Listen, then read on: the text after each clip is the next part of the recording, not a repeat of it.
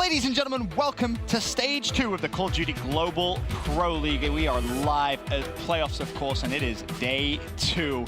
We already had one fantastic day yesterday with some pretty interesting results, of course. This is the pre-show. My name is Ben. I'm going to be hosting the studio throughout the day. Joining me, of course, Call of Duty World Champ TP, former European professional player Momo, and Call of Duty XP champion Merc at the end there. But let's jump straight into it, boys. We've got a lot to talk about. We should first talk a little bit about the prizing. What is on the line? $500,000. I mean, first place walks away with $200,000, second place $120,000. Then, of course, you think, in what, 2 weeks' time we go to COD Champs? If you win both those events, let me tell you, your bank account's going to be looking real nice, that's for sure. But I do want to get straight into the action. I'm curious to get your guys' thoughts with what we saw yesterday. Of course, we'll take a look at our winners bracket. And in terms of the top side, of course, FaZe versus Envy goes to a Game 5 team. That was one of the best series I've seen in a while. It's an absolutely back and forth series, to say the least. All of those respawns were completely lopsided into one team's favor. Envious taking that fourth map, retail hardpoint, 50-point clubbing FaZe. But on the other side of it, the first couple of respawns, FaZe completely dominates. That last search and destroy, though, just so many mistakes on the side of FaZe. They were really beating themselves up about it, as they probably should. Envy really clutch up to make it to round 2. Then, of course, underneath that, we saw the Luminosity versus Splice matchup, a rematch of Stage 1 finals. And Merc, that was a complete and utter blowout. Yeah, I mean, Luminosity, they've kept playing at their top form. Classic had an absolutely beast day. Octane still probably the best player in the world right now. Splice, though, you know, Mad Cat Jur didn't have a great day. They just still, you know, I don't know what happened from sort of Stage 1 to now. Even Anaheim, where they play second, just seems like they're not in that same form. And then, of course, you see winners round 2. That sets up a Team Envious versus Luminosity matchup. Phil, want to kick this discussion off with Team Envy, because yesterday, at times, they looked like they were lost, and at times, they looked flawless. It was a weird day for them. Yeah, it really was. You got to go back to their pool, you know, and think how they actually got here. And, you know, it wasn't an easy road by any means. They were definitely an underdog, which we've not said for Envy for a while. But these guys, they turned up in their pool. They've made it here already. And, you know, they've made a big impact already on day 1. They're much better, obviously, on S&D from their pool, taking both yesterday. Hard points obviously got split. Very odd, of course, with the 50-point club, the 100-point club.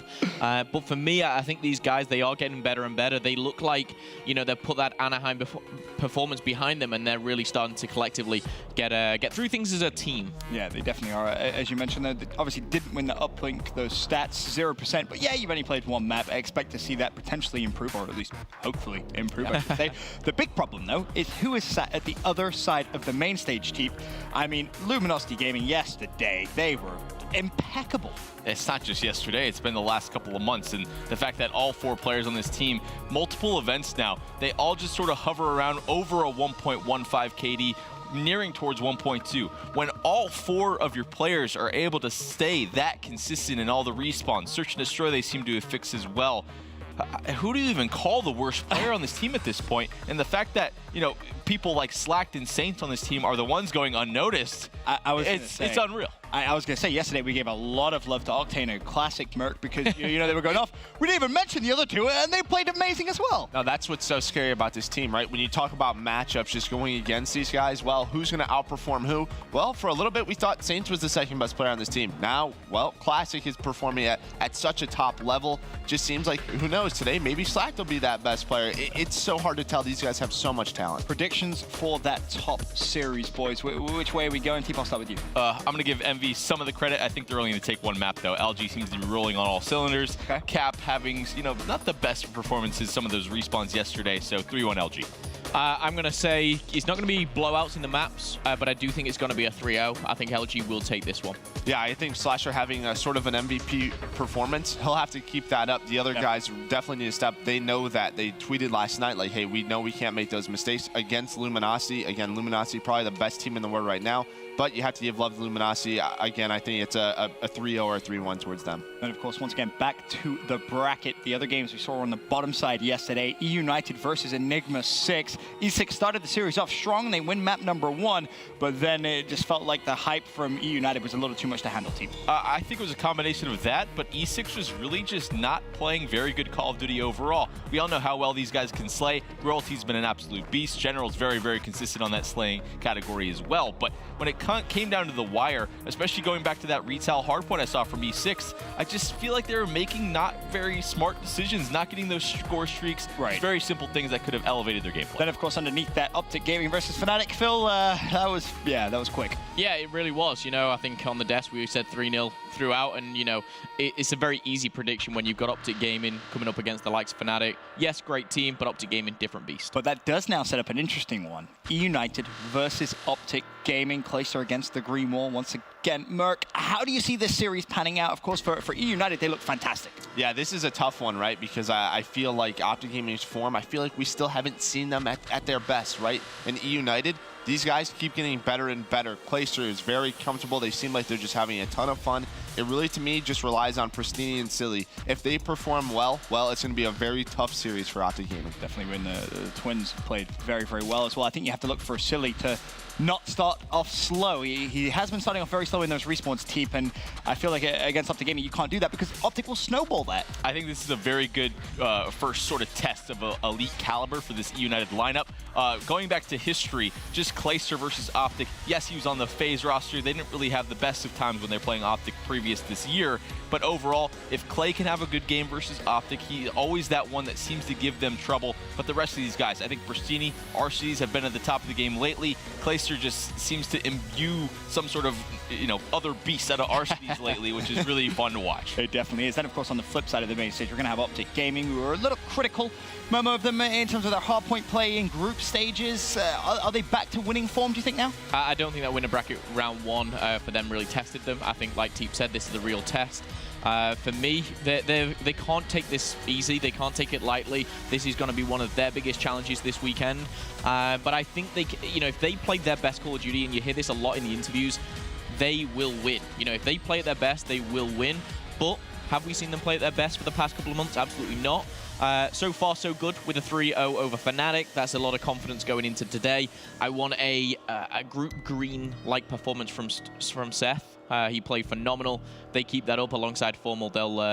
They could really take this whole weekend. Yeah, when you look at this matchup, you have to talk about the Search and Destroy, right? Because Optic Gaming, I mean, we've talked about it on this desk. They're probably the best Search and Destroy team in the world. E United will try to have to steal one, but that doesn't mean they're weak in the respawns. I mean, we've seen them start out slow, and that's going to be the big thing. We know E United, they can bring the energy. Guys like Karma, guys even like Formal, they cannot start slow in that map number 1. With that said, predictions for the series, Teep. Which way you lean? I know this is a tough one. Man, it's really going to come down to the slaying in the first hard point, in my opinion. I think that's going to set the sort of precedent for the rest of the series. I guess if I had to pick based on what I've seen recently, I'm going to go towards Optic Gaming. I think Scump's been that sort of top player again. Okay. You know, he's been averaging like a 1.2, 1.3. And the whole year he's been, you know, bad at the beginning, but ever since then, just an upward trajectory overall. Optic 3-1. Momo? I'm going to go Optic in a game 5. I do think E United I think they could very well take both hard points. United's good at search, though, too. I know. Yeah, they really are. This is going to be a real close game. So, Optic. I'll be a little different. Yeah, there you go. Why not? I'll go United game 5. I think it's going to go the distance, but you know, if E United does lose, you know, maybe we see them play in a potential FaZe matchup, right? If FaZe is able to win, if FaZe is able to win their game this morning, if they're able to beat Splice and E United loses, well, we have that FaZe versus E United battle, which we definitely want to see. So I think we're all sort of hoping for that. But we want to see E United succeed. There's so many possibilities. I mean, we could potentially get FaZe versus Optic. We could even get FaZe United. I mean, the storylines are definitely going to develop. And of course, they're going to develop maybe potentially in the losers bracket. We'll take a look at how things stand down there right now. Of course, rough day 1 for FaZe. They draw stage 1 champion Splice. I mean, we talk about FaZe, obviously the new addition of Gunless TP. It still looks like they're having maybe a couple of growing pains. Yeah, they look very, very good at times and very, very bad.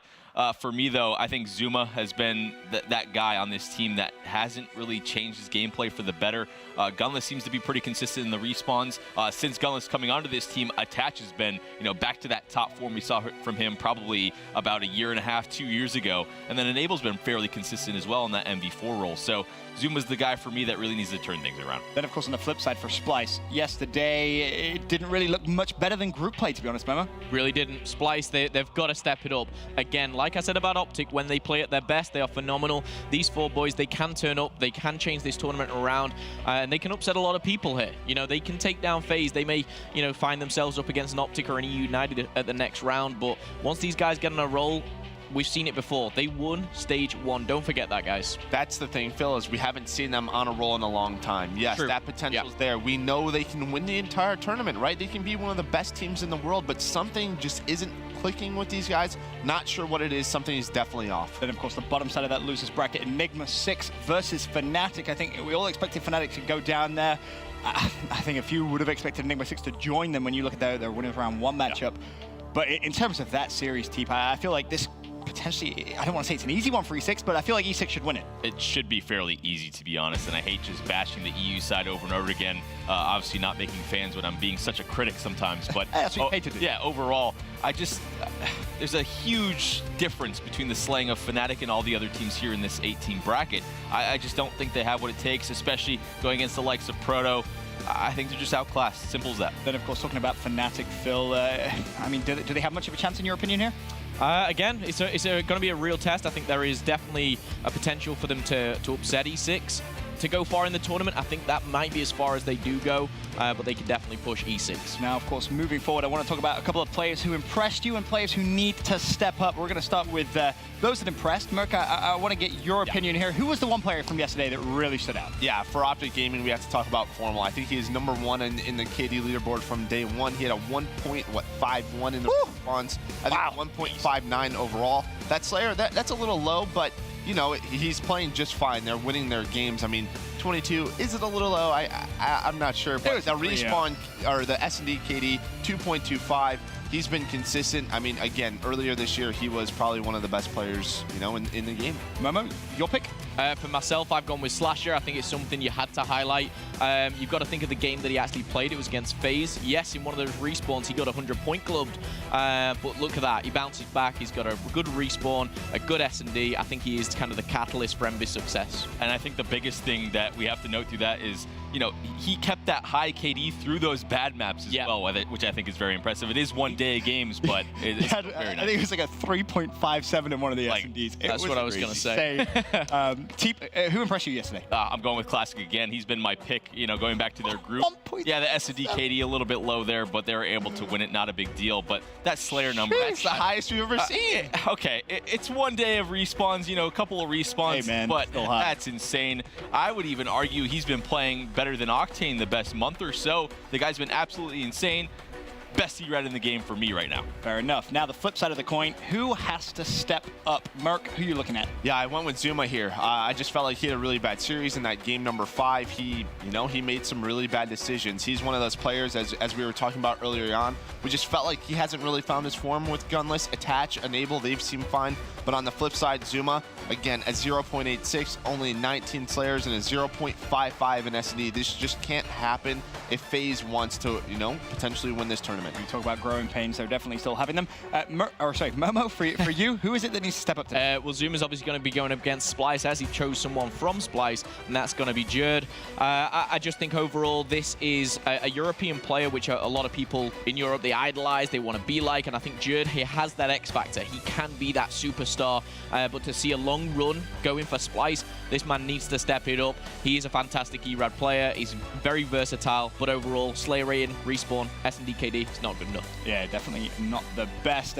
Speaking of Splice, Teepa, I know you looked at another Splice player. They've not really had too much success. You went at Madcat. Yeah, I was going to pick Jerd as well, but Madcat, I think what really tells the story of these guys is the head down, that sort of camera shot we got from Madcat after that series yesterday. Just not very happy with his performance. You can obviously see why right there. Just hasn't been on that same sort of level. The veterans on Splice need to turn things around today if they're going to have a top finish here. They most definitely are. Of course, the first game of the day that we're going to see FaZe Clan versus Splice. Real quick, predictions down the line. Merc, start with you. I think I'm going to go FaZe 3-1. I just haven't seen the Splice that we've seen at Stage 1 in Anaheim, so I'm going to go with FaZe. Mama? I'm going to go Splice in a Game 5. I think they're going to turn it around today. European bias? Yeah, 100%. I'm taking a FaZe 3-0. Splice has not been impressive to me at all. Sorry. Just give him a prediction. I'm sorry. So that was a FaZe 3-0, Yeah. a Splice 3-2, and Merc FaZe 3-1. a FaZe 3-1. Well, that first game of the day is definitely going to be an interesting one. Of course, FaZe lost yesterday in a crazy, crazy Game 5 fashion against Team Envious. We saw them yesterday as well after that matchup. Not happy, of course. Attach dropped, I think it was 16 kills in the Game 5. So you're going to look for them to really step up and have a solid performance against our Stage 1 champions, Splice. Day 2 of the Stage 2 playoffs kicks off right now.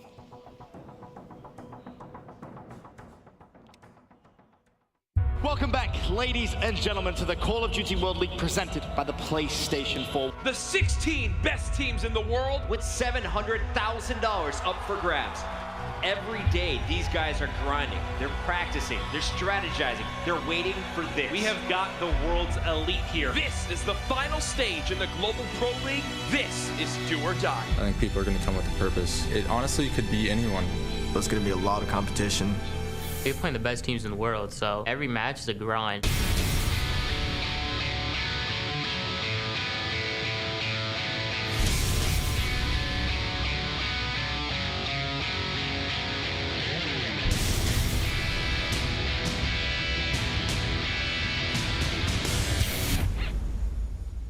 Popping the reactive before the players even shoot at him. There's the contest on that. We're going one more. Optic from down 5-1. It's coming down to the wire, just a couple seconds away. Oh my God! Nobody can stop this man. The 50-second deficit is not enough to hold them off. Luminosity will do it. Anything in this game can happen.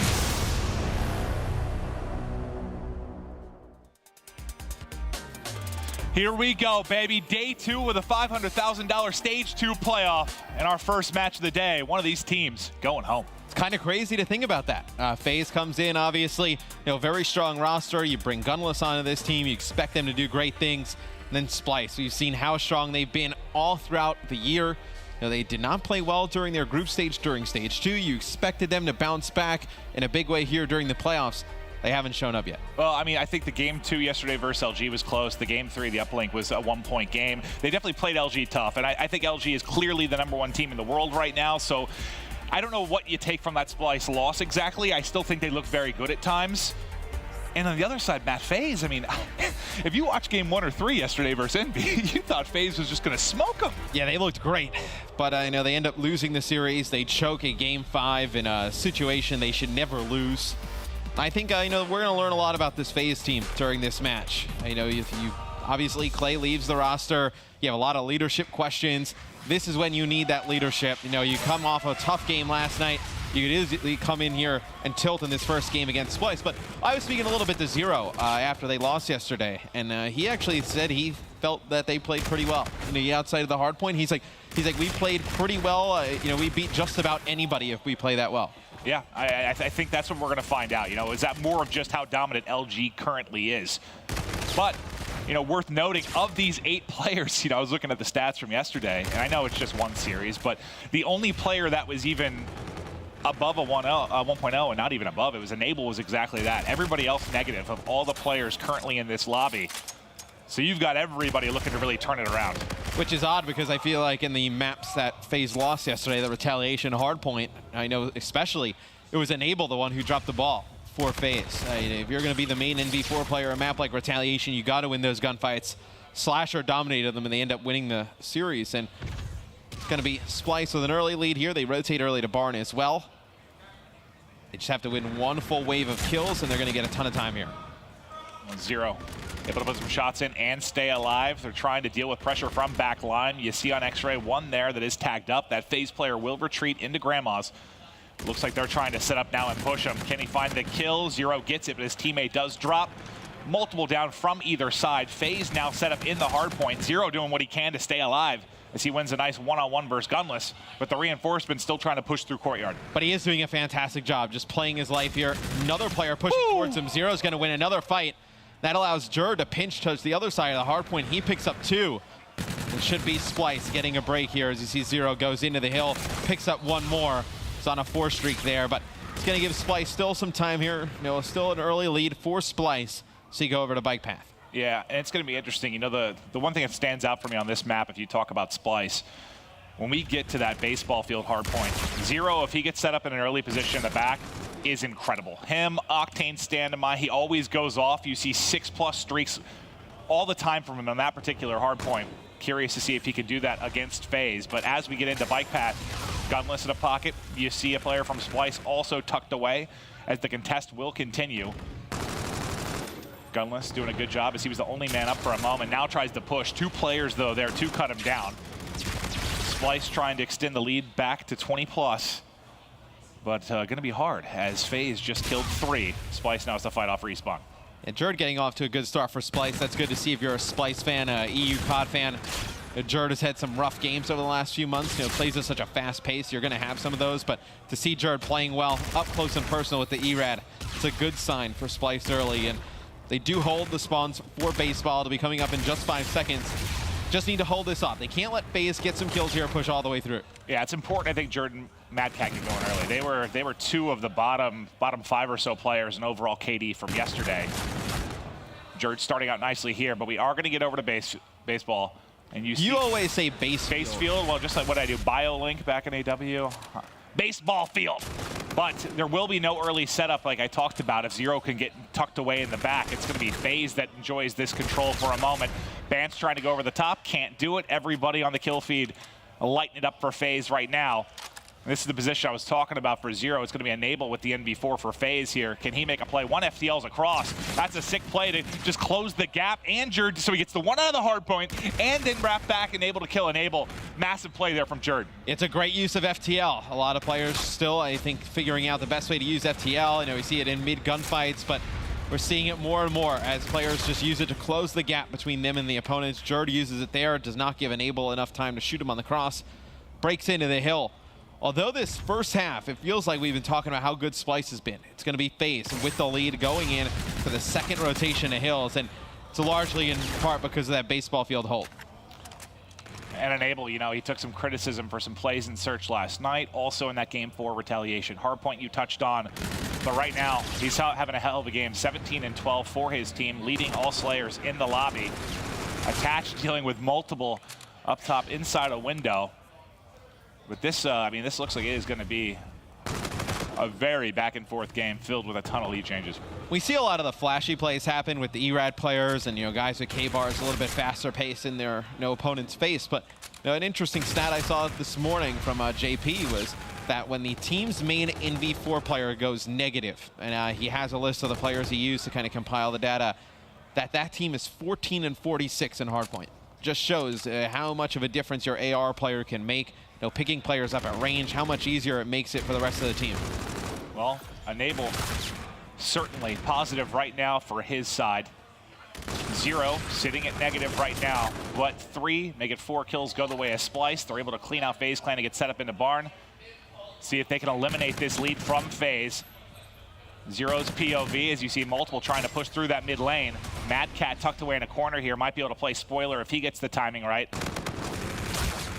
Does get 1 kill before he ultimately falls. FaZe, though, breaks in. 3, Zuma, Enable, Gunless, finding all the kills. Zuma with a 2-piece inside. He's now going to enjoy some time here in the hard point, and he's right there at the top with Enable. He's 16 and 14, 43 seconds in the hard point. FaZe trying to push out to their biggest lead of the game. Yeah, there's still a lot of time here, so Splice is going to contest for the rest of this Barn hard point. About 18 or so seconds, and they commit to it. They're only going to get the last 11 or so. Trying to bring themselves within 10 points as we go over to baseball. So it's going to be FaZe. They rotate to Barn, they break it towards the end. They grab the last 3 or 4 seconds. Because I know when we go over to Bike Path, I mean, there's so... Wow, nice shots there from Jerd. There's so much time to play for the spawns, like you don't have to play for it right away. So I feel like teams, you play for a little bit more time on Barn. You're not really worried about rotating over towards Bike Path early. Well, let's see if Jerd can come up with some big plays here. 17 and 16 right now. Trying to find kills top middle is Zero. Does get the opening pick, doesn't check his left, and he will fall. 2 down for Splice right now, but Mad Cat still alive, still trying to look over his teammate who's contesting inside of the hard point. And there has not been a lot of time earned on either of the bike path hard points. I mean, I know that can be a common theme. That's why we've seen this be the only map that sometimes goes to the actual time limit. But it has been so heavily contested. Now Splice has got the hard point. They need to try and push through here. Zero going to be huge in this. He slides in, doesn't seem ready to get gun up at all. So both kills go to FaZe. They're going to be the first team set up yet again for baseball. I don't know why he just kind of dives in there towards bowling, but with the NV4 in his hands, 3 kills there for Splice. He's going to force Attach out of the hill. He's able to get one, uses the FTL, kind of gets caught here on the concession stand, doesn't get far. He's going to drop to Jerd. And Splice, you see they're taking their time. They're not getting the hill right away because they know the spawners are still up top for FaZe. They're going to take their time, wait for more teammates to get here. Now try and play for the hill. Big part of the reason FaZe got a lot of time here last time is they had that blue spawn throughout most of it. I believe it was Gunless actually just spawned out. They had 1 spawn bike path, 1 spawn all the way out at Silo as Splice was able to push forward towards blue. Zero now set up in a power position to make plays with this NV4, but his nades come flying in and enable his hard counter in this game. Is able to take him out. You're all with Bance now. You see he's got camo to work with. The ERAD is snapping for him as well. Attached though does shut him down. And what's the biggest lead you've had for either side? Like 20 points? Yeah, hasn't been much. I feel like it was Splice early in the game, but FaZe has come back. They've taken the lead. But Splice, they get some time there on baseball. As long as they just didn't give a ton of time up to FaZe, they were going to have a chance here in our 3rd rotation to make this comeback. And you haven't really had any players going off this. I don't think there's any streaks currently on the map. I don't think anybody's really. The highs I've seen 3-4 kills. No one really able to assert their dominance yet from either side. Gunless gets vision on a couple top mid, but unfortunately does get flanked. Lead still sitting in that 15 to 20 point area for FaZe Clan. Enable trying to spot the player in the hard point. You can see he's laying down behind cover. Now he's just going to go ahead and soar at him, able to take him out before finally dropping, but gets Splice out for the moment. 15 seconds left here, and let's take a look at the mini-map. You see those red arrows all popping at back barn, so they'll be in a good position. This has been a great hill for Splice, though. Yeah. They've taken a ton of time here in the center of the hard point. So now we'll go over towards barn. See Enable pick up 2 kills on rotation. Those are 2 big gunfights that he's going to win. It's going to delay any push coming in from Splice for just a few more seconds. It'll allow FaZe to take the lead back. Enable got 3 before finally falling, but now it's going to be the Splice collapse. They're trying to make a play. FTL from Jerd into the backside, I believe. He does get picked up, so several kills for FaZe Clan. Gunless with monster plays. They're at back line. Now you've got kind of a stagger push coming out of Splice. Zero's the first one in. He can't drop here. Then you're only going to have 3 men up. Thankfully, he gets a kill before falling. Can Bance and the other Splice members bust through here? But this has been, I mean, so far, this is a flawless hole. So yeah, FaZe Clan did give up a lot of time top middle, like you mentioned, but they held the spawns for barn, and every single second thus far has been towards FaZe Clan as Zuma, Enable, Attach continue to pick up kills inside and outside of that barn hard point. And Splice was just flooding 1 by 1. I mean, when we went on with them, it was one guy, maybe win 1 gunfight, he get taken out. Nobody even close coming off the spawn to pick up anything. You see right now, Attach on a 5 streak, getting close to those Trinity rockets. He gets those. I mean, this could be a game. And, you know, with them only being 30 points away from victory, you're not usually going to get a ton of time here at Bike Path, but what, the first 2 times we've gone to baseball field, it's been FaZe set up early as Splice has tried to break. That happens again, and this game is over. But Bance does have camo to work with, which will be a huge piece of the puzzle when they try, if they need to try and break through over to baseball field. But Zero now at the back bus, some nice shots. Well, not nice enough as Gunless outguns him. Soaring across mid. Gunless actually one shot is able to pick up another kill. Jerd now trying to deal with the flurry of players that are flying at him from FaZe Clan.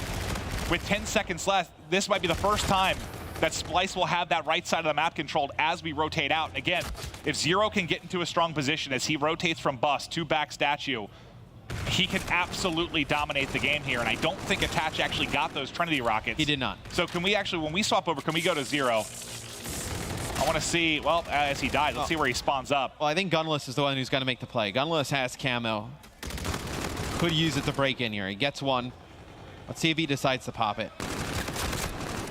Doesn't need it yet. And he's in. FaZe get all the kills. Jerd's still here, though. Jerd is dropped. FaZe clan holding. You're spawning in at close plus. You have one more crack at this. Zero not able to make the play. Gunless finds two more. Final tick is in, and FaZe take game one. And for me, Matt, it was what, 20-point lead back in the fourth. It was all barn. I mean, that perfect 60 you got from FaZe is really where the separation came in. Yeah, you just saw Splice. Instead of waiting and going as a team, they started just flood one by one by one. They're never able to get back towards that barn hill. And they lose map number one here to FaZe Clan. And it's a Splice team that looks so different. It's just really, really weird. Like, to see a team, you know, obviously win stage one playoffs, go to Anaheim. They get second, you know, they take a little bit of a break. You know, they come in for their group stages and they looked way off. And then to see them come in this weekend, it just looks like they've forgotten how to win. Like, in the sense that, like, you know, the play style that they were winning with, it seems like that's just gone completely out the window. It's just really odd to see. Yeah, and, you know, we talked about, like, how insane the statistics were from Zero, from stage one playoffs and from Anaheim. It seems as he has fallen off a bit, that can be said for the entire team, and you see just the look of frustration right now on the guys' faces. It's almost like when we were looking at them yesterday too. It's just like I got this feeling like they don't even look like they want to be here. Like they aren't having fun. It's just every time you look at them, they just look extremely frustrated. And I think you can't really pin it all on Zero, right? I mean, the guy has two amazing events back to back. You can't expect him to do that. No one's been great every right weekend. now. I mean, nobody has really been fantastic for Splice. I think, you know, a team that we saw them have success in Hardpoint, right? You know, you had Vance going, you had Zero going, they were playing a little bit fast. You know, Mad Cat's picking up some big kills. It seems like all the energy has just been sucked out of this team.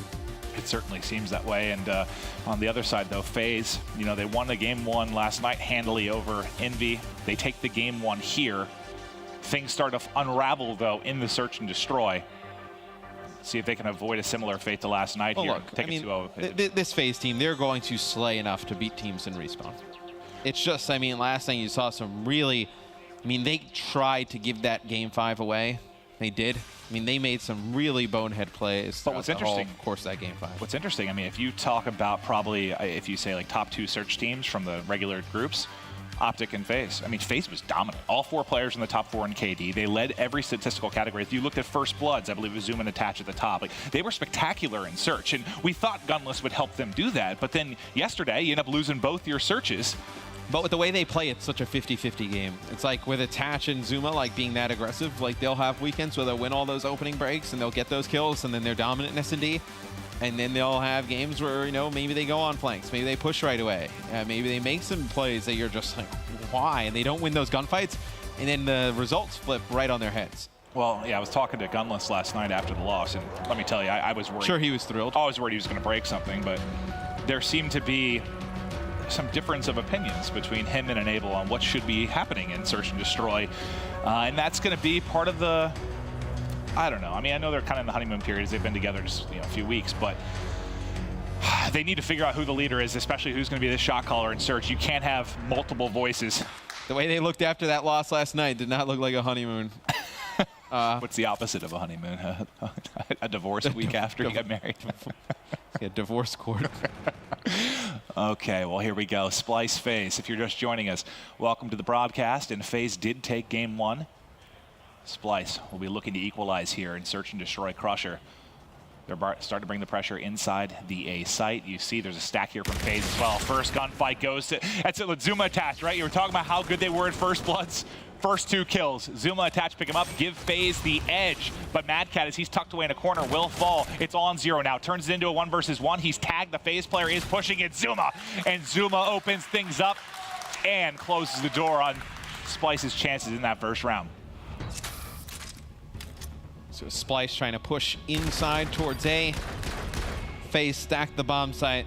They will just trade these kills out pretty quick. So it'll be a round 1 for FaZe. And it's interesting. If I expected one team to come in here today and like kind of tilt and just not play well, I actually probably would have said it was FaZe after how bad their loss was last night, and you know, the differentiating of opinions between some players on the team and, you know, how things should have went. But right now, I mean, Splice is just not looked great at all. It's really odd. It's really kind of sad to see. Yeah. especially if you are a EU Call of Duty fan. I mean, you're at risk if Fnatic and Splice were to lose, that your 7th, 8th place is both going to be the 2 EU teams that made it in.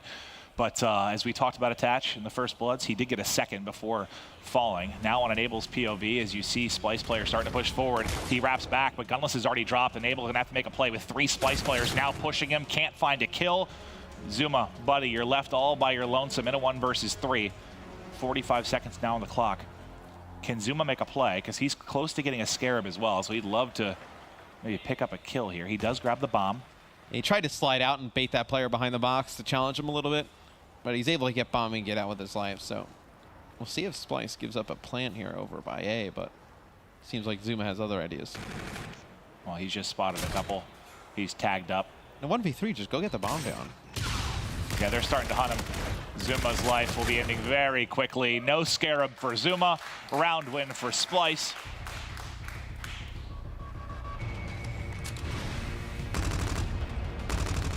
Splice trying to battle. Well, Splice, I mean, we talked about how they've struggled. They could easily turn this series around if they take this game. You know, they've historically been pretty good in uplink.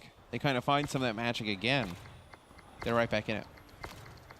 They just need to get a series victory. I mean, obviously, if they're in the losers bracket now, you lose, you're out. But I think just one series win could do a lot for this team this weekend. Just get something rolling. They do get 2 really, really tough opponents, though. That's true. Yeah. I mean, an LG team that is the best in the world right now in their first round match, and then now FaZe Clan here, their first loser bracket match. It's 2 really strong draws here for Splice. Top 8 teams in the world are here for a reason. No easy matchups, that's for sure. Let's see if Attach can find another First Blood. He's at 2-2 right now. You see the number 7 on the minimap. It's Enable watching the cross, see if anyone pushes through. That nade ends up almost being anti-productive. Zuma trying to give him help around the edge, but Attach has already won the gunfight. Zuma and Attach now pushing forward together. Zuma with 1, Attach with 1. 2 players left up for Splice. Gunless hitting the back rock. They don't have a whole lot of time to work with here. Someone's got to stick it. Attach has now grabbed it. Gunless wins 1. Final player is Jerd. Can Jerd make a play? He's able to get him off it. That's all he needed to do. Not enough time. Jerd making plays in a 1v3 situation. Huge play there from Jerd. He comes on the flank. FaZe recognizes it a little bit too late. How did he even get to that position? I'd have to go back and watch that.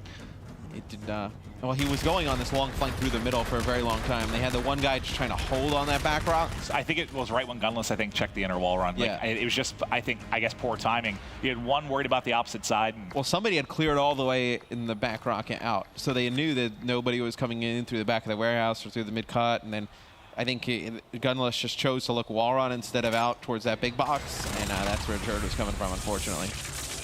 Well, this should be a very fast round. Everybody flying in. Vance able to get that first pick. Zuma eliminated. Enable trying to trade it back, but you That's can what I mean. see. Where's the follow-up there? Like, he just kind of runs in.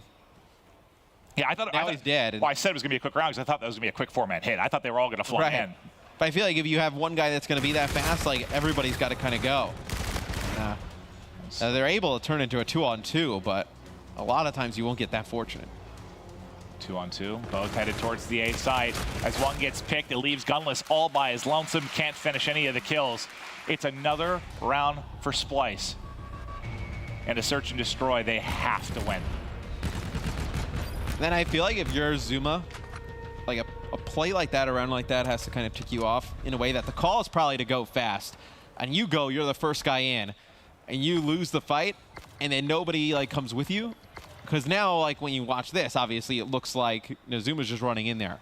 But you don't know what the comms are like. The comms could have been, okay, let's hit it fast. And then if everyone else backs out, it's just they gave away his life for nothing. And then when you watch it, it makes it seem like, he's the one who's just kind of running in there just haphazardly. It's true. Well, last time Splice tried this hit, Zuma and Attach got opening kills to slow down the pressure very quickly. We'll see what the case will be this time. Azuma, once again, first blood, and he's taken out. It's a kill from Zero that gets it done. Bomb going to be going down. Enable, though, gets in behind for at least one kill. Gunless now by himself in a 1 versus 2 spots. Both eliminated. Splice starting to roll a bit. It's a FaZe team that was, pretty good in SNB during their group play week. Obviously, they were great. Strong, yeah.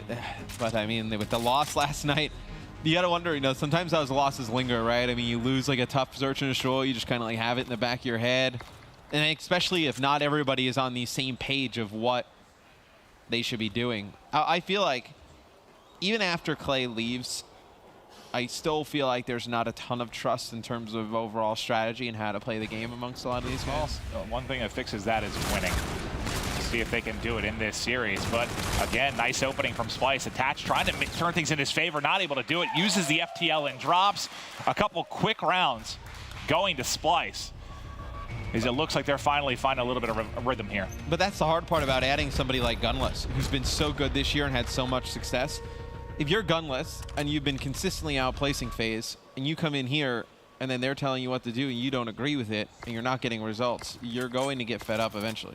Gunless was legitimately mind-blown last night when I was talking to him. He was screaming. He's like, how do you... They were up 5-3 with full streaks on throwback. He's like, it's impossible to lose that. No, we saw last year, Hunted Search and Destroy Stage 2. Remember that? Splice against Infused, I believe? Yes, Infused ended up winning. It was like a 5-2 or 5-1 comeback. Splice had every ability, every streak imaginable. Like, we do see it, but you have to try very hard to lose those games. Certainly true.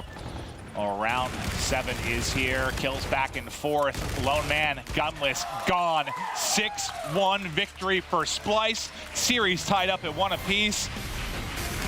How quickly did that shift? It's like, you know, the action kind of slow, 1-1, 2-1, then it's just like Splice tore them apart in the next 2 minutes. They started winning a lot of gunfights in that close range. Yeah, Momo's clapping for Splice over there. He's like, I don't want to see all of my EU brethren go out in day number 2, but I think Splice, look, that's a lot of momentum, a lot of confidence for them. Maybe they take that into the uplink and can end up swinging the series in their favor. Yeah, and we ended last night with our best series. Obviously, it went 5 games. It was a crazy one. I think this certainly has the potential to rival that as these teams continue to go toe-to-toe. But for the uplink, who's going to get the edge in this first best of 5? Guys, we'll see you after this quick break.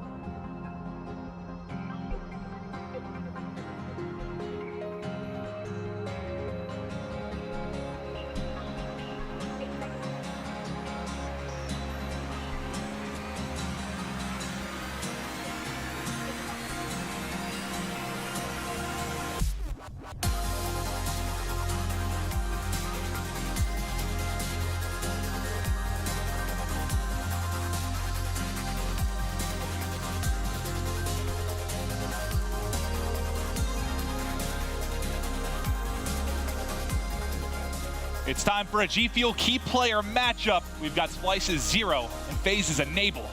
Matt, break down these two guys for me. We talked about how important the NV4 is. On hardpoint, you see Zero doing a little bit better than Enable right now in the game mode. Both of these guys need to play well for their teams to succeed. 2 real crucial parts for their team's success. You see Enable, he's been good in uplink and search and destroy. That's where Zero has struggled. For me, it comes down to that 4th hardpoint when we see it, though. Who shows up bigger for their squad? Which one of these NV4s is going to step it up in this first best of 5? That'll do it for your G Fuel key player matchup.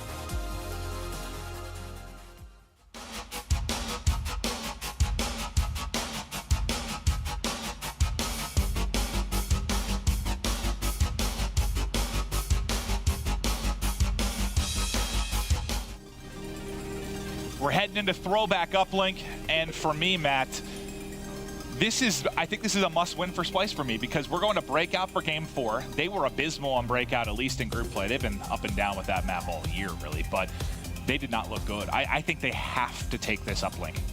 Now, they've been very good at uplink throughout the whole year. I know I do have FaZe on the other side. They have the explosive players. You have Gunless, who's a very good uplink player. I think it's a very close match. I would not count them out of that Breakout hardpoint, though. I mean, a Breakout, I feel like, is a map where you have that good NV4 play. You can really dominate the game. And I think, with how we saw Enable play in that Game 4 yesterday, obviously, plays much better in the Game 1 today.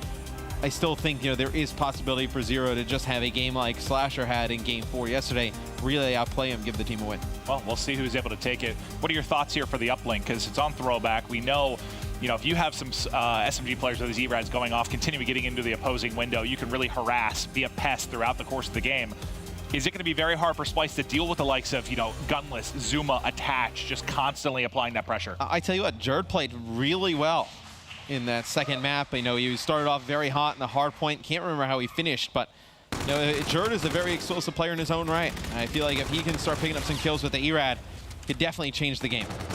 Well, it's 3, make it 4 down for Splice. Very early, Gunless, no hesitation, drone forward. Zuma already in the base, waiting for the spawners, toss forward, and the dunk. That's as crisp and clean as it gets in the opening 20 seconds. Yeah, FaZe gets a first wave of kills. Zuma and Gunless inside of the base. Taking out more. The drone goes over the top. This should be more points here for FaZe Clan as the pass goes over to Zuma. He's already got full streaks. We're not even a minute into the game. Oh, God. This looks like their uplink last night. It was on Precinct. Remember, they just destroyed Envy early? This is just disastrous for Splice. My God, FaZe, man. If they can figure out the other game modes, it's 6-0 in 55 seconds. Let's hear the guys. I'm on chat. They know you're up here. Okay, yo, shoot me cut, guys. Go left side of ball.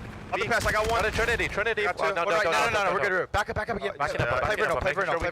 I try to get it. No worries. I'm hit left side. I'm hit left tunnel. Get mid control, guys. I'm right. I'm lemming. Blue? I got full strength. One's bus. Blue going under. Blue going under. One's bus, yeah. Oh, he's there sidewalk. Nice, one's bus. He's gonna be right side. I spawn back barn. There's sidewalk dead. Good up too. Let's go. Coming up middle right now. Push up. I'm streaking. If somebody can run ball. I'm going top ticket. One is back. One's gonna be taking steps though. I'm grabbing. You might push. Top ticket one shot. Bottom bridge. I got Jerd right here, guys. Top tickets. One's here. Top ticket. Good. There's 2 back ticket steps. Back cube. Nice. Cube right now. Madcat's behind you as well. Good. We have full streaks on 2 people. Yeah. I spawned. They might be going left. Yeah, they like Torque left. I'm in barn. I'm our back left. One to the map tunnel. They could wrap this back. They push through. They're already here. I got one. That's absolute. I gave him barn. 1.5. Nice. Oh no, ball back left. Ball hurt. Back right. No. To your left. Play one. I got one. No one there. Back inside barn. He's in barn. He's Owen. I'm gonna go low right. He's gonna be cut right now. Get right control. Yeah, once be cut though. I'm trying to be cut dead. I'm making another pass. Up you right. What's up? I'll get a kill in a second. I'll kill him in a second. I'd be cut. No, there's sidewalk. Zero. Zero's their sidewalk. Another pass. He's jumping. He's going back to the sidewalk. Zero's gonna be our side guys. Nice. Right side Jerd. Nice. 2. I spawned left. I'm hit tunnel. Last 2 right. Play it slow, Play it slow. I'm top food right now. Yeah, I'm hit underpass. I got one. Underpass. There's sidewalk. There's sidewalk. I'm streaking this play. We don't need a streak. You can pass to me. Pass me. You're good. Pass to Tommy. I pass. I'm looking B cut, guys. They run back. We're back. Third absolute underpass. Yeah, here. Two more to the point. That's it. No one there. Go it over and slay middle, Ian. Yeah, I'm gonna go top ticket. Gonna go B cut. Somebody can't get B kill. Alright, Vance is holding top ticket, guys. Vance is holding top ticket. We can burn a Trinity here. Want me to? Where are they going?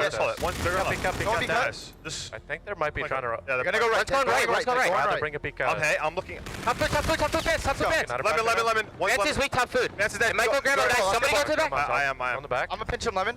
I'm holding lime. You guys can push. Yo, one shot Lemon. Okay, one middle map. One with middle map. Front food. You got me. Tunnel, Jerd. Slay right, guys. Slay right. Pierce, I'm just playing our grand. Big kill. Grab ball. Oh, what's top pocket? Oh, I'm gonna top pocket is weak. Bottom pocket. Oh, the ball flank. They're down. They only flanked Lemon. There's a guy bottom pocket. Yo, we can Trinity. We can Trinity if we need to. If you don't get this kill. Yo, Tom, get Trinity. No, you're good. No, you're good. You got the kill. I spawned one. We're so good. Coming right to help you, Tom. You're right. I'm running. One shot third. I got another one. Hey, no, Jared was one shot behind. He got me. He's by the fence. Nice. The one's here. Another one's here. 100%. I'm watching over here right now. Keep it up. Two middle. I got a touch. Front food. I spawned right now, Bance. Front food right now, Bance. Hey, I'm in barn. I'm looking. He's top food in the corner, Matt Cat. Let him absolute. Matt Cat's top food. He's a one-time food. I'm watching our flank. Top food. I don't see anything. We don't have to do anything. He's still top food. Holding right side. What's that bus? I don't see anything pocket or right side. Head on middle. Go middle. Everyone go middle. Go middle. Middle dead. One shot. Walls are reset. Hey, top food. He's behind us. Matt Cat. Nice. All reset. Nice. I can't. Hit the OE. That's fine. No, Ian. Fucking challenger. Don't be a bitch. I got him. Let's go. Push up right. I'm right. I can grab. Yeah, we got it. No, he's here. Go. Just go forward. I got it. Let me pass it. Yeah, you can pass. Another one there. Two. They're all challenging back. No, I cannot pass. They're all challenging back. You have a dunk. Yeah, you have a dunk. You have a dunk. Nice. Good job, Tom. Good job, guys. Good fucking side. Yo, Ian, make sure you're not playing a little too slow, guys. I'm not. Wait, I wasn't at all. Let's go. I heard Dale. No, I was one hit. I should not have challenged instantly. He was that's fine. You fucking gunned him. Stop saying you should not have challenged him. You should have. You gunned him. You're fucking better. I know. I just had to wait a second. I think you heard a little bit of the good and the bad there with the FaZe Clan right now. Yeah, it just seems like, well, look, I think overall, really positive from FaZe Clan. They were dominant there in the first half. But you hear, I mean, sometimes, like, you're attached calling out, use a Trinity, then everybody else is like, no. Then the other times, they're telling Enable to, go underpass. He's up in top food, and then they're, like, telling him to play a little bit faster. Well, it seemed like there wasn't one vocal leader, right? It was a lot of different players making calls, which can work, but it seems maybe there's some disagreements. But a 7 streak carried over into this side. But Bance now with a 3-piece. Is that the opening they need? You see a Scarab called in as the spawner's coming out from FaZe. Bance in a good position here to make a play. 2 push him in the back. Gets 1 before dropping, but the drone never able to move forward. But and for Splice, though, it's worth mentioning. I mean, if it wasn't for the opening 60 seconds of the game, you played FaZe very tough. You just got dominated. You can't, I mean, they basically didn't plug their controllers in until a minute went by. You get 6 points up, fully streaked out for 2 players. And we're almost through 6 minutes of gameplay and Zero's got 5 kills. It's really kind of what it comes down to. 5 and 16 is Zero. Yeah. A guy that is talked about as an MVP for the year, one of the best in the game. Not showing us that right now. It's hard, I think.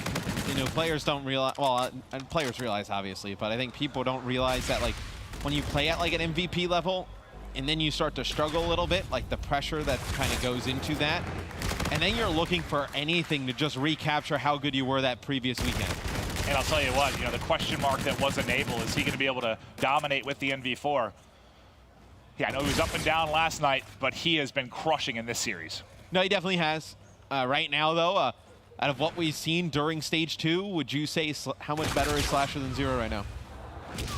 If we're just talking about the last 2 weeks? The last 2 weeks. Slasher's been incredible. He's absolutely been better. So I think right now this is a matchup that you definitely would have taken Enable in. With how Zero's been playing recently, I know it's kind of hard to get out of that, little kind of rut that he's in. He definitely needs to bounce out of it, though. I mean, he's such a key part to this Splice team. And it's not just him. I mean, nobody's going off, but you can't be, called a hard carry on a team at some point and to put up a performance like this. Well, I mean, his performance also, when he plays better, it helps everybody else. It makes Jerd's life that much easier. It makes Bance's life that much easier. I mean, even Jerd and Bance, the faster players kind of holding their own right now with Zero playing this poorly. If they get Zero back on track, this is a Splice team that'll start to play well again. Well, can they get him back on track in this series is the question. Over the top, greedy. He wanted the dunk and he got it. It is 14-2. It's a slaughter here on Throwback as FaZe Clan having their way with Splice right now. This has been an incredible performance, and it started from the opening seconds. Yeah, this really, from the opening tip, had just been completely dominated by FaZe. I mean, what, they put up 6 points in the first 60 seconds or so? Oh yeah, it's like you're watching an NBA game, and after the tip-off, they get a 20-point lead. You're fighting from behind for the entire first half is basically how it feels. Essentially any Warriors game in the regular season. Actually, during the playoffs as well. Yeah, that's true. Hell, that's during the NBA Finals. Yeah. But, man, it seems like every time Enable has been up, I mean, we've seen him, I think he went on like 4 streak, 5 streak, 4 streak. He's just been in cruise control. been an incredibly impressive game. And, you know, it makes it easy when you have, you heard them talking a little bit about the tempo, right? And they wanted and able to pick it up, but when you have Gunless, Attach, and Zuma flying, and you're just sitting back picking people off, it's working.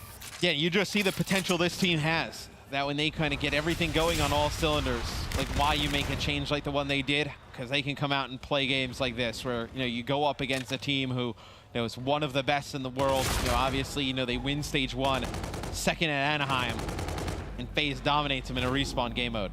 Oh, body block there. Doesn't matter. Get it on through for 2. Wow.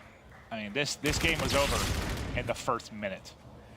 And that's just, it's just crazy to Splice, your stage 1 champions, and still considered a phenomenal team, just to be beat that badly at the beginning of this game. Now the streaks are finally being used. You know, you heard, I told you, Gunless said last night, he's like, I can't believe we lost the throwback when we had full streaks. And then you heard him at one point go, what did he say? He's like, 2 of us have full streaks, guys. Yeah. And it's the very beginning of the game. Well, I think when we go to the desk at the end of the series, I think Teep and Merc can really speak to it. But when you have a playstyle that works and then for some reason, like, you just kind of lose your way, it's actually incredibly difficult to recover from that and figure it out again. Like, it's hard to put everybody in the right places yet again. They're getting outslayed by 30 plus. I mean, the score is 18-2. Does that shock you at all? No, it doesn't. It's just, I mean, it shocks me. I'm shocked that it's 18-2, and I'm shocked that they're getting outplayed by 30. They're going to go 18. They're going to win 18-2 and go even in kills. I mean, it's not going to happen. It's a huge disparity there as FaZe Clan dominates the uplink. But,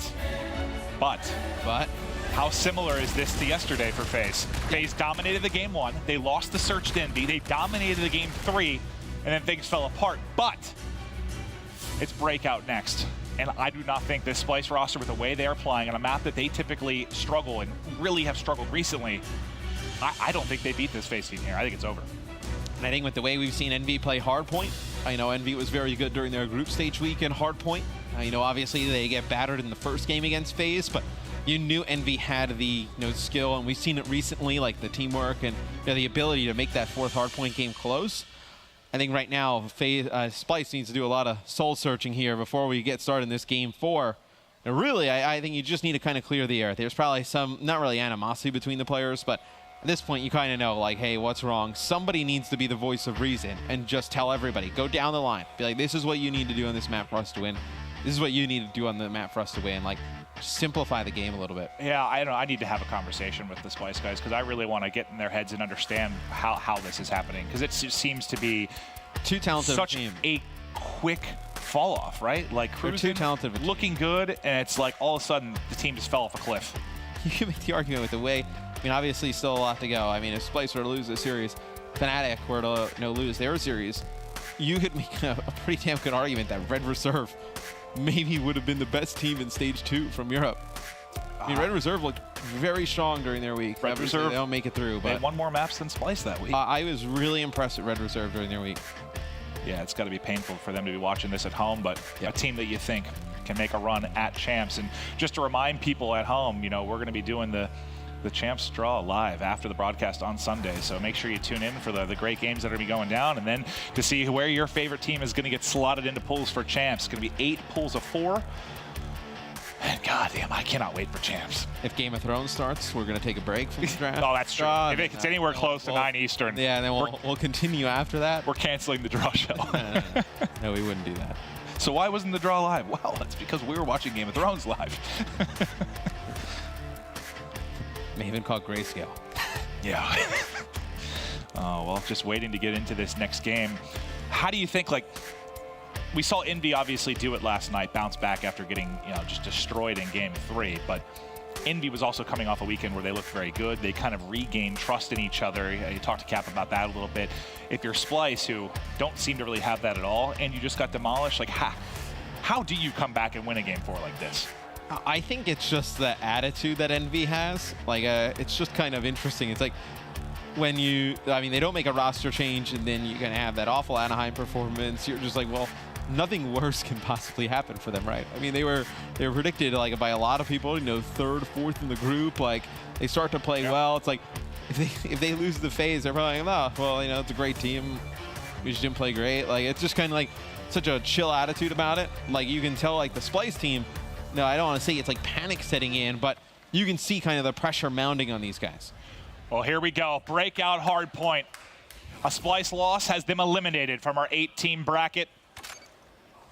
Can they push this to an all-important Game 5? Zuma knows he has one in the corner. Gonna have to get aggressive, push through.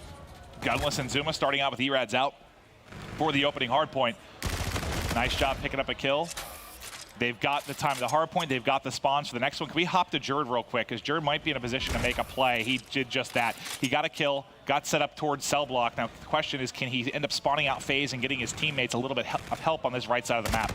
Well, I mean, he's so worried now about getting back towards the hill because none of his teammates are picking up anybody as Jerd picks up 3 more, but it gives his team no hill time, not able to get in it, and they give up the spawns right back to FaZe. Not a great start here from Splice. Yeah, I thought maybe, I mean, that could have ended up being almost perfect from Jerd if he got the spawn for his teammates there at back hangar, but FaZe will retain it. Zuma, as he locks down showers, he's now going to get set up for our next hard point inside a cell block. He'll have Scare about, maybe push back this outer wall run, but he's getting calls from his teammates. You can see, they're like, they're all middle. They're middle. And then he's like, no, there's no more middle. It's like, I got it. And then now they're bringing the Scare back towards wall run. See Splice trying to go on a pinch for this hill. It's so important they get a break here. You can get so much time on cell block and see Attach pick up 2 in the feed. It's going to stop the push here from Splice. So you gave up a lot of streaks early in the throwback uplink. Zuma's got to be getting awfully close to getting some of those as well, and they'll be even more influential here. He's 50 off now. 2 guys mid-map. Can he win one? Not an easy gunfight. Mad Cat takes him out. He does get the Trinity rockets, though. 2 kills now for Splice as they're getting destroyed here early in this game. 60-12 advantage for FaZe Clan. He had a 2-piece in the back for Attach to hold off the first push. Enable now with a 2-piece inside to thwart anything from Splice.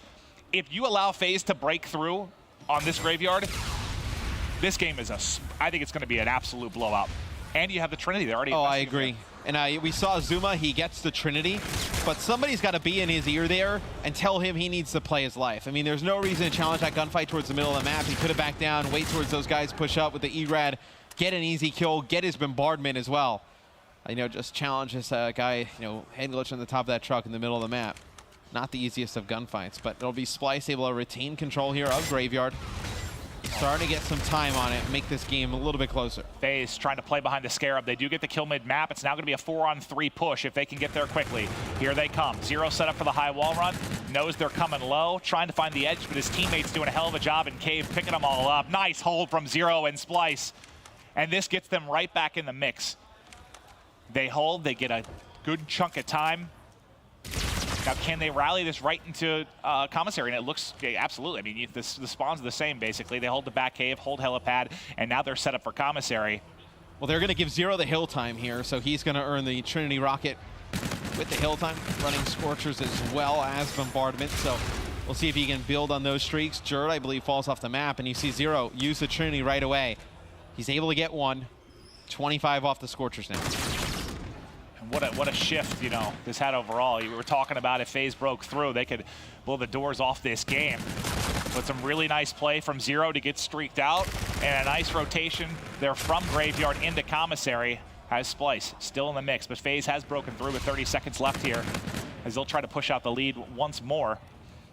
Attach the K-bar. Well, Zero's calling in some more streaks. He does take out Enable, and now they 4-hit the wall run. They play behind the bombardment, and they get set up inside. They still have Attach here, though, being a nuisance and holding those back spawns. I think you should have saved that streak. I mean, obviously, you still, they still only have the Scorchers now, but, I mean, you call in that streak, you're playing for the last 17 seconds. What'd you even get there? Like, they right, got like 5 seconds out of it. You would have loved either both the streaks over by Graveyard, or one of the streaks by Graveyard, and then you can get the full rotation on the second go-around of Commissary with streaks. So I think just a little bit of a preemptive use of core streaks there from Splice. Yeah, and it's not like, getting kills there helps that much in a rotation when you're heading back to mid-map. It's not like you're really gonna lock it down. We don't usually see teams get a whole ton of time here, but if Splice can get a perfect hold. It's at best they get, 15 seconds there on Commissary. Yeah. I mean, they have full control of the center hard point now, so it's looking quite good for Splice. Yeah, I'm about to eat my words. You don't usually see the most time racked up here. Well, but you did see FaZe get a ton of time at the beginning of the game here. That's true. We have 30 or so points to kick it off. Everything had gone to Splice up to that point, and a 40-point lead has now disappeared for FaZe. They're only up 10, and unlike the first time through, Cell Block and spawns will be controlled by Splice. Let's see if they can do like FaZe did and get a solid hold here and rack up some time. We might see Splice's first lead. Zero falls off the map. Jerd gets taken out by Attach, so it's going to be an advantage here for FaZe as they just run right in. And that's just comical. That can't happen if you're Splice. I mean, you're so close. You battle back into this game, you know, where it looked like FaZe could have ran away with it. And then you give up Cell Block here. And Attach, the first time through, got a two-piece in the back to hold it. Does it again here as well. Attach, 5 kills in a row. 200 now off the Trinity Rockets. Scarab out. Zero is able to take that out, but he at least gets vision of the push. Calls out to Zuma. Zuma gets the kill. 15 or so seconds left. We'll see if Attach can get into these streaks. While we're talking about Attach, Tommy, Zuma, he's 17-8. He's on a 4 streak as well. And this is a map, again, if you can get a lot of streaks, you can win the game behind him. 50 now off. One more gunfight, caught reloading, but able to get into a pocket. Teammate looks over him, now pushing forward. Nice bait and switch there. The FTL to get in behind to the power position, and he's got full streaks. Stellar play from Zuma and Attach over this last minute or so. And Zuma's got full streaks. Attach has full streaks now as well. Scorchers are coming down here for Splice. That'll be Zero able to take out Enable, but will still be Attach inside of the hard point. Here comes Splice. They're able to break. But I mean, now FaZe, I mean, they have 2 bombardments and Trinities to work with. So I was about to say, who do they hop to? Is Attach going to call him in or Zuma? They had 2 players fully streaked out in the last game as well. Lead up to 60. We were just talking about Splice getting back into things. They do get 3 kills, so the streaks, at least the one Trinity Rocket that gets used for FaZe, doesn't do a whole heck of a lot. If you're Splice, you just need to try to force them to burn these as early as you can so they don't have them maybe for a final hold if this is a close game. It's going to be hard for them to burn all of them. I mean, well, yeah. You still have, another Trinity. You have another 2 bombardments. Nice. So now you see Splice. They rotate early. They have control of Commissary. You expect another streak to come out here for FaZe Clan. I think Attach is calling it in now. Yep, Attach is going to go ahead and use his final streak. Zuma still a lot to work with. The players now of Splice have to back up. Can they hold strong here? Mad Cat doing a great job just coming in through mid-map, trying to do a bit of a flank so you can't get a 4-man hit from FaZe Clan, but the pressure comes through. It's Gunless with 2 as he breaks through. But Splice doing enough to hold on. Attach now the last man. Staggered spawns coming in for FaZe Clan. Attach finally will drop. Splice, 20 seconds they can gain here. It would basically be a tie game. And Bant on a 6 streak at 14-14. He might be able to give FaZe a taste of their own medicine if he can pick up this bombardment as well. And they use a Trinity here with 10 seconds left on the hill. And they're not even going to get any time for it. It's just... Now that was poor there for FaZe Clan. Splice is definitely giving them a chance. We talked about how they would have to burn all the streaks. We were comical, kind of laughing about it. They have basically burned everything. Now you have Bants with streaks as well. Not going good for FaZe. Bants, a 1-man wrecking crew. Streak up to 9. Just spotted one at Spiral. Can he get the double digits? Get some bullets in, but not able to finish it. Splice now in the lead. 180-77, and Bants keeps on cruising. Nobody can take him out right now. Still, multiple players inside mid trying to challenge FaZe at the top of the hard point.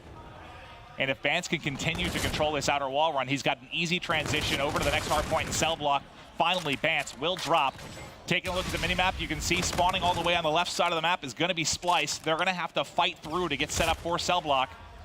Can FaZe Clan hold? They've got the map layered across mid. And it'll look like Splice, they'll have to rotate here.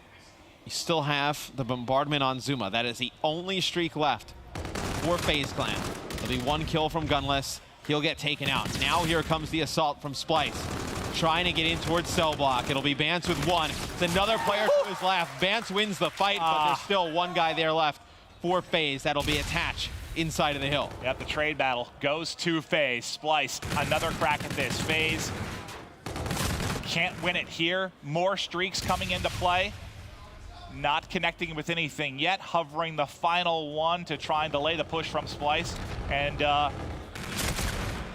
the push now will go in. 3 trying to hit the wall run. Camo pop. He's the only one left. Bants may get 2 kills here, but it's not really going to matter a whole lot. As he drops, FaZe regain control. 20 seconds remaining at cell block, and you can see Splice have to give it up. They know they need a flawless hold of Graveyard like they did the first time through. Yeah, I mean, you're going to be at about 243, 244 here for FaZe as we go over towards Grave, and they do have the Scorcher, the Bombardment. I believe you have Bance with Bombardment as well. So Bombardment for both teams. It'll be a kill traded out from either side here. Zuma trying to work his way towards the hill. Here comes the Bombardment. It's actually a great call there from Bance. They had to. He's the only one up. It just buys themselves enough time where FaZe can't get on the hill. Now Zuma, the counter bombardment. He's going to call it in. Can Splice get away? They're retreating into Cave on the minimap. Gunless does get an opening kill. You have to fly right back in. FaZe only needs 6 points. They haven't been able to break through yet, but the camo is popped from Gunless. Gunless gets behind, gets the kill. One more to his right. Splice back in. FaZe has not been able to win it here. They just need 5. And there's no more score streaks for FaZe. I believe Zuma may have a Scarab, and that's about it. But you don't have any Trinities, you don't have any of the Bombardments or even the Scorchers like you had earlier, and it'll be Splice getting back inside of the hill. And they got commissary control. They need to stay here for the entire time, though. You see FaZe trying to push over here. They know they only need a few more seconds. They leave Jordan Bance there, and they're able to pick up everything. Those are huge kills there for Jordan Bance. This is so doable. 225 for Splice. Let's hear the comeback. Yeah, get him. I'm playing front as well. Help him. Yellow, one shot, yellow, sit down. Backing off. One shot, top here, they're blind. Don't run back. Blue mid free. No, one shot, two. I killed two.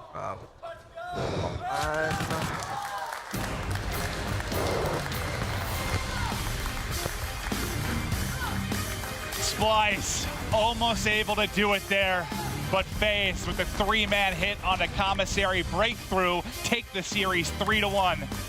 Almost an incredible comeback from Splice. Just a little bit too late there from Splice. Now they rallied all the way back. FaZe had so many streaks. Splice is able to bait them all out. How many streaks were used in total? There had to have been a lot of score streaks. 8 if you look through the Scorchers, Trinity, and Bombardment. That was nuts. That was a fun one. Breakout hard point, always thrilling. But that does it. Splice will finish in that 7th, 8th position. We'll find out who's going to fall victim to that as well in our next series. But for FaZe Clan, you move on. You get a convincing victory there over Splice. Yeah, you look great in uplink yet again. You know, your hard points. I know the first game they were great. The second one, very shaky there towards the end. Just, I know some of their score streak usage, I think they have to go back. I mean, obviously in the Game 5 yesterday, you get those streaks. You don't win on throwback. You get the streaks here on breakout. You get them, I believe, on Gunless had them. You had Zuma with a full set. You had Attach with a full set. And you win by like 6 points. Yeah. I mean, you got to get better usage out of the streaks. But you're not going to lose mini respawns when you have multiple players getting fully streaked out throughout. But Enable, he had a massive series with the NV4. He was incredible, and we've got him on stage. That's right. I'm here with the captain right now. Enable, you guys made some big changes before stage 2. You bring in Gunless, and on day 1, we had one of the most exciting matches we've seen all year long. It goes to Envy, though, at the very end, and I want to talk to you guys first about the Search and Destroys. Why has that been a rough game mode for you guys so far? Well, you know, at group stages, it was actually our best game mode. So I was really confident going into this weekend in SND. It was our hard point that I was a little worried about, to be honest. But it seems like this weekend it's the complete opposite.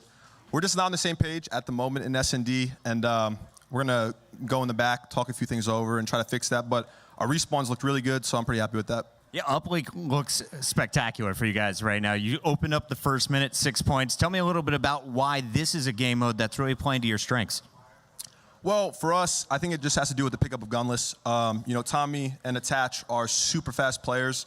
And when me and Claire were on the team, we kind of slowed them down. We had pacing issues.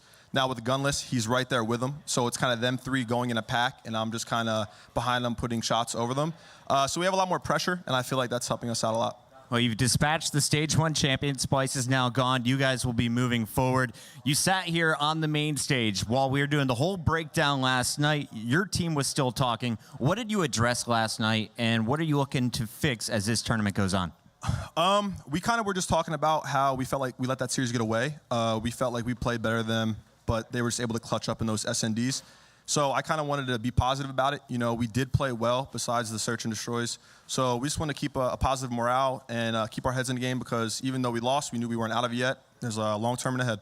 Last question for you. You are going to be playing for top 4 in your next match. Your contender, it's either going to be Optic Gaming or E United. Do you want to match up against Clay, or do you want to take on the Green Wall again like you did in Stage 1? I mean, both those teams are amazing, so it's going to be great competition no matter who it is. I don't really care who we play against. I'm just hoping, you know, we come out with a win. All right, well, best of luck in that match. Congratulations on a big win here. Let's send it back to the desk with Benson and crew. Thank you very much, Puckett. Great to hear from Enable, and congratulations to FaZe. Of course, they will progress through to the next round of the losers bracket, but our Stage 1 champions have been eliminated with a 7th-8th finish. Momo, is it fair to say that's a little unexpected, or did you maybe have a feeling that could happen? Going into this weekend, I saw them come in top 6. I kind of expected this kind of run. I always backed them kind of going against FaZe, but FaZe for me, you know, they really showed up in those respawns. That uplink, of course, we're all going to break it down. Again, the better team did win. That hard point absolutely thrilling towards the end as well, but congratulations to FaZe, well deserved. Yeah, very well deserved indeed. Of course, as you said, we'll break down that series now.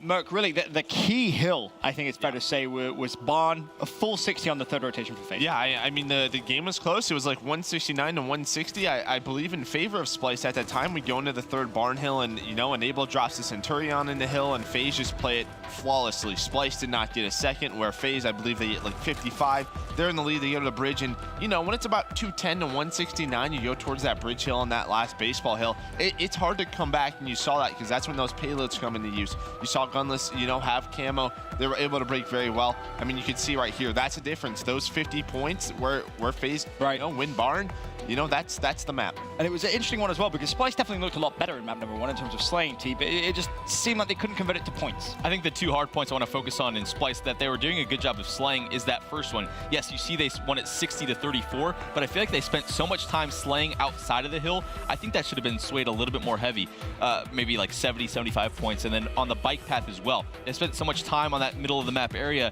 Well, you do need control of it first. I feel like they weren't really able to translate those kills into a lot of hard point time on those 2 hills specifically. Yeah, I feel like bike path as well. I felt like FaZe was just contesting so much time. There would be 1 player of FaZe left, 3 Splice. Nobody would push through the challenge. That's time you have to get if you're Splice. FaZe, of course, go 1-0 up in the series. Then we move over to the Search and Destroy. It was Crusher. And this one, Momo, was definitely much better for Splice. A 6-1 final result. And it just, teamwork, it was just phenomenal. Yeah, teamwork, team shooting, trading, aggressive, all these key attributes to Search and Destroy that you need. Big clutch plays from Jerd as well in that highlight reel. But for me, everything that I saw from Splice, there wasn't a kill against like a FaZe member. I'm sure there was, but so many were 2 Splice members or 3 shooting 1 FaZe member. It was just kind of the coordination. Enable said it on the main stage there. They didn't seem on the same page. I think Splice for that map in particular very much so did.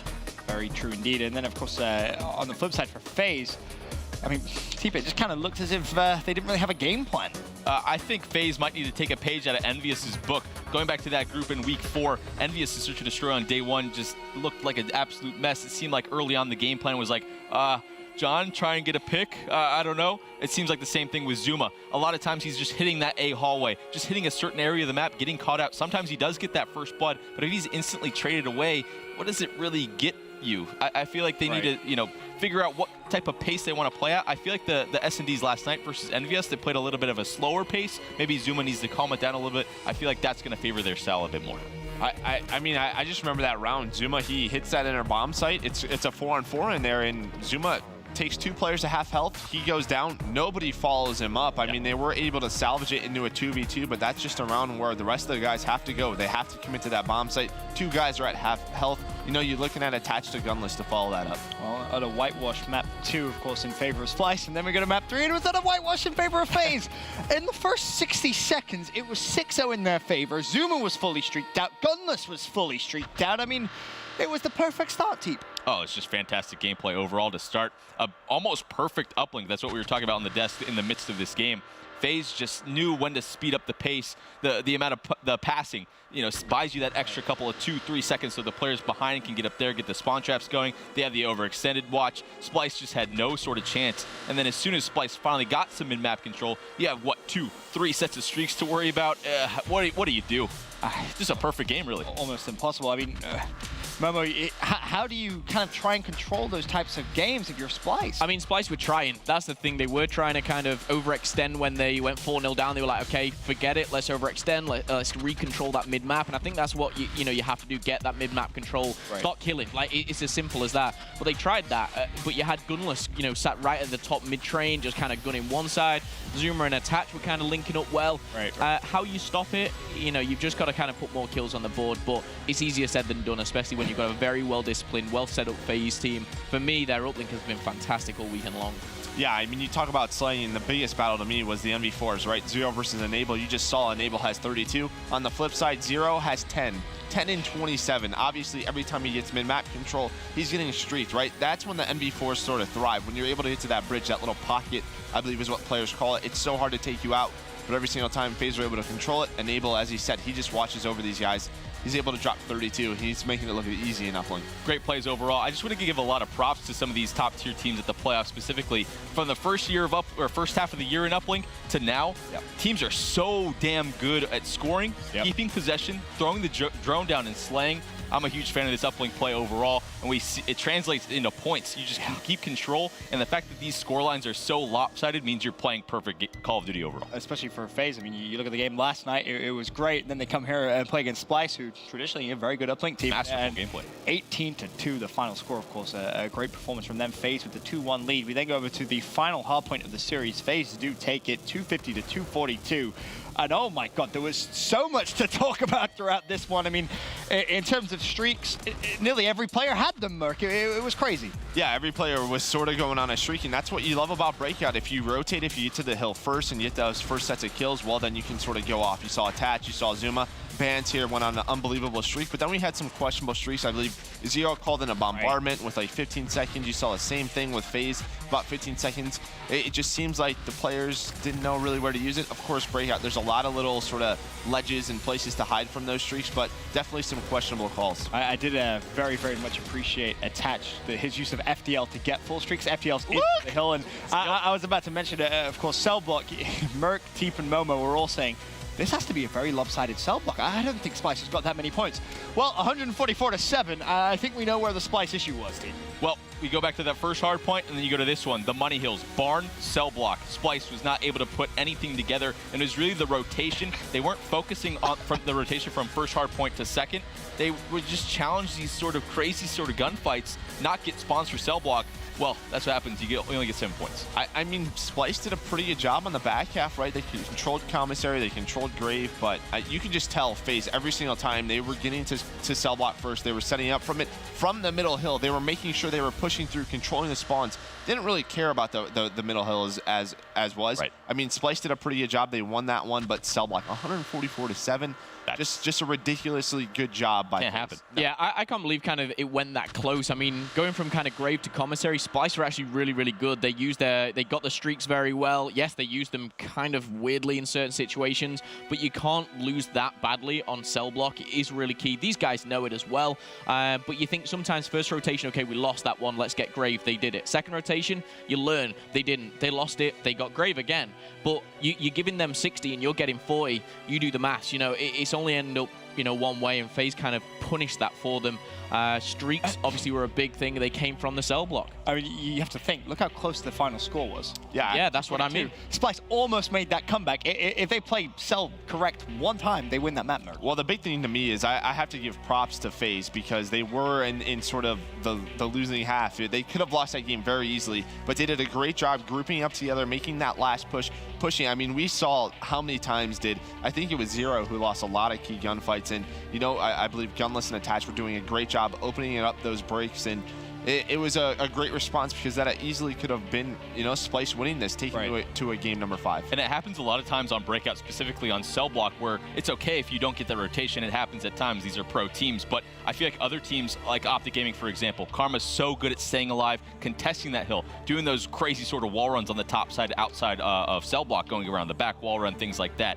Splice just weren't able to even get there in the first place, which I think is just due to FaZe's just immense slaying over towards wall run side. Very true. Congratulations once again to FaZe Clan. Of course, they have now eliminated our Stage 1 champion Splice from the Stage 2 playoffs, but still plenty of action still to come here at the Stage 2 playoffs, but we're all very, very excited about the Call of Duty World Championship in a few weeks' time. Let's take a look and learn more about COD Champs.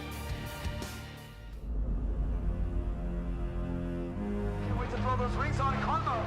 Back to the back, world champion. Attach is on it. He's on it. Vicento, he's gonna fall. And Attach is gonna get the defuse. Ladies and gentlemen, your 2016 Call of Duty champions, Team NBA!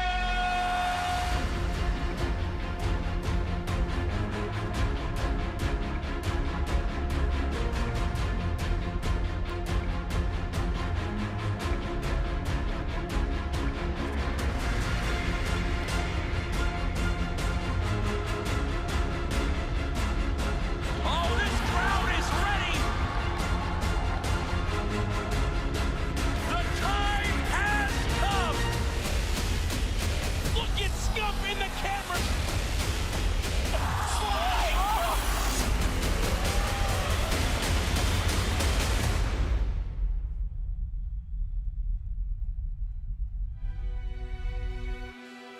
Of course, the Call of Duty World Championship, August 9th through the 13th in Orlando, Florida. You can purchase your tickets over at MLG.TV/CWL champs. But as I said, still plenty of action still to come here at the Stage 2 playoffs. Up next on the main stage, we have Enigma 6 versus Fnatic.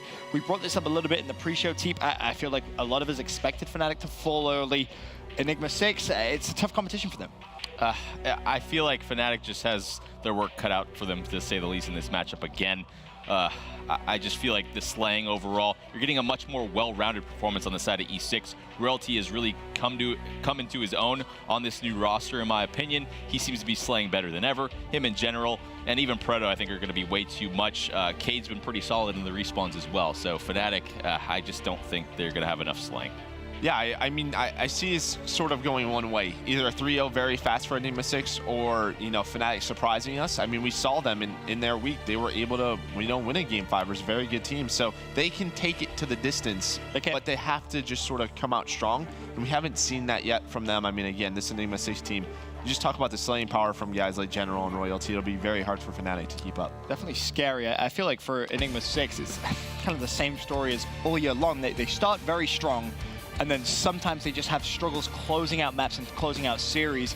Is that going to be the same case here, do you think, Mum? I believe we have the same map rotation, obviously, of what we've just seen, obviously being another loser bracket. Crusher S&D is fantastic for Fnatic. I do expect them to take that. If they get something rolling, if they somehow turn up on game 1, throwback, it could become a series. Yes, I would go into this saying Enigma 6. More well-rounded, like Teep said. I do agree with that, and the slaying is definitely in their favor. But, you know, I think this is a game which can go all the way. I really do. I've got a lot of faith in Fnatic to kind of push this. But if, you know, maybe General or Royalty kind of go that beast mode that they have been, it could be a quick 3-0. Yeah, I'm looking at those maps as you kind of brought up. Outside of the Crusher Search and Destroy market, do you see much hope? I mean, we saw Fnatic, they beat Luminosity, right? Like, they were able to take it to the distance, but yeah, I just don't see Enigma 6, like, coming out, you know, soft. I feel like they're going to come out very strong. Throwback hardpoint, you know, Proto, General, Royalty, even Cade. Cade's been using like that secondary K-bar. He's been slaying well. It's going to be very tough for Fnatic. E6 with so much to prove to all of the doubters and haters out there. And same thing for Fnatic, that's for sure. But the first game of the day, now, of course, in the books here at the Stage 2 playoffs of the Call of Duty Global Pro League. And it was FaZe Clan who started off strong with a win and ultimately knocking out our Stage 1 champ Splice, who will finish in 7th to 8th place. Up next on the main stage, Enigma 6 versus Europe's Fnatic.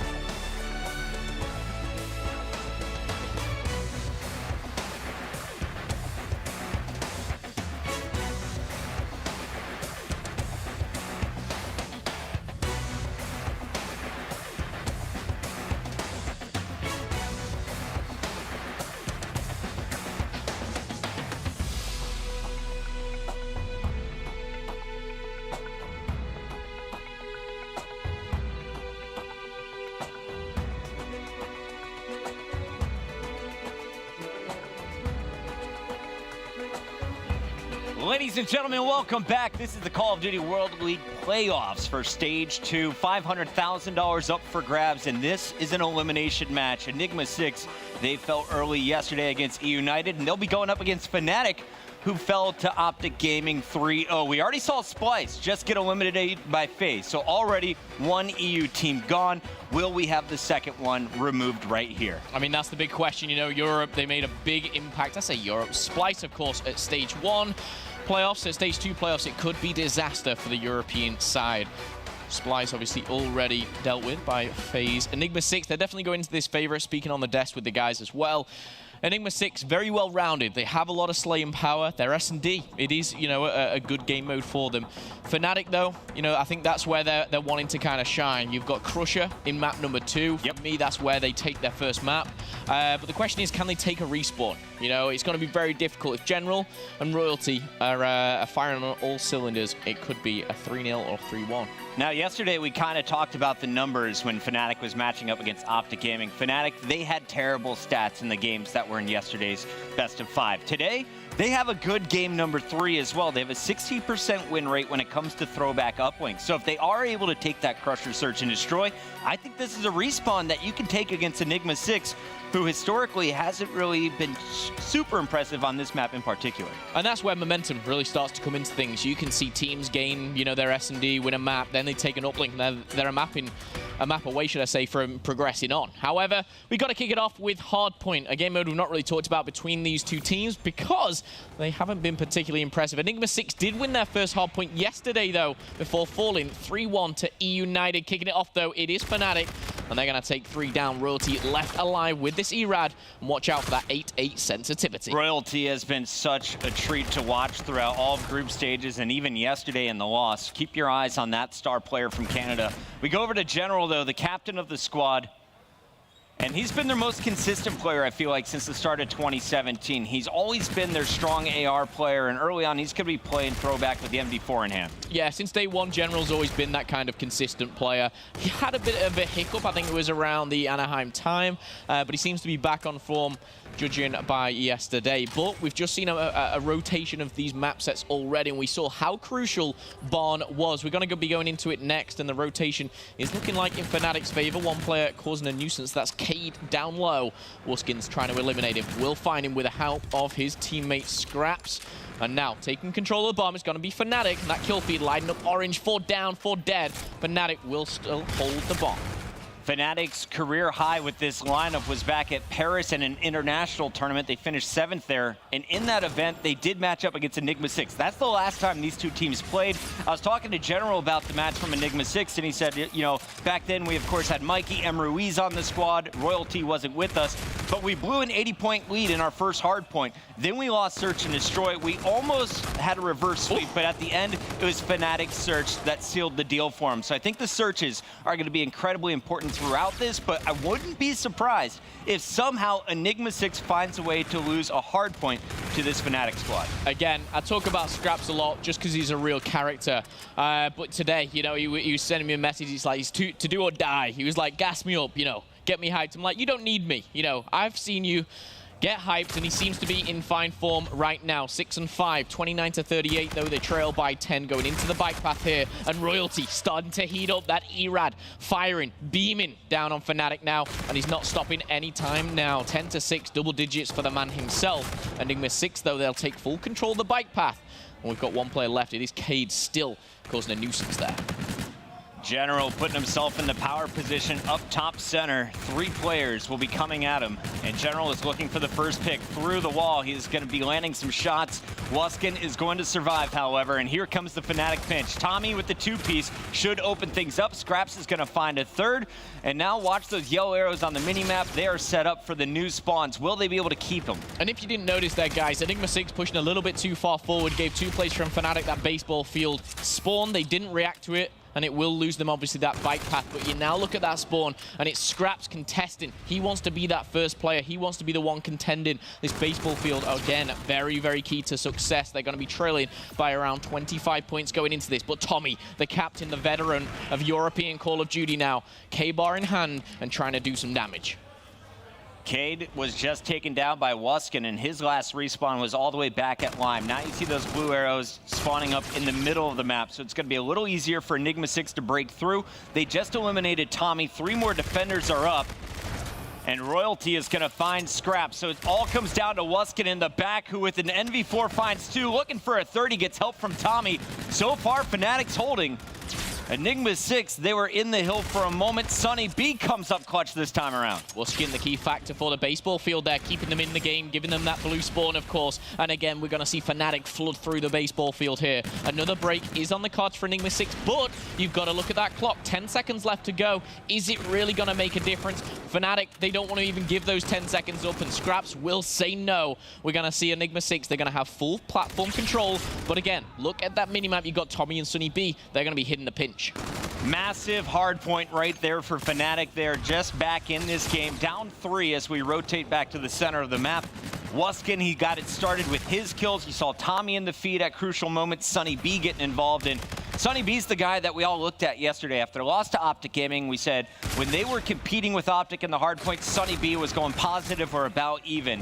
When he started to unravel in the second half of the game, that's when Optic was able to blow them out. So if you want Fnatic to stay competitive in this one, keep your eyes on Sunny B. Currently, he's at 11 and 15. Meanwhile, you have Wuskins and Scraps at even. Tommy just behind him, -2. Royalty, 18 and 10, already showing his start performance like here on game number 1. This is what you expect from Enigma 6, and this is what he adds to the team. Just pure slaying of power, should I say.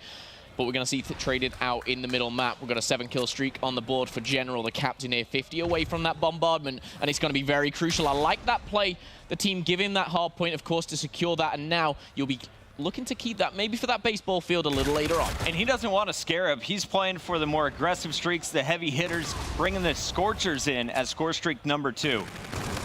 Cade from Enigma 6 holding the back line well, picks up the kill on Tommy. 1 more challenger is to his left, doesn't know it, but Scraps is on the other side of the building. We'll find him, and the melee will seal the deal. Trinities are called in, but it doesn't look like any have landed. And the first score streak is burned. Yeah, the one thing with that Trinity rocket, you know, there's a lot of cover, you know, whether you're under the bridge, whether you're in food, whatever you're doing here. One thing it did do is it made Fnatic all go into hiding for about 10 seconds. It gave Enigma 6 that, you know, pressure to kind of set up and get in good positions. Another 7-kill streak here. We see it on our screens, but no, that's going to be denied. Only 8 seconds, though. Fnatic, they're going to lose the Barn, much like Splice when they're playing against FaZe just previously. Barn, so important. And now we're going to go to that bike path. Scraps on a 2-kill streak himself, trying to make it 3. Yes, he will.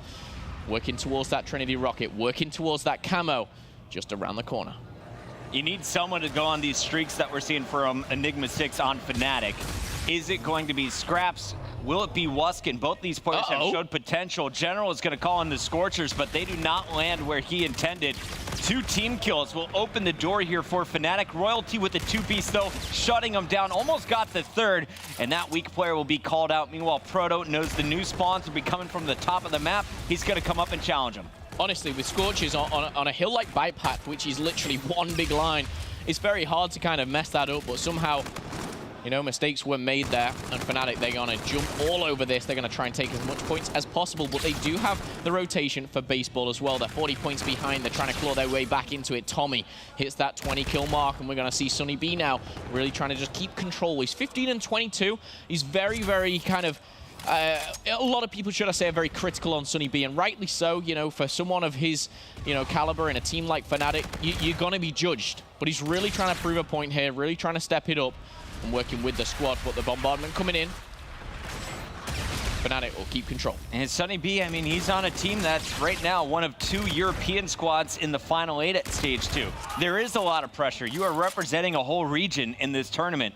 And when you have teammates going off, and you're the guy dragging behind, everyone is going to take notice. Earlier, he was -4.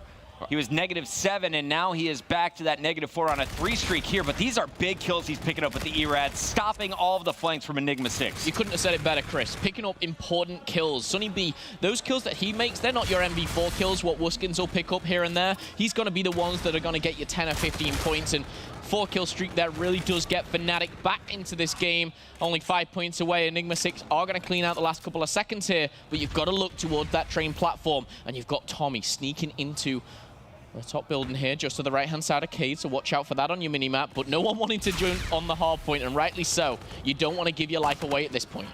Cade with a nice pinch on the back will find one, but the feed is all yellow. Fnatic, they pull away on the baseball hardpoint once again. They make this a competitive game, and now they have taken the lead on the center hardpoint. General with the two-piece trying to slow them down, but what a comeback here from Fnatic. They're still scoring. And the reason for that comeback, Sunny B. He's 15 and 22. He turns it around to 23 and 25, still sitting -2, but he's got Fnatic right back in the game. Credit where credit is due, and he is making this competitive. He's going to now take control of this middle platform. He'll be looking towards that bomb, but still, 12 seconds here is big.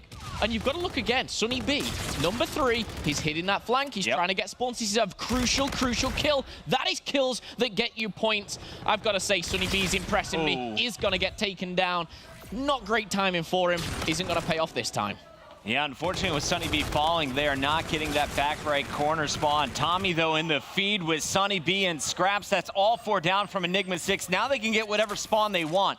There will be a player sneaking through Grandma's, and player number 4, Scraps, is going to have to deal with it. Royalty sneaks by, gets one, and he can cause more problems here.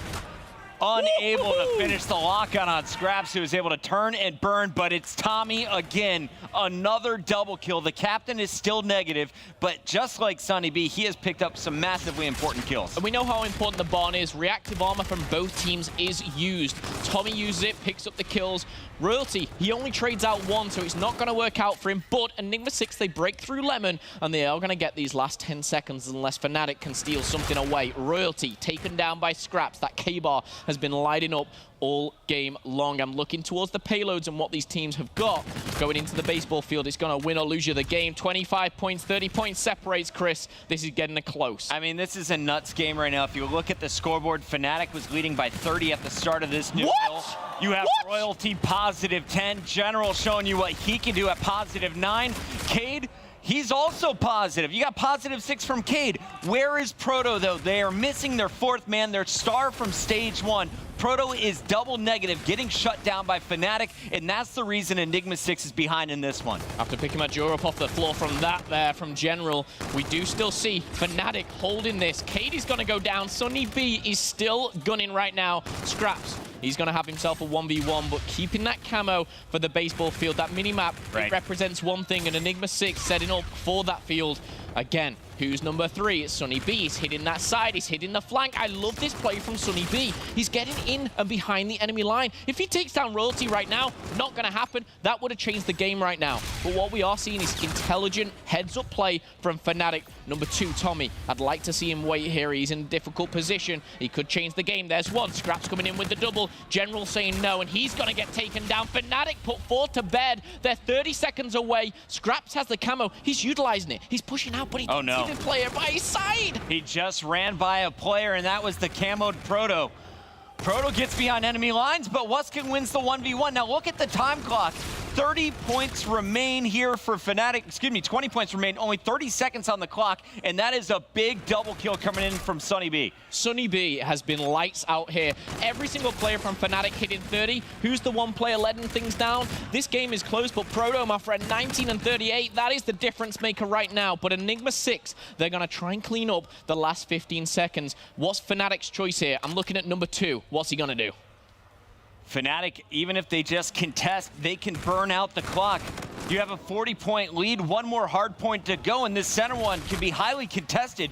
Just keep them out of the hill. That's all you got to do if you're Fnatic, and 3 kills should pave the way. But Royalty, the last one standing, is going to be able to be in there for a moment. Time is ticking down. Final 10 seconds left on our clock. Sunny B, all he says is, I'm not getting his hard point. Let's run this time down. Another double kill. 66 interactions for the man with 5 seconds going down. No one with Enigma 6 in touching distance. Ladies and gentlemen, Fnatic steal map number 1 by 35 points.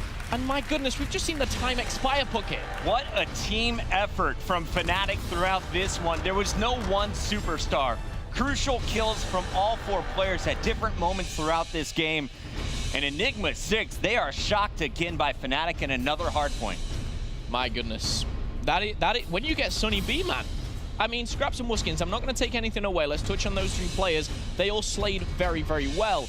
but Sunny B's always been around, you know, -5, and rightly so. He does the same role that I used to do, you know, and I know how difficult that can be. That's why I'm stood here right now. I wasn't good enough for that, you know, but Sunny B's stuck at it. He's been through the thick and thin, and he's got a lot of critique for it. But when he turns up on a game like that, it really does show in Fnatic's kind of play style.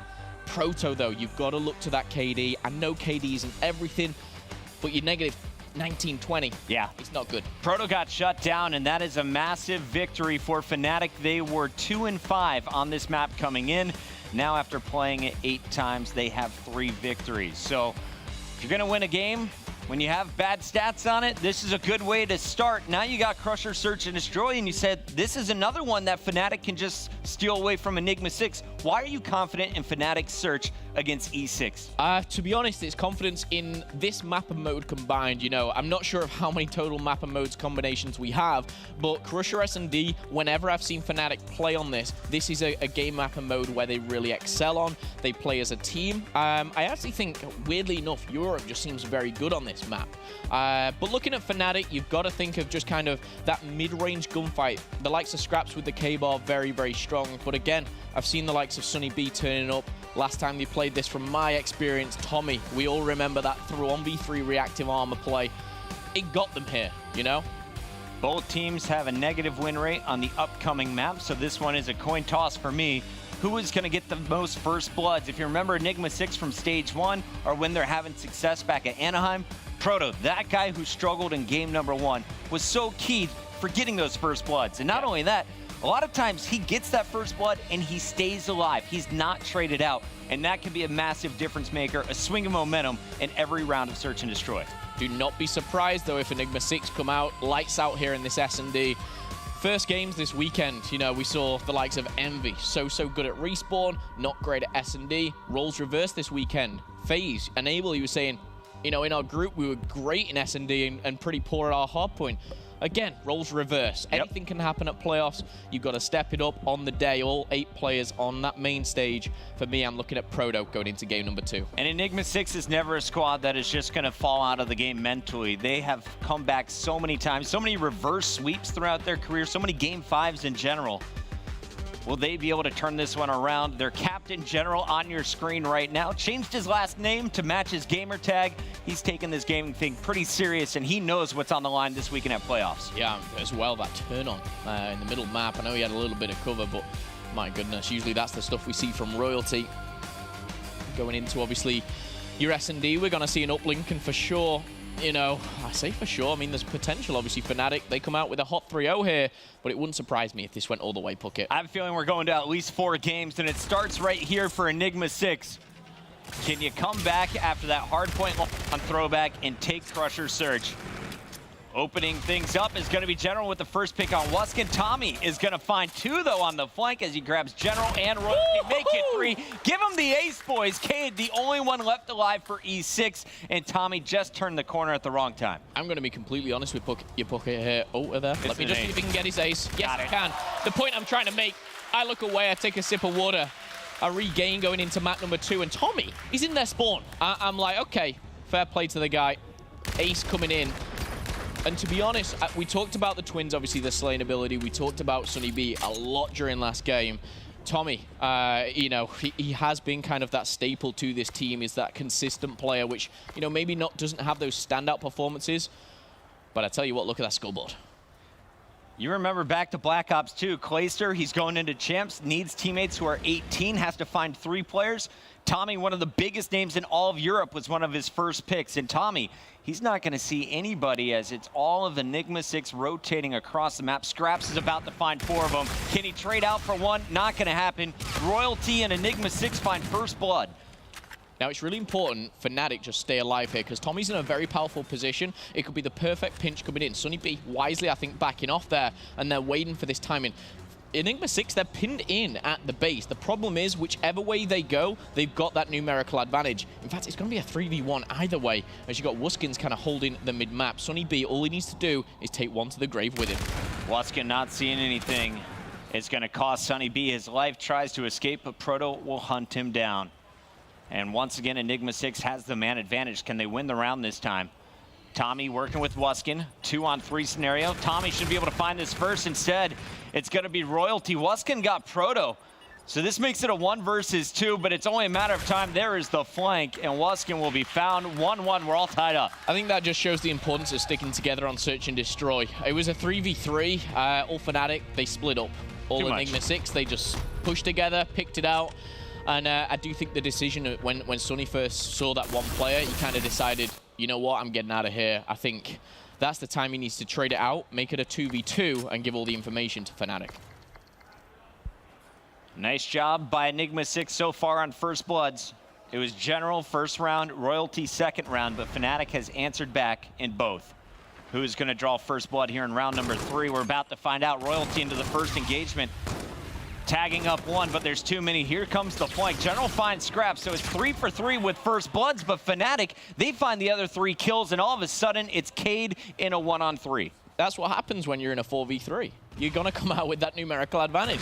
Cade, he's in a tough position here. He's going to pick off one. The bomb will be planted. Fnatic, they just need to play it smart, stick together, and trade out this kill. However, Cade, he has a lot of work on his hands. There's one player pushing either side. He's going to see one, and actually uncontested. Wuskin sliding away there enables that door to be open. And then Fnatic sweeping in, cleaning up, and using their trades efficiently. Let's take a look at this one more time. As Sonny B catches Cade looking the other way at his teammate. Perfectly done. That's what you want to do. Distract and dispatch. Fnatic took down Enigma 6 in Paris. Trash talk went down there. I was there. Tommy had some words I had to say after that one. What did he say? I can't Any quotes you got for the stream? Let's just say he was just saying they were very poor at the end of the game. I think there was trash talk throughout the whole series, but these guys are focused on one thing and one thing only, progressing in this loser bracket. Scraps. Clean up city here as Royalty left in a 1v4. Does Fnatic have better E-Rads? Because we just saw Scraps and Tommy get 4 E-Rad kills, a double for each. I don't necessarily think it's the E-Rads. I think it is all positioning with these guys in Scraps. I think versatility is such a key attribute being a Call of Duty player. You know, he can pull out an MV4, a K-Bar, an E-Rad. I mean, he'll leave the sniping to Tommy. He will do that, I'll give him that. But a very versatile player in Scraps, and it's showing in the Search and Destroy. Fnatic, they're playing as expected on this map mode. Royalty sitting at 3-3 with General, but still a rough series for Proto. Awful game 1-4. Cade right there with them throughout this Search and Destroy. Both players looking for more, and they will each find a kill here. Last man standing is Sonny B, who is in a 1v4. Can he get the ace in the miracle round? It's not going to look likely, and that smack will send him napping. 3-2. Enigma 6 brings it back within 1. Oh, it was a quick round as well. Enigma 6 dispatching of 2 instantly. The pre-fire coming in from one of the Fnatic players. I've always kind of questioned that when you're down, say, 3-4 or 2-4, you're just giving that location away. But doesn't pay off for them, took a risk. Sonny B, of course, left in a very difficult position, but credit to Enigma 6 there. Strong, strong play. Getting things a little bit closer here, 3-2. Watching the mini-map, we'll see how this one plays out. Those yellow arrows from Fnatic setting up on defense at B, all 4 running together. Meanwhile, player number 6, General, is going to be the key to watch. Wuskin, though, just comes flying forward, and it's Fnatic with not only your first blood, they're going to find a second, and Proto is sprinting for his life. General, he's finally going to get in position, but Proto, he's hunted by 3 players. Yeah, and I'm holding my hands up again. That's what happens when you go a 4v3. You're not going to win.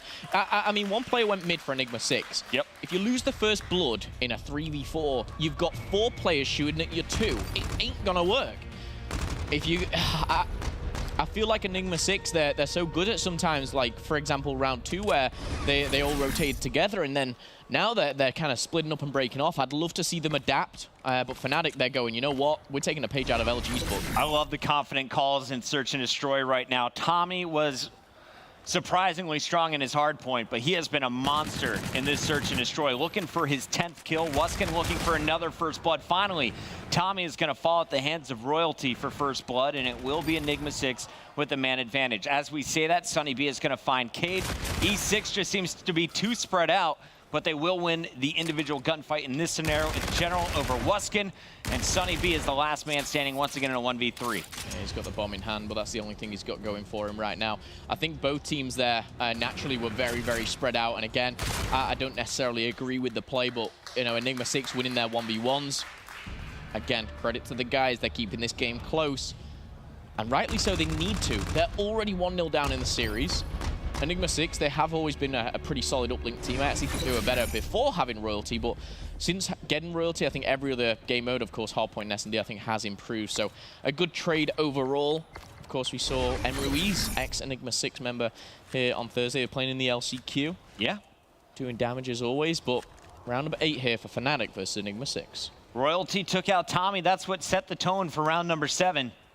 What is going to happen at the start of this one? Because Fnatic, they are all behind this Enigma 6 push. They're doing the opposite of what they did on their previous defense, staying super aggressive but hitting it from the opposite direction. But Enigma 6, they've gone as a 4. They've gone as a unit, and they're not splitting off. They are going to get the first 2 bloods, and this should be an easy round for them now. Wuskins, again, maybe trying to just pick up something here. He's going to back off. He's trying to take one. He will do, but ended just like that, 4v4. Sorry, it is 4-4, but then a 4v4 for Enigma 6. Now they're adapting, now they're learning. You know, we can't have these 3v4 gunfights. And even though Fnatic came from behind, they managed to deal with it. And that's a great round for Proto. He gets your first 2 kills, gets the final kill as well. Nice turn of events for him after starting off 1-4. And we will watch and see if Enigma 6 can complete the comeback here. They've tied it up at 4 apiece. Looking to take the lead with a defensive stand. Fnatic on the attack, and they're getting very aggressive with Wuskin and Scraps, the twins, leading the charge. I will say, Tommy's got reactive armor, General's got FTL. I know which one I'd rather have right now. Fnatic, they're going to try and hit this and maybe get the bomb down quickly at B, but the FTL, I'm not sure on the spin around as well. General, wrong way, buddy. Sonny B, though, is going to be traded out by Proto. Big pick now to make it a 3v3. And all hell is going to break loose. There's Cade coming from behind, the trade-in. I would have loved to have seen a pinch there. Cade went in on his own. Why? The timing's just a little bit off. You saw the plan from Enigma 6. General FTLing early, Cade on the flank, but he's only able to get one. Unable to clean up more than that, and now it's going to make Royalty left in a 1 versus 2. Wuskin and Scraps, the 2 twins from Fnatic, left alive. They've gathered up the bomb, and this one will be planted safely. Royalty is going to have to not only get to the bomb for the defuse, but he's going to have to slay out both on his way there. Yeah. Royalty, very, very difficult here. Wuskins and Scraps, for me, they play the boxes. And here they are. They're just flying around together. This is a very smart play. They've sought him. But Royalty, the quick reactions. He's got reactive armor. He's going to pop it. FTL used, I believe. I don't know where he is, but no! Wuskins, they're the brothers. I said on the death they'll end up punching in the face, but not quite there. I'm going to say, you've got to keep those hands, you know. I was going to say, we might see some bloody knuckles on the stage. Major props to Wuskin with the movement, going up against the reactive. Wuskin has to hit more shots in that battle. Oh, yeah. And he played that almost flawlessly. And they take the reactive armor out for a round 10.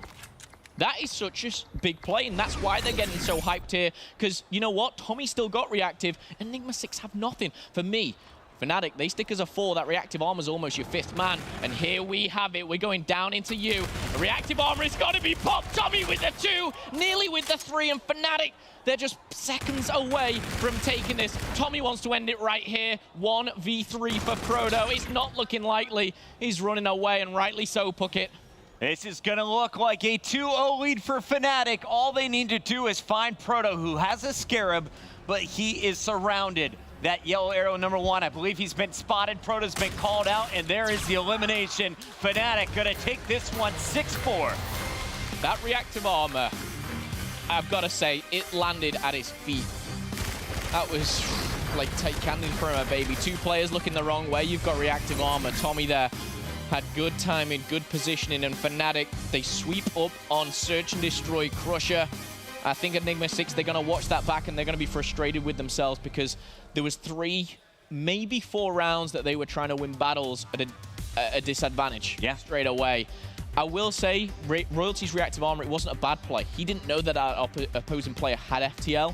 I think that could have changed the game. Using reactive, picking up a 2-piece, changes the game completely. Yeah, he was in a 1v2 there, and he killed Scraps in the 1v1 without even popping the reactive. So, Royalty, things don't go his way. That game-changing moment came from Wuskin, and then to see Tommy lock things up, Europe, they still have a chance. Fnatic still representing the boys overseas, and we'll see if they can complete the upset here over Enigma 6. Coming up next, we're headed to Uplink. Don't go anywhere. We'll be back with Throwback.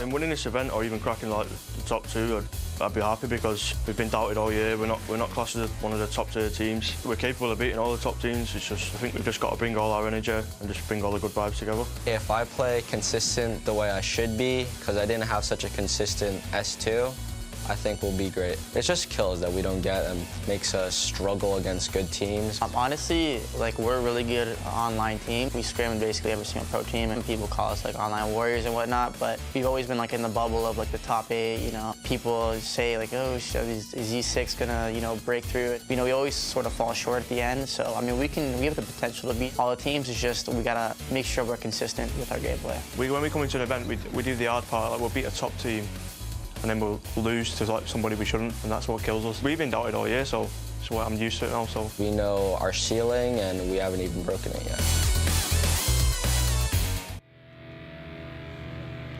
We are back, and Fnatic is looking better than ever. They are on the cusp of eliminating Enigma 6 from our $500,000 playoffs. No one expected Fnatic to be here after their struggles throughout the open tournaments. We saw them in Atlanta, Dallas, always falling short. Anaheim, another rough 13th to 16th placing. But here, they have a chance of finishing top 6 in the second biggest tournament of the year. How will they conclude stage 2? This is a big step forward if you can lock it down in Uplink. It really is. A lot of people, including myself, had these guys finish in 7th, 8th. However, they're 2-0 up in the series. Of course, they're going to have a very, very difficult next game if they do find themselves in that. But one step at a time, one map at a time, one kill at a time.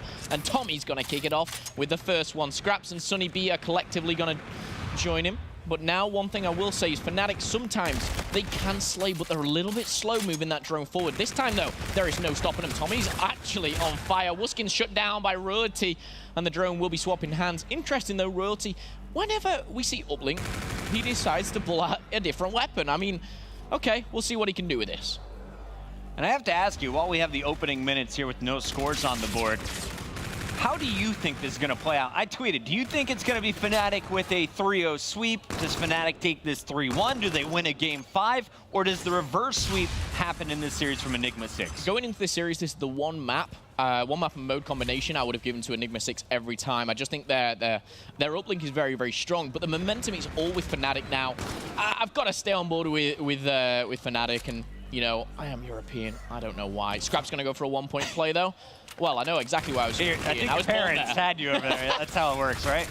Okay, failed 1 point equals 2. Sometimes little L's mean big W's. And Wuskins, he's going to put 2 to bed. And Proto, he's going to find himself in a difficult position. He was a man where you wanted to step it up. Keep your eyes out. And I think Tommy was setting up to throw that drone over the building. We've seen that so many times already throughout the playoffs. Wuskin would have been looking for the objective. Unfortunately, player 8, Cade, has stayed alive in the middle of the map for so long, and he is causing problems with this Karma. Yeah, he's taken a note out of Royalty's book as well. And I can hear Enigma 6 getting hyped on the main stage as well. Wuskins is going to deny Cade, but denying the inevitable is a point play converted there. A 2-point will tie things up, and Proto still on a mission himself, still alive in the enemy base, can cause a nuisance here. And maybe staying alive could be the best option, really stepping it up here. Nice 3-streak from Proto right now. If you remember earlier on this map for Hardpoint, he was double negative. He was the reason Enigma 6 lost that first game.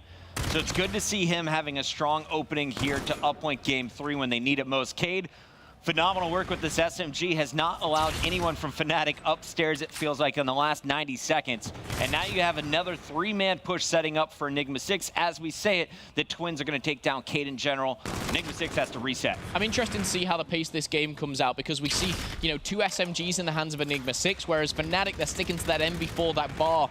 And you know what? It is kind of slowing them down a bit. You know, if they can get that distance between them and Enigma 6, the gunfights may turn out differently. Scraps is going to take down 2 in the drone. It's going to linger around the middle of the map. But 3 minutes passed, and we're sitting here 2-2 with 2 minutes left on the clock. Wuskins, how did he not see him there? There we go. He was looking to the right just as the player slid underneath him. But that is a free kill. General not checking every corner is going to be punished. And this is the first attacking opportunity we've seen in the last 2 minutes. Will he make it count? Wuskin hits the left side as that one goes in. Proto, already 12-7, has had 2 back-to-back 3 streaks, looking for a third. But it's Fnatic who has the lead. Can Proto clear the way for one more push? Looks like he's setting it up. The energy is high in the Fnatic camp here, but it's trying to be put down by Proto himself. Scraps and Tommy, they're going to take 2. And again, I'm really impressed. As soon as they're picking up kills, they're picking that drone up, they're moving fast, and Wuskins is with his brother. Another 1-point play. Oh, no. Denied. However, is it going to turn into another 2-point play? With Sunny B, not going to happen. He picks up the kill, and this time, Fnatic, they're not so lucky. And that's just a bad play from Scraps. You got to aim up a little bit higher. He aims too low. The drone goes underneath the score. And now you see it just still a 1-possession game. Enigma 6 could take a lead with a dunk here. Reset comes in from Cade. However, you're looking at the mid-map control and you're looking towards Fnatic, but just like that, 3 players go down, make it 4, and Enigma 6, they start a push. Cade's push here will spawn them right on their own portal, and Proto will have to barge his way through with 2 players going down, maybe looking for a 1-point play. Nice. Makes the best out of a bad situation. Right there, tying the series up here at 3-3. Wuskins taking out Royalty, and now the fight for mid-map control starts once again. And I have to see what's going wrong for that arrow number 5 on your mini-map. Currently, he's in the top right of your screen. Royalty 5-14 has been shut down. It seems like either him or Proto have been going off throughout this tournament. Rarely both players at the same time.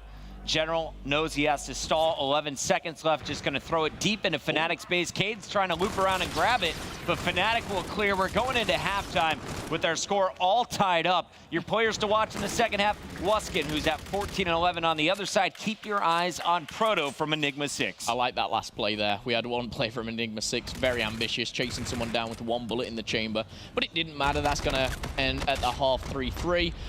Positives from both sides. Obviously, you see that kind of initial start from Fnatic.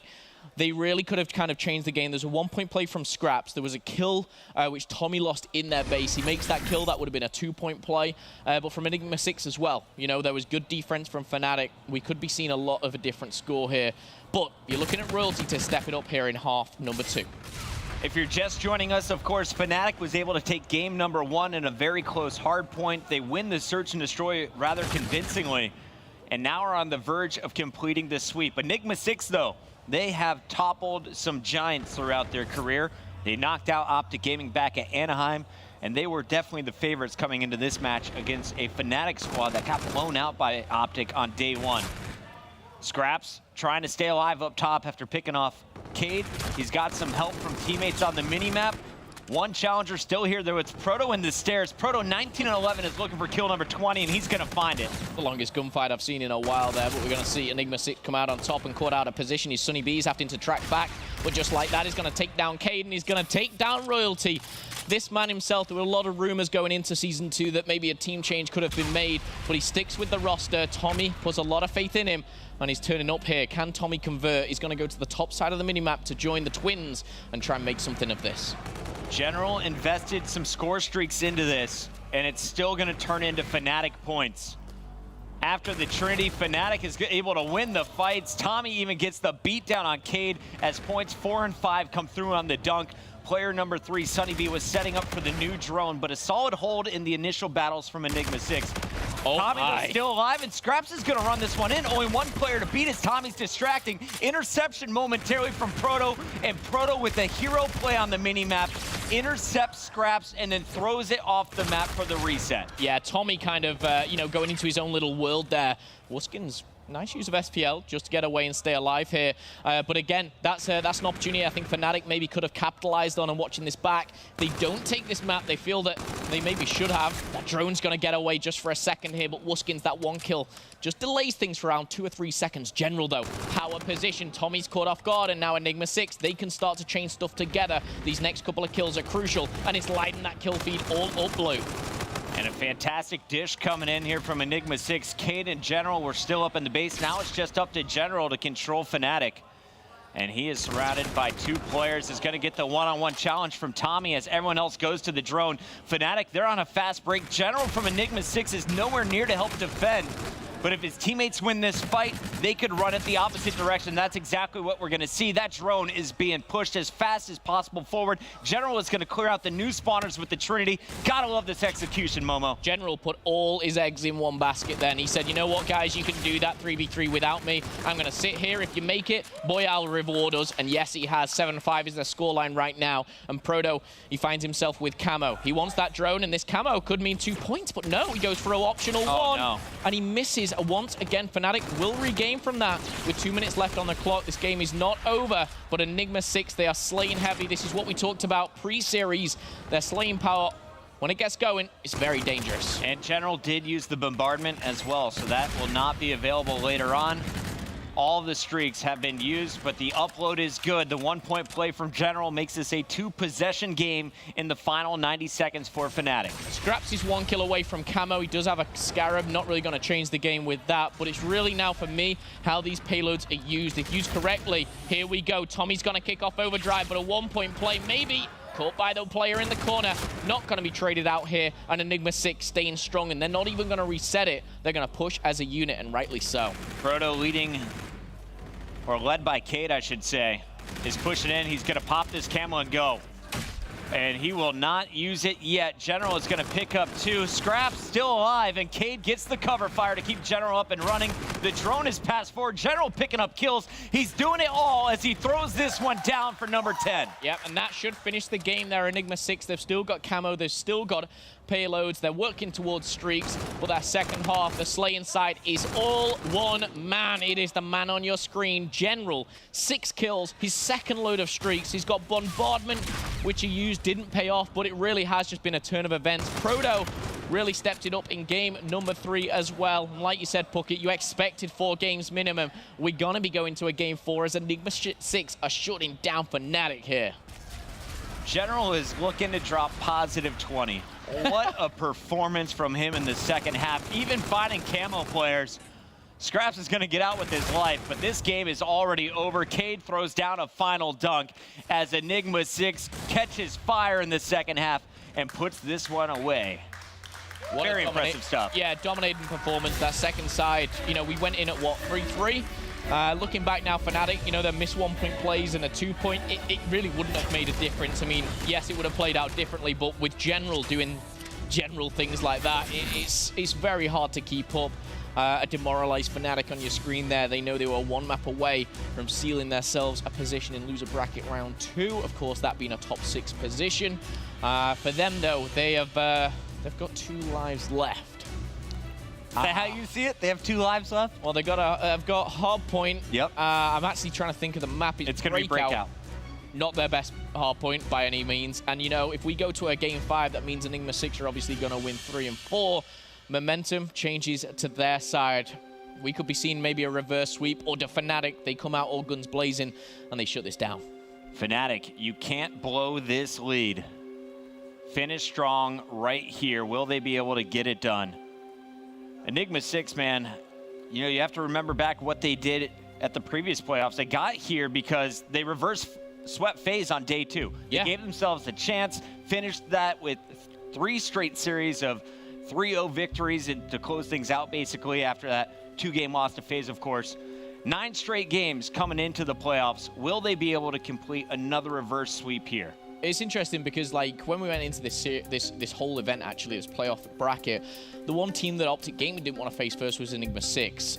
You know, and rightly so. They're kind of that surprise team, which, you know, maybe don't have the most amount of fans or, you know, the most amount of Twitter followers. You know, they're a bit under the radar here coming in. But they're that team that when all 4 players are just going crazy, they can take down anyone. We saw that at Atlanta, Dallas, Anaheim.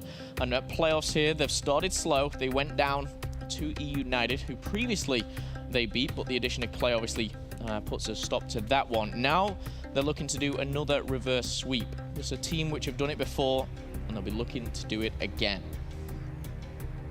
We had a sold-out crowd here for our Columbus Arena. Some people still waking up on a Saturday. We got some empty seats. I say open the doors, Momo. Let's kick those doors open, upset the fire marshal, pack this place up.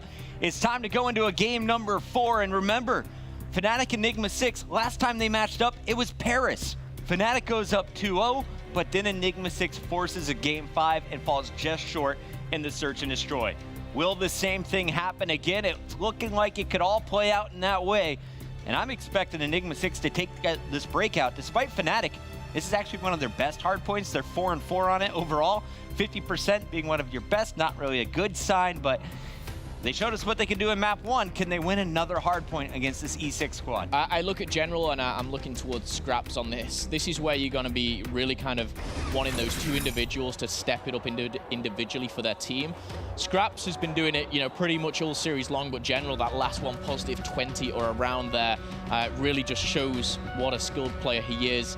Again, just looking to the first series of the day, FaZe Splice, FaZe just outshined them on only one hill. It's that cell block. You know, they got, you know, less points on every other hill, whether it was Grave, Commissary, Rooftops. It all came down to the cell block. So, ladies and gentlemen, at home, if you're looking to maybe take a few tips from these guys, watch about their rotations. Keep your eyes on the mini-map. Let's kick it off with a man who's just dropped a positive 20 or thereabouts. It's General. General just went man mode in game number 3, and he's going to open it up with the intro kill on Tommy. Grenade and gunfire combined to finish off kills 1, and he's also going to find Scraps for kill number 2. But Sunny B causing problems here on loading with the ERAD, has already found 2 of his own. Finally gets outgunned, and it's Blue taking control of the central rooftop. Enigma 6 will be the first to score. And again, I mentioned it once, you've got to keep your eye cell blocks obviously towards that bottom right of that mini-map. You'll see teams starting to rotate maybe 25 seconds, or just keeping the spawn, should I say. Fnatic are going to break the rooftops, get a few points, but I think Enigma 6 are happy with the spawns. They've got Wuskins, a big kill onto cell block, just sitting at that outer circle. And now this is where we're going to see a pinch. Scraps is going to take down 1, make it a second there, as he picks up an ERAD and just disposes of General so easily. Proto, though, reveals his location, and with a click of a finger, Fnatic have got the spawn. And I do want to give props to Proto, though. He doesn't just shoot at Tommy. Instead, he notices there's a player still scoring, stops Fnatic in the center hard point before revealing his position, and then pushes forward. Tommy still wins the gunfight, though, and this is going to be tough for Enigma 6, because Fnatic, they have full spawn control. You have player number 8, Cade, causing a few problems, but Fnatic, they have 3 around this cell block still. Sunny B made a big play as well towards the backside of the map as well, just keeping those spawns. Trades go out 2-2 as it's blue and orange.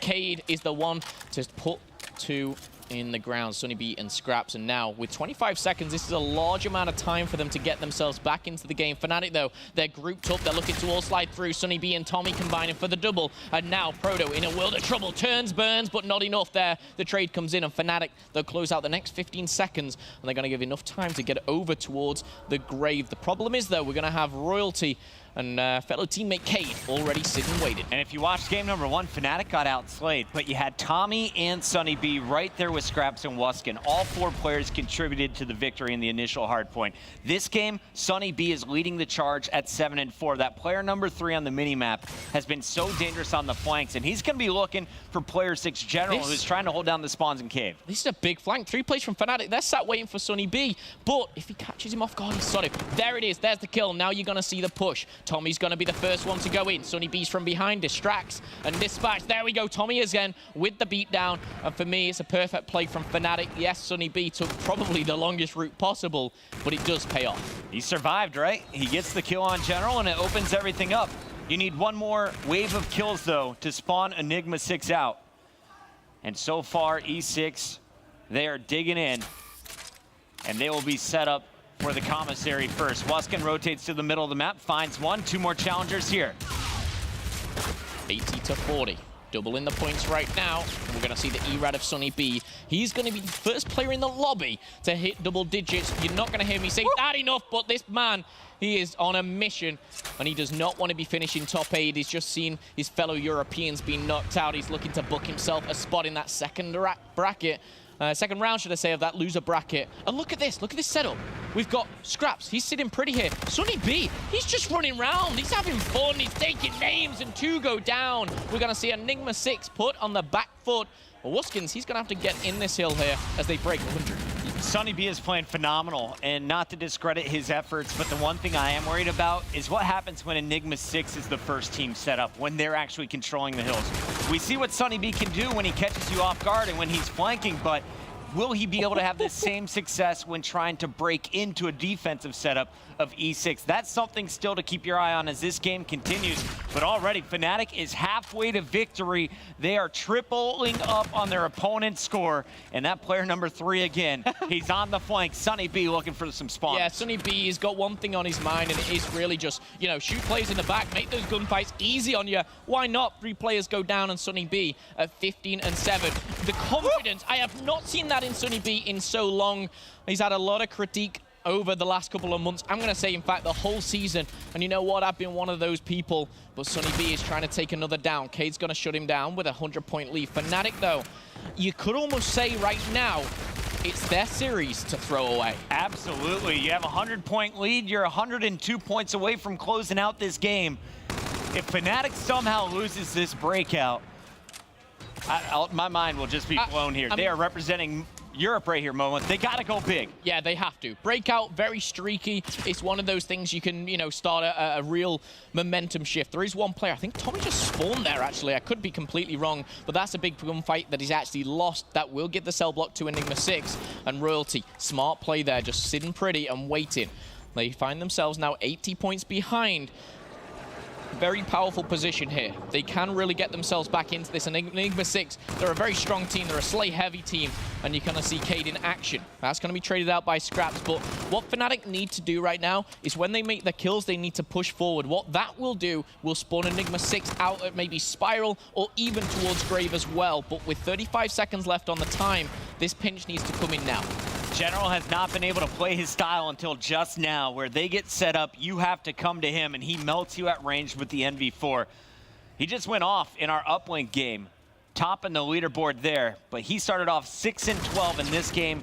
Needs to have a very strong second half. And that 100-point lead from Fnatic, look at it now, Phil. It is down to just 30 points. As Enigma 6 is right back in it after cell block. Yeah, and Tommy, great flank there. One thing I will credit is Fnatic's positioning and routes that they've taken. Sonny B's going to be literally stripped of his name there as Royalty denies that. Tommy trading things out. I am looking towards the hard point. It's a 3v2 for Fnatic. But General, double kill comes in for him. Sonny B once again missed the flank himself. And Wuskins is going to add to the tally. Sonny B, I've got to say, this guy could be on for an MVP of this series if he continues and takes this one out. But that 100-point lead pocket, it is now down to around 40, 45 points here as they are starting to gain that little bit of a lead. Yeah, Sonny B's at 20 and 13. Your main Slayer Scraps just 7 and 14. You can see how the roles are changing up as this game continues. But the E-Rad in the hands of Sonny B, more effective than we have ever seen in Call of Duty Infinite Warfare. He is going to town. Wuskins is 275 away from a Trinity. Scraps is, I think, 2 kills away from a Trinity. We know how important these are going into the next ones. But Tommy, the captain, he's holding tight. He's anchoring those spawns. Cade's going to get denied by Scraps in this commissary switchover. It looks all for Fnatic. And Wuskins, he's cleaning up the last 5 seconds. He's saying, Enigma 6, take it away. I'm going to sit here, wait, pick one of you off, and we're going to take all of commissary 2. But no, denied by Royalty. Uh-oh, and now while you're running away, Enigma 6 is turning the corner. Scraps tagged up, needs just one more bullet. Sonny B outgunned by Royalty again. Fnatic should have been set up for this hill. Instead, it's Scraps fighting for his life with very little help. His twin gets in there just in time. Scraps in a big 1v1 against Royalty. Royalty slides in, and this is Enigma 6's hill. Yeah, the problem with what happened there was obviously the gunfights in the way that they did gave Enigma 6 the spawn. So one spawning just behind the hard point. Fnatic, they only spawning at Spiral. Beautifully played by Enigma 6 here as they are trying to claw their way back into it. Tommy and Wuskins. This double will now spawn Enigma 6 out at cell blocks. This is the time for Fnatic to take control. There's 12 seconds left. They put themselves within touching distance, and Scraps is already at the at the rooftop.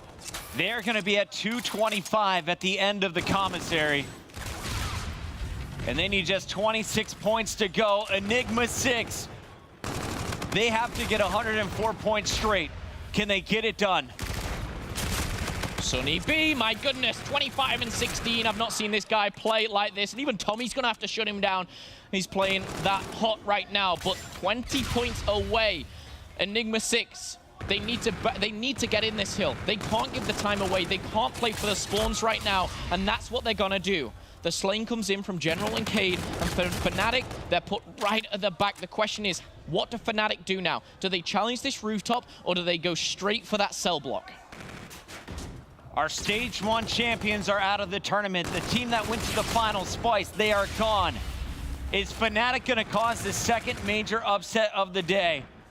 They need just 12 more points. They're not set up for the cell block, though. Royalty is going to be there. His teammates, Cade and General, spawning in the back for the new hill. And it's all out of time for our center hardpoint. You could see Enigma 6 get another full 60, but they will go at least one more. Fnatic, meanwhile, could end it right here on this hill. What I'd love to see is what Wuskins and Sunny B have. Not only their payloads, but I want to see if they've got any streaks here to break in. Sunny B does have a Scarab, so he could use that effectively as that kind of fifth man. Wuskins starts the trend. He picks up the first. Now they're pushing around the back. If they pick up the next couple of kills, spawns are not going to favor Enigma 6. You see the commissary spawn coming in. Wuskins is a key factor here. He's going to take down General, traded out by Royalty. The Scarab's coming in, the Centurion's available, but the trades that go in Royalty's favor. This is bad news for Fnatic. Enigma 6, they are not out of it just yet. We've seen this before, though, where everyone holds on to the old hill and your team that was in the lead just ends it on the new one. Enigma 6 is aware of it. Royalty has to win this gunfight in the back. General's hitting from the right. Royalty needs to clean up the kills. Helps out with Scraps. There's someone underneath him, but Fnatic is scoring. Sneaky Tommy seals the deal. 250 to 208. I do want to point out one thing there, and I'm sure, I'm almost so confident that this probably came from Tommy and his experience. When they were at cell block, the best call was, we cannot give them streaks for Grave. Fnatic said, you know what, let them have that time, we're going to rotate to Grave. If they kept pushing on cell blocks, they give them Trinities, they give them bombardments. That's when the domino effect comes in. That's where Enigma 6 bounced back. But Fnatic, they're top 6. Top 6 teams in the world right now. Fnatic is one of them, according to our placements here in Stage 2. What a massive upset here. I don't think any of our analysts expected it. Enigma 6, a juggernaut squad, a powerhouse team when it comes to the respawns. They lose both hard points. I've just got to think kind of where did it go wrong from Enigma 6, and I think it was that map 1 where Fnatic just kind of took control, took that kind of respawn, but I've just got to give credit where credit is due. For me, Sunny B, he was electric that series. He really took it into his own. Both respawns, his S&D was fantastic. Good plays. And heads up plays from the in-game leader. Fantastic stuff from Tommy, soaking up every last second as they seal the deal. Fnatic, they take this one 3-1, and here to break it down for us, we got Benson and crew at the desk. Thank you very much, Puckett. Thank you very much, Momo. Bit of a surprising result to kick off day 2. We actually have very, very surprising. Fnatic just outplay Splice too, which is kind of crazy. No one's betting on that. No one is betting on that. You're 100% right there, but credit where credit is due. Fnatic just played that one beautifully the entire series, but I think one thing we should talk about straight off the bat, Sunny B, yesterday, I don't even know where he was. He may as well not have been playing. His KD was abysmal, wasn't winning any gunfights, but today, completely different team. Beautiful play from him. You could say that his performance throughout IW has been pretty bad on average. But overall, I think when Tommy and Sunny B are able to play at a above average level, this team is pretty damn good. The Twins, you know what you're going to get out of them. Scraps has had the top KD for these guys for quite a while now. Wuskin was sort of the search and destroy beast. He's been very consistent in the respawns as well. But when Sunny B, your ERAD player, so damn important in IW in general, when he's able to, basically take over games, especially that last hard point, right?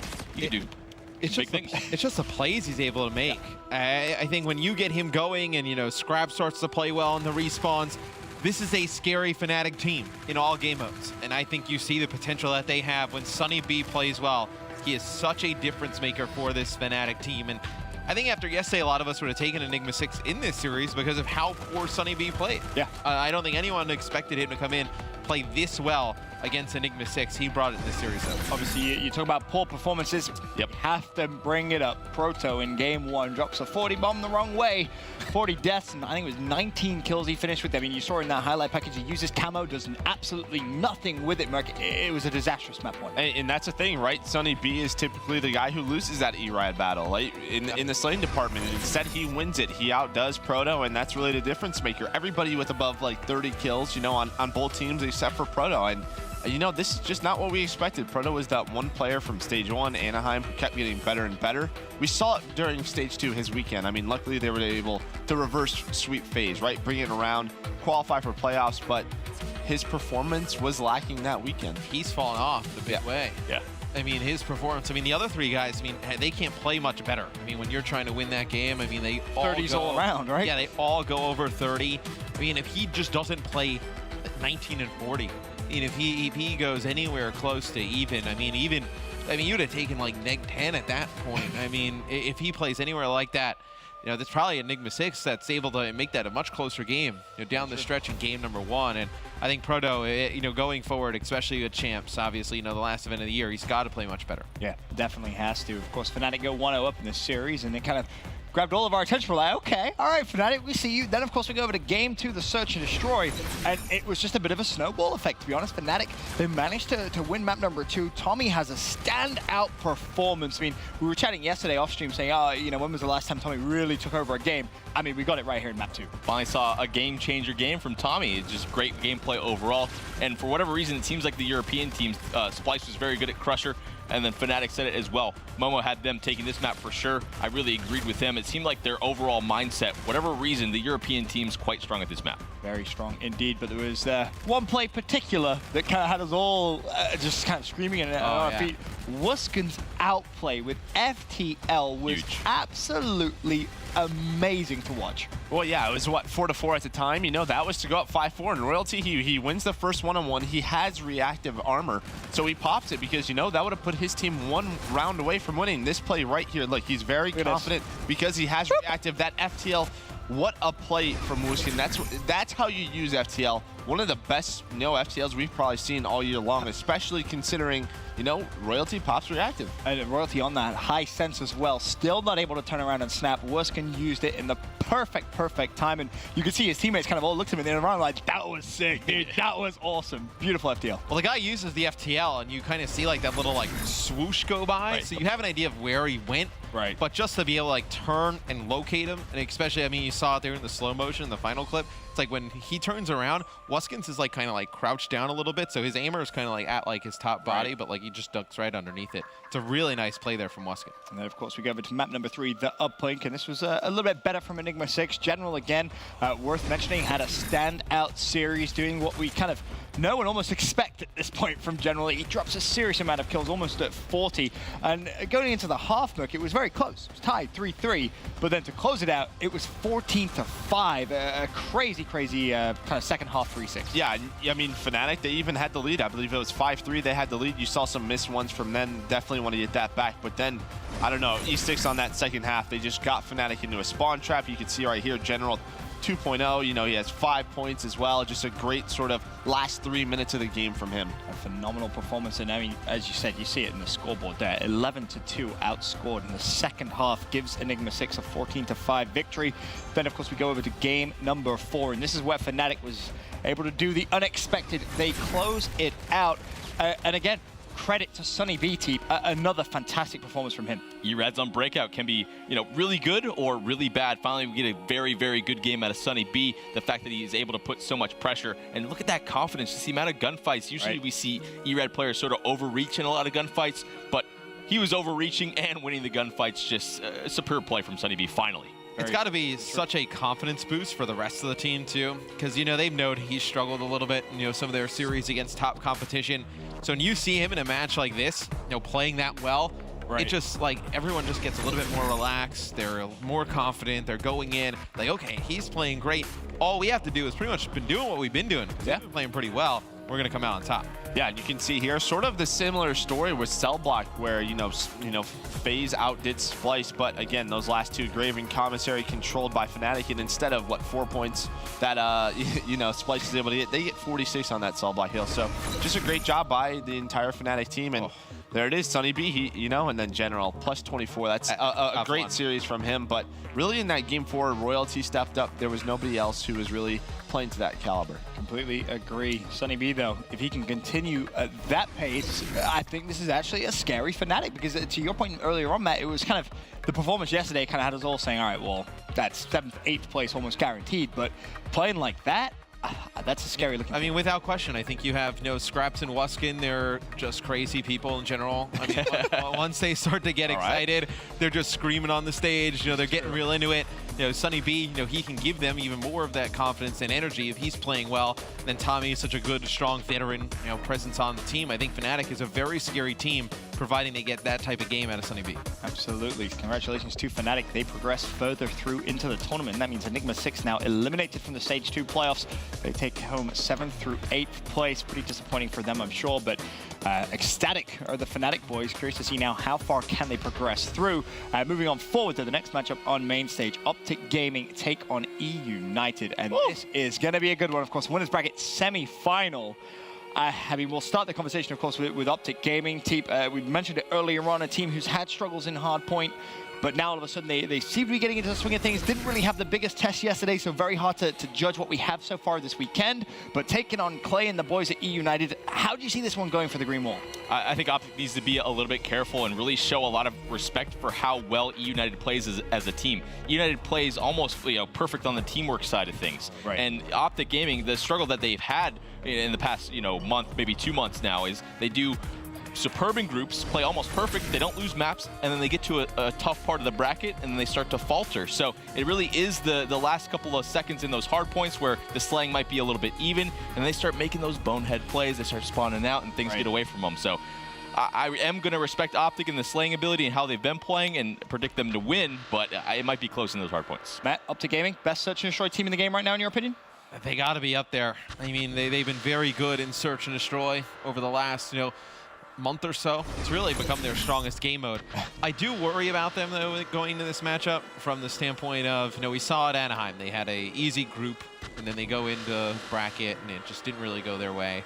Now, they don't have we think it was going to be a strong group going in, but it really was not that strong of a group. I mean, you got an Epsilon team who didn't show up. You had Cloud9 who, they played them tough, but they weren't really kind of close to taking series, right? I mean, they only really had close games against Envy. So I think you look at that, plus kind of like the week off. They're here, they're scrimming Envy, they're getting more games against the same team. Then they get a good game against Fnatic yesterday. I mean, a good one in the sense that they just kind of roll through them.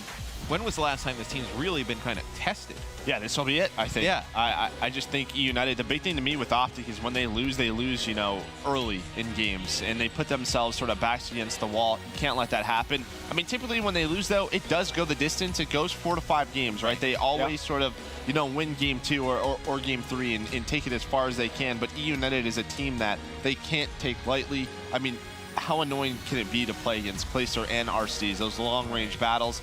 And this is a team who is stellar throughout all 3 game types, right? The matchups, they aren't easy. Look out for Pristini in this series as well. I think he's been really strong since Gunless has left this team.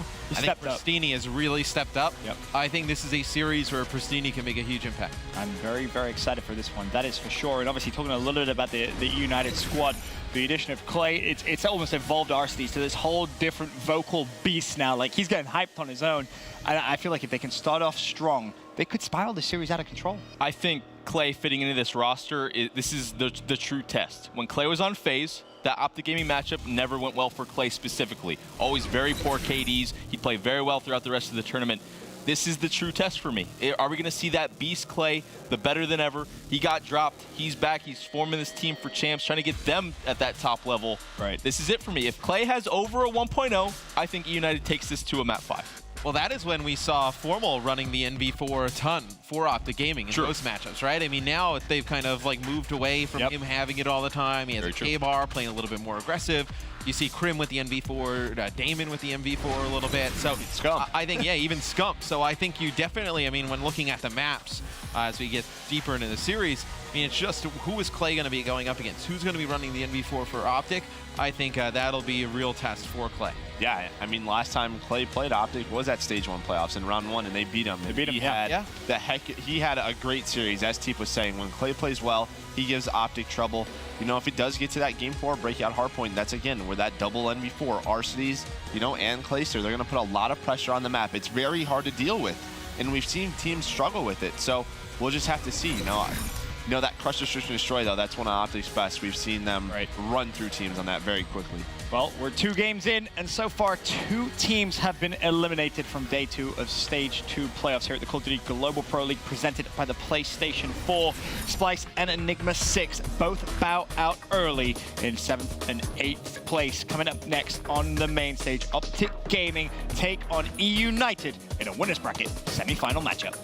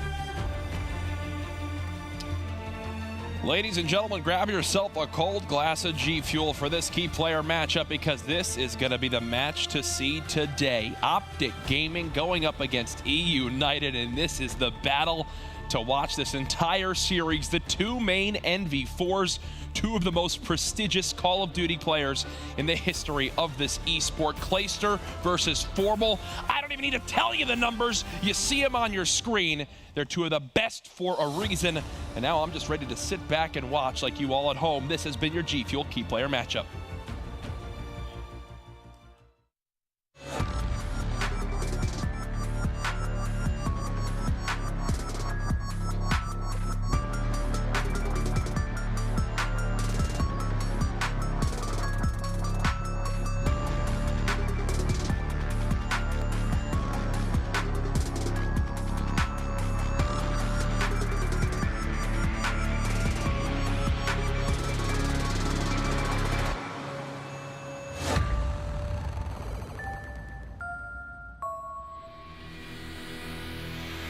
Here we go. Optic Gaming versus E United, a rematch of Atlanta Grand Final, Dallas Grand Final. These guys have matched up so many times throughout the year, but now Clayster on the squad of E United. This should be a fun one. My goodness, and have they looked solid so far in stage 2? Really, both of these teams have looked great.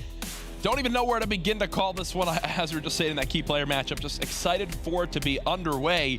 And guess what, competitive Call of Duty fans? Loser of this match winds up facing that FaZe Clan lineup, which will be later on today. So no matter what, it's a win-win. I tweeted it earlier on. I'm just excited for some damn good Call of Duty. Yeah, it's amazing. You know, we got through groups. We're now here for playoffs. Every match has been incredible. We just saw Fnatic move on, outplacing Splice, which I don't think many people would have saw happening. But now we're going to get into the winner side of things. And God, I don't know. I mean, these, you could argue outside of LG, these were the two strongest teams you kind of saw from group play, both just dominating. Yeah, and we know Optic Gaming have looked great, but realistically untouchable in Search and Destroy as of late. On the other side of things, E United, when they get in their groove, when they are on point, they can slaughter teams, especially when you see that duo of Clayster and Silly go at it on the map. But folks, without further ado, it is time. Our winners bracket semifinal match, Optic Gaming up against E United.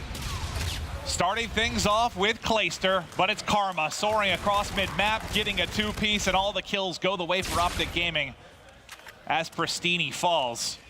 We'll start to rack up time here in our first hard point. Karma trying to get into a position in the top ticket. This, God, this series is going to be a treat, man. I got a feeling. Oh, it definitely is. You can see Karma is playing like he does. Finding some open lanes, hitting them, catching his opponents off guard. 2 assists there with the help of Scump. Scump starts the game 3-0, but finally meets his demise to the hands of Pristini. So throwback hardpoint as a map, expected to obviously see a lot of engagements. One that will be back and forth, I think, through and through. I don't think anyone's going to take a large lead here. It's going to be scrappy, and it's going to be a lot focused inside the hardpoint. This is one where Scump can certainly go off and dominate, though. We saw him drop 51 on this map. He holds the kill record for this particular map and mode. Expect him to have a big game. But as we get set up over to Barn, Spawn's controlled by E United, and they're going to look to tack on a lot of time here. That's an example of a wave of kills that if you're Optic Gaming, you absolutely have to get. Look at Pristini playing this off angle. Why would you ever expect this man to be here? 1, there's 2. Doesn't get easier than that. The duo of Scump and Formal wiped off the map, but thankfully for Optic Gaming, Crim6 and Karma find an open lane through field. All that open lane gets shut down as Pristini wraps back. He's now 5 kills in a row, 8-2. With the removal of Gunless, it's been his time to shine, and he has been doing just that, just melting with the E-Rad right now. 100 now off Bombardment, getting pushed, close angle, not able to win it. Not able to win it, and still 22 seconds left on this hill, so it would be enough for Optic Gaming to at least get close to tying up this game, if not taking the lead. E United, though, they do not want to give it up. We know that rotation towards that bottom bike path hill next is not too far a distance. Some nice shots there from Arcides. He'll flank on in. With the help of Silly, United get the last 7 seconds. Now let's take a look at the sprint towards bike path. You see the right side of the minimap. Optic Gaming surging forward. Scump, though, trying to catch him off guard. I don't know how Pristini wins that one, but he is going off right now. 10-4. Krim tried to contest, but the first 2 kills are going to go to E United. Optic Gaming on their back foot early. And you're going to see United prepare to take top middle control so they can then go ahead, kill this player who's in this contest position, Crim6, and really try to fight for positioning for that new hill. Unfortunately for OG fans, 2 of your players are now dead. There's the pinch developing from Arcides. He gets his 2nd kill there. And now E United have doubled the score of Optic Gaming. Can we actually get over to Arcides? He started out 0-5. Now has picked up 5 in a row, and he is maybe getting some streaks for himself. 7 in a row. You've got, what, 2? Trinity Rockets on the side of E United. The twin brothers picking them up. What I tell you, man, when this team gets in a groove, they are scary, especially in hardpoint. Everyone pulling their weight right now. You've got Pristini at +8. Arcides just pushed into the positive. You got 2 players even. They're outslaying Optic Gaming, and they're getting the kills again, Maven, on rotation. Yeah, and this has been your weakest mode for Optic. They've been struggling mightily in the hard point, and when Pristini is snapping like that, 14-5, nearly triple positive. He's putting on a show right now. He is shredding right now, Maven. 15-6. Doubling the amount of kills of anybody on Optic Gaming shows us how good a map he is having, and they've now tripled the score of OG. But now you got a chance to get right back in this game. Just shy of 40 seconds remaining in the hard point. Control here for Optic. But as the opening pick comes in for Clayster, you now have a 4v3, and you're going to try and collapse. You also have those Trinity Rockets. I guess if you're Optic, you at least get them to burn one of these early in the game, but you're going to lose the 25 or so seconds here. Wow, kills Formal twice with that streak. That's so frustrating. That's painful. If you are Formal. Karma, though, on the retake with 2. Optic, they're trying to just surge back in. Remember, on a map like Throwback, the rotation's such a short distance, you can still push when there's only, 12, 13 seconds left on a hill. You don't see that on something like Retaliation. Very true, Jack. And, we talked about the streaks that he picked up for United. Formal is 250 now off Trinity. He gets some big kills.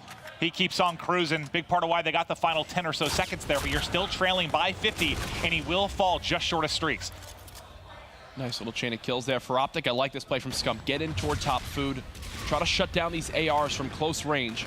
His job, going to be the one to react to what retake there is from United. Look, he's ready. First engagement goes his way. There goes Clayster. No power AR in that top window. It's a key to success for Optic Gaming on this hill. Scump with the 2-piece.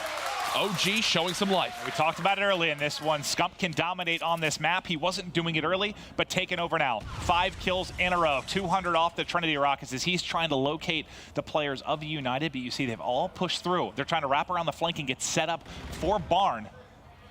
Can Optic Gaming fight through here to get some early control? Clayster wins the first one. Now trying to back up and get position as Pristini gets kills inside the hard point. Nice shots there on the Crim. Finally taken out, but he does kind of assist in a team kill there from Formal. Yeah, gets him one shot. Formal tries to use the FTL, not going to work as well. So honestly, with how Optic were retaking there, basically a worst case scenario. You get a team kill, you burn the FTL jump, and now you're spawning out. Yeah, and remember, you got beat up pretty hard the first time through Barn, right? It was dominated by United. Trying to turn the tides is Optic Gaming. They were doing just that till Clay picked up 2, but they do burst through. Spawning out now as United as they'll fight across the map. Let's toss this over. Let's hear the hold from Optic. Watch your underpass. I'm watching underpass. They're playing mid. I think they're playing mid, guys. Okay. Nothing field. Mid alley. Stay down. Stay down. I got him. Nice, 2. One. Mine from my back door. Mid. Back door. Front door hurt. Yeah, FTL back. They're gonna be feeling safe. Let's go. I'm rotating. One shot, Damon. One shot, Damon. Weak. Right side. Guys, bowling. You naded me. Watch out, bowling. He's going low right hill. Nice, Barlow. Good low right hill. New. Let's go, boys. Good shit, boys. Run it back. Got Silly. Let's go, Ian. Coming, Lemon. Go on top, man. Watch that, Clay. Watch that. Bottom right. Oh, green. He's under green.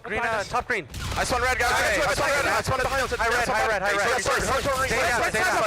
Slay. I'm behind all of them. Running it down. I'm getting downhill. One's front green, dead. I'm waiting in. Nice one. He was camping deck. Red sidewalk. Two guys sidewalk. Which on hill, absolute RCs. Try to sit down. He's low left hill, absolute RCs. Get down and hill. Seth. One more top left. Down hill. One slid through. Somebody get down. Someone get down and hill. I'm trying. I got one. I'm dead. I naded it in. Stand back. Go for hill. Yep.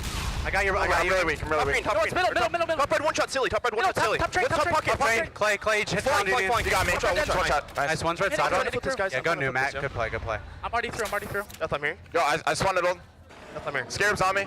I'm B cut. Bowling. I'm in bowling. Nothing underpass yet, Seth. I'm green sidewalk. He's bowling behind me. Clay's bowling. In bowling. He's in bowling.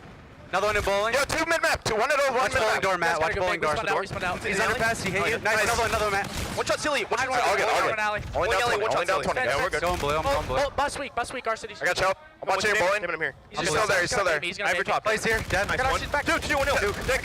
One shot, stick. One shot. One shot. I'll get it. He's absolute. Watching half wall. Dude, half wall. Another half wall. I'm close wheel. Nice, Matt. We're gonna go. Oh my God! Let's go. You can hear the communications there, but Optic still not able to chip away at this E-United lead. Here is an opportunity, though, as they have got bodies near this baseball side. They've slowed down a couple of United players, but you see Pristini had that disgusting 2-piece on rotation again. He's a big reason why they have themselves a lead in this game. Well, you just saw Karma invest the camo. Will it turn into any time? It's not. You still got multiple players up here. Pristini finishes off Formal. You get absolutely nothing out of the camo play. And wow. Early in that listen-in, Optic brought it back. They actually had a lead change there at the beginning of Bike, but then they were dominated in transition to back statue. United look like a well-oiled machine right now, and even we talk about Clayster, how much of a superstar he's been, this is what's most impressive. His 3 teammates, when he needs them, have now gone big, all of them consistent throughout the map. You know, they had, what, a couple poor starts, one extremely strong start. At the end of it all, they've just remained where they need to be with Slang. They've got to keep this up, though. The game not out of touch yet for Optic Gaming. One solid hold on a hill like Barn would give them back the lead. Pristini just continues to shred with that E-Rad. He's got a K-bar out now, has his camo to work with as well. Remember, Karma already used his. 27 and 18 is Pristini. 50-point advantage. Can they hold on for the victory here? Remember, the last throwback, we actually had go to time. Not sure we'll see that be the case here. Wow. Okay, so Pristini's got to try to get a kill. There you go, nice. He at least stops Formal, and Arcides gets 2 gunfight wins in middle, and wow, one of those shots from Pristini. But Optic still get the top spawn. They still get the close spawn. Pristini and Arcides are having to get 2 waves of kills in 2v4s by themselves. Well, they may be able to do it. The collapse comes in. Arcity finds it despite the fortunate spawn for Optic Gaming. E United hold it back, Barn, as they're now looking to break the 200-point mark. E United, they continue to fight for every second they can get. Can they take an electric map 1 versus Optic Gaming? Let's hear their comms. Not camoed. He's back door, Back door. Nice, let's fucking go, baby. I'm getting back. I'm in the back. I'm going to the back with you. Back 10 weak. Nice, let's go, baby. Going in hill. Back. Push him out. Ready, back over. Big time. Yo, one hey. He's going to me. Nice, going to me now. Feel. Hey. Oh, nice, let's go. Feel, 4 more, watch out. Get time. Yo, last 2 front. Help me here. 4 more Karma. That's 1 lemon. Nice. Karma, hit it. Karma's in the back, I think. Back 10 in the hill. One shot. Nice. There you go. I'm here. Watch out, Scump. He's challenging. I spawned out blue. I'm gonna go bust. I spawn with you. Alright, I'm gonna go all the way around. I'm not gonna know I'm here. Do you have a streak? Do we still have streaks or no? No. Okay. Tommy. Yo, he's top food. One more side lemon. Left side. All we gotta do is contest the hill. One in buzz, one in hill. Karma's top food. Karma's playing top food, dude. Careful here, guys. Careful here, guys. Yo, he's underpass. He's flanking. Turn around. Nice, let's go. Good job. I spawn bowling. We got a pinch. Yep, I spawned here too. Go quick. Top pocket weak. Top pocket weak. Scump front food. The kills, stay alive. I got one. Bowling. Two. One last side, one jumping in. Let's hit middle. Let's hit middle. One crates. You guys go 2. I'm nading hill. Let's hit this quick. I'm flying on it. Middle. Last guy, middle. Weak middle, Crim. Scare him. Can't. They have a Centurion. Remember, we gotta hit through this. We don't have anything left, guys. Top two, weak. I'm going all the way around blue. I'm going all the way around blue. Nice. Let's go. Get that time. Get the time. That's good time. They have to play that. They have to. We have to push it. Get this time. Top train. He's jumping on you guys. Clay. Nothing's on you, Clay. We find out. You guys are here. He's in the back. One in the back, one underpass. Back kill me. Back and under. Guys, come on. Wait, Go blue. There's somebody full pinch. I will right now. He went to back garage. I'm here with you. He's around back garage. He's going for blue, watch out. We got one. Crip, one shot back blue. Yo, one's back garage too. You have that tail, Justin. 6 seconds. Wait a second. Wait for us, Justin. Let's Come go. on, underpass. Going through bowling? Up underpass. Yeah, he's looking at me. Back. Scump, I got one. Scump, one shot. All good. Scump's one shot hill. You gotta wait for each other right now. We're not getting kills. We're good. I spawn close blue. I can smoke it. Yeah, go for it. I'm coming. I spawn deep. Top blue. Good job. 3 on 3. Sit hill, play him weak. No one, underpass. One's in the back. Formal's in the back still. Got me on new. Rotate to new. We're good. Work these kills out. They're gonna have to work. Top middle, Crim. Work these kills out. Crimson Hill. What's top food? Use the streak. Karma's speak cut. You have the teal. Watch out. We're good. I spawn lime. No one on food. That's all their streaks. All right, let's go. One more break. Here we go. The Optic comeback alive. The 240 mark about to be hit. A nail biter here, Jack. No, Pristini's now in the hard point. There's no one here. That's it. Ooh-wee. It got real scary there for a bit. It did. No choke city, boy. I think it's what Clay just said. A team kill in the end from Optic Gaming winds up swinging the tide. You see Arcides with the big kill on top train. Relieves that pressure, and a sigh of relief from Clayster and crew as that got dicey towards the end. Nearly one of the bigger comebacks we see in Throwback. You don't usually have large swings on a map like that. Optic almost get it done, but not enough. E United hold on, and the brother duo, man, they were so good. Pristini and Arcides were fantastic throughout game one. No, absolutely. And you see Formal trying to keep Optic Gaming composed. They know how close they were on that comeback. Formal had that 7 streak at the end, earned the bombardment, earned the Trinity. It just was not enough. That impressive start E United had and really carried through the map was enough to hold on to that lead. to take that map either way. That's why we were excited for this series. What was that, 14-second difference between the two teams? It's like you could hear it slipping away from United in the comms, right? Like they're all fired up, and then it was what, like 4-down situation 3 times in a row on baseball, and you're like, oh my God, like Optic's gonna do this, but no choke for United. Go look at that baseball hardpoint. The one time Formal, like if Formal can get to back bathroom with an AR, have a player in the hill, and they have knowledge of where the opponent spawned, Optic is one of the best teams in competitive Call of Duty at getting a ton of time on baseball. I mean, the guy, it seems like every time he can get in that exact position, he goes on a streak, earns those streaks. It's one of the easier places to do. We see Zero do it. Octane, if you get your strong MV4 in that spot, you can absolutely dominate. I think he hit a 7 streak, but it was not enough there behind the Trinity and Bombardment to get the victory. But now let's look forward to Search and Destroy. So that has been Optic's best mode. You know, looking back to week 4, it was like 6-1, 6-2 victories over and over and over again. They were completely crushing the opposition. Yep. Question is, will they be playing like that this weekend? We'll have to see. Coming into this, Optic Gaming, they had the 3 top S&D KDs from the regular stage matches in Stage 2. We'll see if they can carry that over now, because we know they definitely need to, especially with what we've seen from United when we head into Game 3. Optic's weakness of hardpoint still continues. As now moving forward, Maven, looking at this, we'll take a look at our S&D leaderboards, but when this plays all on out, I mean, are you favoring Optic in this map? I mean, on Search, I think you have to, just with the way they've played it. It's not like this was their form a month ago. This is their form a week ago. Yeah. You got to think that's going to continue, and you see how dominant Formal was with 2.25. I believe this is from yesterday, so just from day 1, so not a lot to work behind. But if you take a look at the overall KDs from them throughout their 6 matches at Stage 2, it wasn't that far off of this. That's what's scary. Yeah, no, Scump, Karma, and Formal were all right up there with those exact numbers. I think Karma's was almost identical back in Stage 2. Either way, though, Crusher, Search and Destroy will be our next map. Sniper play, absolutely possible here. Wondering how much Optic Gaming and maybe change up their strategies in this map. And you know United have studied this team. And this is must-win for Optic, because if you take a look at the uplink, yes, they are one of the best uplink teams in the world, but when they falter on throwback. And that's going to be where we're playing in Game 3. You have to take this Search and Destroy. And we watch Optic play Crusher. I mean, they were incredible on this particular map last time we casted them, Jack, at just getting information, watching the crosses, and then pouncing as a 4-man unit. It was a pleasure to watch. Optic down 0-1. Almost makes the comeback, but didn't quite happen on that throwback hard point. Looking maybe for some magic here in Game 2. We're following Karma off the break. Placer with the NV4, trying to hold the line.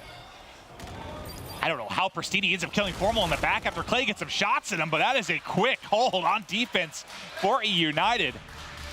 Just mop the floors. In that situation, you would think you'd favor Optic when it's like a 4-on-4 hit like this. That's where LG and Optic really excel on this map, but they don't even find a single trade. Optic's favorite setup on offense on this map is sending Krim to be a distraction towards A for a moment as the rest of the team takes control of the B site. Well, there, United call the bluff. They send 3 towards Rocks. They send Pristini on the fastest flank possible, and the timing just doesn't quite work out for Formal there. One drops in Pristini. Arcity's backing up, watching all of his comrades fall. He can't get out the door. What is this? Just completely defensive domination for the first 2 rounds. Seems like both teams did their homework. As here's a look at how Formal cleaned up Clayster and Arcity's in the end. Nice ND4 shots from him with the help of Scump. Will to put this game back to 1-1. Well, let's see what offensive adjustments we have from Optic. Heading into the next round, we'll take a look at the splits off the break here. And it looks like action's still going to be towards the B site. This is a little bit more like the normal setup. They at least have a body towards that side. In Crimsix, this is normally how he plays. He's not any anticipation for gunfight in middle map as he's got an E-Rad. But now this little bit of a later flank. Look at how Formal now plays this. He watches the back. Optic take control of the site. This is much more like their typical setup when they go towards B. So we'll have to keep an eye on that 8 on the minimap. That's Pristini. He's going to be the one that's going to have the late flank. Oh, they want this. Is someone going to be ready for it? They just decide to take the action to the back rock. They hit it hard. Scump gets 2. Formal will fall, though, and now Pristini on the collapse. Long-range shots with the E-Ride, able to pick it up, and now it's going to be a 1v2 for Silly. Can he clutch up? He's spotted 1, tagged up. Got to get away with his life for now, but they hunt him down. Scump with 3 in that one. They gain that information, and because the bomb's not planted, they say, you know what, let's just act on what we've just found out, especially with the silky shots from Scump there on the player behind the rock. will put Optic Gaming now in a round count lead, and you see once the timing works out, once Optic get their confidence that, hey, we're fine from our flank right now, we can now push up on the site, they act on it. Again, it goes back to the point you brought up, Maven. They're better than almost any team in the game at it. Okay, well now, offense for E United. Clayster. Formal, we'll see you later, buddy. Pristini adds on the damage. The second falls for Optic Gaming. Krim and Karma, tons of work to do. Both teams adapting. That's what you love to see in Search and Destroy. It's rare to have a sniper go inside A, but in moments like that, can catch your opponent off guard and be something that helps swing the round in your favor. Karma spots one at the back box. Clayster watching you with a sniper? Ah, probably. Clayster things. Under 30 seconds on the clock now. Karma gets an easy kill. You just called play out for that positioning. He gets caught, but Crimsix can't get in the backside. Karma has to kill everybody here, can't slide away. And I mean, that was done early. Once it was into that 4v2. Yep. United control very quickly. Here's the final kill from Pristini. He cleaned up both players. Krim as well as Karma. 2-2. These two teams still remain so evenly matched.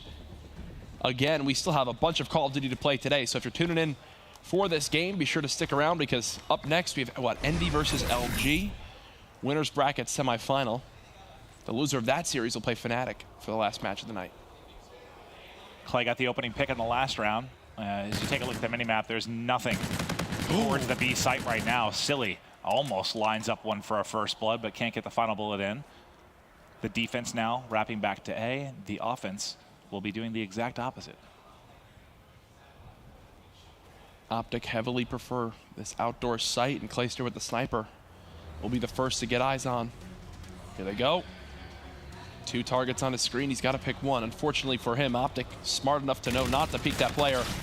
Scump playing close, 2 versus 2. Now a 2v1. Clayster guns Formal with the pistol. Krim yet to find a kill in this. But can he clutch the 1v1? Clay gives up his position, solved for a second. Krim, with the sliver of health left, wins the one-on-one. What a time to get your first kill in this game too. Wow. That little panic shot from Clayster cost him that round. So they almost got it done. It's just not enough in the end. Krim's one of the winningest players in Call of Duty history for a reason. And it's because of clutch moments like that. He is the winningest. If you're looking at overall trophy count, it's absurd how high it's gotten. Not prize money, though. That's true. That's true. Pristini getting darn close to camo. He's 5-3 right now. He may be first blooded, but he's able to actually get through the cross. Formal, though, finds the opening pick. Pristini still hasn't got his health back. Doesn't matter as he is at least able to pick up a kill. FTL through. FTL right in front of Clayster, but they drop like dominoes. E United off the map. I love the energy from Formal after every single round. You see him FTL in there to get the 3-piece onto Silly. He forces the action, baits himself out for his teammates to clean him on up. Optic starting to get in a rhythm here. Take over in this game too. If you're just joining us, they are trailing in the series after losing the hard point on throwback, but a 2-round advantage now in the search. Formal leading the way at 7-5. Couple of first bloods to his name as well. This time, though, your star, Scump, off the map. Pristini slaughtering the E-Rads inside. Wow. Pristini just destroyed Optic Gaming. They send 3 E-Rads at Pristini, and Pristini guns every single one. Swats them away like flies. Wow. Talk about someone who's really built a name for themselves this year in competitive Call of Duty. He's great, man. We had him on Hot Mic, and I don't know. I love the kid. It's been great seeing some of the breakout players this year. You're probably old enough to adopt him. Probably. Certainly am. Yeah. But let's see if Pristini can keep it going. 150 now off the Scarab, 9-4, Already 3 kills. Camo. Came in the last round. Oh, actually, no. He was he 5-3 going into that? Oh, he got, never mind. I was thinking, possible. Yeah. I thought for a second he got the ace, but still he got one. You got the ace and died. That would be impressive. Yeah, it really would. There's a free plant for United, but you can see the hesitation. They don't know exactly what to expect. I think now, finally, our cities will go ahead and plant that bomb. Optic, extremely worried about a Rock's push from the camo from Pristini, it looks like. Scarab scouting forward, gets the position of a couple players, and now Optic Gaming have to make a play. They're waiting for maybe some of these nades to be burned by E United, but they got to go. I mean, times against them here, they flood through. Karma gets in, Pre-fires, Pristini's used the camo. Kill onto Karma. Snaps onto Scump. Pristini is a god, man. He is. I think the big worry there is you don't take him off his streak. You know, he gets 2 more kills. Perfectly baits that camo. And the worry now is that that camo is used. And again, they don't kill him. So, can we check in with Pristini again to see exactly his progress on these score streaks? Okay, so still needs a couple more in order to get that Trinity rocket. And Krim, he had a lackluster game 1 from a KD standpoint, struggling here. His only kill was that 1v1. Outside of that, 1 and 6 right now. First blood again for Formal. Krim on the board yet again. Scump has reactive. Not going to need it here as Arcidy's the lone man. Clay, I love you, but you cannot peek that same spot against Formal that many rounds in a row. The man will punish you. He's one of the players in competitive Call of Duty who can hit those shots across the map with the NV4 onto the sniper. Just shreds Clay, and once that happens, Optic get the green light to go for the plant. The big thing going to be heading into these late rounds is going to be the payloads. You see Scump's meter is full. Tagged and running away. OG now up by 1 round. So close to closing this out. It's Karma. Hunts him down. It chases him off the map. So now, if you're Optic, you know you've stopped the player on a streak. You know he's already used his camo. You've now got a couple payloads for your own. You're feeling pretty darn good in this map. And you only have FTL. I think they use it right here. For United. Let's see what they play behind. Karma and Scump. Payloads ready to go. They're starting to move forward. Crim6 does get the opening pick. It is traded out. Silly just spotted 1. Does he try an FTL behind? Reactive gets used. Karma will get a kill before dropping. Scump's reactive just ran out. That was reactive and camo, Maven. That was reactive and camo to retake. Formal in a 1 versus 2. Pristini shuts him down. How do you lose a round where you pop both? Optic pop reactive and camo at the same moment. What's the play call there? Pristini has shut down this U area of the map from start to finish of this game 2. If E United win this map, it is because of that man with the forwards hat on your screen. A crazy game 1. My goodness. A crazy game 2. Pristini. 14-5. That's an unreal performance. What did Dashy just get? 17, was it, at the LCQ? Yeah. 17. Pristini doing his best to catch that. This 14's against Optic. Very, very true. Here comes the push. E United, they want blood. They're trying to get aggressive onto OG. OG not falling for it, though. They fall on back, and now both teams will reset the map.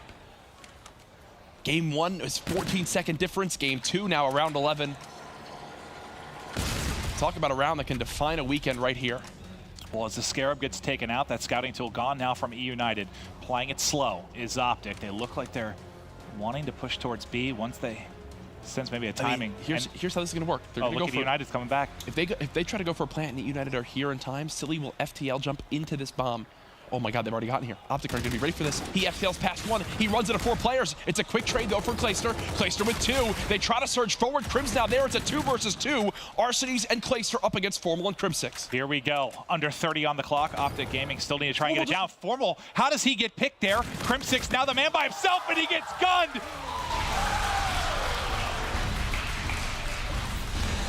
I don't know what Formal was doing right there. Some questionable rounds from Optic Gaming down the stretch. They were once up 4-2 in this game. They drop in the round 11. I don't know what he was doing right there. He just sprinted through underpass. I almost want to watch that again because I feel like I missed something, but impressive recovery from E United from being down 5-4, knowing Optic have the 2 best payloads you could possibly have inside a site where they are extremely lethal at. But because Big Papa Pristini, the Panini himself, drops what? How many kills was that? 15? How many get? I know he had 14 going into it. I'm not sure what he finally ended with, but that was an unreal performance from Pristini. E United now enjoy a 2-0 advantage of this. And remember, the loser of this series will be matching up against FaZe Clan. But can Optic Gaming do it? It'll start with the uplink. Can they perform the reverse sweep? So much pressure on these guys with $500,000 on the line. We'll get to the uplink after this quick break.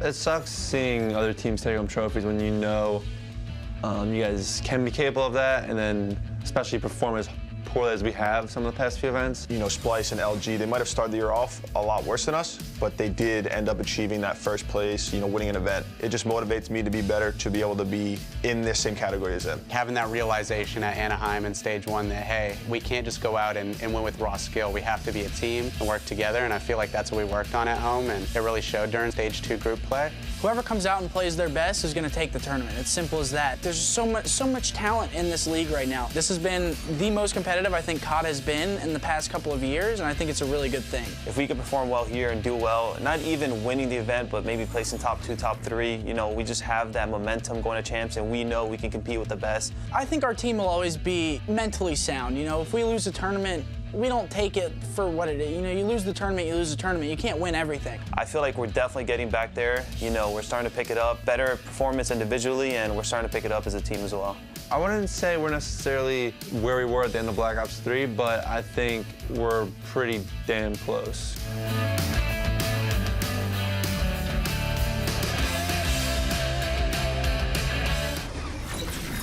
United looking out to close this series, and I'll tell you what, man, this is not the map you want for Optic. You're 5-5 on this since Dallas. It is your worst. Christini there. That'll. Still breaking my ears, but either way, the only thing that's not broken is Clayster's shot right now. The man's 3-0. that was almost a heart attack, but we're good now. All right, 0-0 score, 30 seconds into this one as I'm now wide awake. Wow, I'm ready to go. Let's get the dunk right through. United up 2-0 as Pristini just cannot be stopped. My goodness, everyone positive, everyone dead on OG. Optic Gaming's base has been claimed by none other than United. This is another dunk. They've got 2 men here. Pristini in. They are rolling them. This looks like what FaZe in their opening 60 seconds. They put 6 on the board. United tried to match that, but still 2 dunks, man. My goodness. Ooh. I mean, what is the first line I said when this series started? When these 4 are clicking, they are untouchable, and that is what this series has been. Everyone has been involved. Everyone has pulled their weight. You cannot have a slow moment against a team like Optic Gaming, and United have not up to this point. No, they haven't let down. I know that the first 2 games obviously very, very close. Around 11, 15-second hard point. Early on this uplink, it's not looking like it's going to be close in game 3, but now you got 3 down for United. Optic surging forward, drone into Crim's hands. He's going to toss it down for yards as Karma snaps on the one there at top of the steps. Also getting in a nice position here to put shots in, dunk through. Optic back in the swing of things. Karma, the only one still here for OG, trying to keep this pressure on. Oh, wow. Melts Arcides right there, hits every single bullet. 4-2. The lead for United. It's Karma again, still trying to wreak havoc. Unfortunately, yeah, he should meet his maker there. Arcides shoots him down. Well, Formal, the only one alive at the moment for Optic. Wow. He tries to get the drone forward, but Arcides evaporates him. They grab the drone, throw it at Formal. He's about to kill his teammate. A perfect manual toss. Clayster moving forward with this drone, trusts in his teammate to watch over. He trusts in Arcides to get that kill, goes for the dunk, showing that these guys are already great teammates. Oh my God, Clay at 9-5, 4 points to go as well. Optic trying to fight back to mid-map as they've been getting beaten up in the opening 2.5 minutes. Scump now with the Erad up top, trying to work with Crim as they push across. Nice job there covering over Crim6 as he's tucked away in a corner. I mean, think of what these guys have been. From the start of the year to now, going from basically no names in competitive Call of Duty to household names, people that beat the best in the game, that are the best in the game. They thought they might have been done when Gunless was gone. No, if now they look better than ever, in my opinion. And so far in this series, Scump tries to force the dunk. Not going to happen. Silly shuts the door. Silly and Clay going big on defense. And now they're wrapping the drone out towards Courtyard, getting gun up. Nobody on this side of the map yet for Optic Gaming as they're trying to transition across. Arcides. I mean, they're outslaying by 8 kills already, and we're just, 3 minutes into this map. If this keeps up, this is going to get out of hand quick. It certainly will. Pristini wanting to tack on more points, Jack. 1-pointer's away. 1-pointer is good. Perfect throw. 7-2 lead now. 90 seconds left in this first half. Can Optic Gaming get anything going on the board offensively in the final moments? They do have drone now. They're just going to try to change things up. Yeah, let's. Can we get to Crim? He's the one kind of leading this push on the top side. He is able to win one. A couple more to deal with. Guns the second. Drone moving forward slowly here. Scump gets tagged up. It's Silly and Clay again trying to go clutch on defense. Everybody gets in. United holds. And they do it. I mean, at that point, you just got to try to go for a 1 if you're Optic. Just try to get something on the board. You don't have to worry about dunks. There's still a ton of time in this game. A 1-point throw brings it back to just a 2-possession map. Instead, United hold the front line again. Both guys set on opposite sides at Courtyard. Pristini's K-Bar looking so strong. Silly pushed at sandbags. 3 kills for Optic Gaming. But look who has the drone. Arcides. Can he get points in a 1v4? That would have been very painful if you're Optic Gaming. You kill everybody but him and he gets a throwaway. If he went to the right there, I think he does get a throw. Yeah. 25 seconds left. Optic want to try to salvage this side. A team kill from Crim onto Scump, though, will hurt their number advantage that they once had. Karma trying to keep pushing forward. 15 seconds remain. They've got 2 players still here from United. Clayster's one of them. The man's 14-10. As I just don't think they have enough here for the green wall. United are now 5 minutes away from 3-0ing Optic Gaming and moving on to our winner's bracket final. I'll tell you what. Do we think United could win this series? Absolutely. You know, we talked about it. This is a team certainly capable of doing it. They look so impressive in stage 2 with, you know, Clay joining the squad. But do I think it would be a 3-0? Sure as hell did not. Upstairs in the player lounge, Clay looked at his teammates and said, boys, we'll have to send Optic Gaming down to the losers bracket so they can be the ones to knock out FaZe.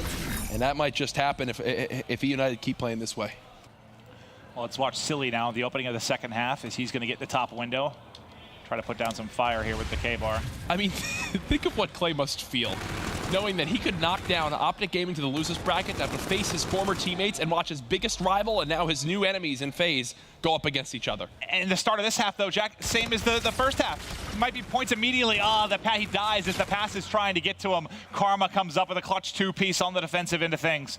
And at least you don't give up a quick hit dunk. Now, we know what Optic Gaming can do, though, on this map, on this side specifically, Maven. You cannot count them out, literally, until the last 20 seconds of this map, even if they're down by 5. They've done some miraculous things here in just 30 seconds' time. But first, it comes with getting this wave of kills in middle, finding some positioning, and feeling confident for once. Optic have not had that kind of peace of mind in a setup since the beginning of this game when they got that dunk. Yeah, and it's like right now, look at Krim. He's frantically looking all around. Trying to find anything. They're in a good position to get the kill. Scump tacked one on as well, but Clayster, can he be the hero on defense again? The answer is yes. He kills Karma and Scump. Arcees clears drone. Formal's still here mounting pressure, but it doesn't matter because there's nobody actually get the objective forward. And now with Formal dying, Optic will have to wait for him to come back off spawn again. 3 minutes and 40 seconds remaining. So far, both teams held scoreless in side 2. The biggest threat up to this point in the second half was United's, botched offensive opportunity. It's kills like that, man. 3 down for United. Arcee's the lone guy. You kill the person trying to rally drone to at least slow it down. That way your teammates can come off spawn and make a play. They decide to invest streaks in this to make sure maybe no score comes in for Optic Gaming. I like that. And again, a nice defensive hold. Good streaks are 4, right? You stop the momentum. Optic were in their base. They had control, and now look at this. They grab the drone. They bring it towards blue. They're going to try to flank this field. Thankfully for Optic, they've got bodies there. It's 4 dead, and uh-oh. Here's where the pressure can be put on. You need to see one of these players, though, rotate back towards middle map. You'd assume the dunk should come in. Formal still staying alive. Formal, though, finally does drop. They're just waiting to get back. Karma gets to mid-map. Krim puts it through. Karma should be dead in a second. Yeah, they had pressure. Well, 2 people in that top window. Krim now needs to get back. He needs to make sure there's not a counterattack chance. Get some shot in.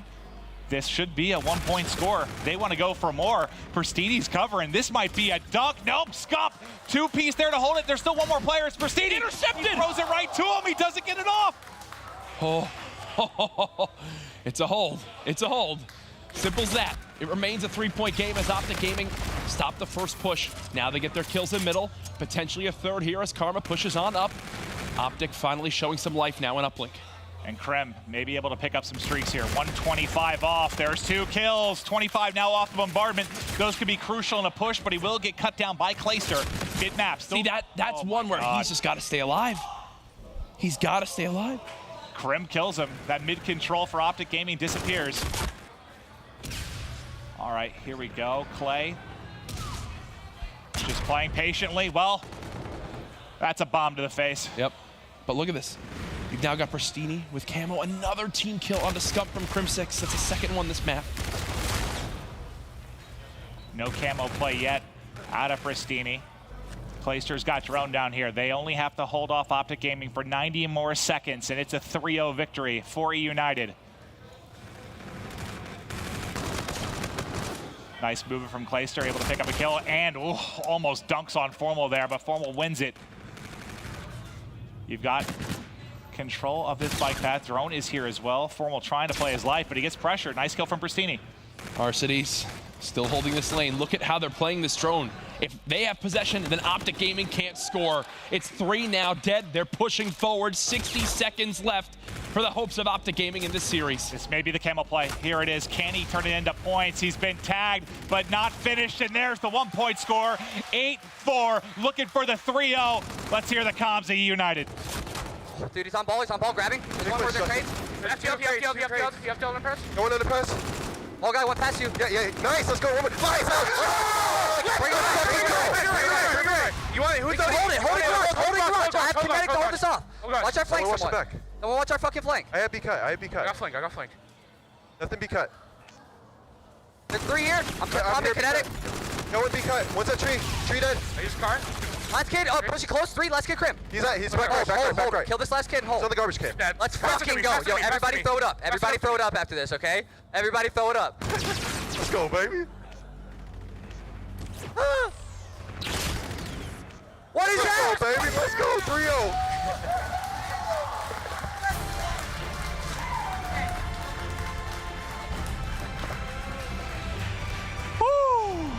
What a series for E United. Clay, story of redemption here as he's fought against all odds this year, whether it's been getting dropped from FaZe, stuff in his personal life. He has been dominant. His team has been incredible. God, that was an impressive 3-0, pal. How does he keep doing it? I don't know. How?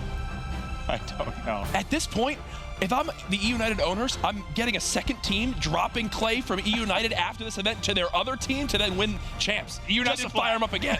E United Black, make the second team. Oh my God, man, what a series. Optic, you know, we talk about their woes usually in winners bracket round 1. Here, they fall in winners bracket round 2 to E United. And that, God, I mean, how good did everyone, I think, at some point just was a superstar for United. You saw Arcides with that 3-piece. How disgusting was that? The reaction was great. Pristini was a monster throughout. Clay going clutch when he needed to. And Silly, man, that Erad continues to be dominant. But the story, it's got to be about Clay, baby. He was phenomenal. And we've got him with Puckett.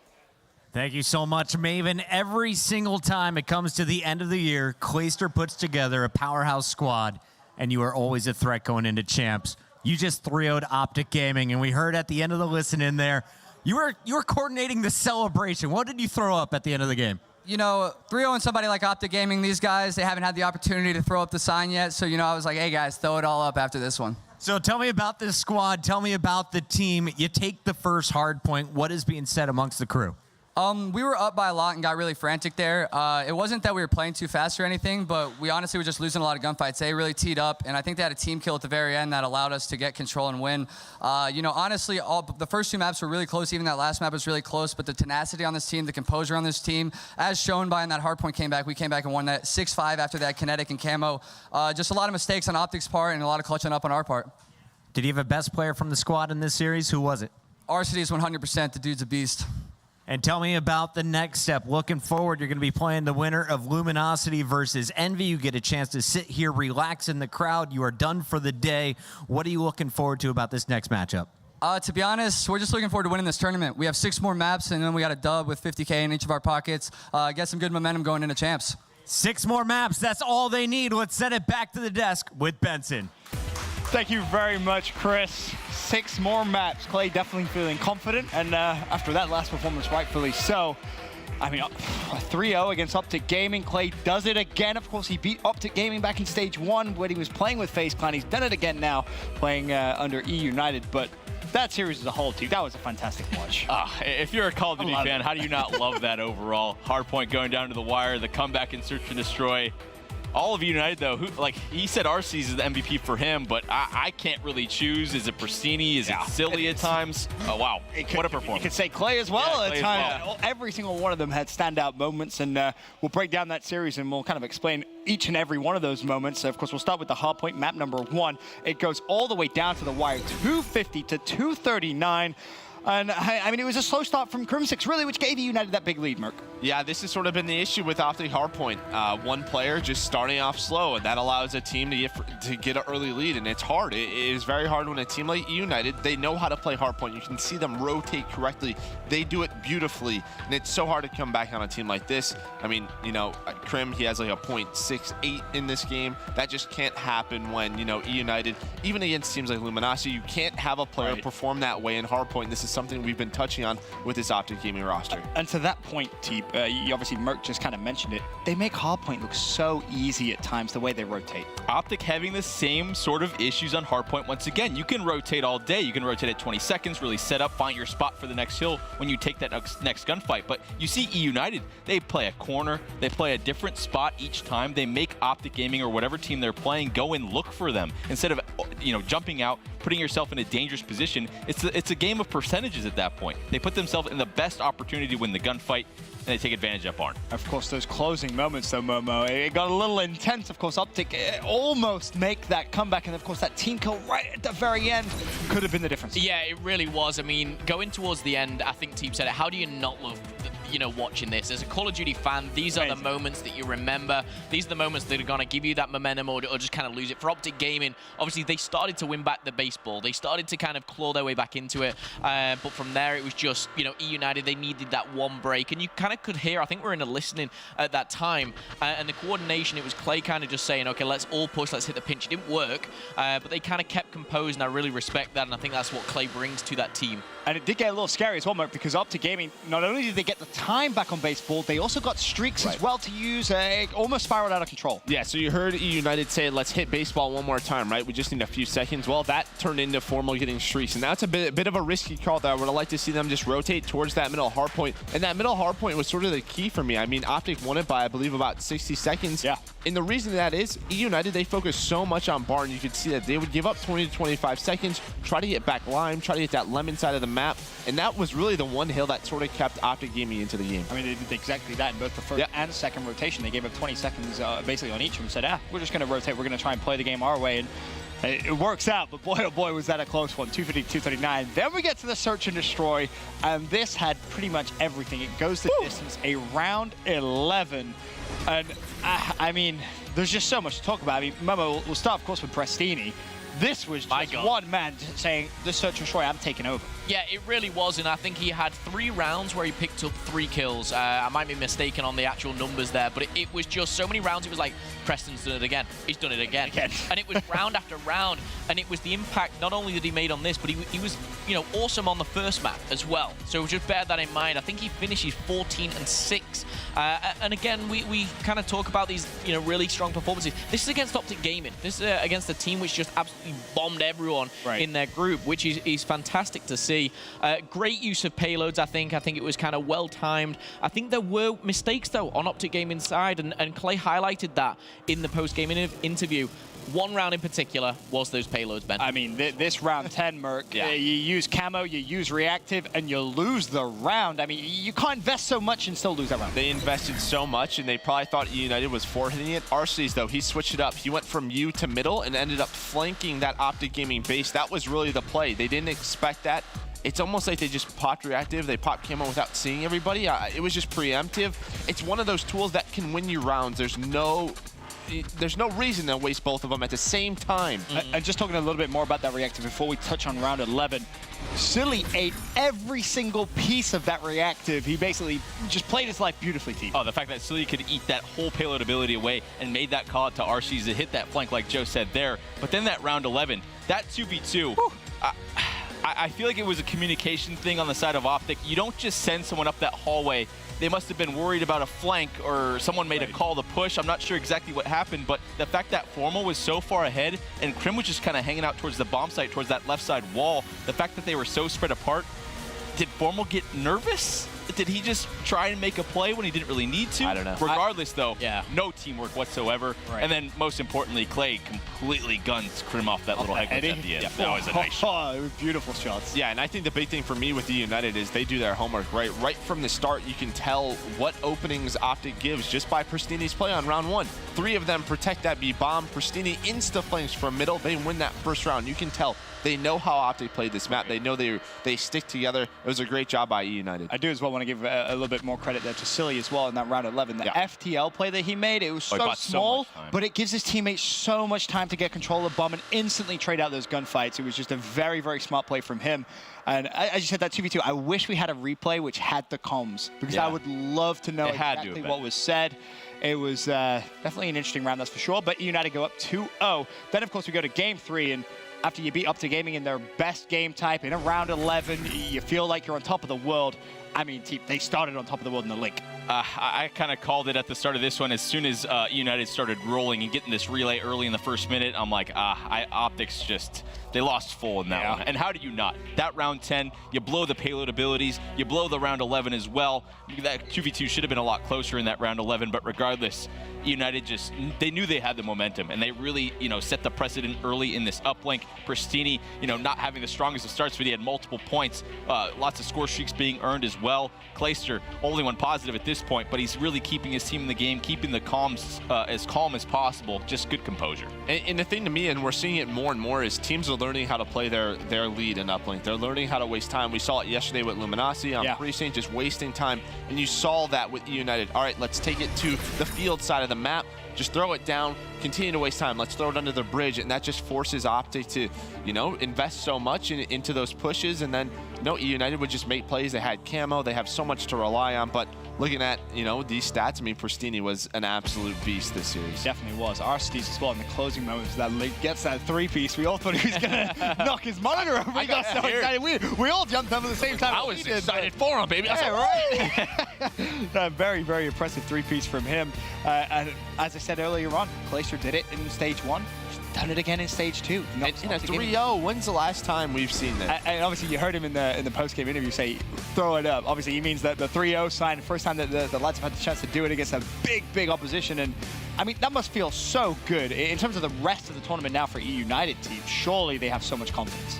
Going back to my playing days, there's always that one match in the winner bracket where once you win that, the rest is sort of like a cruising. Right. And I feel like that was the first test of an elite team for this new EU United lineup.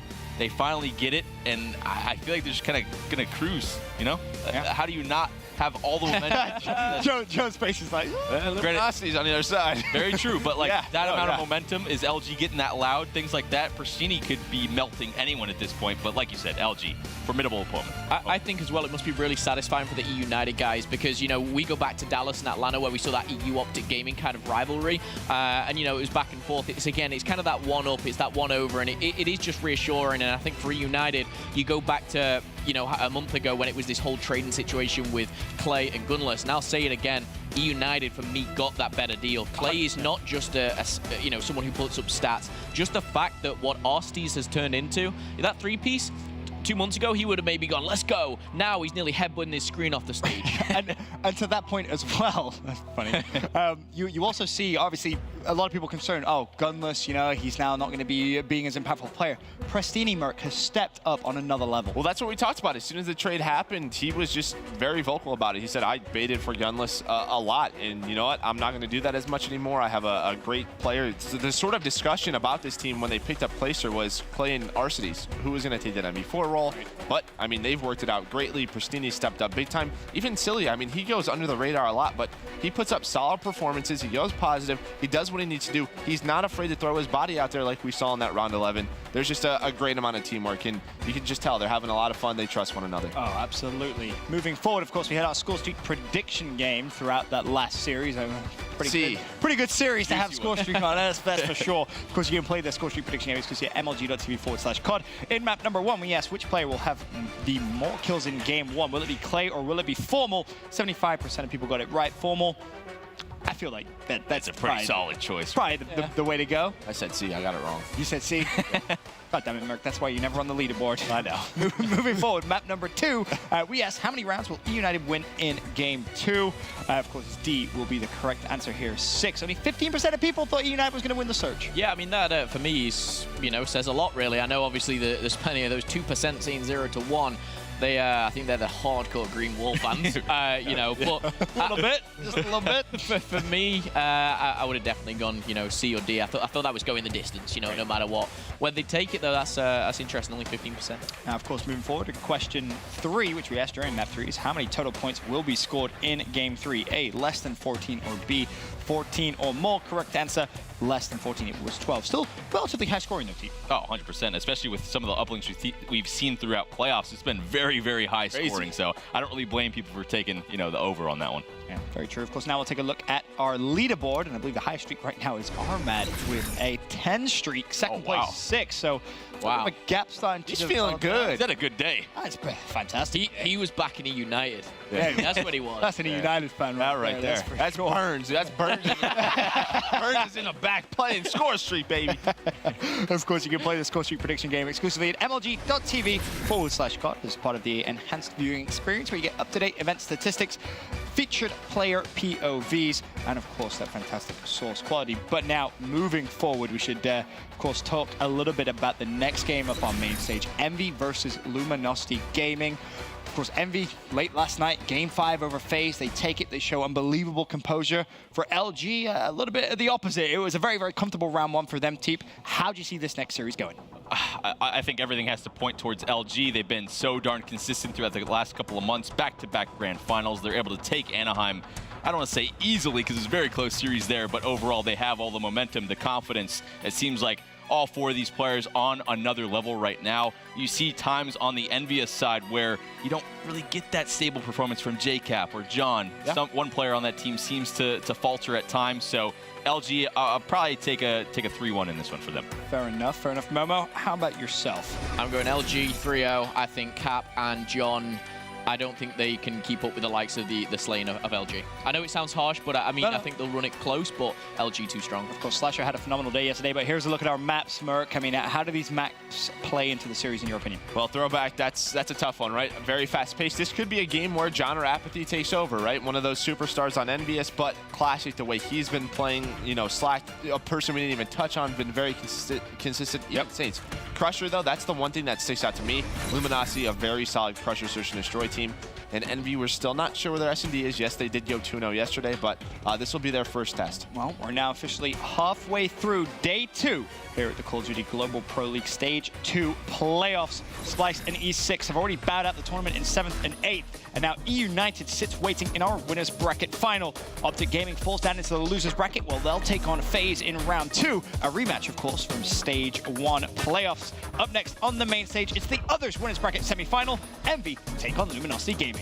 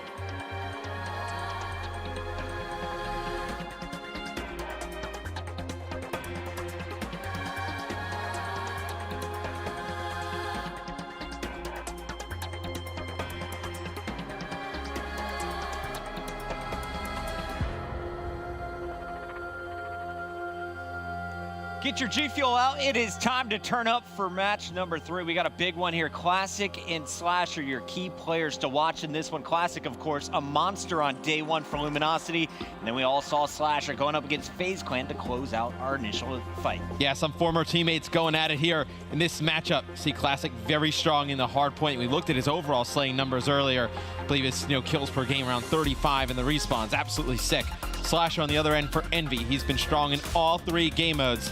They need him to go big here in this series against Octane, though, in the battle of the NV4s. That's your G Fuel key player matchup between Luminosity and Envious.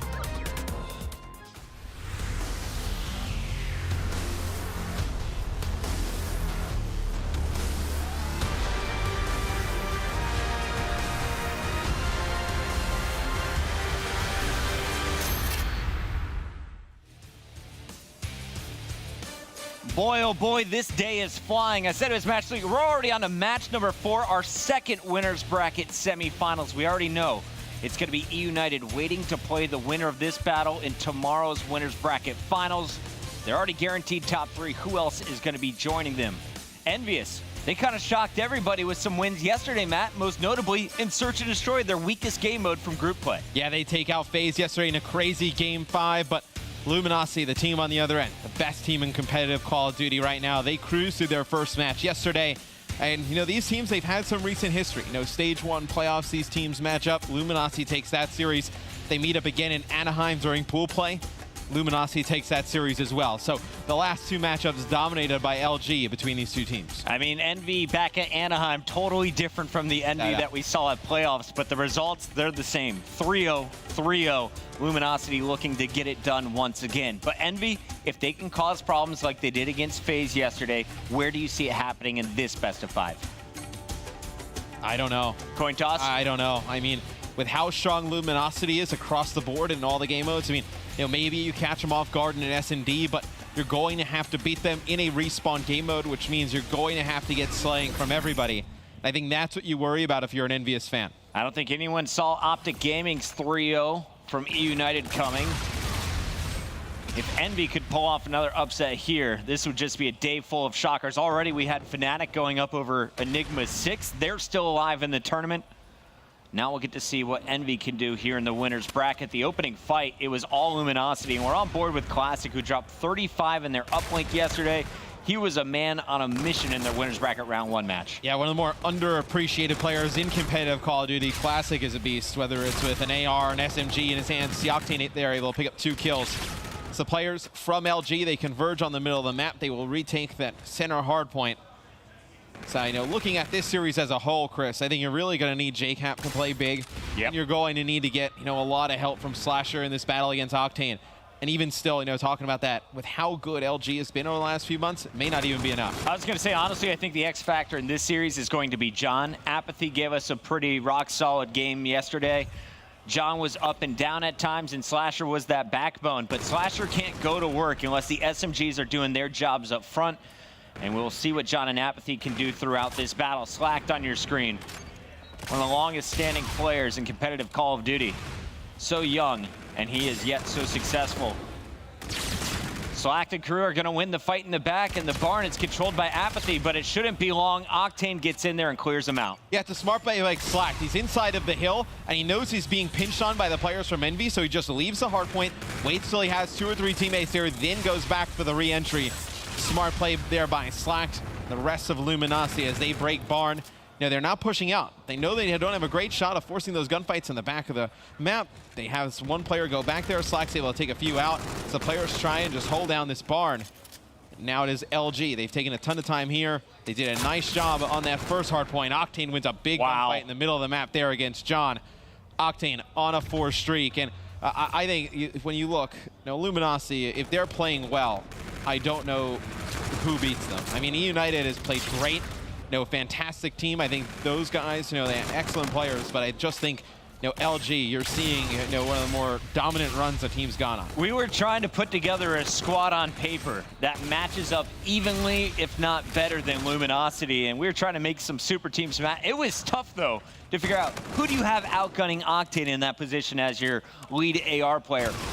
Who's going to be the second best on Luminosity? Because at any time, Saint, Slacked, or Classic can take that position on the leaderboard. Well, I think if, Saint, Slacked, Classic, I mean, any of these 4 guys, they go to any other team in competitive COD, and they're either their best or second best player, I think, without question. As the Octane inside of the hill, he's going to get taken out by Cap as Cap slides through. As Envy's gotten a little bit of time here. They do have control for baseball, so a good setup on this next hill for Envy. But John right now, SMG player for Envy, getting off to a 5-12 start. Envy still hanging in the game, though, so it's a good sign for them. Slasher doing a great job from back bust, picks up 2 kills on Luminosity's opening push. Meanwhile, his teammates are inside the hard point scoring. It's going to be Apathy left inside the hill as JCap was lost at blue. Here comes the push from Luminosity. Slasher and John are going to rotate over, and you do have JCap coming off spawn. But Saints is going to break through with Classic. Classic now the last one here for LG, and he's got to stay alive. Buy time for your reinforcements.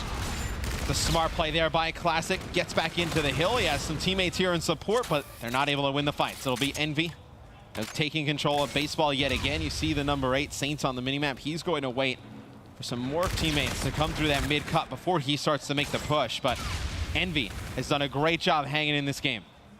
And I was doing some math earlier. Envy was -11 overall in slaying. That number starting to get smaller and smaller as Envy starts winning their gunfights in the last 2 minutes here. It's a fantastic first half from Envy. Now, it looks like they're in a position where they're going to get kind of slayed off the map. LG, after Barn, it was completely controlled by Envious. So Envious does a fantastic job in the first half of the game, bringing a lead into the second half. Quickly erased, though, as LG has now gotten control of mid-map. And look at Slack. That number 7 arrow on the mini-map has been so tough to deal with for Envy. Constantly catching anyone who wants to flank, as well as just getting in a position where you have to check your corners. For this current setup, you got 2 players in the middle of the map. Octane, watching the window from afar, is now going to take his position on the top bus. And after dropping down from the train area, you are going to see his teammates at short range have to deal with it. Saints finds 2, but that's about it. It's Apathy and John. Apathy with the 3-piece, John with the intro kill. As Envy gets all 4 of the players spawning out, and Envy is now set up for Barn. Yeah, Envy's going to have control of this next hard point. It's just these rotational kills. It's going to be 1 for Octane, 1 for Classic. Not the way you would have wanted to go for Envy, but they do control the spawn. So you see 3 and 4, that's John and Slasher. They die, but they spawn right up in the back. They're going to be able to go support their teammates in the hill, but the onslaught is still coming from Luminosity. Big hold by JCap against Slacked at the front door. He was the only one in position for that gunfight. And now Classic has to wait for more pressure. Saints is coming from the back, and Classic is opening things up. Slack is going to find player number 3, so now they take down Cap, and Classic, that was basically an individual effort which earned them this Barn. He's on a 6 streak. He just makes these plays look so easy. He's going to earn himself active camo in the Scarab, only 25 off of the Trinity. And it's just, I mean, every time we go on with him, like, he's making the right play, like the smart play, and he's just picking up the kills as well. It's just such a rare thing to see with a player. Usually, they're in position, but they're not the best of Slayer. Sometimes they pick up with the kills, sometimes they don't. It's just Classic, always in the right position. Like you said, his positioning. Every single one of those gunfights, he is in a position where he can dish out more damage than he's going to take, and he is streaked out now. Classic and Octane with their payloads. No one from Envy really past that 75% mark. Finally, it's going to be Slasher and JCap pushing forward, and that is 3 straight kills for Envy. Make it 4 as Apathy finds Slack. Yeah, it's big for Envy. JCap picks up 2 big kills, and they actually push all the way through to that back bus. But look at number 7, it's Slack. He's actually spawned out behind the members of Envy. He's going to be able to take out John, and this is not good for Envy. It's going to be a pinch coming through for LG. They're still able to hold that back spawn. They're going to lose the remaining time here on Bike Path, though. JCap versus Slack. This is the battle we saw from the Barn where Cap was set up early. This time, though, Slack is going to win the fight. And the kills keep going down here for Luminosity. Octane and Slacked all over the feed. Those blue arrows wiped across the map. Luminosity set up here on baseball, and this is where they can pull away. Octane's getting a lot of pressure over here at the bus. He knows he has at least 1 player coming towards him. He's going to be able to take out 1 before he dies. It's a good trade there. Saints has now come behind 1 player, going to pick up the second one as well. 2 big kills from Saints. It'll be Slack getting back inside of the hill. LG holding it down. And look at John, -10, Apathy, -5. These are the 2 players I highlighted at the start of the game. They have been just knocked out by the pressure from Slacked and Classic on these hard points. Classic, +10, man, on another 4 streak. Still has his Trinity, still has his bombardment. Could double up on a Scarab, which he probably won't even need to use in this game. And the thing that's impressive to Luminosity for me, obviously we've had some great dynasties throughout, competitive Call of Duty. You look back, Complexity G, Optic Gaming, their current team, in some of the past titles. I just don't remember a team like that was so consistent in terms of slaying from event to event. Like the Cold teams, never really got, they never really got a lot of the wins just by heavily outslaying the opponent. Just all 4 people just gunning people down. It was a lot of teamwork, obviously a lot of slaying, a lot of firepower, but this LG team, they're just winning by just consistency in the slaying department, just gunning people down all over the map. It's really impressive because it's actually the hardest way, I think, to win consistently. Classic picking on John with the Trinity rockets, but the kills are still being traded in the middle of the map. This one definitely will be going to 250 before the time ticks off the clock like we saw Fnatic and Enigma 6. Player number 1, though, is JCap on your mini-map, who is paving the way with Slasher down low. That's going to free up John in the middle. The question is, how do you clear the spawns now at Luminosity? This next hill rotates in about 10 seconds, and player number 2, Apathy, is setting up for the backstab. Yeah, and Envy's getting very close to having a lot of the payload ability. So JCap has his, John and Slasher have theirs as well. FTL, Camo, and Centurion on the board for Envy are getting very close to reactive. You may have to think about investing some of them in towards this hill because you cannot afford to give the last 50 or so seconds up to LG. They can get within about 3 points of winning the game. They're able to hold on to this. I don't know if you saw Classic in that, but he wins the fight against Apathy, survives. John knows exactly where he is. Classic puts the moves on him, puts enough time on the board there for Saints to hit John with the grenade, and then Classic goes on to pick up another kill and assist in the third. His movement on the mini-map is just insane, and he is playing incredible here throughout stage 2.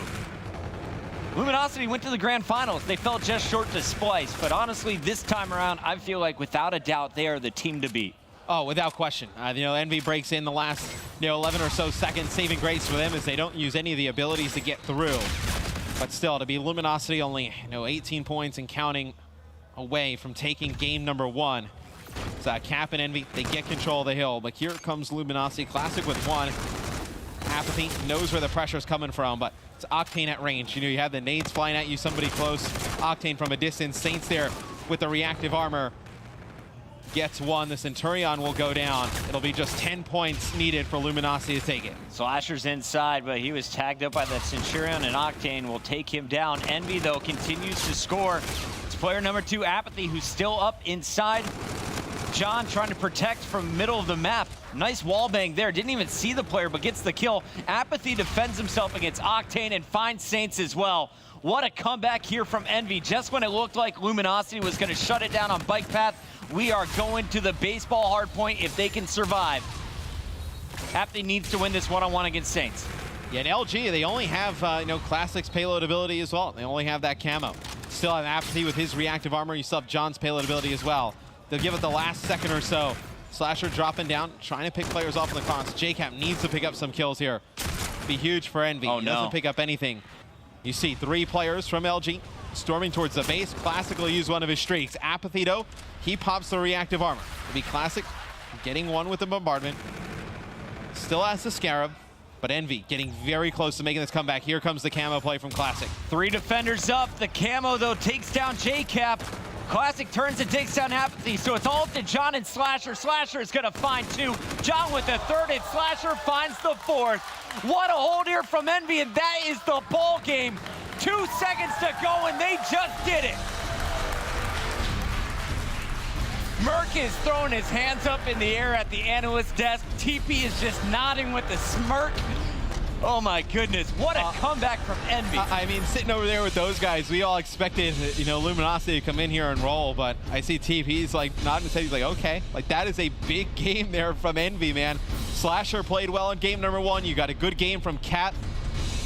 Kappa, I know, did not pick up one of those kills over by a boss, but still just got them weak enough. I believe it was Slasher and John there on baseball at the end. They went huge for Envy. Oh, yeah. It's Envy looking like they're in champs form from last year. And this is our champs winners from last year. Same exact roster.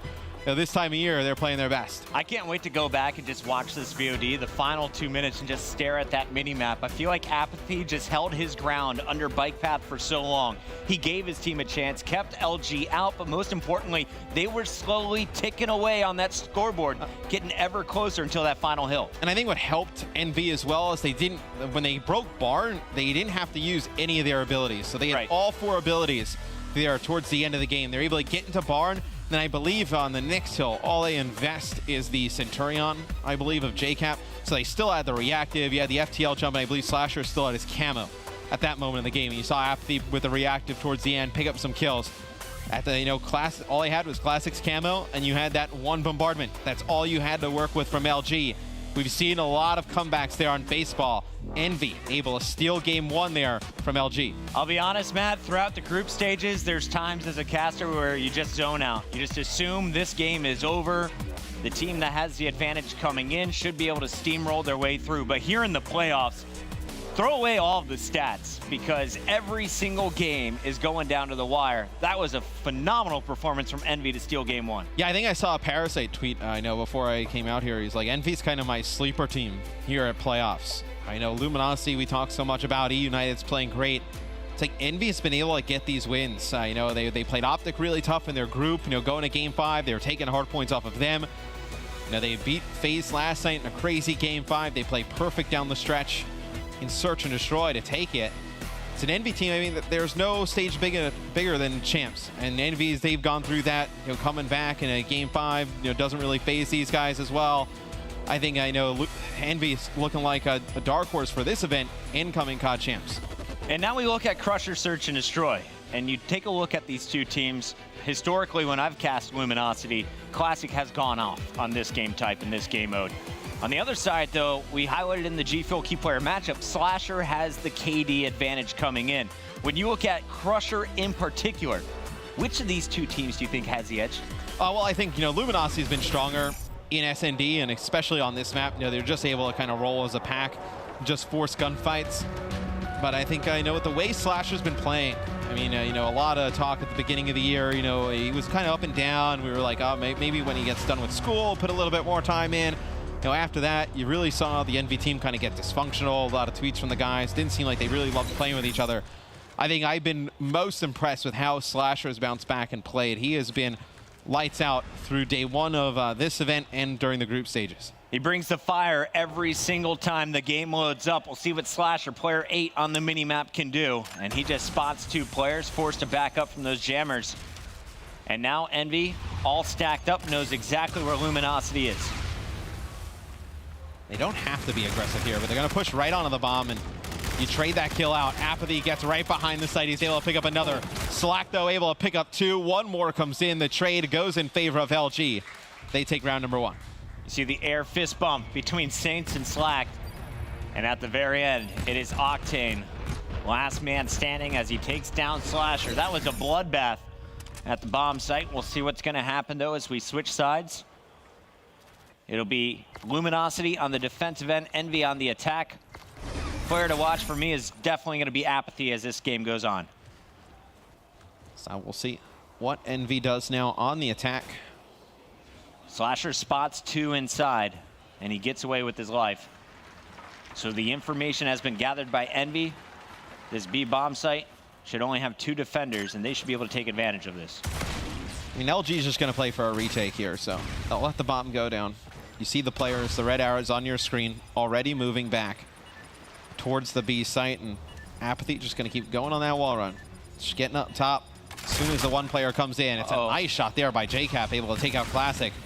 So now Envy in a great spot. Now they have a 2-man advantage. The bomb is planted for them. JCap with 2 big kills in the round. Apathy with 2 more. Envy take our 2nd round. Classic couldn't even get that grenade off. That's how fast JCap melts him. And then here you see the end. Apathy gets 1 and then charges out. Perfect shots working with John to pick up the kill on Octane. That aggressive duo of John and Apathy, players to look out for. Also credit to Slasher, who got the early intel for his team on their first attack. But Envy, they're back on defense. It's Luminosity on the attack. We haven't seen an A bomb site attempt from either squad quite yet. Once again, it'll be Luminosity going to the bottom of the minimap over here at B. So Envy stacks over towards A. So as soon as they don't see the push from LG, gonna rotate all the way out. LG usually plays at such a fast pace that you know, when you don't see somebody at the beginning of the game, you know, they're not gonna play it slow. If they do play it slow, you kind of like it because it was a play style that didn't favor them at all. And Slasher getting first blood again. Oh, no. Slack's able to take out 2. Classic with 1. It'll be Slasher, the only one up here, 1v2. He's able to get 1, makes it a 1v1, not able to take out Saints. There'll be another round on the board for LG. That was a bit of an aggressive push there that I wasn't sure was going to work out for Luminosity. Saints is behind his teammate, but Slasher had a chance there. Almost gets the 1 versus 2, but solid K-bar shots coming in. Luminosity, the 4 stack, wins it in this round. Yeah, it's a good play there at the end from Saints and Classic. Classic slides out. Slasher was forced to look at him. It allows, you know, Saints a few seconds to get some shots in to Slasher before he can even react. So good way to trade that out towards the end. Luminosity's going to stack 4 on defense over at B. Slasher, who saw players at A on their last attack, doesn't see anybody this time around. You see those blue arrows. They're all rotating back. Classic's on the hunt, though. He's going to be chasing. And if he turns this corner at just the right time, he's going to get his first free kill. That player is number 6, Apathy out, who now spots 2, calls out the first one after picking up the kill on Slack. They do have the site completely open. Slasher goes in that long flank, clears it out. They bring the bomb right to him. Just Apathy a little bit slower to get over towards him. And I believe Slasher should have seen at least one, I think, here mid-map. So knows where the presence is here from LG. Slasher saw him and just ran away. Knew he has a better opportunity if he just comes in later to the site. Spots Saints, calls out the second. Classic, though, just steamrolls past John, and Octane's going to find JCap. So Slasher, he's got to get the 1v2 here. All you have to do is delay this for 5 more seconds, 3 more seconds. And that bomb has been hopped. He is going to kill the player, and that is enough time here for Envious to get their second round win. Smart plays there from Slasher. We saw it last night in the game 5. The 1v1 against Zuma, where he played behind that bus. This time, plays the clock, checks the bomb, sees nobody on it, knows he just needs to re-peek in a few seconds to pick up the kill and secure the round for Envy. There you see Classic forced to jump on it. He is dead to rights. Not enough cover fire. Slasher gets in and gets out. 2-2, very even game. Both teams having quite a bit of success on their attack. See what LG does here on this next offensive round. It seems with, Classic and Slack both having E-Rats into their hand, this is going to be a fast push inside. As you see, though, it's going to be Slasher with the nades, able to take out Classic. It's going to stop the push here from LG. Now LG is kind of trapped.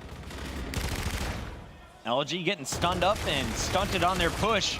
All of the kills coming in at once. Slasher, once again, one of the few players left standing at the end of that bloodbath, and here he is in your round-ending kill cam.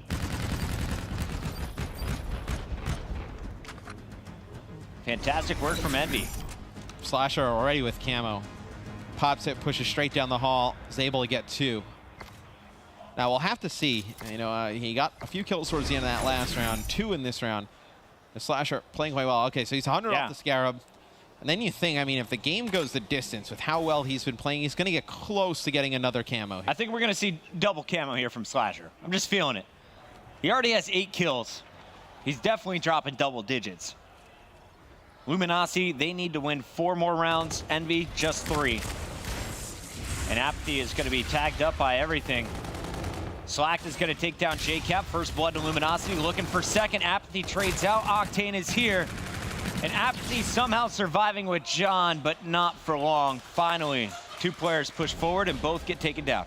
I like the idea from Envy to push all the way through the site and just kind of cut LG off at the choke. I know, but the first gunfights don't go their way, and then when you're kind of stuck, you have like 2 players trying to hide behind that rock and the nades flying in. That first kill goes in favor of Envy. Maybe they push into that back warehouse, and it's a different round. Luminosity, a lot of people expected them to be up 1-0 and have total control of the search and destroys, but Envy has shown improvement in that game type in particular. And on defense, Envy is all going to go to the top of the mini-map. Meanwhile, this bomb is being planted at the lower B bomb site. Saints is going to turn and watch the flank for a moment. It looks like that responsibility has been handed off to Octane, who will spot Apathy and more. We see this play a lot. Slashers in the other side of the map, watching the cross, making sure nobody pushes through to that back rock. The rest of the members go on a flank, and it works to perfection for Envy. 3 dead for LG. Saints, the only one up, gets behind Cap, not able to win the fight. Cap turns and burns him. There'll be a defuse here for JCap and Envious as they take the round. And Saints is going to have 15 seconds to think about that KD. Now 3 and 5 after a free kill turns on him. Unfortunate finish to that one for Luminosity. Envy back on the attack here. And they're looking to go up on the game point. Where does Envy go right here, Matt? If you're the captain, where are you making the shot call? With reactive, you go inside, and I think you let Apathy lead with reactive, but they're playing this a little bit slower. Maybe see if they can bait out a push from LG, because LG likes to get aggressive. So maybe you can bait this push out. If you do, great. You pop reactive in this small corridor, you're going to pick up 2 kills with the E-Rad. Just how fast Now you're able to just kill players, and now you see Apathy.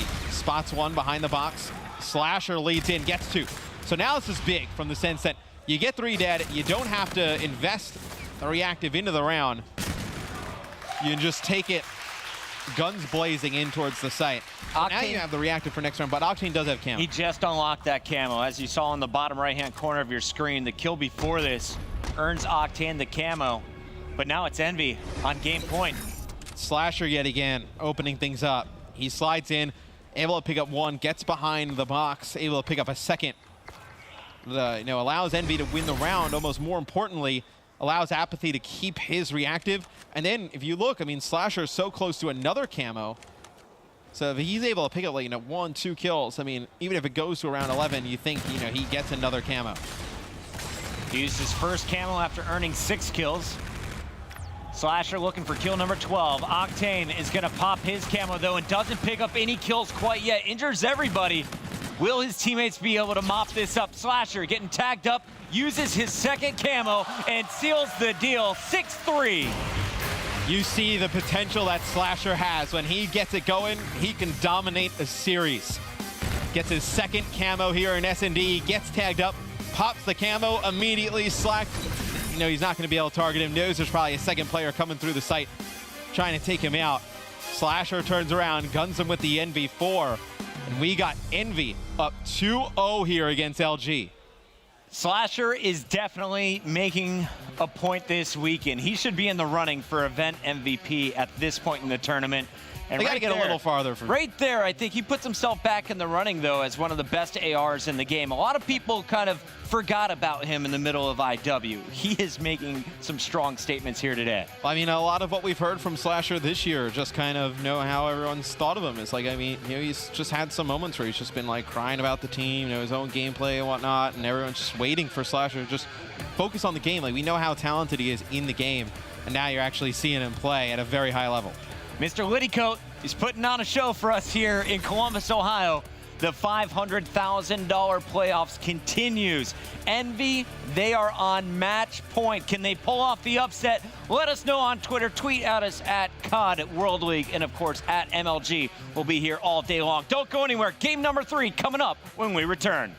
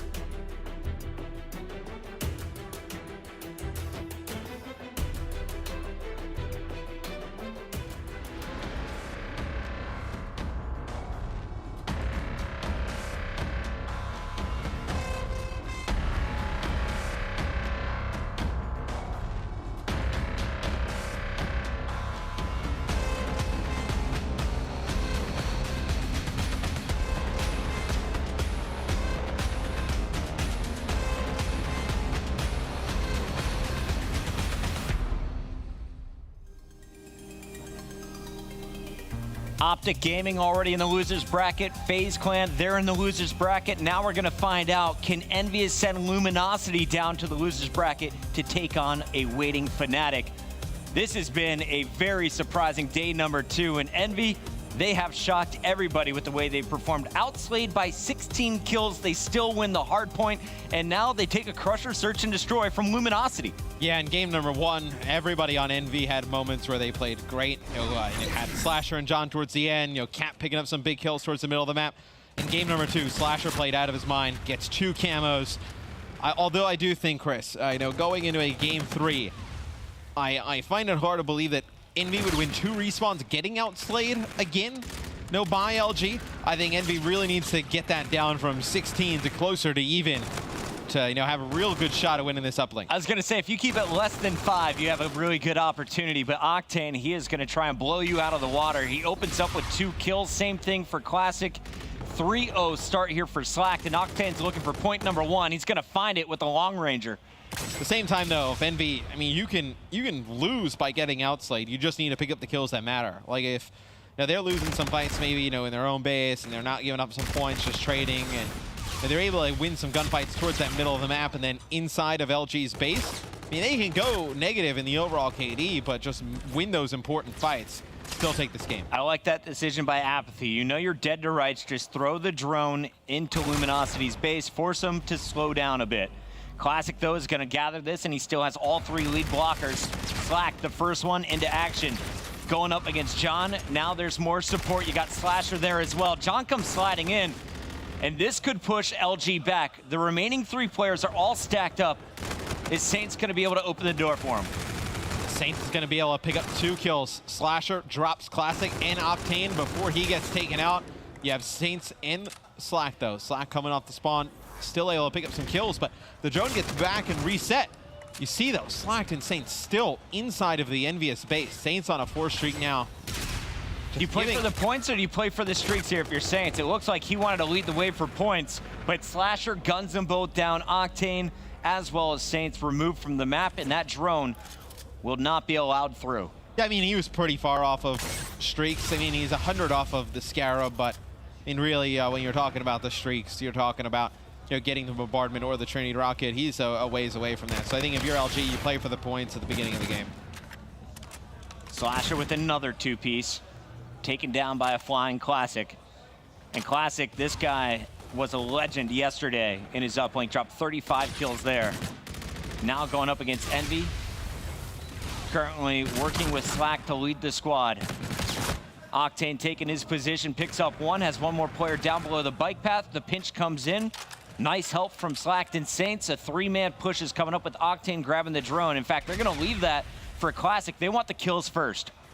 It's been a very good half for LG in the sense that they've had control of the Envy base the entire time, but Envy holding this to a 1-0 game. So talked a little bit about how can they win without getting the slaying to go in their favor. It's when you pick up these kills. They don't pick up the kills to the middle of the map. They pick up the kills on the defensive end. If you're going to keep it this low scoring of a game, you just need 2-3 engagements to go your way. You put a 2-point play on the board, then maybe you get LG playing a little bit too aggressive. A nice pass there to John as John puts it home for a 1-point play for Envy. You talked about getting the kills that matter. It's Slasher opening the door for him with back-to-back double kills. John, he's able to make the most of his opportunity for the 1-point play. And Envy, they were getting outslayed by 11 when that fight first started. They have cut that number down, and they have tied up our leaderboard at 1-1. We talk about how much the AR battle matters, just in terms of overall Infinite Warfare, especially, as I mentioned earlier in Hardpoint. Uplink, holds the same weight. Slasher's dominating right now. You have Octane at 7-9, Slasher 17-18. Slasher has put together a phenomenal series thus far, puts in a 2-point play there for Envy. And also credit to John, who picks up the 3-piece, which leads to that Slasher dunk. Slasher still behind enemy lines, causing problems with his Envy 4. Needs 1 more kill to unlock some score streaks, and he will not get it. Just as Scarab, no Trinity rockets to work with in our second half. 40 seconds remain here for Luminosity, and they want more points, Matt. It's a big kill there from Classic. Those Trinity rockets could have been a great defensive tool for Envious. It'll be Saints trying to go off the wall run. Actually gets body blocked by a teammate there. So it'll be Envy holding on the defensive side of things. And if you look, it's going to be Slasher getting very close to Camo going into the second half. So Envy in a very good spot. The lower scoring this game is, the better it is for Envious. I mean, you got Slack, who is +5, now +4. Saints was +5. The slang battle is being won by Luminosity, but Envy just scrappy and some stellar defense here in our opening 5 minutes. I mean, look at the numbers from JCap. He is 4-14, but his team is leading going into the half. Slasher just huge on the defensive end with Apathy and John. And you saw there towards the end, John had the drone. He tried to throw it over the top of the LG players. It was going to be a pass to Slasher, who's actually going under that mid-cut. And I believe the drone actually ended up on top of the roof there, the little concession stand, and it gets reset towards the middle of the map. So Envy almost was able to pull off another play at the end of the game, put a point on the board. Slack surviving his initial engagement, now looking for more. Finds JCap, who has just been outgunned all game long. And Slack will go down. That was 3 down momentarily for Luminosity. Envy with 2 up will try and make the push work. Slasher going on the far left side of the base. Meanwhile, the other 3 will take it right through the silo. Goes Apathy with his drone. It's handed off, and he is paving the way now. Octane, the player to beat, and John's going to go up and over him for the 1-point play. It lands. Envy up 4-1. So Envy up 4-1. You have Slasher getting very close to active camo, so you think that you'll be able to turn that into points. Envy in a position of potentially 3-0 Luminosity here. Would be a huge upset. Nobody expected this Envious team to do much during their groups. They come out in second. Not a lot of people expected Envy to take down FaZe in their first matchup. They've done that. Now an underdog in this match. Envy has showed up. Octane getting a lot of help from Slacked and Saints right there. All 4 remain up for Luminosity, and here comes a guaranteed 2. 2 players left to stop Classic, but honestly, there's just too much pressure on the front. Octane mops up 2 of them, and Classic will find a 3rd. Envy all wiped out of their base. Even Slacked is going to find Apathy on the retreat back to the drone. Luminosity, they have Envy's base on lockdown, and they are rallying in a 2nd attempt. Yeah, here's where you would have loved if you were Envy to get that Trinity Rocket on the Slasher and see the streaks coming down. Octane earned him. He was on a 7 streak before. Oh, no. It'll be a 2-point play as Octane wipes the board with the Trinity Rocket. As now it'll be Luminosity with more control of Envious's base. What's scary is you may need that camo to just get back towards the middle of the map, as now you got streaks on Classic. LG has woken up here in the second half. And look at Octane. I mean, he just got 4 straight kills. The Trinity picking up 3 of them. He put Envy on their back. How does Envy answer the last minute and a half of aggression from Luminosity? Well, it's going to be more streaks used there from Octane. So you still have, you know, the camo on Slasher. So you think the camo, if you can get back towards mid-map, you need to get some kind of control first. Then you put a 2 on the board. So then you find yourself only down 1 if you're Envy. Just maybe if you can get Apathy with reactive, but you see how far he's away, you know, with him and JCap having pretty poor games. And you may never get those payload abilities where then you're in a tough spot if you're Envious. You know, they need to get at least a 1-point play, and then they need to make that camo convert into 2. Octane is going to grab this drone, overdrive his way to safety over towards blue. Here comes the push from Envy, and that is a rare gunfight that Octane is going to lose. Apathy picks him off the head glitch, and Saints is going to take down John. So Luminosity trading kills with Envy as Envy is trying to go back on the attack. We have Apathy still up, but there's 4 red arrows all over him. Apathy goes down, and here comes the counterplay from LG. And the thing that's going to be difficult for Envy is how to get Slasher in a position where you can use camo to get points, and you're not just using camo to, you know, get the drone a little bit further with an opportunity for a 1. Like, you need to convert into 2. But with the position that they're being pushed back into, it's like they need to string some kills together to get mid-map, but none of them are going their way. There are 3 straight kills for LG. And Classic is bringing up this drone. Manual passing it forward. Still has some Trinities to work with. The drone will be snatched up by Envy Slasher, though. Solid defense again from Envy. The ERAD, only player up from LG, is Slacked, who's going to stop this push once again. Every time Envy wants to get aggressive, there's 1 player, if not more, set up to stop you. And you're never getting in position to use camo. Slasher there can't even get back towards the middle of the map. More streaks coming down here for LG. And although you do have the camo, you may never get points from it. And JCap in the second half has been hit with 3, if not 6 Trinity rockets. He's died 3 times to them. You saw Slack investing all 3 of his rockets to take out JCap earlier. This has been a rough second half for Envious. All things were looking well in your first 5 minutes despite being outslayed. Now you see what happens when the kills are just never ending. Camo pop by Slasher. He knows this is desperation time. Needs at least a 1-point play and then a second dunk to follow this up immediately after. Instead, they're gonna go for the gunfights. This drone with the attempt, it's up, it's over, it misses, and this is game 7-4. Luminosity stays alive, and we're going to a game 4. Yeah, Octane heated up in the second half. He earned streaks. Classic gets streaks as well. And you just can't afford, I believe it was Cap and Apathy. They got off to slow starts. See Slasher still playing well. You just will not beat them. I mean, they won game 1, Envy. They get outslayed by 16 kills. Such a rare occurrence. I can't stress that enough. That right there, you see LG just start to heat up. You see the punishment they can put on. And pretty sure Saints is going to drop the 30 bomb as well. So it was Slacked who had Trinities, Octane with Trinities, Classic with Trinities, everyone getting streaked out. When things were going wrong for Envy, it continued that way. They couldn't get out of their base, just cycle after cycle. You saw the drone being ran at them.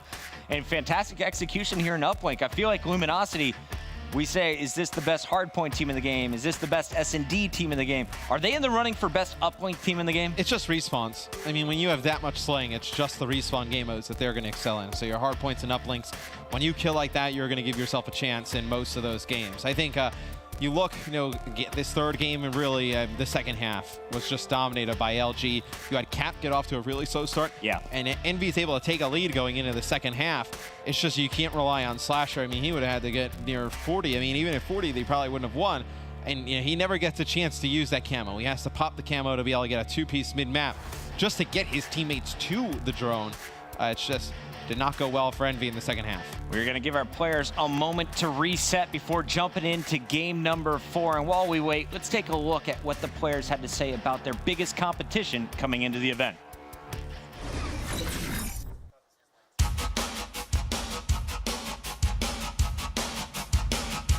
Luminosity, I think they're the best team in the game right now. I think they've showed it the past few events, and that's just a scary team when they're all clicking. So I would say that's our biggest competition. It's hard to say because Optic, they've been struggling a little bit, but then they really bounced back within the past few weeks. Like at their week, they showed they were playing amazing. Envy even bounced back at their week. I know a lot of people were doubting them, so they even bounced back from their top 24 placing at Anaheim. If we just start off hot this weekend, our biggest competition will be Optic. We've just got to stay on that consistent level and shoot on all cylinders. If we beat Optic, then we just got to thrive off it going into the next 2 series. Our biggest competition ourselves. If we get down on ourselves, we're not going to win a map.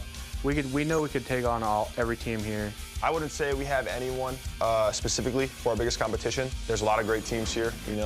Optic looks like they're firing on all cylinders. Luminosity just won. United with Clay looks really good. So there's a bunch of teams that I feel like could win this event, but I'm not looking at any of them specifically. I just want to focus on my opponent at the time and win. Only 3 teams remain in our winner's bracket. We started with 8. And we're about to find out which one of these 2 squads is going to fall down to that loser's bracket. Already know Optic and FaZe, that loser's bracket battle will happen later tonight. Fnatic, they're waiting to play the loser of this series. And Envy, they could send Luminosity down right now if they're able to pull off another hardpoint win. And remember, they got outslayed by 16 kills in the first map. They steal the win there. Breakout, this is a map where you can punish if you have improper rotations. Could it happen again here, Matt? I don't know. I mean, they get outslayed in the uplink by 30. So in the respawn game modes, LG has outslayed them by a combined 46 kills. And it's crazy is that they outslay by 30 and they only win by 3. It's just kind of rare. I mean, to have that disparity in terms of kills and not have like a really blowout win. Kind of a testament to how strong Envy played, holding on in their own base. But I got to imagine if we see another slaying performance like we've seen the first 2 respawns from LG, they're not going to let Envy off the hook. They're going to punish him. I think it's going to come down to JCap. Remember at the half, he was 4 and 14, -10 in the opening 5 minutes of uplink. If he can step up and play the way he did against FaZe, we could see this series over right here. But I know a lot of people on my Twitter feed, they're cheering on Luminosity, they're cheering on the Anaheim Open champs, hoping that they will be matching up in the winners bracket finals. Here's a look at Octane, who opened up the game with a grenade on John. Since then, he picks up 2 kills on this spree. Slasher in the window for Envy is going to slow him down. It's going to be Slasher, though, just playing here for these back spawns as he's just trying to lock it down, but it's going to be LG breaking on through. And Matt, Luminosity, they know what's on the line here. They know how important this next hard point is going to be as well. And Envy, they only had John in the back. With Luminosity winning that gunfight, they're going to be set up, and I'd love to crank up our headphones. Let's go ahead and go into a listen in with LG. Do not die, do not die. I need it. Nothing push you yet, Sam. Nothing push you yet. I have your push. Are we going on the back? Yeah, he's in the back, all the way in the back, Austin. All the way in the back garage, all the way back garage. John as well. Next coming to next coming to Tires. Low warning front, low warning front. Absolute. You went to the back, you went to the back. Watch back. Cheer. John and Austin. Only two there. John and App. Last 2. 2 on hill. Yeah, what's weak? Corner side door. Let's front in. I'm at streaks. Rotate. I push streaks, guys. I know. We're getting the beer. 2 ult. Cave and pinching spiral. 2 E-box right now. Deep there, real quick. I'm looking at Shit spawner. I spawn less hill. One's gonna Sam, tell me when you're in my cave. Tell me when you're in my cave. I have it now. Yeah, my cave? Yeah, I got it. Too deeper. I'm one shot. What spiral? Trying to help you, Nick. I think you want to run. I'm holding cave pitch. He's in mid. Hey, don't want on me. Austin's here. One spiral. It's not him. Nice spiral now. I'm sacking. Guys, keep it up. Sacking with you guys. I'm gonna push it out. I'm pitching actually. Alright. Yeah, go for it. He's deep med. Spiral really weak gap. Nice. One more deep there. John in med weak. John in med 2 mid. One's in med right now, John. In med John. 1 deep med. One deep med. We're staying up. He's in med, John. Med again. Sam. 2 med. 3 med. Med window, just holding. Try get one. Alright, hold spawns more important. We can get this though. Just through there. No. They're all there. Hold spawns. They're literally all there. Chuck, my bad. Stop cave. That one more here. Apathy left. Apathy left cave. They're gonna be middle. They're gonna hit you. No, ask for me. Spiral. Alright, perfect. Alright, one spiral on you. Where are they spawning? Alright, Yeah. I'm gonna get side door. I'm playing side door. Play middle. I'm playing side door to help. I'm helping back. I'm playing close. One's cave, John. One's cave has shots. Left, Nick. I'll be left. John's cave, one's middle. John's cave, one's middle. Side door. Hitting cubby, one shot. Three cubby. What's side door me? Jerry, I need over you. Close right. Kill me. Caps on you, Jerry. Nice, one up front. I'm helping you, Sam. Finesse, Sam. I got one shot. Zombie. Green chuck. Cave or mid. Austin all the way in the back, you got me. Austin's all the way in the back. All the way back, Kelly. I spawn out. One's gonna spawn showers. Could be shower wall. Side door, John. All side door from far. Yeah, we're hitting front. I want it back. Nice. Another one side door. Front showers. I'll get him. Wow, that's fun watching Luminosity. The communication absolutely on point. Everyone knowing their role, playing it well. Octane, kind of that vocal leader, play for the spawns, making sure that his teammates don't get too aggressive.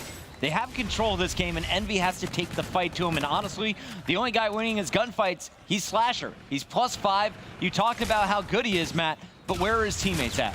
And they're just not able to win any of their engagements. See 4 straight kills go in favor of LG.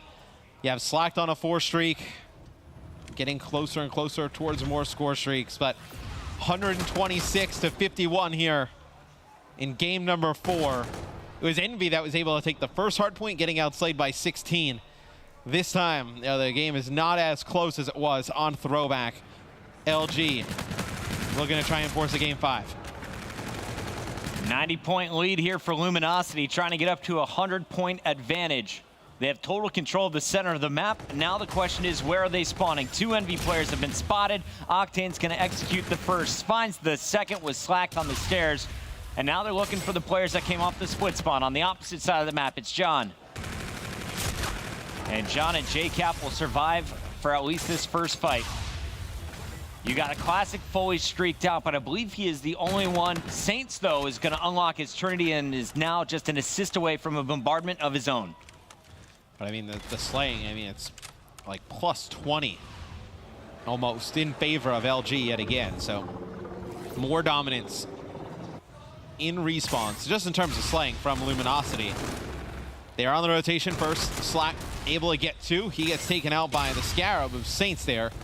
So now it's going to be Apathy and JCap trying to break in towards the hill. It'll be JCap sliding in, Apathy following it up. He's able to get 1. Now just trying to contest. This would be big time if Envy is able to get it back. John still contesting, gets traded out by grenades. Octane wins that gunfight, and Slasher, he's the only one here for Envy. He is just holding his ground outside on the balcony, trying to stop the scoring from LG. 20 points remain here on this cell block hill. Envy has broken through, but here comes the next push. Slacked is going to open things up. Octane and Slacked will clear them all out, and Envy will go down. So the next fight, it's going to be across the map. John is set up first, but you know LG is going to be storming together. Yeah, John is able to win a gunfight here against Classic, so it'll be Envy in control of Graveyard first, and you see the streaks. Now they're going to start to come in from Luminosity. It'll be Saints with a Trinity Rocket. Slasher takes out Classic, so that evens this fight up. 3 players apiece going towards the hill. Look at these, the kills going in favor of LG. Saints with 2 here. Saints on a 3 streak, make it 4 for Saints. As he has showed up here in game 4, still has a bombardment as well. This is one where LG is trying to really put the hurt on Envy, 100-point club. Well, they remember what happened in game 1. All right, we're all out slaying them, but no one is in the hard point this time around. They are just smothering the hill. Perfect protection, and Slacked is even going to push out and look for these Envy spawners with Saints. Saints finds Apathy in the window. Scarabs are out on the stairs from Classic, making sure that no one is breaking into the hill. Luminosity, they are rotating the spawns. They're setting up for the commissary perfectly, and even if they get pushed out, they're going to have 2 Trinities to work with, as well as the bombardment from Saints, and potentially a bombardment now for Slacked as he gets the hill time. Well, I mean, the difference is when Envy was getting outslayed in game 1, they still kept it close, and then they went huge towards the end. It was JCap. He was able to get a 2-piece mid-map, buy them some time on bike path.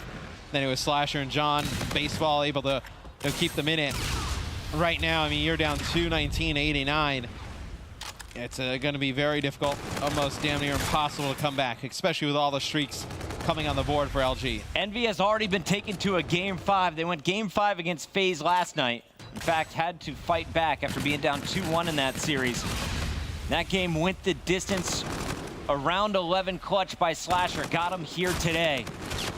And after winning the first 2 games, it looks like Envy is headed to another game 5. Luminosity dominates Breakout.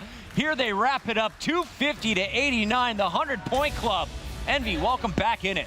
Yeah, Octane makes those kills at the end look really easy, finishing, I believe, on a 5 streak.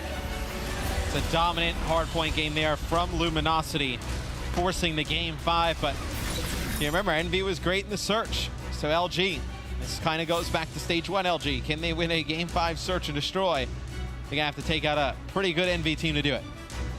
What was the most impressive part? Because there were so many great moments there. I felt like the observer, Brian Saint, was just having so much fun. Players 1 through 4. Doesn't matter who you go to. They're going on a 2, a 3, if not a 4 streak. I mean, it's just their ability to just outslay, and then they just did a fantastic job rotating. We saw Slack set up at commissary early on that second rotation. That was able to get them a ton of time. It's just even when we go in the listening, just the teamwork and the communication, it's clear, it's concise, everybody knows what's going on. It's just a team on clicking on all cylinders and Respawn. LG, they got off to a slow start, but now they have powered their way through. They have tied up our best of 5 series. It's currently 2-2. Find out who is moving on to face E United in the winners bracket finals. Game 5, Search and Destroy Retaliation, coming up when we return.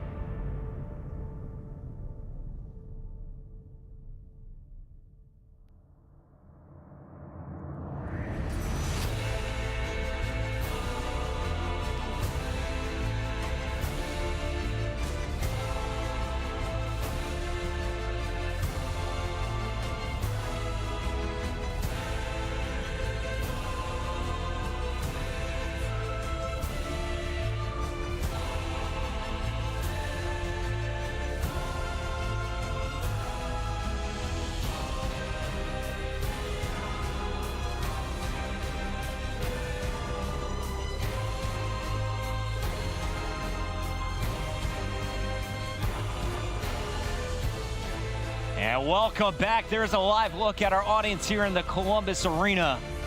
This is the Call of Duty World League Global Pro League Stage 2 playoffs. $500,000 up for grabs as we are watching the last match in our winners bracket semifinals. Luminosity fell down 0-2, but they have battled back, dominating the uplink and crushing through the last hard point. But now we're going back to search and destroy, and this is where Envy shocked us to start off the series on Crusher.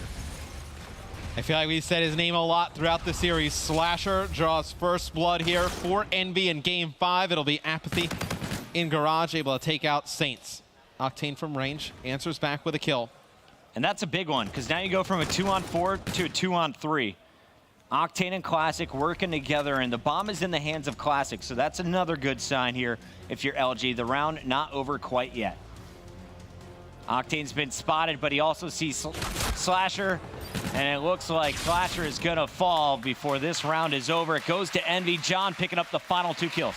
Just a first blood there from Slasher. He did it time after time again on Crusher S&D in the game number 2. Starts off Game 5, picking up first blood as, you know, Envy during their week, you know, Search and Destroy, so up and down. They were so poor on the first day. Then they started to battle back a little bit throughout the weekend. And they win a big Game 5 last night. They win Game 2 here. Be a huge confidence booster if they're able to take this one as well. As we see John with the sniper in his hand. He's going to look down bridge. Cap's going to know there's a few players here. Gets a few hit markers. Able to stay alive, though. Big play here from Cap. Able to get first blood and then get out with his life. And John is going to find the short-range sniper. Look at the pick there on Saints. 4-on-2 scenario, and just like that, all of LG is going to get wiped. Envy up 2-0. It's a really nice snipe there from John. Close range. He's one of the few players that's sticking with this weapon. You know, Nagafen, he loves to try the sniper at times, but I can't think of how many playoff teams have been running the sniper on a regular basis throughout this tournament outside of John. Well, a lot of the series we've had, I know, have ended pretty quick. You know, 3-0s and whatnot, 3-1s, where we usually don't see, I know, a map like Retaliation, where now, I mean, we go to Game 5, and this is a map where you do see the sniper more prevalent on. Grenades going out early, and Classic survives the explosions from the cars. Bomb still in hand, and Envy is going to back down on defense. So LG, they don't know it yet, but they have an open bridge. Player 8, those Slashers getting set up, and Apathy inside the hotel is going to be able to call out the location of at least 2 players on the bridge. Yeah, and that's a tough spot for John. They thought about sending him maybe on that flank, that maybe he can kill the player in broken building, but with an E-Rad in his hands, if he gets caught at range, he's going to drop. Slasher gets 1 week. Slacked was 1 bullet away from death right there, and he has to stall out and just lay prone. And John is going to go hunting, so now 2 down for LG. It's all up to Octane in a 1v3. Octane gets John and gets out with his life, but now he has to pull off the ace if LG doesn't want to go behind 0-3 here. Yeah, Octane, the only one with any kills for LG right now. The first 2 rounds have been swept by Envy. They spot Octane, know exactly where he's at. He's in a tough spot in the open here on the bridge. Envy doesn't need to challenge him. Octane may think about jumping off here. Doesn't want to give some more kills to Envy. He's going to lose the fight. And no, Chris, this reminds me of how Luminosity used to play Search and Destroy when they were not successful. They play a little bit slow. You see how long they stalled out there on the bridge. No, it's kind of reminiscent of their old Search and Destroy. They try and get a little bit too technical with the strategy and whatnot. That's not this team's strength. They need to just be aggressive and push up the map. Apathy surviving in the hotel, that was a key moment in that previous round. He's able to make the call-outs, gets out with his life, and ends up picking up the final kill. John with the sniper, tagged up by 2 NV4 shots, forced to back down. Slacked on your screen now from Luminosity. And he is working with Classic at short range. They're trying to pick off the enemy players. Slack outside is going to find Slasher, and Octane takes down John. So it's just J-Cap working with Apathy here from Envy. And with that pick, Apathy's going to make it a little bit easier. But Apathy goes down, so it's only J-Cap left alive in the 1v3. He gets 2, but that's it. Go ahead, Matt. Makes that real interesting. Slides through, able to take out 2 players. Captain Cap, man. He disappears at times in the uplinks. We haven't seen him with super strong KDs there, but That's just a experienced player showing off that he still has the gun skill. Saints able to take him out, though, so it ends the round. LG gets their first round on the board. But see if they can get another one. I think they need to be aggressive. You see them playing a little bit slow. I think you need to either just push down in towards B. You see Octane getting picked at the beginning of the round. Not a good sign for LG. He's been their strongest player here in Game 5. We talked about LG needing to be aggressive. It was Envy who took the fight to him. LG wins the fights inside, and Saints is going to win the final 1v1. Just like that, from 0-3 to now 2-3, LG starting to mount the comeback. I believe it was a 2v4 there at one point. It was Classic and Saints the only one up, and Classic picks up 2 big kills inside of Hotel. Evens the odds. Saints finishes it off as LG wins 2 rounds back-to-back. And we jump into round number 6 now. Envy still with a slight advantage. They have the bomb in hand as well, so they get to decide where the action will take place on the map. JCap, your bomb carrier, working below that deck. And his teammates clear out Bike. They now make the callouts. It's time to get the bomb down. Let's see how LG reacts. Envy's giving up this top plat to LG, and Classic's gonna come in, pick up 2. Slasher answers with 2 kills of his own. Not able to take out Octane. It'll be yet JCap, the only one alive yet again. Spots both players. Now he's gonna go all the way out. Cap has had some nasty clutches in Search and Destroy already. Won a big 1v1 last night against FaZe. Can he pull off the 1v2? He's got lots of time to work with as well. 40 seconds on the clock, and it only takes 5 seconds to plant this bomb. He's had some tremendous clutches in the past as well. I can recount numerous times JCap clutching 1v2, 1v3 scenarios. Really excels when he's the only one alive. Is 27 seconds left. And Cap gives him the loop-de-loo. Well, if he gets this down and plants it towards Garage, I mean, he can play inside Garage, and he's in a good spot. So you see where he's planting the bomb? Yep. He's going to try and get out, but the issue is that these players on plat. You don't see my feet. And he's not getting anywhere when you got Octane and Slack both looking at you. JCap, good attempt. You fooled him for a moment, but a slight hesitation on the plant is going to cost him his life. Not expected to win that 1v3, though. But I think most surprising, not expecting LG to win 3 straight and tie this game up. Yeah, LG has bounced back after Envy has dominated the first 3 rounds. It's 1v1, where JCap loses it. Saints obviously has to jump on him. Saints again wins another 1v1 against Cap, and then right there, 1v2, Cap the only one up. Gets the bomb down, not able to get out with his life, so see if LG can take the lead here. And Classic has been massive. He picked up another 2-piece after the first blood in last round. This time around, he has not seen anybody within the hotel. His teammate survives the opening gunfight, and JCap is going to get a free kill on Saints, blowing up the car. So LG's down a man. It's 3-on-4. Bomb still in hand, has not been planted, and they have no idea where Envy is. I think Classic just saw a player to his left, and now he's getting swarmed from his right. They got to get back there in such a bad spot here. LG is Octane evens the odds. He gets camo as well. Will not invest it into the round. He's taken out by John. And if you're slacked at this point, working with Classic, you just don't want to get picked by Slasher. Slasher so close to a camo of his own. Octane the first to reach 7 kills between the 2 players. They don't know where Slacked is. So they know that they've seen 2 players over here. They don't know where Slacked is. And you see on the minimap, he's pushed up into a great spot, because if people from Envy rotate back where they think it may be open through this Cathedral area, he's going to be able to get at least 1. And Slasher tags up Classic, but he's able to get out with his life. Classic is going to be the bait. Hopefully Slacked can be the punisher. But Slacked is nowhere near. Now he's got to play for the time, Matt. He's been spotted. It is going to be so tough for Slacked. 1 versus 3. They're all hunting for you. If you're Envy, you just can't split up. And Slasher will find the final kill.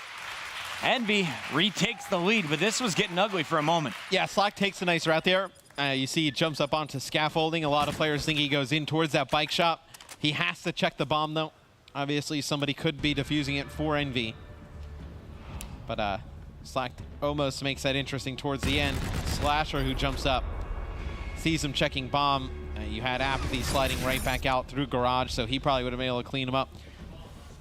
See if Envy can get back in control of this game was 2 rounds for Envy, 3 rounds for Envy, and then 3 straight for LG.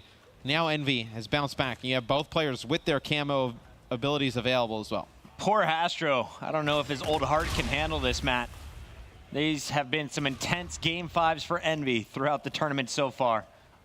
A rough start against FaZe yesterday. Now going the distance after having a 2-0 advantage. Octane still with camo for Luminosity, and Slasher has one of his own for Team Envious.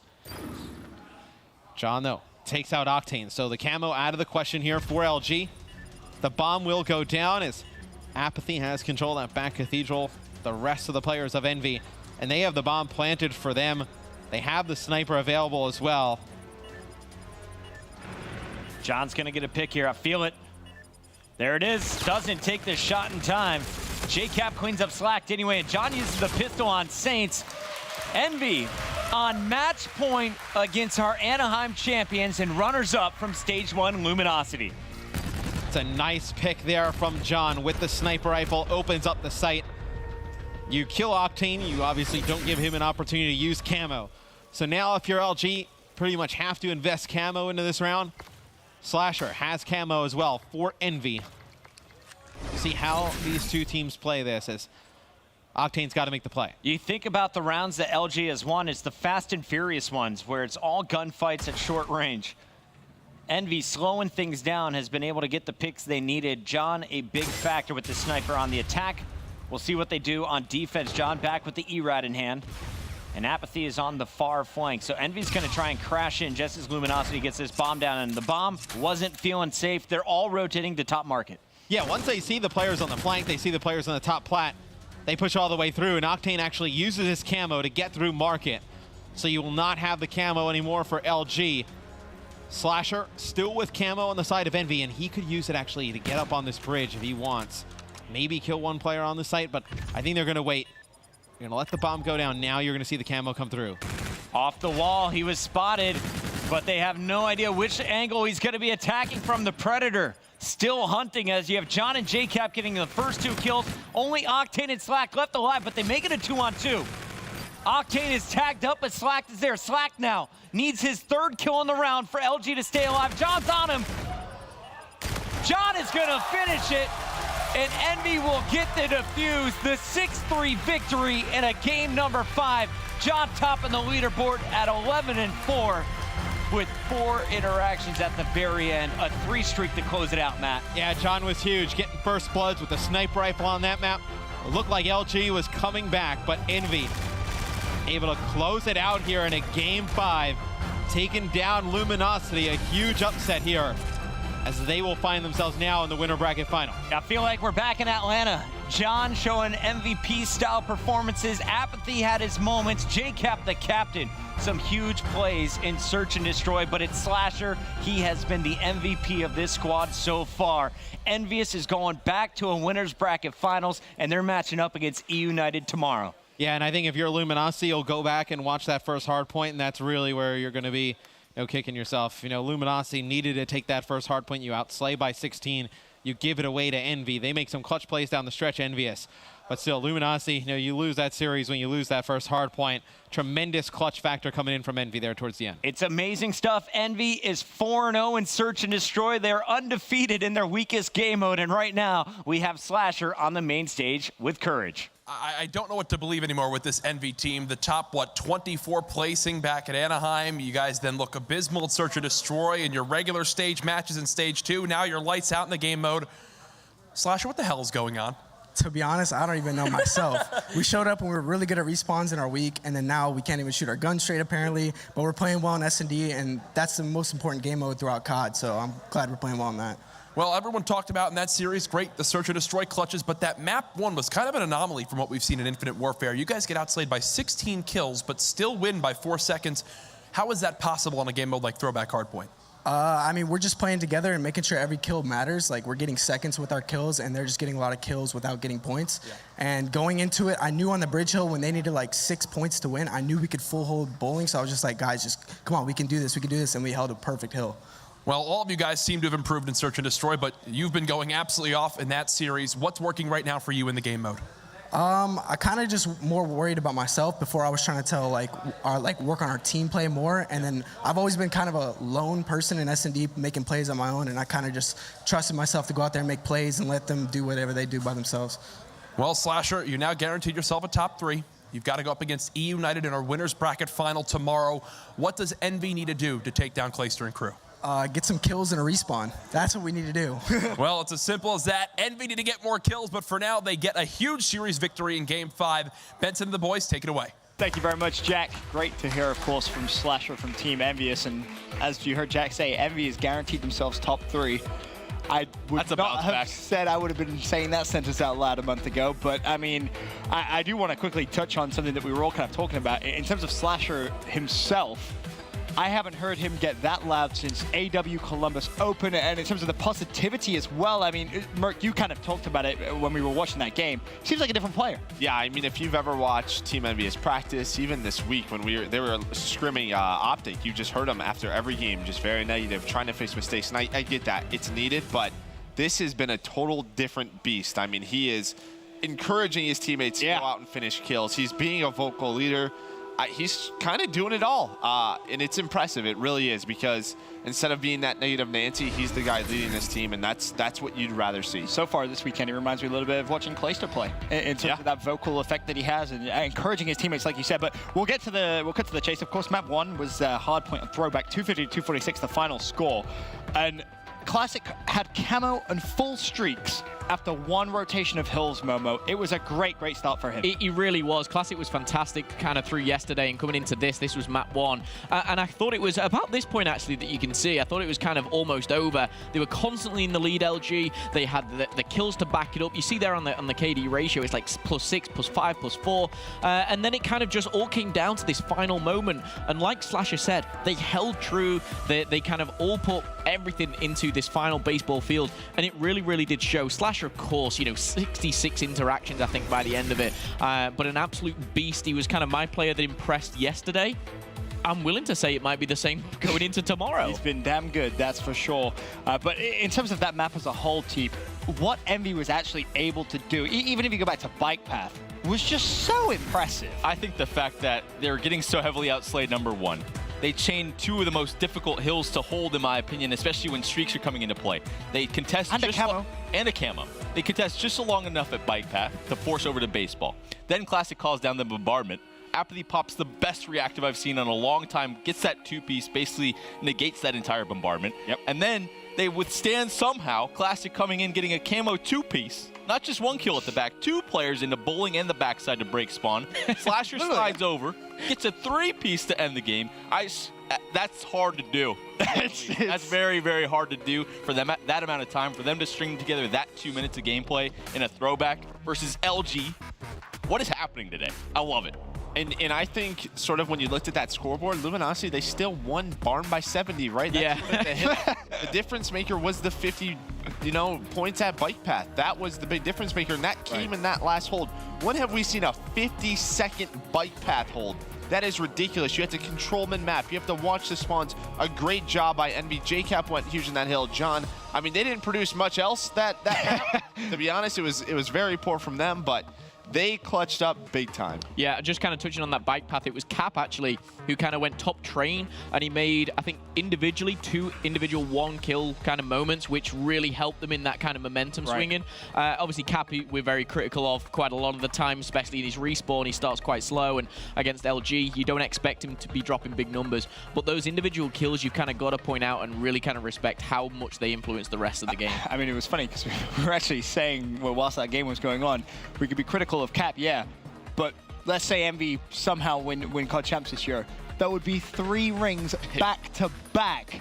That would be just unbelievable. But back to back. Yeah, the J and J Cap could stand for Jet, dude. Call him Jet Cap at that point, dude. Like, he's. Get this guy. I mean, dude, he's playing so well. It's Maven here, Maven. You run the CWL. Can we get J Cap a jetpack, please? Oh, dude, and this series was just a delight to watch. It definitely was. And of course, we go over to map number 2. It was Search and Destroy. Envy take this as well to go 2-0 up against LG 6-3, and it was a weird one because it was a slow performance from Classic, which it feels weird to say. You can't be too critical of it because it was the first time this weekend we've really seen a slow performance from Merc, but it definitely showed. Yeah, I mean, Luminosity, they've never been the best S&D team. When they've gotten better, though, like this was one of the maps that they've been really darn good at this year. Slasher at a 13-4, but yeah, Classic, he ended up 3-8, and the reason that's significant to me is he's sort of the entry guy, right? He's the one with the ERAD. He's making the plays. He's starting those trades, and if he's not winning that first fight, that's a problem, and this is the first time we've really seen Luminosity struggle in a search and destroy like that. Very true. On the flip side, Slasher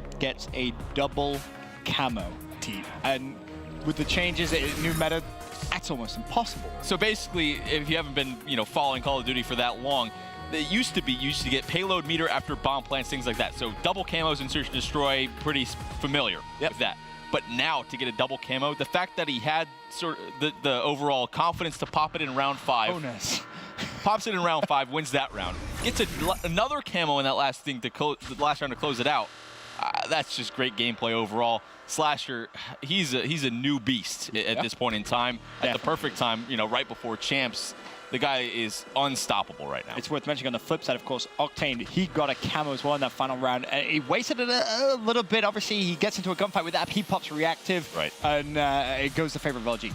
Yeah, I think as well, I think kind of as well, it does come down to those payloads, and Teak touched on it, it's so rare to see a double camo. The fact that you're getting it as well, I think that's the second time we've seen Slasher this weekend alone get an above 3 KD in a search and destroy. I know it's only a map, so it's kind of like your 13 to 4s and stuff like that, but the consistency that he's doing it against the caliber of teams that he's doing it against is phenomenal. His respawn's on point, his S&D's fantastic. What a player this weekend. And to that point, we asked the question, all right, which player realistically can go toe-to-toe with Octane? He literally did that throughout the entire series. Even the map 4 hardpoint where they got completely obliterated, we'll touch on it in a few minutes. I mean, he was still performing very, very well. But before we get there, obviously, map 3 to uplink. This is where, at the start of the game, it was unbelievably close, Merc. It looked like it was going to be one of those slow-paced, kind of typical MV uplinks, and they started off the game just phenomenally. Yeah, they started off pretty well, but then, JCap and Apathy, even John, they all had really bad maps against Slasher, playing exceptionally well, was outperforming Octane at this point, even going into the second half. At one point, Octane was 12-11. The game was going on. I looked back up, and he was 24-12. Yeah. And that is when everything changed. Luminosity put them in a spawn trap, and that was basically GG. It was very scary for me there on out. Saints and Slack stepped up. You just can't allow that to happen. You can't allow that breathing room. As soon as they get in a spawn trap, Luminosity just took over. That trap right there was just so darn beautiful to watch. I feel like other teams need to take note of it, of when to use those streaks. Octane pops that Trinity rocket at the perfect time to catch 3 players off the respawn, gets the 4th player on the rotation with his gun as well. The fact that he single-handedly got, back-to-back, 5 or 6 streaks in a row. Yep. Man, that's just scary stuff from LG and Octane in specific. I think even going into the half, we saw MV lead, 3-1? Yes, Slasher was 20-10, of somewhere of the likes of that. But his other 3 teammates, one was double negative, one was nearly triple negative, and the other was negative. It just says a lot that they're going into a half winning. Same as the hard point. Then they're down, they win a hard point by being outslayed. How is this happening? And it is just great teamwork. We've talked about MV all week long through their group as well. Their teamwork, they're not necessarily the best team in the world, but their teamwork is fantastic. Well, you're completely right. Of course, they're moving over to map 4. This one was a little quicker, that's for sure. 100-point club. LG just kind of turned up. Everyone slaying. As I said, though, it just felt like Slasher needed some kind of help. Yeah, I felt bad for the guy on this one. He was shooting back, the rest of the team just wasn't. And I want to go into some sort of in-depth strategy of how they could have done something better. Nah, the other 3 just need to shoot back. That's definitely just shoot the case. something. And it was weird because it almost looked like they were setting up for a reverse sweep here. Oh, they were. This was sort of old Luminosity, right? Before they were winning, this is how they lost series. They would let one respawn slip away. They would lose both searches. And you just be like, how can this happen? This team has so much talent because they're doing things like this. Matt just texted me. They outslayed Envy by 77 kills this series. Oh my God. 77. I have the same face. That's a lot of kills. It's ridiculous. 77? Yes. Over a whole series, they outslayed 77 and they lost 3-2. That's like S&D wins championships. That sounds like old LG. It's to be honest, old Luminosity. It makes no sense. Yeah. They have to win. That's They have to win a search again. It goes back to the same thing. That S&D win percentage has to be at a 50%. They have to win At least an S&D one. at least. I mean, then obviously we talk about Game 5. It was just Envy in full control. We've been so hypercritical of sniper rifle players throughout the year, but then John, he uses it perfectly. He understands when to push, when he doesn't need to be aggressive, when to actually switch out weapon as well, Momo. It's very, very impressive to watch. Yeah, I'm the most critical person of a sniper rifle, and I think it's purely from my past of playing with people who used to pull it out and not really utilize it to the best of its ability and not know when to put it away. But you've got to give it to Johnny. He used it previously on throwback, did great with it. But on this map in particular, he was even picking players off on rotation, just flanking around, and it was enabling, full control of the sights. Great play overall, but Envy, that quick 3-0 lead, soon turned to 3-3. Yeah, I got nervous though. They had 3L, then it was 3-3, and you could see that they made adjustments. Luminosity, they were just 4-hitting hallway, always together. The Luminosity we expect, that's where that sniper comes into play. If you can get an early pick, you allow yourself to go into a situation 4v3. Just a great play all around. John ends up 11-4. That's what you want to see. That's the John we know and love. That's the MVP from last year, because the rest of this series, he was pretty much non-existent. Very true. Finishes, of course, Game 5 on a 7 streak, but you think about that. Think about that statement you just made there, Merc. They win map 1 hardpoint 250 to 246. Let's say John has a better game. He goes even. They're not just winning. They'd be winning by a fair amount of points. Any of these guys, if Apathy steps up, you saw in Game 1, when he just has a 1, they win. I mean, look at this. I mean, Octane plus 28 this series. I mean, a 1.39, that's absolutely ridiculous. If you're Luminosity, you're mad you lost this series. I mean, I know they play Fnatic later tonight.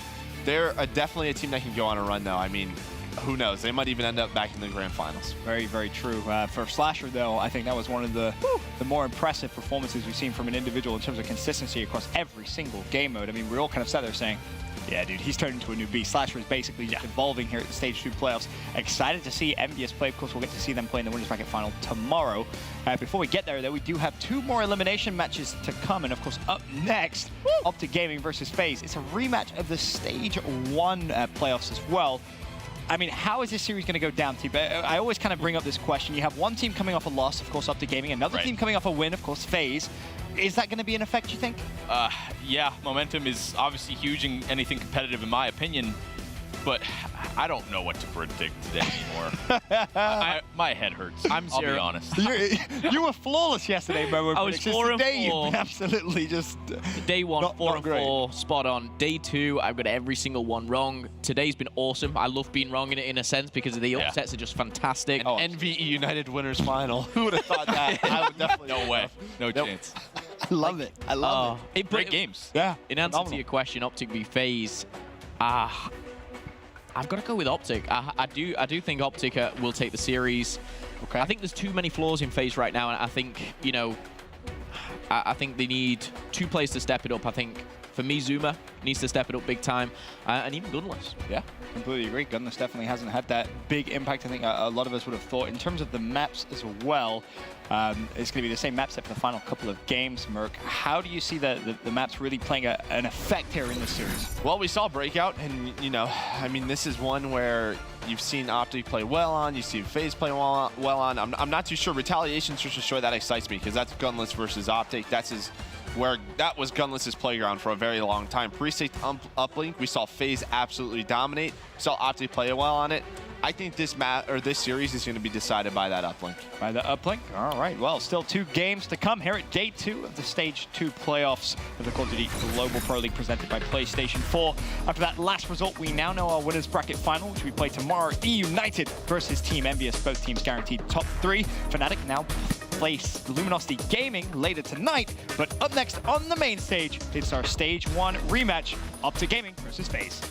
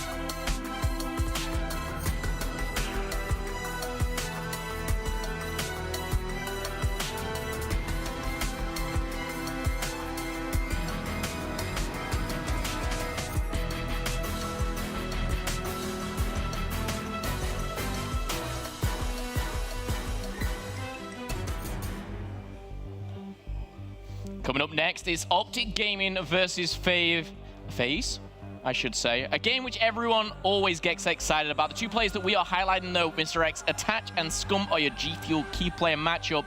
As you can see, stats very, very strong. Yeah, and Attach has, I feel like, played much better since Clay is now on E United. He's been playing good in all of the game modes. But Scum, man, otherworldly. You see the hardpoint KD, Search and Destroy strong as well. Same with Uplink. It's kind of rare to see Optic Gaming here in the loser bracket, especially, with him playing this well. He's going to need to have a big series going up against Attach and Zuma if Optic Gaming is going to move on. Ladies and gentlemen, do not go anywhere. Optic Gaming versus FaZe right after this.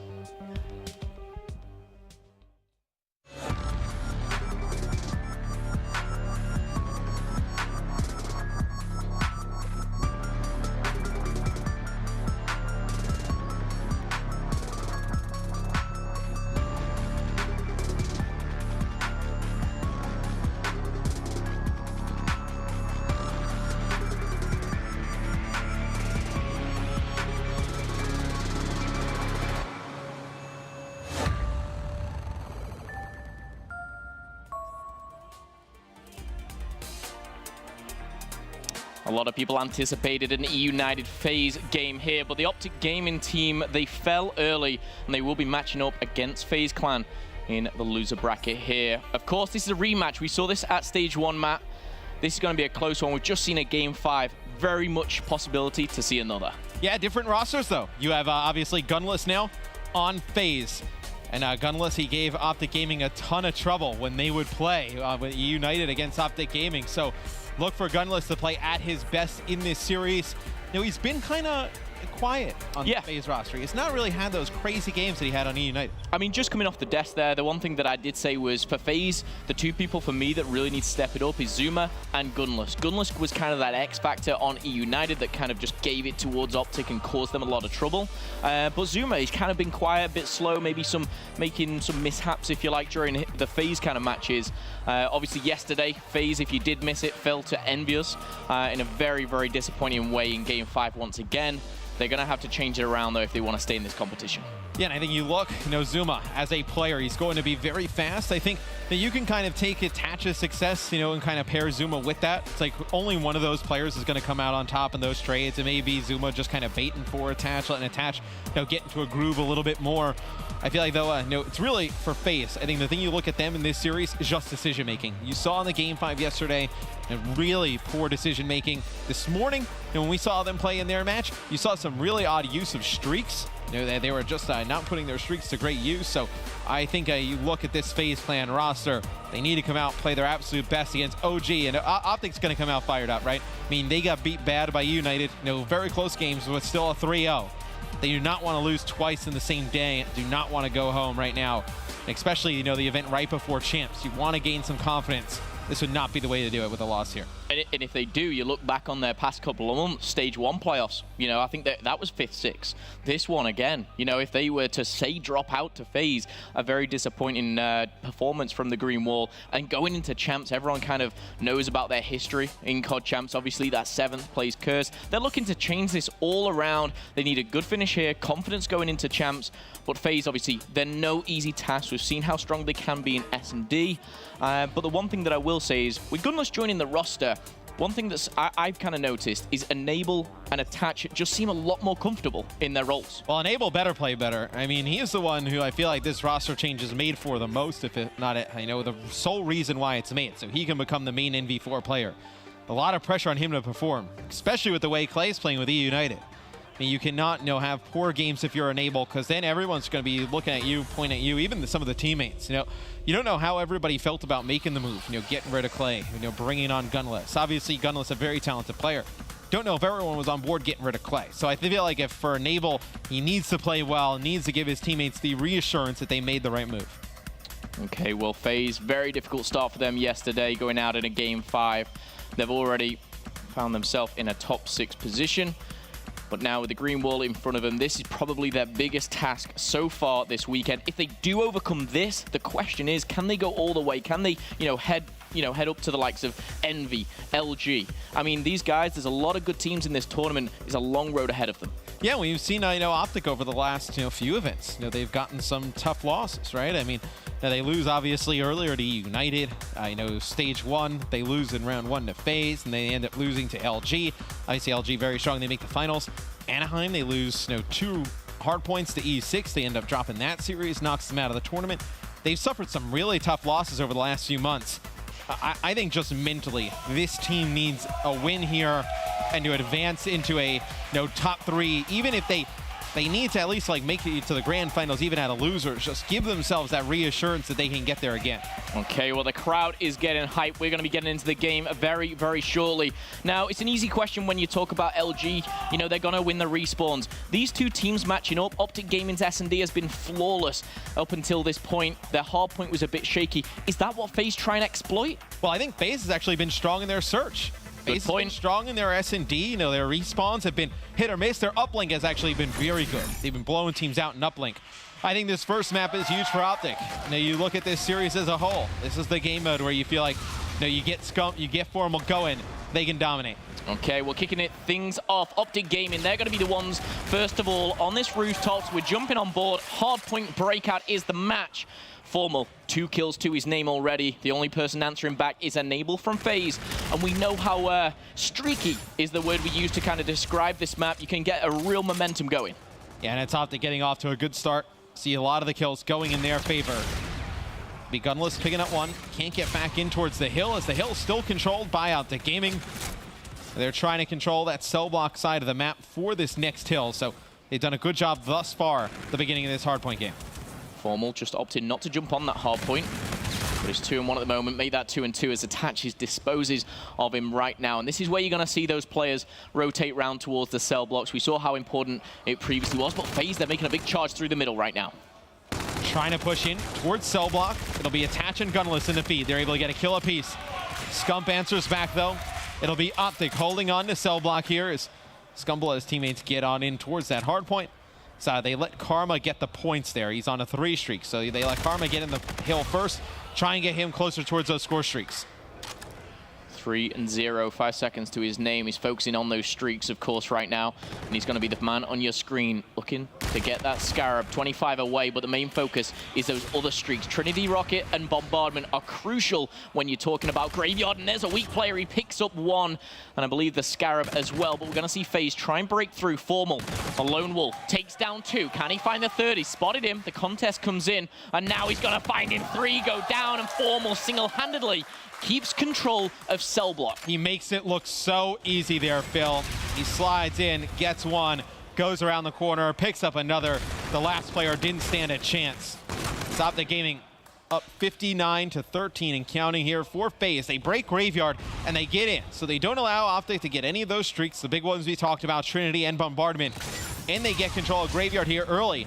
And just like this, the Optic big lead could be a race here if FaZe is able to hold on. Yeah, it really could. And this, again, is a time where they can build streaks. But Crim, Formal, and Scum all putting names on the board, answered back by Enable and Zuma. And we still see in control Optic Gaming. FaZe, they have that back spawn. And the question is now, do they opt to rotate towards that commissary? Or do they give this one more go? Judging by the minimap, they're not looking to challenge this once again. Looks like they may try and pinch, but I think it's coming so slow. In 19 seconds left here. You have number 2 in the minimap, Attach, going all the way back towards the helipad area. He's going to have to cut back towards that mid-map now. So he knows more pressure is coming as Attach wins 2 big gunfights, not able to stay alive through it. It's going to be the Graveyard Hill. The last few seconds going to FaZe, but it'll be Optic Gaming rotating, going to make the time up the beginning of commissary. I think Crim6 lost him there for a second. Zuma tucked away in a nook and cranny as Optic Gaming will have commissary. But the interesting thing to point out here, it looks like Enable and co will be going for those spawns. These next wave of kills could be crucial for the next 45 seconds. Karma plays in that short corner. Very smart play. Swaps out there for Scump. Scump picks up Gunless. And now Optic, they just seem to be wondering, where is FaZe coming from? The push coming so slow. For FaZe Clan, they have 2 players working around the outside. It'll be Enable and Attach. Enable's able to get 1. Attach now inside of the hard point, trying to pick up this gunfight. Trying to get control for FaZe Clan. He's got some support coming off the wall run. It'll be Zuma and Gunless coming in, helping Attach get the hill. But Phil, it's Optic Gaming up 112-50. So we'll head back towards that center hard point. Yeah, it was a patient pinch there from FaZe, but Optic Gaming, They just bully their way back into it. Enable actually picking up 3 there before falling. Actually, so sorry, he's still on that kill streak. 11 kills to his name. We're going to go back to the rooftops. And with the first rotation done, we see Optic Gaming leading by roughly around 60 points.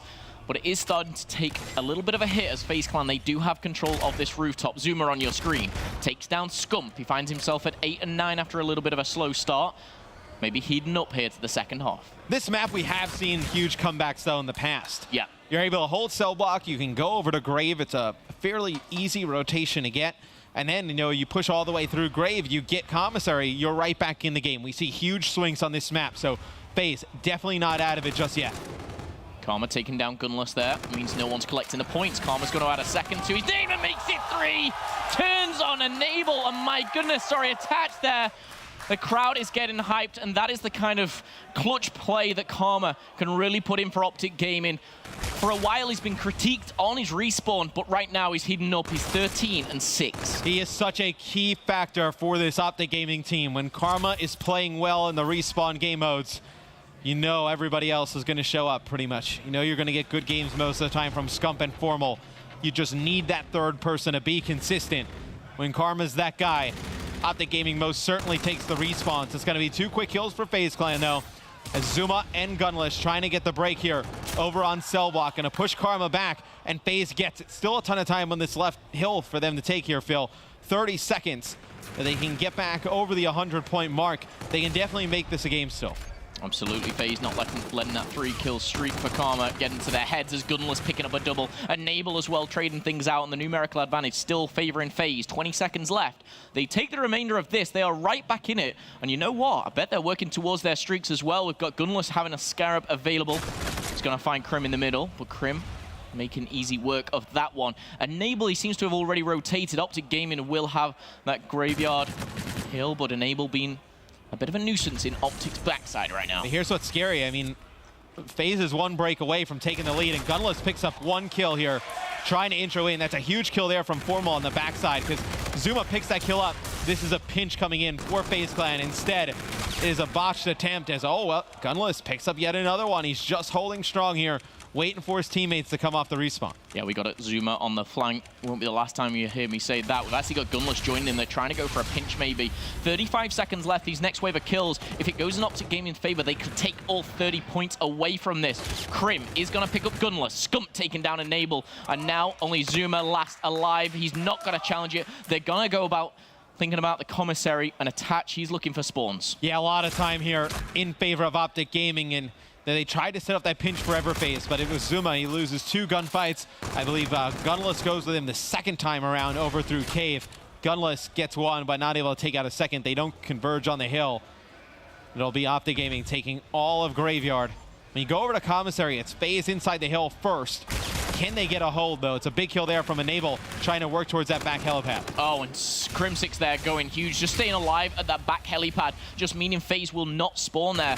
That 1 kill changes the game almost, but Attach will take him out, and we're going to see Optic Gaming having to push through the middle map. 50 points behind, and FaZe now are going to have all 4 members clustered around this Commissary. The question is, do Optic Gaming try and bully the way through here, this mid lane through Attach, or do they take that slow route round the back? And FaZe has done a nice job, Phil, throughout this game. You know, Optic Gaming, they've taken a ton of time. They have not given up streaks to anybody. 2 players lined up there for Gunless. 1 more coming. Gunless take out Krim. He's on a 4 streak, working towards camo, working towards score streaks. It would be huge if they were able to obtain score streaks on the side of FaZe if they're trying to make this comeback. You have those. You know, Graveyard has really been the one where Optics punish you. If you have some streaks, make it a little bit easier on yourself. Be in a good spot in the second half. So Gunless picks up 3.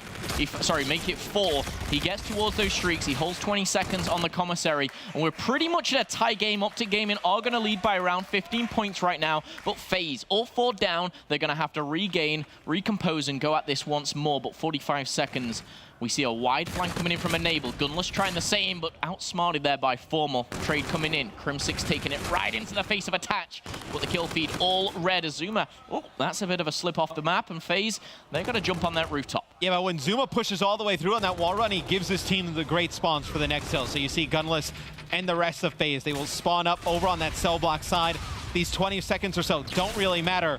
You're looking at Karma. He has camo going in the cell block. How does he use it? It's going to be 3 kills for FaZe Clan as they get control. Okay, well, let's jump on board with FaZe and see what the communication is like. Back, guys. Yo, help me, don't try to watch cave. I'm in the hill. Yo, I'm gonna need help, guys. I'm watching cave real quick. I'm in the hill. I'm in right side. Down middle, 2 middle, guys, 2 middle. Towards 3 middle, towards 3 middle. I'm looking front. I'm watching front middle. They hit middle. I'm up to middle. I'm looking front. What's that corner, E-box? I hear. Watch out, E-box. Left corner. 3 middle. Left middle. I'm one head. I spawned that base. We spawned back. All is 2. They both have to. Yeah. I spawn. Middle there. We're spawning spiral, guys. One got me in hill. Foremost flanky. Foremost hours weak. Foremost nice. Nice, let's go. Nice, we go. Let's go on. We go front. Yeah, they're gonna be front. They're all gonna be front. Got him. Nice. Tommy? Yeah, they're all gonna be front. Tommy, sit down. Pierce, spawn in the back. Spawn in the back. I have camo. What's deep wall? I'm rotating. You guys gotta go big. Just play. I'm coming to play. I'm playing the sound up here. That cave. I got crib. I got one off rotation. Low cave. I need help. Low cave, dead. Oh my god. Go. All of you, go. Let's go. Can you guys stand up? I'm giving up top. I have Crim 6. Someone needs to watch spiral. I have low cave. Absolute Crim 6 middle. Alright, one is back cave. Just watch spiral. Absolute Crim 6 middle. I should spawn back med. I spawn back. Pour med. Top cave. Yeah, he jumped over. One's absolute cave. I camoed. I have camo. I have camo. I'll pinch. I spawn cave. We spawn cave. Let's go. I can camo this. I'll break. Cave right now. Go ahead, play your life, Dale, if you can. You have FTL. Yeah, I'm waiting for you to camo. Well, I can't really camo. Camo down. I spawn back. What's up, babe? High cave weak. He jumped down on you. Yeah, dude. I'm good. We have to break. I spawn back out. Yeah, I spawn back out. We're gonna have to go together. Come in, man. 18 seconds. Optic Gaming 8 points away from sealing the deal. FaZe need to break in. They need to do it now. The camo wasn't enough, but there is going to be one last chance. Gunless and Zuma picking up 3. Scump saying no, and Scump is a one-on-one with Gunless with 4 seconds left. That's going to do it. And now Optic Gaming, they take map number 1 in a very, very close fashion. They hold on and take game 1. Was not pretty for OG. They're able to win it here at the end. And for a second there, when we were in that listening, Enable kills Scump, and he kills Crib on rotation. I was like, oh man, they're gonna do it. I thought like, it was over. FaZe is gonna make this comeback. But some big kills by Optic. FaZe really doesn't get much of anything with the camo. And it's Optic Gaming able to close out game number 1. Optic Gaming, you can see Scump is very happy with that victory. Obviously, nail-biting stuff towards the end. They had that lead, FaZe getting back into it. And like you said, Enable made 2 kills in Graveyard, and you could see almost all of FaZe, because 4 were down, they all just rotated. They said, forget the last 5 seconds on cell block. We're going to do this as a team. It was almost like they had full control. We heard Gunless have camo, and he wasn't in a position to use it. He kept communicating, I can't use it right now. Yeah, and you saw, I think Zuma was calling out. He's like, I'm going to go on a pinch, And I think he gets there like a second too late. Like, he's able to get 1 kill, but I think the players on that front side by Cave had already have died. He comes up the spiral stairs. He's able to get 1, but FaZe, they did a nice job battling back in the second half of that game, because they were down, what, almost by 100 at the beginning, right? I think it was 80, 90, 100 points. Yeah, 80 or 90 points, so it was a big comeback there for FaZe. Not enough, though. OG holds on. Big plays by Scump there at the end. Absolutely, and one player for me who did step it up was Gunless. You know, he did unlock that camo earlier. He saved it. You know, highest kills in the game through a very long period of time. But like you said, it wasn't enough, and I think, you know, that is sometimes the hype that you need. If you win a game like that, and it's sometimes a lot more motivating than, you know, absolutely blowing it out by a 100-point club. You know, you're going into this S&D very, very confident. FaZe probably a little bit down on themselves, but I'm sure these guys, they're able to bounce back. We've seen how strong their S&D was in their group, but Optic Gaming's S&D. Well, if I'm FaZe, I don't feel too bad about that loss. I mean, you're down by so much, you put yourselves in a bad spot to even make that comeback possible. Yeah. You're almost able to do it. If you're Optic, you do feel pretty good about that win, because as you've heard, you know, them talk about, you know, you've seen Scum talk about on Twitter and whatnot, just not great at breakout hardpoint. So you get that win on a map that you don't really love. Now you go into S&D, you take this, you're in a good spot to close this series out fast.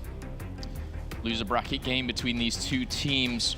Obviously, loser will go home, will be placed 5th, 6th. Optic Gaming versus FaZe. Which one will be progressing through? Obviously, so many more teams to come ahead. They've got a long road. A lot of teams we've already seen E United book themselves a spot in that winner bracket final. And Envy, you know, we go back to Anaheim, we really think, is Envy going to be the one to be in that kind of winner bracket final? I don't think many people would have thought that. Nobody. A lot of people predicted them third, fourth in their group. Yeah. Wouldn't even be here at playoffs. Now, they've shown up in their groups. They've shown up here this weekend in such a massive way. Envy just figuring out ways to win. I think that match against United tomorrow is going to be awesome. Most definitely will be. However, that is tomorrow. A couple more games still today. Of course, this one, Optic Gaming versus FaZe. We do have another match after this series, but these two guys, these two teams, should I say, going head-to-head. It's a staple in Call of Duty history. FaZe Clan, they've been around as, you know, just like Optic. The fan base of both of these teams, absolutely incredible.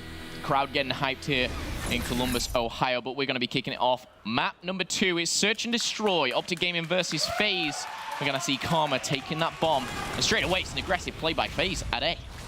Yep, they're going to go all the way down through Market. They're going to play inside of Bike Shop, so they have that whole area of the map locked down.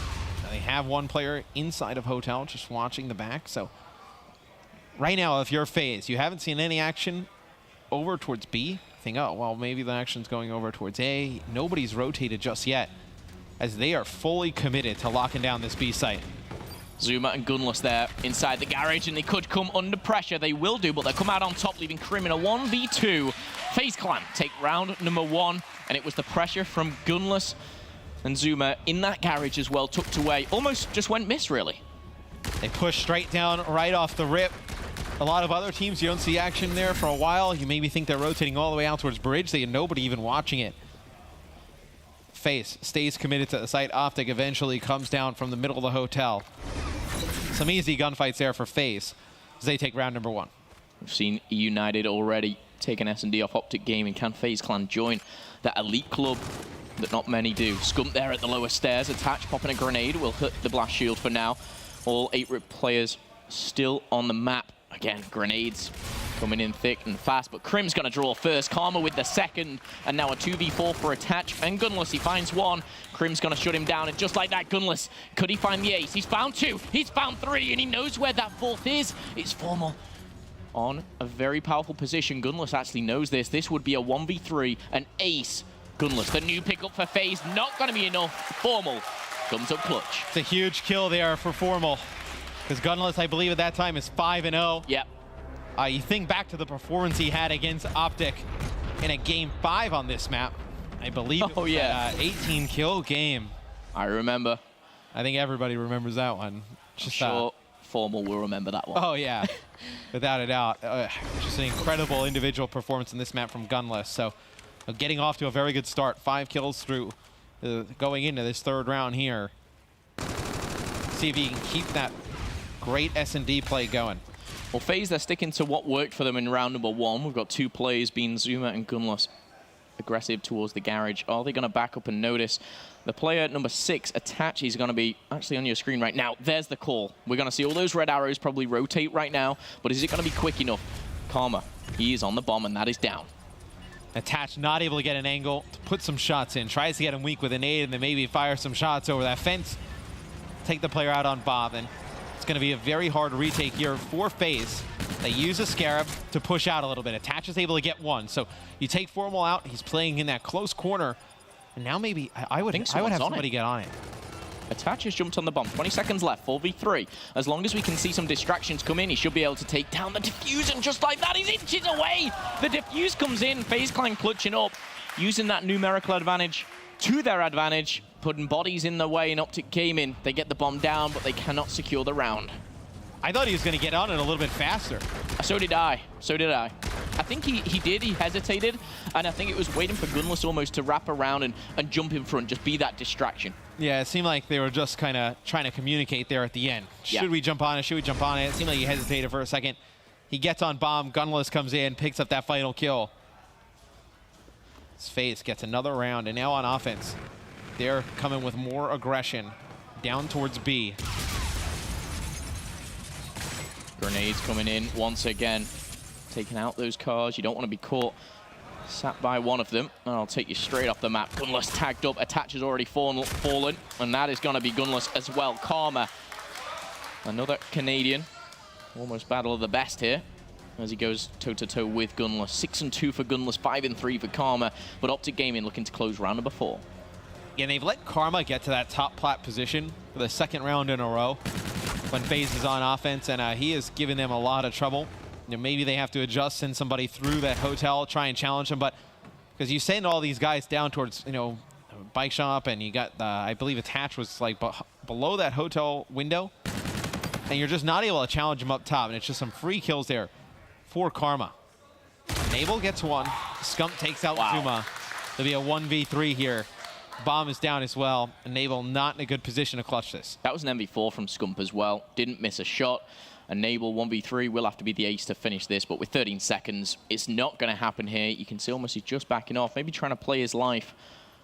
And that is what he'll do. This round will end, and Optic Gaming will close it out. 2-2 in the current map. If you missed it, ladies and gentlemen, Optic Gaming, they took down FaZe in the hard point. Bit of a shaky ending towards that, but closed it out strong. And Enable, I think you give up this round, you're trying to work on your own streaks, right? I mean, you only have 1 kill, but you never know what it could kind of turn into. So now it'll be Optic on offense. FaZe, the same defensive setup. This time they dedicate somebody towards that top side of the minimap. That'll be Enable at the start, but still you have Gunless and Zuma. Just flood down towards that bottom side. You close that area off. Now it puts Optic in a tough position. You know, they're still giving up this top plat, though. I don't really love that, Phil. Yeah, it's a very powerful position, especially when you put a player like Karma in control. They'll take advantage of that, but it looks like what they're trying to play is, you know, back hallway and bottom garage. Oh, and that's a big tag there from Enable, and he knows it. He's got one player just chasing him down. I think Karma was tempted, but with the bomb in his hand, he backs off. A smart move, if you ask me. And he's backed up by Scump, and of course Crimsix. The one lone wolf, if you like, is this man. It's Formal. No one's going to be flanking, so let's jump on board with Karma as the first blood is drawn. Headshot towards Attach, and now a 3v4 retake. Yeah, they don't know Karma's in this close corner. I thought Enable actually saw him, but Karma able to pick up 2 kills. Attach first, Enable second. Karma with 1 more. Trying to get the ace this round. Already has camo. Another round win for Optic Gaming. Karma's like, come on, that was my ace. Absolutely not. He's happy with the round win. But again, Karma making a very, very big impact here on Search and Destroy. And shutting down FaZe. The question is, Matt, you know, for example, let's play hypotheticals. Optic Gaming take this map here, this Search and Destroy. Does FaZe have it in him? A reverse sweep, 3 maps in a row? I think they do. I think FaZe has been very good in uplink. You saw how close the hard point can be. Absolutely. Search and Destroy really hasn't been a blowout either. It's a very close game. A lot of these rounds going down to the wire. So I think they definitely do have that potential to make the comeback. This map definitely far from done. I was going to say certainly not over. Actually decided to plant the bomb on Optic side. Formal takes that kill. Somebody's got to clear that out. Yeah, that's an interesting pick. Obviously thought it was clear. Absolutely wasn't. And now they know the bomb is down. Attach, tagging them up. Grenade to follow, does tag him with that as well. He's not going to clean up the kill. But Optic Gaming, they have that advantage. Karma, I believe, already has his payload. 8-4. Strong, strong start once again. Time's ticking, though, Matt. FaZe, they're in a sticky situation. I mean, maybe Gunless thought somebody was going to the back there to clear that out because, you know, 3 players kind of just wrapped in towards that same angle. And if he plants on the other side, it's a free plant. Not going to happen, though. Enable 1v4. It's a 1v3 now with 23 seconds, but location revealed. Bullets aren't going to connect. They know the bomb's down. Optic Gaming, they don't need to put the pressure on, but I'm sure they'll be wanting to clean up that kill. And Scump's going for it. Is weak. You can see that slither of health there in the bottom left. Enable, okay, takes down 2 with him. If he can stay alive somehow, he'll be working towards that Scarab, but no, very hard to do so. With the in-game mechanics, obviously you're flying so high, easy to spot. And Optic Gaming again, close out the round. 7 hits, my goodness. Scump and Crim combined for the kill. Just a really poor round there from FaZe. You try and plant that bomb, you have to clear out Cathedral. If you're gonna spawn, if you're gonna try and plant the bomb in that area, you need to clear that area of the map out. They don't do it. Gunless just gets picked on the bomb. One of the easier kills Formal will get. So now Optic, they have an opportunity to throw the blows away. So FaZe are going to do the same thing on defense. They've done every single round. Yep. Karma has camo. Do you think about sending camo down in a bike? You can get first blood. then push down. I mean, do you not use it and just kind of go over towards that top side of the map, kind of isolate this player again? Optic has a ton of options here. They really do, and like you said, the payload, especially camo this early on, it gives so many options available to Optic, but if they get the bomb down with 4 players alive, definitely not needed. But for example, Karma, he can just sit pretty, use camo to just take that player diffusing out. Optic Gaming, what we are trying to highlight, in a very, very powerful position. Formal's going to be caught off guard, though. That's the first kill. Traded out in a 3v3 now with 30 seconds left to go. Scump checking that bomb. He's not going to be diffusing just yet, but he's going to be in a bit of a poor situation. Enable shuts him down. Now it's all up to Karma. Does he use the camo to check the bomb? That is the question. I believe the diffuser is coming in from Attach. He sees the leg. He's going to get away. The camo now could win him the game. Smart play is going high, and all he needs to do is stop them diffusing at 7.5. He's going to make the kill. He drops low, and just like that, Karma, he's just clutched a 1v3, and that is the effect that Damon Barlow can have on one round. Wow. And he gets the final one. Just add another to the scoreboard. You can't let that happen if you're FaZe. I mean, we've seen that happen a few times where the player's foot's just poking out, you come from that position, and then especially when he has camo. As soon as he popped camo, for me, Phil, I was like, this is a round win. I was like, FaZe just gave them this round. Big play there from Karma. He has been lights out in S&D through their groups. As of late, he has been very strong in search and destroy. 12-5 right now, fully streaked out. Yep. All they need is one round. I think it was good, obviously, you know, highlighting how many options he had to use that camo, and he opts to use it in a 1v2. The way that he utilized the bridge as well for the cover, absolutely fantastic. Karma, I believe, he's just pinged the bombardment, probably just locating, and here comes the Trinity rockets raining down fire upon FaZe. He's tagging one up, but doesn't look like anyone is available. He'll hover this last Trinity rocket. No kills confirmed yet, but he still has that bombardment. Well, it's just a smart play with the camo that he gets to the top of the bridge, gets the kill when he's on top of the bridge, and then jumps down. Just gives him so much cover that he knew he wasn't going to be able to trade it out right away. It's Gunless trying to make this interesting, a camo of his own. And a 2v3, just needs to pop it to stay alive. Challenges Scump up top, game not over yet. That was a 2v4, but the camo from Gunless puts it in a 1v1. Can he be that X Factor? He's gonna see Crim, and they're still in it. The camo utilized, and Gunless, a heads-up play. Some players panic and maybe don't want to use that camo, but you're 5-2 down. It's a must-win round, and that is what Gunless does. Yesterday, FaZe had the abilities, they had the streaks, and it was that round where FaZe used the Trinity, and they didn't win it. That turned it around. Optic Gaming there uses the Trinity. They don't win it. They have already used camo. And they use the ping of the bombardment, I believe, as well. Yep. So, a very strong round for FaZe, yet they are... Oh, that's not going to help anyone. 3 rounds away, obviously, from taking this. And just like that, Optic Gaming, they take down 2. Strike first. Attach and Zuma deleted here. Enable and Gunless, they need to go big. Gunless already hidden double digits. He spotted one, and this could be a bit of a sneak attack. His teammate's in trouble, and now it's got to be a technical 1v4. He's taken down one, and just like that, Optic Gaming, they're not going to let it happen again. 6-3 is the final scoreline. Optic Gaming, they are 2-0 up in the series, and they're looking to close this out in a 3-0 fashion. Of course, don't forget United. They just gave them the swift 3-0. They're looking to make a statement, Mr. X. Karma picks up one at the beginning. Crim picks up another. I believe it's Attach and Zuma trying to push through the hotel hallway. In a round like that, you can't just give up easy kills. None of those players on Optic Gaming that picked up the kills were even weak. It was just FaZe players trying to get aggressive down the hotel hallway. Does not work out. Optic Gaming takes a 2-0 lead. And again, Gunless putting in a very strong performance. Respawn and search and destroy, not enough to take down the green wall. He's obviously faced them time and time again. Previous squad of United, now with FaZe, something just seems to be, too much for them to take down. What's going wrong for them right now is going to be very difficult. However, we will be joining these guys for map number 3. It's going to be Uplink. Join us then. Can Optic Gaming close this one out in 3? Do not go anywhere.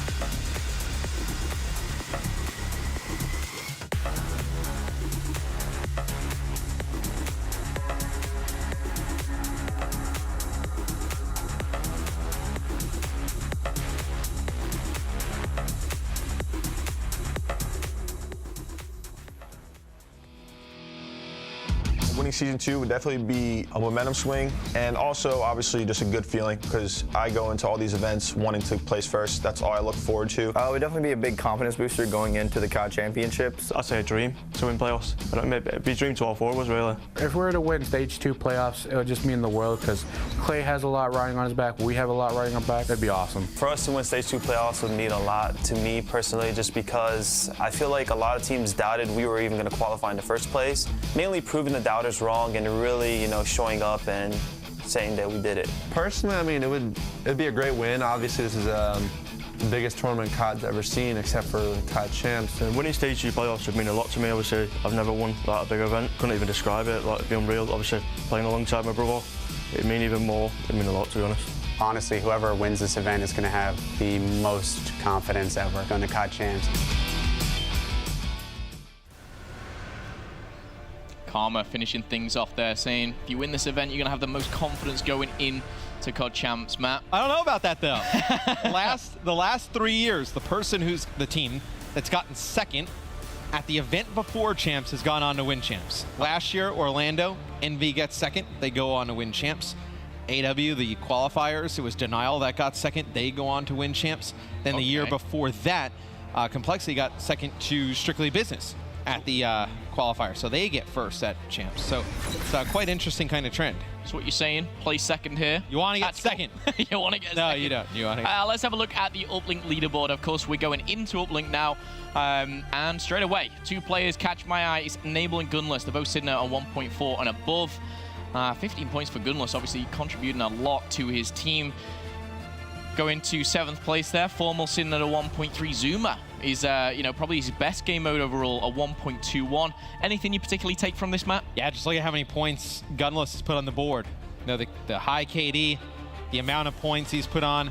You see throws, only 1. So a lot of dunks coming in there for Gunless. He's going to be their camo player as well. Yeah. FaZe has been very good in Uplink.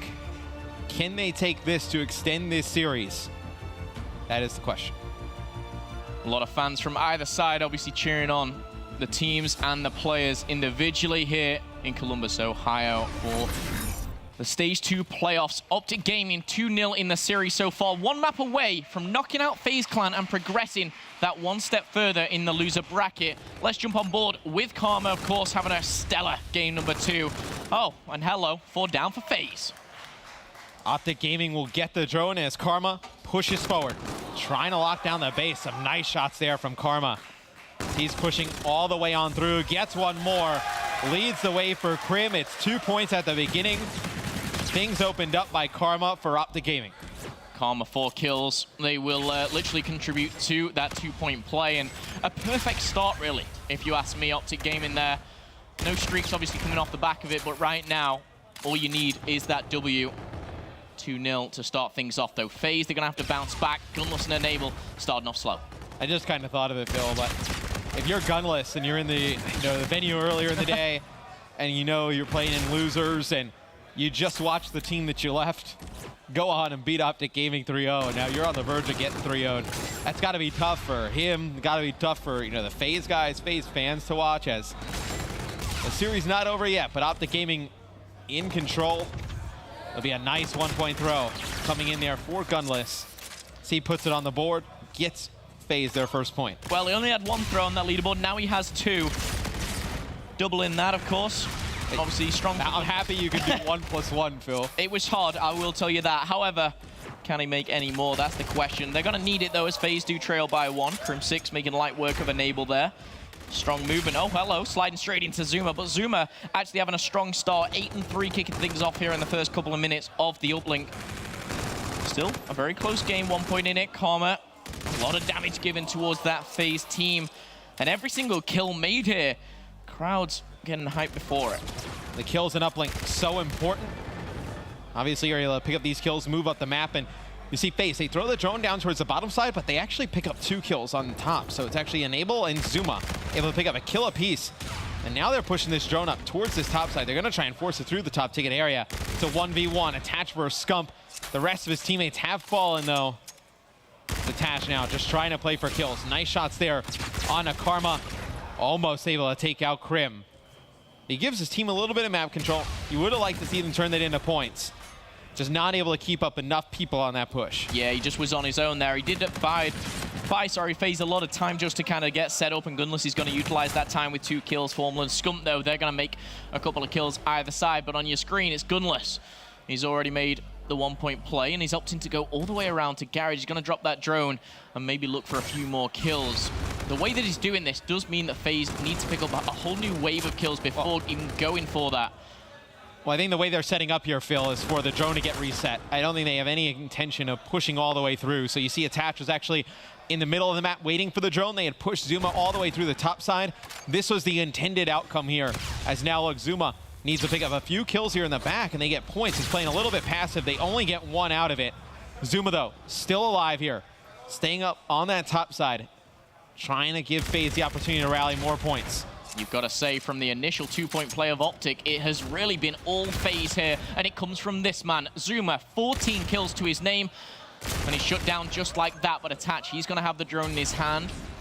Going back and forth, he's going to drop that drone for his teammates to spawn. Trading out with Krim, and now FaZe trying to get a couple of kills on the board to maybe utilize that strategy again. Just like you said, Matt, it worked very well for them. Well, this time they don't have control of that top side. So Formal's pushed all the way to the Cat's Down shoe. Now that they bring the drone a little bit further down, they back him all the way out of that position. Look at number 8. Zuma, yeah. Yet again, they've done an excellent job, FaZe, moving the drone around the map, giving Zuma space here to get towards this Optic Gaming spawn. This should result in points. I'll tell you what, they've tried it twice, it's worked twice, and I tell you what, it is Zuma once again, causing a lot of damage. 17 kills to his name already. This, for me, is the best map that I've seen him perform on all weekend long.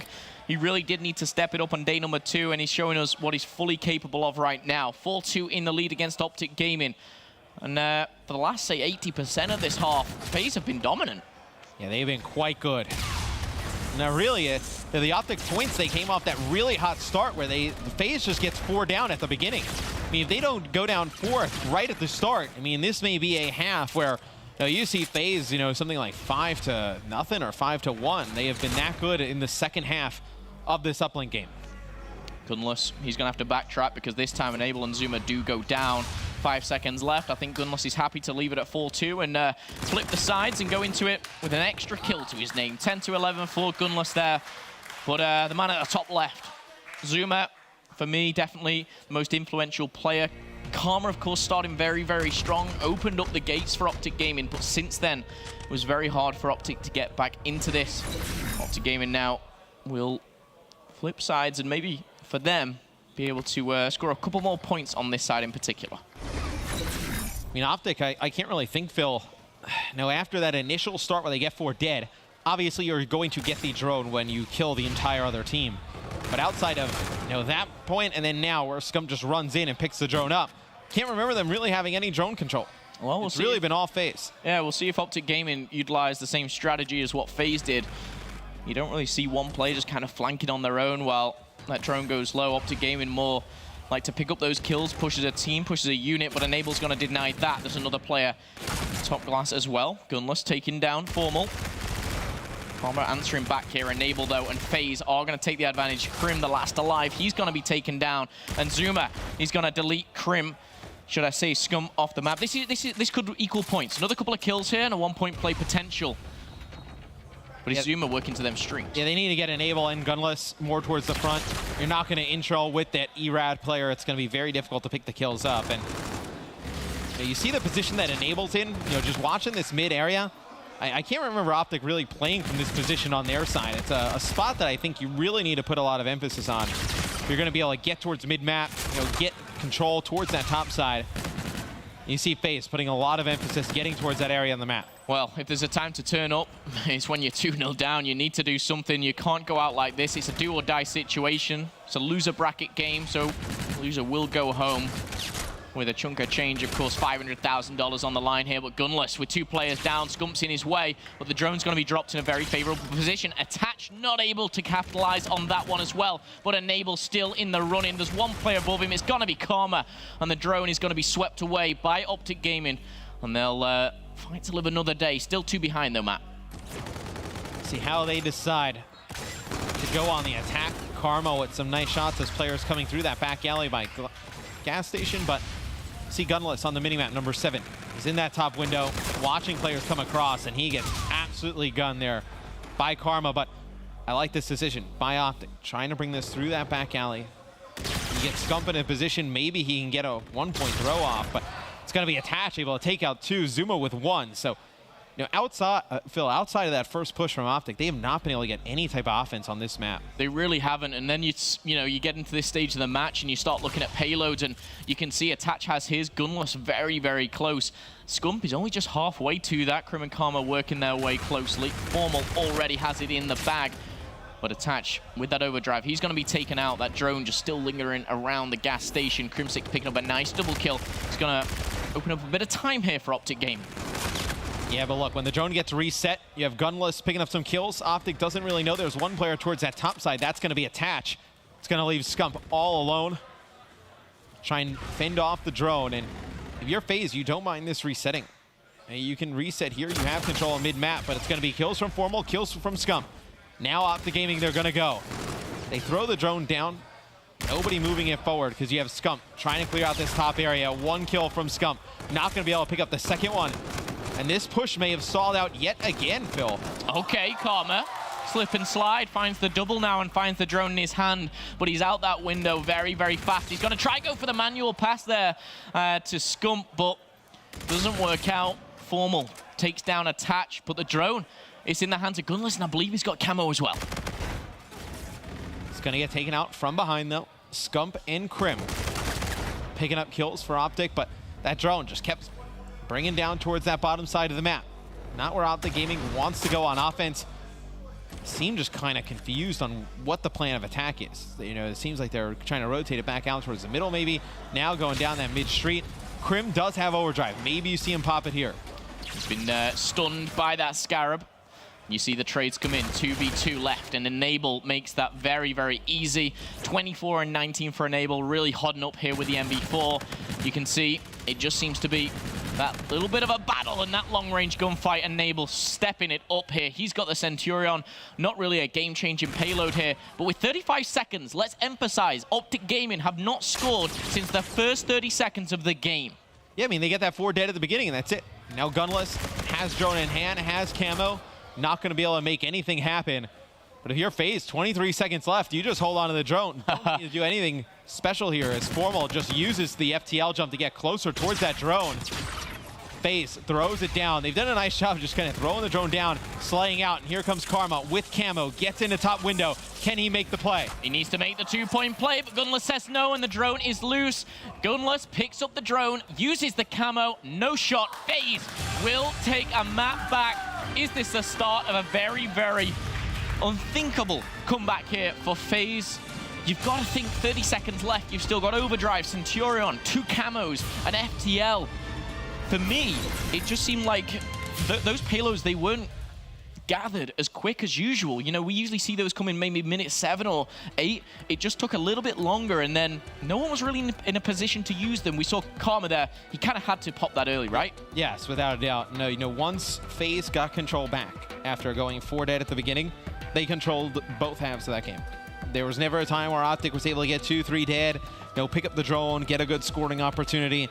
They just never got drone control, never got map control. It's a really well-played game from FaZe. Yeah, and Optic Gaming, of course, if you did miss it, the very start of that game, the first 30 seconds, it was just Karma. You know, it was the Karma show, 4 kills, 2 points.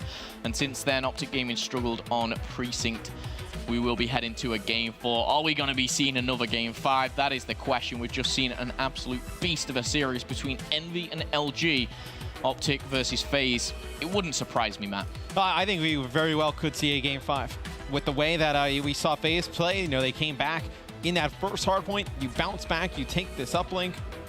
I was not overly impressed with their S&D gameplay, but I think Karma just, you know, had a fantastic game in the search. I think hard point retail, this will be interesting. You know, we've seen FaZe struggle on this map, especially with who is their second NV4 player. And I actually caught up with Zuma a little bit in the morning. And I was just saying, I know personally, I'm just not a fan of, you know, Gunless with the NV4 in his hand. And Zuma was telling me, he's like, that's what he wants to do. Yeah. He's like, but maybe I'll try running the NV4, put the K-bar back in Gunless's hands. I feel like he's just so good with the K-bar, medium to close range. I feel like you got to figure something out for your second NV4 player on this map. Let's talk about this, man. Zuma, for me, coming into this day, he was a player that needed to step it up. That uplink, he was phenomenal in the first 6 minutes. He had, you know, maybe 17 kills to his name. No one had even broken double digits. The classic phrase of Zuma flank, if you like, he was utilizing that, just pushing around the back. Really, you know, that Achilles heel almost to Optic Gaming there.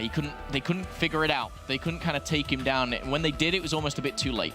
Yeah, he's been a thorn in the Optic Gaming side whenever they played. I know he always gives them trouble in terms of, you know, coming on these flanks. You always got to worry about where he is. You know, he's very aggressive. You know, he can get on these crazy hot streaks and really challenge Scump at close range. And then we're not even talking about on the other side when he's, you know, coming from the flank. You still have to focus on attach coming, you know, at you pretty quick. Gunless now as well. Enable picking you off at range. So Zuma, such a key for this FaZe lineup. When he's picking up kills and going on those flanks and just annoying the hell out of your team, it's such a game changer. The question is, if FaZe can take, obviously, this next hard point, push it to a map 5, you've got to look at FaZe's run. They fall into loser bracket, obviously, you know, due to the Envy series that goes game 5. They were 5-3 up in that. They then they obviously beat Splice, you know, your stage 1 champions. They have to face Optic Gaming straight after that. Tough draw. If they go the distance, this is going to be one of the most impressive runs that we'll see. They have a very tough draw. I mean, you thought Envy, when they, you know, come back and they beat FaZe the other night, oh man, you know, Envy, it's a great story, but they'll lose to LG. Envy beats LG. They find themselves in the winter final.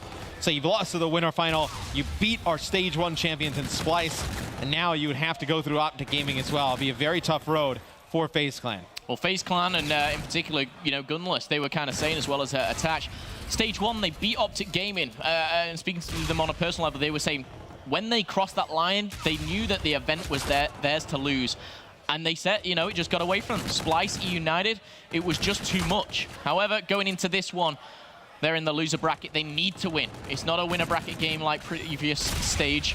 Optic Gaming getting off to a hot start here. Crim, Scump and Formal putting digits on the board. Karma, 0-3 right now, but all that matters is Optic Gaming lead by around 20 points. And you see Crim in the feed. He's able to pick up 2 kills. It's Gunless, though. He is the first one towards that lower street. Be FaZe in control of this hill early. They give up a decent amount of time, 36 seconds to Optic on bridge. Can they make it back up here? And you see number 6, Attach. He's pushed all the way through, so he's already thinking about Cathedral.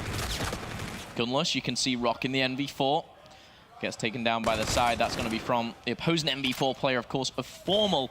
Scump, he started strong, 3-kill streak, 5-1 right now. He's going to be taken down by Enable, and Optic Gaming still in the lead. But looking at the minimap here, FaZe, they're starting to pinch. They're almost thinking about that Cathedral spawn. Optic Gaming should be down 2, make it 3. And then number 6, should I say, Attach, just running scared. Formal's going to pick him apart. And Enable, he's just thinking about that next rotation. A lot of pressure on Enable here. He's going to have players flying at him, 1 through Market, 1 through Hotel. Needs to try and stay up. Too much pressure, though. It is Crim and Formal getting on the rotation early. Formal with another kill. As now, Optic Gaming, they're giving up the final few seconds. Doesn't matter, though, Phil. Cathedral will be theirs. They need to hold this at the beginning. They can build a huge lead if they're able to lock this down. Karma getting the better of Zuma. Crim on Enable, and Gunless fighting back here, but Crim still in a power position here. He's got that angle, he's got that MV4. You can see on the minimap as well, FaZe are starting to push down that bridge. We've got Scump already in the hill, and this is the chance where 2 players from Optic Gaming spawn out. Scump, can he go big? Can he pick up a couple of kills? It's going to be neutralized. Nope, Attach is going to take him down, and FaZe will regain. Yeah, smart play there. It's Gunless who picks up 1 in the Market stairs here. And instead of pushing all the way through, just dying, he stays there, plays his life a little bit. Attach on the top side of the map, picks up 1 kill, spawns Optic all the way down towards that bottom side of the minimap. And because Gunless has spawned all the way out, he's going to rotate over towards Broken. It's a big gunfight. See, Gunless, he's going to lose it to Karma. Karma should give his team control of Broken here at the start. It's a big fight. Zuma 1-7. He's had such a fantastic uplink. Hopefully he can pick it up to the later stages of this hard point here, but still a very close game. We're going to see FaZe having to break through on this hard point, this broken hard point, and they've got the pinch coming in. The first to enter will be Enable. They're going to draw first blood. Scump answers back, and now we've got to see Formal go and help his teammate. He's going to be under pressure, and just like that, Formal does not miss. Yeah, Enable actually got by Scump, so I believe he goes on the side of the bridge, runs right by him, and he's able to take the player out in the hard point. And right now, Optic finally gets back into the hill, but Gunless and Enable picking up a kill apiece. FaZe should be able to break this. It's just Formal staying alive in here. Almost takes out Gunless. FaZe trying to get back in towards the hill. They need to get some kind of control of this, Phil. It'll be Scump winning 2 fights. Getting control back for OG. That's a big 30 seconds that FaZe could have had there. Really is. Interestingly enough, though, Krim with a bar, Scump with the MV4 now.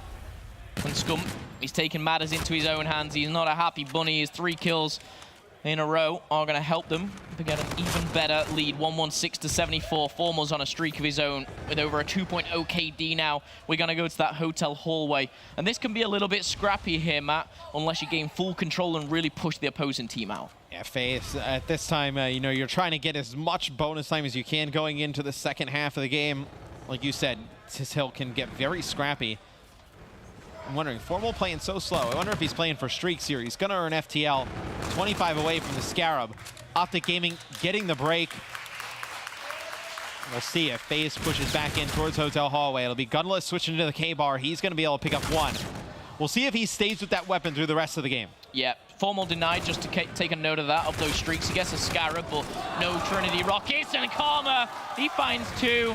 K-Bar, he is really starting to heat up. There's number 3. He's still sat at 8 and 10 with a 4-kill streak. It was a slow start, but you know what they say, it's all about finishing strong. And Optic Gaming, they're looking to close this one out and send FaZe home. Some big kills there for Karma. Gives Optic some important time there in the Hotel Hallway. You do have Karma getting close to the Trinity Rockets. Go to the top. Gunless with a big win there. Stops Karma from getting those streaks. Gunless with another kill. Now Gunless starting to work on some streaks. And a 4 streak. Gunless has played quite well in this series for FaZe Clan. Can they hold on to the Bridge Hill? Start to make this comeback. 2 kills in the feed for FaZe. Gunless still patrolling the map, trying to find more kills. He's able to get his Scarab. Can he get more streaks, Phil? I love the fact that Gunless picks up 2 kills at one end of the bridge. He rotates right through the map, picks up another kill, uses his Scarab, is contributing to the hill time. He really is doing everything right now. 5-kill streak, 3 players from Optic Gaming go down, which is going to relieve the pressure. But look at that. Gunless is 75% to his camo, whereas Karma's just crossed that 50% mark. Ladies and gentlemen, FaZe, for the first time in the map, is going to take the lead here. They're trying to push it to a game number 5. So it seems like Attach has pulled out the NV4, and you've had Gunless switch back to the K-Bar, and Gunless on the 5 streak. I think it's so important. I would play for these streaks, and he's going to be able to take out 2.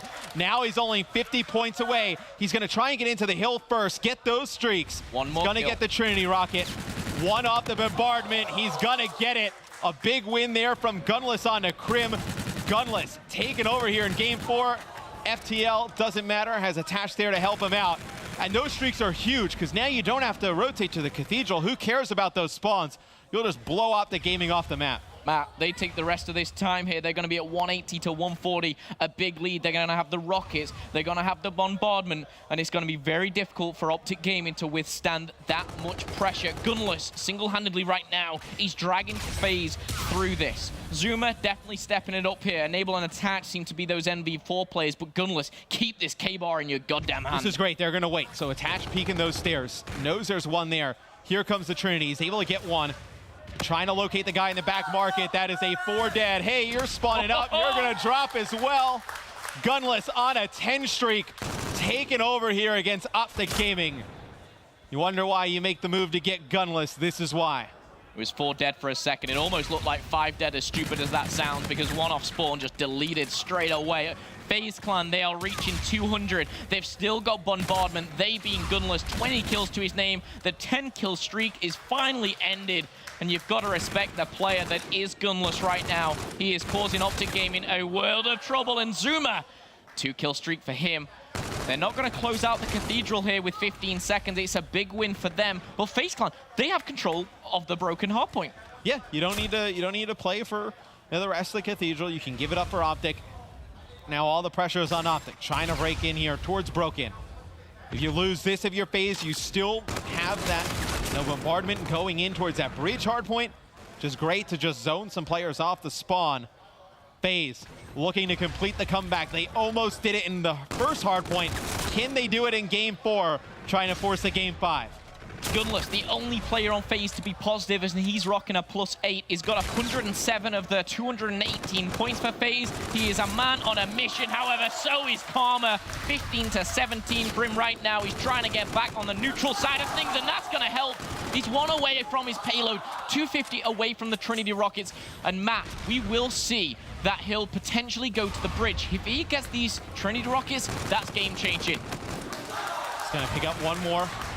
Trying to stay inside of the hard point. FaZe still attacking, but Optic winning all the fights, Phil. Okay, that's 4 down for Optic Gaming. Let's see if they can make this comeback with some communication. Zuma's curve. Zuma's bar curve. Bed. I got it. In the right corner, plant. Plat's hurt, 1 market stairs. Plat's hurt, 1 market stairs, guys. Respond now. Plat's still gunless, Pierce. Yo, I got camo. Don't use it. Gunless, watch out. Gunless, watch out, Plat. I'll look scaff. We're fine.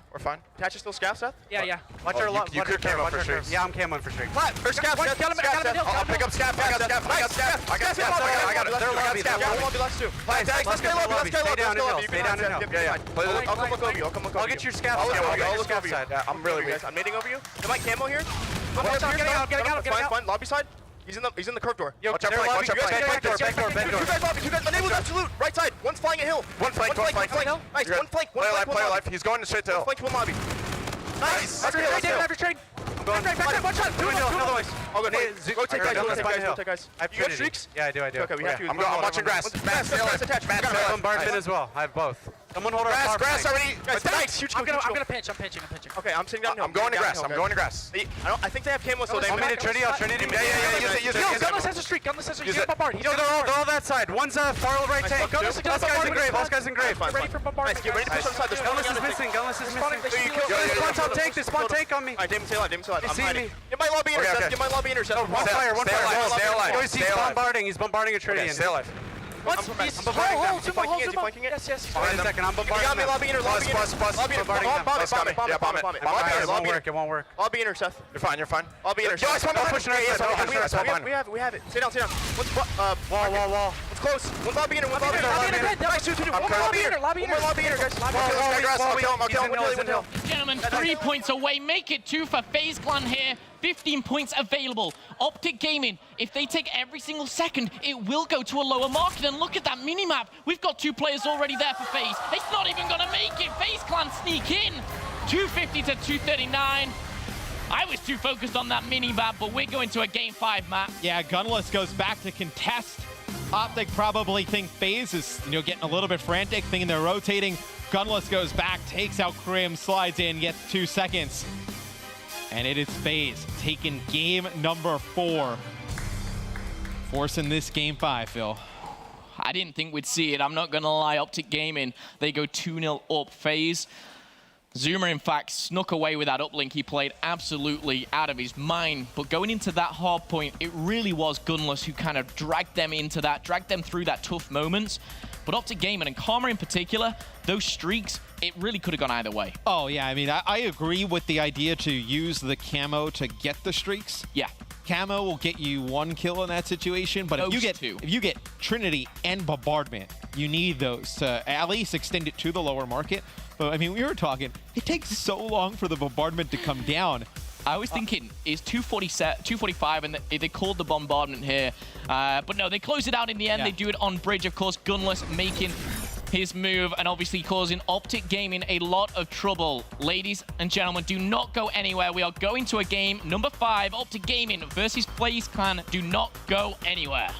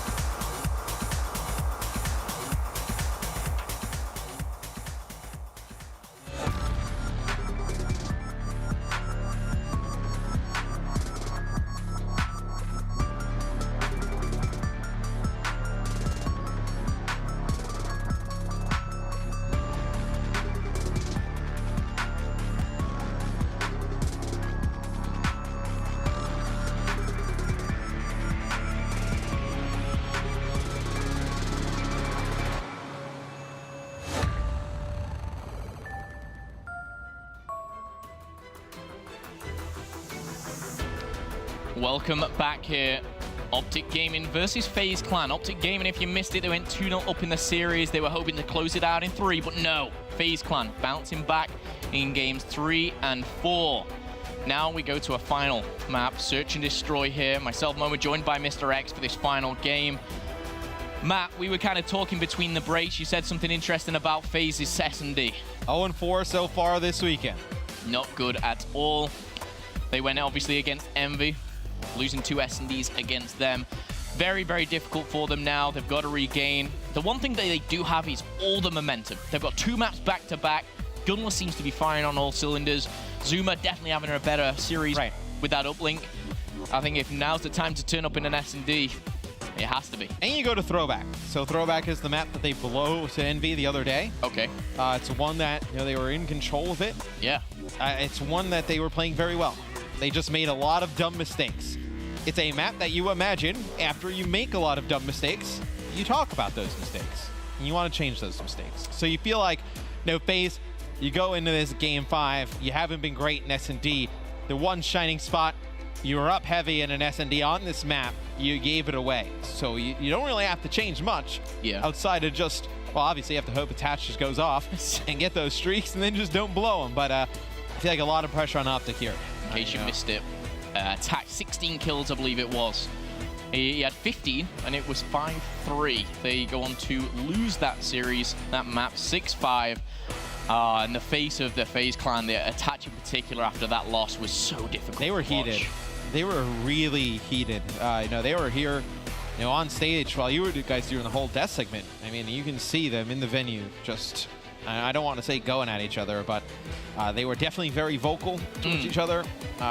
Didn't look like, you know, those guys kind of arguing. It was just the frustration coming out. And I think almost sometimes you need a loss like that to really kind of get everybody to open up, give their honest opinion about what's going on.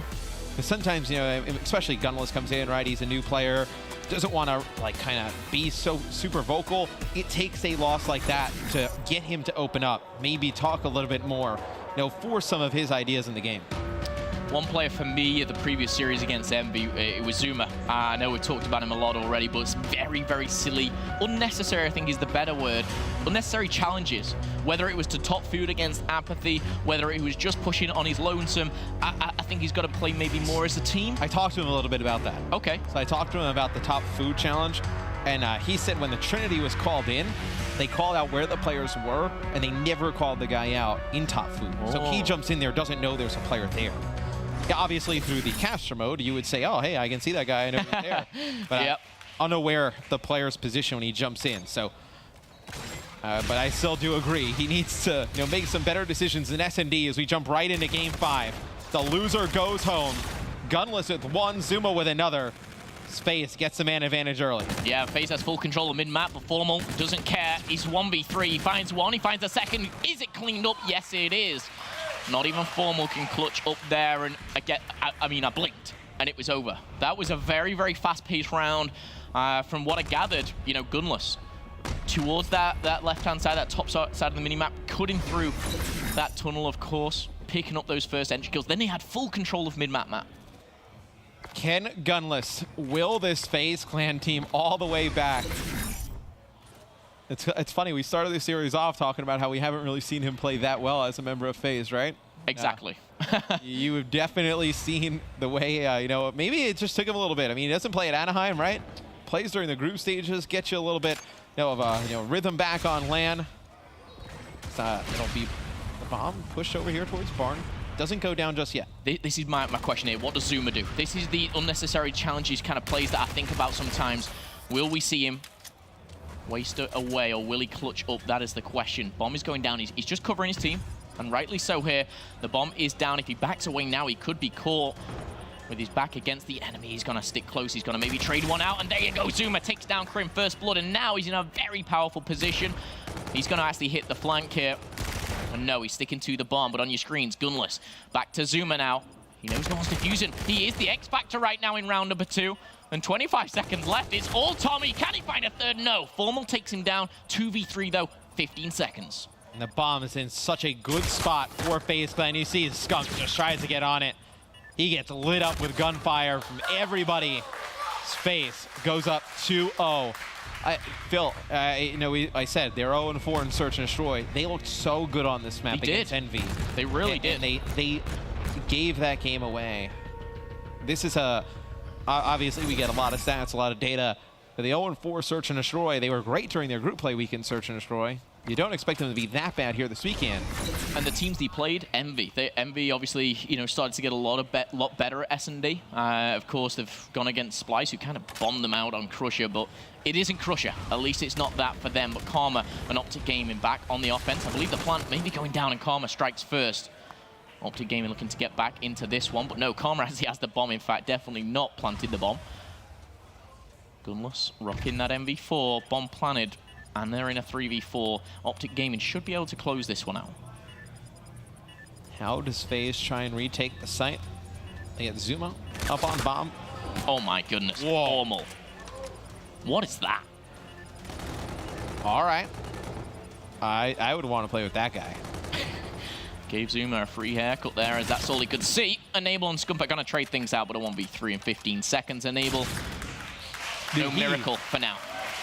He dropped him so fast. He connected maybe, I think, just 3 or 4 instant bullets straight to his face.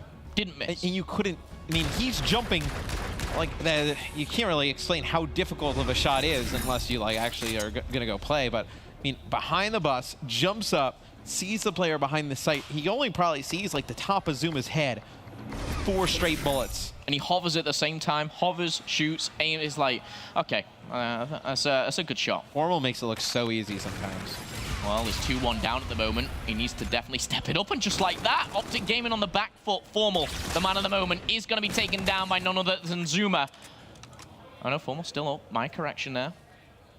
Who might I think Formal would die? Well, he's got a 1v2 on his hands, Matt. 6 kills to his name. FTL available. But the bomb is going down. Is he going to sneak it in time, though? Attach is going to get away, and now Attach probably playing with his teammate. 30 seconds left here for Formal to clutch up. Yeah, and he keeps looking to his right, because usually that's where the other player would be. But you see the way that FaZe is playing this. Zuma and Attach just going to buddy up. And you know it, Formal's got an MV4, so you can always go inside. This barn as well. They're almost drawing him in. It's going to be very difficult for him to do that, but Formal with the FTL. Not good enough. You could see what Formal was thinking there. If he picks up that first, if he was, say, in the back barn, potentially. If Attach is actually closer to Zuma, if Attach is closer to Zuma, Formal may FTL right next to him, right behind him, might be able to pick that kill up. Lightning reactions from Formal, but credit where credit is due. FaZe 3-1 up. They use that 2-1 advantage to their advantage. We've got Formal sat at 7 kills, but a slow start for Karma and Krim only at 1. The bomb looking like it's pushing through the middle. Karma's going to have taken damage here. And FaZe, for me, they've just taken control of middle every single round. Yep, they've been the aggressor towards the middle of the map. This round does not exactly work in their favor. Scump gets first blood, Formal with another kill. 2v4 in favor of Optic. Enable takes out Karma. Trying to even this up here. So you got Enable and Gunless. Both alive here for FaZe. Gunless spots one, gets him weak. Nice trade there from Optic Gaming. This should be a round. They close out. Pick up the second round. Nice trades there coming over at Lemon. Perfectly played. You could see, I believe was maybe Krim just at the corner. He was back in, going to and fro, and then Formal just swooped in, picks up a nice easy kill there. Scump's going to end Enable as we go into round number 6. 3-2 is the scoreline. I can just see a round 11, Matt. This series could be the end of me. FaZe would definitely not want to see a round 11. Especially if they don't go 5-3 up. Let's touch wood and not jinx anything here, but Attach. Grenades over the top here. Oh, a lot of grenades coming in. Flash shield is going to be utilized. Attach is one away from that FTL. Of course, we've seen Formal use his already. Scarab. He's going to tag someone up, but no one connecting just yet. Still 4v4. The bomb is down. Scump getting up close and personal with the Erad. Karma going high. First blood has been drawn. Tagged up. Exchange. That's going to be Karma. Karma staying alive. Optic with the man advantage. Enable in the back bus. Able to get one. It's 2 players coming out to challenge him. Enable able to win another fight. 1 player directly above Enable. It's going to be Formal. Able to take him out. Optic ties it up at 3 rounds apiece. And Phil, what I hated about their S&D when they played against Envy was when they would get the bomb down, they would like almost stack the site and not have somebody watch mid-map. Yeah. That time, they did the same exact thing they did against Envy. They let them just come straight down towards that middle of the map. Scump and Karma pick up some kills. Opens it up for OG. Matt, Scump, Karma, Crim, 8 kills. Formal, 11. This man is not wanting to go out without a fight. However, on the opposing side, the MV4 player Enable already hitting 7 kills. It is all tied up here. 2-2 in the series, 3-3 in the map. This is going down to the wire. Crucial rounds coming up here where payloads will be rewarded. I think the 2 players you kind of focus on is, you know, Karma and Gunless. You know, both players. You know, Karma running camo, Gunless usually with camo as well. I'll have to check. I think they do actually give it to Enable, Search and Destroy sometimes, but I believe when we were done with Enable, we saw him with the Centurion, yeah. So you do have Gunless running the camo. Both players pretty far away from that ability, and you have Optic getting the bomb down. See how FaZe tries to break this. So you've got Formal at the bush just watching everything regarding the bomb, and then everyone else is just kind of hiding out, which is fully okay. Karma is the first to fall, so a good start for FaZe. Crim answers back in a 3v3. Formal bobbing and weaving here between this bus, but there's only 15 seconds left on the clock here. They need to challenge Formal. They need to challenge him now. Another trade coming in, a 2v2, but there's only 12 seconds. A 1 versus 2. Scump, he just needs to take out the player who is defusing the bomb. Which way does he go? He's going to be spotted, but can he find Enable? Yes, he can. Scump clutches up, and that is going to be enough to see out the round. You can see a deep sigh of relief from Scump. That could have changed the game. It's a big play there from Scump. I don't know why FaZe was so slow. Gunless picks up Karma, they get the man advantage, and they were so slow to challenge anybody over by the site. You needed to get Formal out of that back bus a little bit faster. They don't challenge him quick enough. Optic Gaming has stormed back, taking the lead. Optic Gaming, are they gonna just stew? Optic Gaming stuff where they clutch up when it matters. Formal still 11 kills, however the rest starting to step it up. This is dangerous for FaZe Clan. And now it's the battle for mid-map control, and the green wall comes out on top. No, attaching Gunless, deny the inevitable, and Crim6 is left in a very hard situation. Attach does have his payload, and you've got to favor FaZe in this matchup, 1v2. And the rotation coming in. The one thing Crim does have is maybe a bit of timing. He could be coming up behind too, Matt. Oh my goodness, he finds one, he finds the second, the bomb is planted, but he's gonna get the defuse. And that is gonna be a big, big clutch. We see Scump going big in a 1v2. Crim going big in a 1v2. They are 1 round away from sealing the deal. Crim comes all the way around. Wow. FaZe did not expect that. And it's because he jumps up and sees them above that underpass. He sees where they're going towards that site. He just trails them, able to pick up the kills. FaZe through a 5-3 lead against MV. Can they do what MV could do against them? That's the question. No payloads for Optic Gaming. Attach, very close. You can hear what I can hear. The fans are cheering on the green wall. 1 round away from taking this series. Matt, players are starting to play a little bit slower. The Scarab is in the mix. Crim6, he's going to be leading the way. Just trying to gain some information, cover the bomb carrier a little bit, clear an out sidewalk. So you don't actually gain anything there, because the Scarab dies, you don't see anybody with it. Attach with FTL, Gunless getting very close to camo as well. They're sticking together. FaZe are literally as a pack, as a unit, hand in hand here. They've got to know that Formal always sits at the bus, but no! Crim and Formal take down, Enable, and Attach, and you've got to think it's almost over. Azuma takes down one, the trades come in, and Crim6 there! It's Optic Gaming able to take it in a game 5. The headset's back on. I'm back. Clutching up against FaZe. And Phil, the bomb goes down. We see FaZe go to the sidewalk, and they immediately stop. They do not get aggressive. They do not push all the way through. The same way they lost that previous round where they didn't get Formal out behind the bus, they lose it the same exact way. Okay, I've regained, Matt. I nearly fell over, I'm not gonna lie, my headset's back on. But Optic Gaming, they close things out once again, clutching up when it matters. FaZe Clan. Game 5 versus Envy. Game 5 versus Optic. Very, very tough bracket. They take down Splice, of course, but it is not enough. Optic Gaming progress Again, in that loser bracket, they've got a tough road ahead of them. But Optic Gaming, once again, they just seem to clutch up every goddamn time. They're just making it way too close. Way too close, man. It goes all the way to the distance. It was FaZe able to bounce back, but they clutch up. Crim, Karma, the rest of the guys, they played great in Game 5. Fantastic stuff. I believe we've got Jack on the floor with Crim6. Let's hear what he has to say. Thank you so much, gentlemen. What a series we just saw. For a lot of the Green Wall fans out there, I think they wanted the 3-0, but the dramatic moments is what we all live for here in Call of Duty Esports. I'm on the stage with Crim6 from Optic Gaming. Well, the winningest player in Call of Duty history. Crim, the first thing you said to me was, I was playing like trash that series. What just wasn't working for you? You know, FaZe, they just play slower than everyone else. They always just hold, they just wait for you to challenge. And, you know, I could literally, like on the retail, man, like I should have just sat in a corner and stood still, and literally it would have been better than, you know, challenging or getting in a gunfight. So, you know, FaZe, they just play different from everyone else. Well, you guys were able to combat that. It did go all the way to the Game 5, but some incredible clutch heroics. Walk me through that 1 versus 2 that you had that really swung the game in your favor. You know, I was top green. I knew both were front red, and then I did the top green wall run, and I saw Zuma go underpass, and then I didn't really see which side he went, so they could have went B, they could have went A. You know, I took a 50-50 guess, and then I was right behind him, so. Well, it wound up working out for you there. Now, Crim, your hard point's still looking a little bit shaky. What's the team got to go and work on before you get into your matches tomorrow?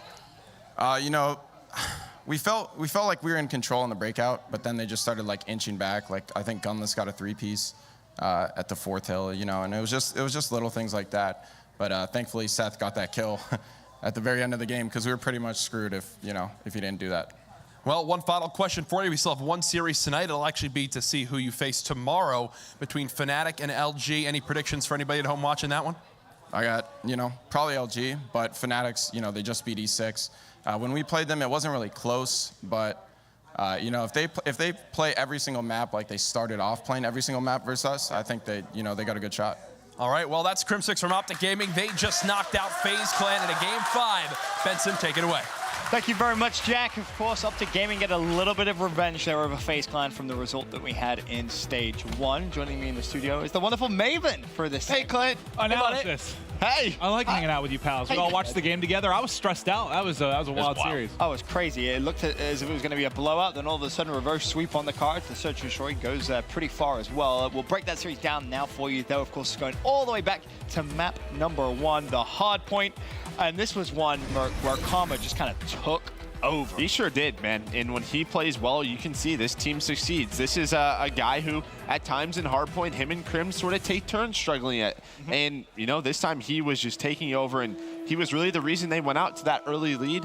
Again, if he's playing this well, this way, Optic's going to be very hard to stop. And it's worth mentioning, maybe when we were watching this game, you actually kind of pointed it out. Formal negative, but look at the hill time. Even in this replay package, sorry, minute 45, finishes very close to 3 minutes. Yeah, he almost cracked the 3-minute mark, which would have been pretty crazy. We've seen it a couple of times, but it's certainly not frequent. But there's 2 types of Optic Gaming for me. There's the games where Scump and Formal have to kind of hard carry in the slang, and then there's when everybody's kind of involved. And this was one of those. And to Merck's point, I think when you're getting Karma and he's getting a little slang, getting a little bit of confidence, I think it goes a long way for this team. Absolutely. And then, of course, the closing moments, Scump just kind of goes dad mode on the hill. I just can't believe he was able to get to this tractor, pick up the first couple, and then the maneuvering around at the end there to pick up that last one. Absolutely huge. And Crim said it in that interview right there. If he doesn't get that, they don't have rotation. They don't have spawns. That would have gotten very, very out of hand quick. FaZe only needed 18 seconds very easily to get on commissary. Scump, man, he really bailed him out there. Oh, he most definitely did. And then moving forward in the series, we go to Search and Destroy. Again, Optic takes this one relatively comfortably, and it was very, very strange. There was one round in particular, round 6, Merc. If you remember, of course, Gunless kind of plants on the wrong side of the bomb. He plants basically for Optic. Forward just jumps up and says, what's going on here? He gets a very easy kill. FaZe just looked kind of lost to a degree. Yeah, so they were pushing out this outer bomb site, this A bomb site. 3 of his guys, I believe the team's called inner curve. They hit that inner. Nobody checks back grave where, you know, Formal's just hanging out with NV4. He popped up and he's like, did I just see somebody plant a bomb like this free? He just pops up, takes that kill out. I still think, I mean, we've talked about it. This is FaZe's 8th or 9th series on land still. This is still a very young team. Yep. They're still working through things. You can just tell that they're still not on the same page. Well, you know, the most kills we ever saw in Retaliation Search was Gunless when he dropped that 18 bomb on Optic Gaming. You thought it was going that way early, right? He had 6 kills very quickly. He looked to be dominating, justifying his spot on this FaZe team for Search, but as he started to slow down a little bit, Optic Gaming turned it into another level. And that right there, TP, was the play. If the final nail wasn't in the coffin, but I mean, just kind of break that down. Just another Karma play. How good is this guy with the abilities going into last year, this year as well? What a great 1v3. And I think, you know, if a lot of players were in that scenario, they would have made a similar play. But I think the fact that he had the confidence to pop the camo in the first place in a 1 versus 3 scenario like that, he picks up the first, and then he just has the composure. He knows how long his camo is going to last. He waits that couple of seconds to kill the guy on the bomb, then jumps down under the bridge onto the wall run. Beautiful. Just a Karma play, man. And I know Unreal. I know we're going to talk about Game 5 later, but like overall to that point, every single time there was a clutch scenario, Optic got it done. Formal did it once. Crim did it once. Yeah. Very true. Seth did it. It's every single time it was a clutch search story. It was them. Very true. And then, of course, moving forward to the uplink at this point, Optic Gaming's 2-0 up. We're all sat watching the game thinking, oh, well, this is a clean sweep. Didn't expect that. But there was still some life left yet in FaZe Clan. Optic Gaming came out to a very early start, Merc. I believe they get that kind of 2-point play. But then for the rest of the game, they don't score any more points. Yeah, and you heard the casters talking about it. Just drone control. FaZe doing an excellent job just making sure that, you know, Optic can't be effective with their slays. I mean, the slaying was pretty back and forth, but this FaZe team, I'm going to be honest, their uplink gameplay is absolutely incredible. If there's one thing that they don't really need to work on, it's this uplink. You can see they just do such a good job. Zuma having a great game. They were able to control that sort of drone spawn, and when you're able to do that, you make those teams not have drone control. They can't score against you. And I'll be honest, as good as FaZe had looked, I was very surprised this was a FaZe victory, just because this, I think you could argue, is maybe Optic's best map and mode. They've only lost once since Dallas. They've been incredible on that particular map. And Crim, that interview right there was I feel like a good characteristic. They made Optic just not very comfortable. Crim seemed irritated after that series. They play so slow. They play weird. It's very annoying. That's exactly what you need to do against an Optic team like that. Don't give them easy gunfights. Make the game as difficult as possible so that immense slaying that they're going to have 9 out of 10 times doesn't really mean that much. That uplink was a perfect example. There's no scoring in the second half at all. How many times have we seen that? Right. I can't think of a single time the entire year. And so, to his point, yeah, I'm sure that was frustrating to play. You don't expect a 4-2 scoreline on Precinct between FaZe and Optic. Then, of course, that really was the start of a potential comeback. Of course, we head over to map 4, the hard point. FaZe takes this one as well, but this got a little messy towards the end. Battle of the streaks. There was just so many streaks being called in, but again, I feel like we have to reiterate, Karma saves the day for Optic Gaming. That the play he got back broken teep was phenomenal. I'm still kind of unsure how he even did it. It's crazy stuff. I don't know how he was able to slide in basically undetected, pick up multiple kills in a row. I believe he got 3 in the multi-kill to break that broken. But on the other side, you know, we talked about players. Scump bailed them out early in this one. As another player that bailed out FaZe in late this one. Very, very true. And then, of course, later on in the round, or in the map, I should say, Merc, we see Karma, of course, get camo, uses camo mid-hallway, which a lot of people kind of would have gone, whoa, why is he using that? But he gets those streaks from it, gets the kill as well. And those streaks, of course, very almost one up to game in the game. Yeah, I mean, a lot of people, he noticed how far away he was from that streak, and especially he hits the bombardment, but this guy on your screen right here, Gunless, he just turns into Papa Pierce mode, you know? He goes on a 10 streak. He's able to get these streaks. He wins the rotation towards that Graveyard Hill. That's really where they were able to sort of solidify their lead. And again, FaZe, this is a team who yesterday got 6-point clubbed by Envy. So again, the more repetitions they're getting, the better they're getting. They're just not there yet. Gunless is why they won. You know, there were questions about the secondary AR last night. As he turned up, Enable wasn't having a great game again. You know, he got slaughtered yesterday by Slasher. They need that secondary AR on a map like Retaliation, and Gunless, midway through the game, just exploded. Completely took over, double-digit streak. It was incredibly impressive to see, you know, the role he provided for this team. Yeah, look at the scoreboard. I mean, this is how evenly matched these guys were. I mean, FaZe wins Street, Optic wins Broken, they split on Graveyard. If FaZe doesn't have that 17-point lead on Hallway, well, there's that game right there. So an incredible hard point, you know, between both of these teams. Of course, at that point, Series 2-2, FaZe starting a little bit of a reverse sweep, and I'm sure the Optic fans were getting a little nervous. We head over into Game 5, Search and Destroy. And the one thing I want to talk about, Teep, with you on this map throwback is bike path. It's just such a big weakness of every single team that we've seen play this map. A lot of teams are very good at getting that plant down very quickly, really scouting out the area and then getting a solid setup overall. But for whatever reason, the later the round goes on, the amount of eyes that are watching that sidewalk Right. People just waltz up and get a kill almost every single time, whether it be on the guy in the bomb corner, the guy at bus corner. For whatever reason, I don't know what the setup or what needs to change with the setup to watch Sidewalk better. That has been the spot the entire year. When a retake goes down, that's where the first blood comes in. I would say probably 8 out of 10 times. I don't know what needs to change, but people need to realize what's going on. Very true. Of course, Formal started off very, very good, Maven. But I mean, here is that clip. Scump bails out up to gaming with a 1v2, gets a kill on the diffuser. Justin. I think the story here, Formal carries them to actually get to the late game. Once they get later, you get a clutch from Scump, and then you get the clutch from Crim6 that he talked about in the interview. You know, it was the guys closing it down, but I don't think you get there unless Formal goes as big as he did early in the game. I mean, at one point, he had 11 kills. The rest of the team had 7. Yeah, and he wins that 1-on-2, you know, against Nabel, and I believe it was one more. You know, he sort of plays around that bus. He's able to win that one. He gets that defuse. FaZe, again, just struggling in post-plant situations. When they're able to go barn side, you can see Zuma, he executed pretty well.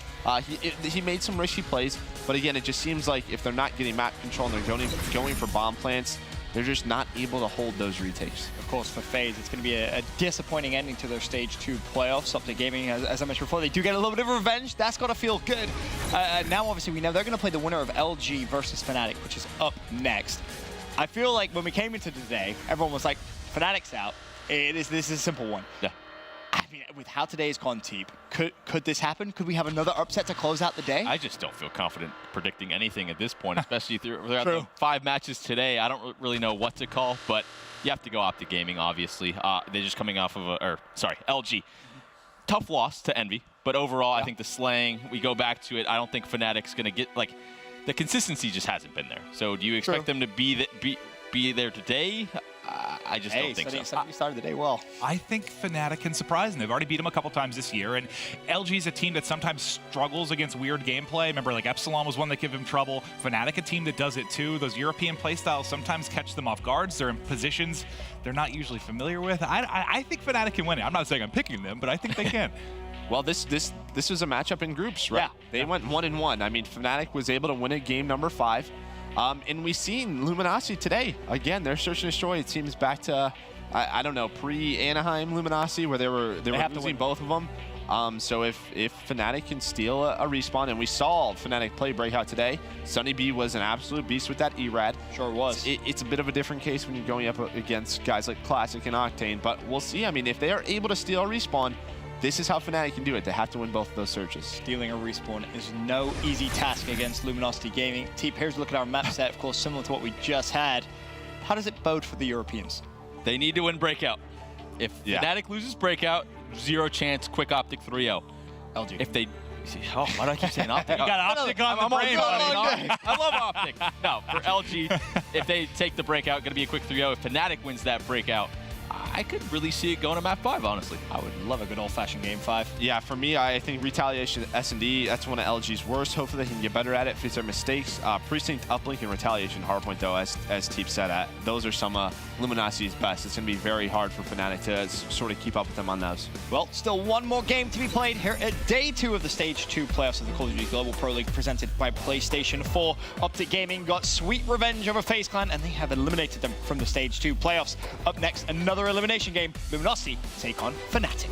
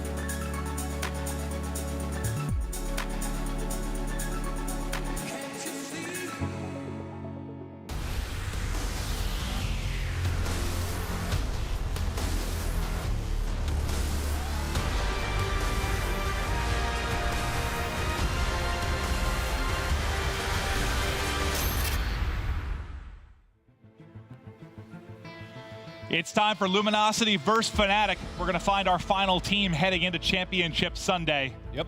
And these guys were in the same group in Stage 2. They split the series 1-1. If there's anything like we've seen so far today, this one should be a doozy. We know our 3 other teams making it into the top 4. Optic Gaming, we just saw make it on through with that dramatic 5-game series, and then still in that winner's bracket, Envious and E United. Who will be joining it? Will it be Luminosity or Europe's Fnatic? Well, all with Saints right now as he is in the hard point, trying to hold any pressure that may come through showers. Gets one shot and backs him up for the time being, but this is exactly what you want to see here. Player in the hard point, not really having to deal with any gunfights. Finally, he's going to have to back down, though. Yeah, and they'll just dance all around. They want to get showers control. You can see how much Fnatic's prioritizing that, but unfortunately, anytime they would get towards middle map and towards the hill, they would be swiftly cut down by the ARs of LG. 16-2 curling the score. LG, though, more than fine with giving up the scrap time and setting up for the new hill at cell block. Can we hop over to Wuskin real quick, maybe? Because Wuskin's already into cell block, and if he can win a couple of fights, they almost line up for him brilliantly there. But since the rest of the team for LG drops, and you have Classic inside, they're all going to spawn up at back hanger. The only thing that's a kind of a downside for them is they didn't really get a nice setup. They were all spawning off a spawn, so you kind of give the advantage there for Fnatic, and they're able to take it. Absolutely. As now Octane trying to stay alive in this back spawn area. Do like how he's playing this one so far. Maybe a little bit. Okay. Fades away, gets the shot, cleans up the last one. Octane with the 3-piece. And he's got help from Saints as well. He buys his team enough time to get back across that wall run Maven. Classic wins the last bit of the trade. LG still in control. That's twice now, right? That Classic ends up being that last man up, the solo hold. Attempted by Classic, but the reinforcements quickly get in for Fnatic. Slack just trying to do his best on the outside to contest for now. Got vision on one. Gonna decide to pop it now after Saints get a pick, and not able to win that gunfight though. All right, so Fnatic will get the last 15 seconds and take the lead. LG going to get set up. It's actually going to be kind of a foot race. They will have a couple people here. Are they ready for this pinch? You can see Slack is going to be the player waiting for this push. Fnatic, you typically do expect someone to be on this side. Will Wuskin check this as he peeks on out? It looks like they're going to, but okay. You get a surprise on there if you're Slack, but you miss all of your shots. So not able to make a play. Several kills go to Fnatic. Tommy with a big 2-piece, and now he's in the hard point. Caught reloading, though, by Classic, who once again almost able to make a play. Wuskin down to just 23 bullets in total in this NV4. He's been alive for so damn long, it seems. 8-2 on a 4 streak. Whiffs almost every single shot. Thankfully has the K-bar in the back pocket, but here comes LG. Wuskin dead. Sunny B dead. Tommy dead. All Fnatic wiped off the map. A quick retake from Luminosity. Very few teams that can do that when you have multiple players in power positions from Fnatic. LG just steamrolls through. But Tommy will get a couple here on the Snow Street with 10 seconds left. It's all about these spawns in the back helipad. You see Sunny B already there. Tommy here to help as well. This is looking very good for Fnatic as we head into commissary. They get scraps to step this on up. Fnatic can begin to run away with this game. You're getting a solid map out of Tommy. You see the clutch 2 pieces. Wuskin doing what he can. And Sunny B involved in the kills as well. Unfortunately, though, for Fnatic, if you're going to beat LG, you need everyone to be firing. 61-61 curling the score as Sunny B still locking down this mid area. And I think Sunny B is the guy you really need to be huge, right? He had a really good series to kick off the day. He's taken a lot of flack for some of his performances over the past couple of months. But if he can go toe-to-toe with this Luminosity team, you're really going to give Fnatic a fighting chance in this series. And this is exactly what Crim6 talked about in the interview that I just had with him. He said, you know, Fnatic, if they play the way that they do off the start of the map throughout the entire, 10-minute hardpoint or 10-minute search and destroy, then you can't sleep on this team. So again, Fnatic putting up a solid start, and we've never doubted them on that, but it comes in when, the second rotation comes into play. We maybe move towards the last, 2-3 minutes of a map where they really begin to show their true colors and fall apart. I wonder if that's just something where they, they don't adapt over the course of a game as well as some other teams do. Tommy and Wuskin on the kill feed now. Tommy tags one up and pushes him underneath the rooftop here. He's 175 off of picking up that Trinity rocket, trying to get away with his life so he can keep playing around these streaks. Love how Tommy's playing this map so far, man. Really impressing me. His confidence to challenge these gunfights. And you just see he's playing fast, he's playing confident, knowing where he has to go next. Already playing for the new spawns. He's going to rotate back to middle map to help his team. Wuskin wins a nice one-on-one against Saints there in showers, but the trade should be there momentarily. This Classic gets a call out. Either way, Sunny B, hearing him get loud on the main stage. He knows he got a nice 2-piece, but look at the spawns. Because of that wave of kills and because no one stayed in the backside for Fnatic, they spawn out.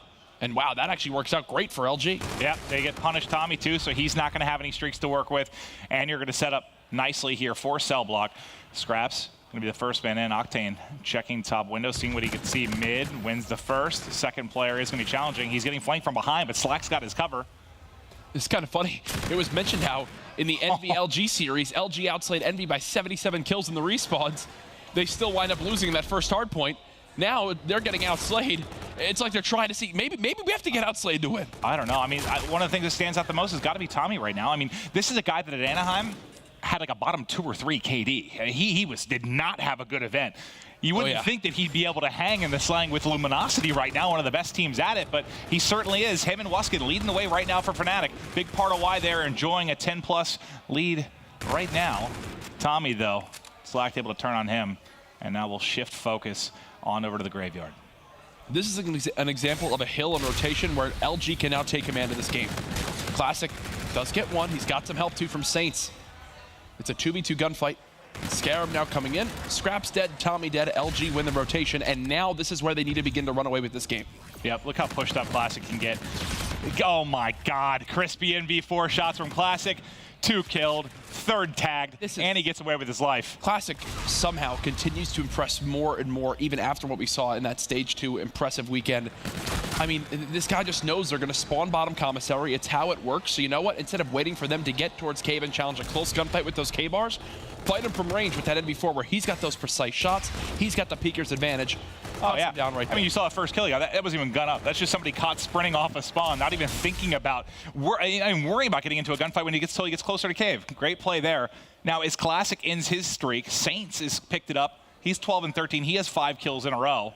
Can we check real quick just maybe how far off streak Saints is? So 175. All right. So one thing I do want to take note of. When Fnatic were up by about 20 seconds coming into the second rotation, they were outslaying by about 11 kills. Ooh. Now it's LG at +2. You can see 3 players on streaks now, and look at the difference in the score. A 90-second swing because LG start getting the kills, they get the setups they want, and because of that, they run away with a full 60 on Grave. I mean, this is the relay that you can really take over. That's exactly what they're doing. Perfect hold to Graveyard. You keep that same back spawn as you travel over to Commissary, and you string together a solid 2 minutes, and it is literally domination from Luminosity. We were talking about, what, a 10-point lead for Fnatic a couple hard points ago? Yeah. Now almost a 100-point lead for LG. And that's back to what Krim said, though, right? If Fnatic can play that same way over the course of a game, it seems like similar mistakes happening for Fnatic.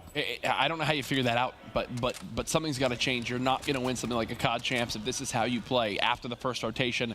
Would love to see the score difference, right, between the first 4 minutes of this game and the second 4 minutes of this game. Yeah. It would be night and day. LG have now doubled the score. They were down for the first rotation.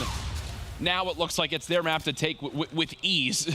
This does not tell the full story of this map, it feels like, Maven. That I mean, honestly, if Fnatic didn't get 6 more seconds, they would be on the verge of a 100-point club. Yep. And to be fair, oh my goodness. I mean, should Fnatic beat LG? No. This would be a huge upset if Fnatic won this series. But you see at times they look capable of it early in the game. Certainly do. Look at this. 4 dead again. Take note of this, everybody. Everyone now positive on LG. Right? They're now, what, positive, I think, 15 or 16 overall. They were being outslayed by 11 kills. That's a 25+ kill swing. And because of it, they literally take 3 straight minutes in the hard point. Wow. LG just turned on the Jets and destroyed Fnatic on that first match. It was like they were playing with their food. Exactly. It's a close game became a non-competitive game very fast. Yep. And that's what happens, though, when LG plays to their potential, I think. It's simple. I mean, LG are one of the greatest slaying teams we've seen in Infinite Warfare, if not the best. They were down by 11 kills, kept the map close, and then once they found their groove, remember what I talked about? When they got towards Grave, and I saw them set up with 2 players in that hard point, Classic at the end before he had his teammate Saints watching over, I said, this is where they need to begin to run away with this map. They did not give up, I believe, another second in the hard point from that point forward. It's unbelievable. At that time, it was tied. It was a tied game. No, just complete domination there from Luminosity over the second half of that game. Yep. But Search and Destroy is where Fnatic has to win. You hear the guys talking on the desk. They have to take both of those. This goes to a game 5. That's where they're going to find maybe easier victories, I guess. It's gonna be it's like pulling teeth to try and beat Luminosity in a respawn sometimes, but I don't know, man. They were able to do it. Now, remember, we talked about in their week, they matched up, and Fnatic took it into Game 5. And, you know, it was interesting, though, because Fnatic at that time was playing for their lives, basically, to get the playoffs. Luminosity had already secured the #1 spot, so how much do you think you can take away from that particular victory? I mean, I think the bigger thing from it is not really how much you can take away, but it's more that Fnatic truly believe that they can win this series, right? It's not one where LG come into this looking untouchable. It's not one where, you know, Fnatic are a team that are reeling from a tough loss. Fnatic come into this with some great momentum with their series victory earlier today against E6. LG come off a tough, you know, series versus Envy where they do what they need to with Slaying, but they almost go back to their old form. They outslay and still have close maps. And then in S&D, they drop both of them in a series. I think that was kind of a wake-up call for LG, and if I'm a Fnatic fan right now, it worries me moving forward. I think in this S&D on retail, we're going to see a different LG from what we saw in the earlier series. Well, I mean, the one good thing here is you're going to Retaliation. So this isn't a map like Crusher, maybe where LG can bully them, just kind of take a lot of 4-on-4 fights. Retaliation, bigger map, you can spread them out a little bit. I think I give Fnatic certainly more of a chance. This is a map where I've seen Wuskin go off, drop, you know, 10+ kills many a time. I don't hate this for Fnatic. I think this is certainly a very winnable map for them. I'm hoping they can tie up this series, push it the distance. One of the really telling moments for me in the LG Envy series on this map was when LG just started to get a little bit frustrated, and they just kind of 4-hit top hotel hallway. Envy had 2 nades out ready for it. He had JCap get a first blood. He then backed on up, played his life. John then had a second kill as LG kept trying to push. He had a great sniper shot. And it was one of those where that's just LG strategy. It's like things aren't working, just 4-hit something. Exactly, and the problem is it doesn't work that well here, right? Exactly. And this is, I think you could say, I don't have the stats in front of me right now, but it's definitely one of their worst search and destroys, if not their worst. They're not great at this particular map. So, if you're Fnatic, I mean, it's must-win territory for Fnatic. You have to tie up this series. You can't go in an 0-2 hole. You're not going to be reverse sweeping Luminosity. Can they get it done? We'll have to see. Players now loading into the map, getting ready to go. You see Wuskin there. Chat with his team. Here we go. LG up 1-0 after a slow start to that hard point turned into what was a near 100-point club victory. Classic starting to inch his way forward. Shots on. First blood for him. Saints follows it up immediately. One more on steps is Tommy. Can he actually get away with his life? He's able to do so. But Tommy now going to be the lone man in a 1 versus 3, and they're coming hunting. Yeah, Octane doesn't even need help. Shuts them all down right there. As now, that's what LG need to do. I love how much of a playmaker Classic is for this team. We were talking to Nabel, and he was kind of bringing up, you know, honestly, Classic right now, he's a top 5 player in competitive Call of Duty. As of late, yeah, I would argue that he's even more looked like top 2 to 3. Yeah, there are people that are very high on, well, everybody on Luminosity right now, to be honest with you. I know they dropped a series earlier, but you got to think they're well on their way to possibly earning a spot in Sunday's matches. First 2 kills go to Luminosity, but Wuskin and Sunny B answer right back. 2v2 quickly. Slack gets the better of Scraps, and now it's all on Wuskin. Certainly a winnable situation, but Luminosity do know his positioning. Saints continues to Slack continues to shoulder peek. And yeah, look at how frustrating this is for Wuskin. You have continuous shoulder peeks from Slack. That's now letting the player from LG get in position, and I guess Slack decided shoulder peeking wasn't enough. Now he wants to just let himself get killed. Was it a weird timing where he thought he entered hotel and he was gonna? I don't know what the hell that was. That was awful. Okay, well that was terrible. And, oh, what are you two doing?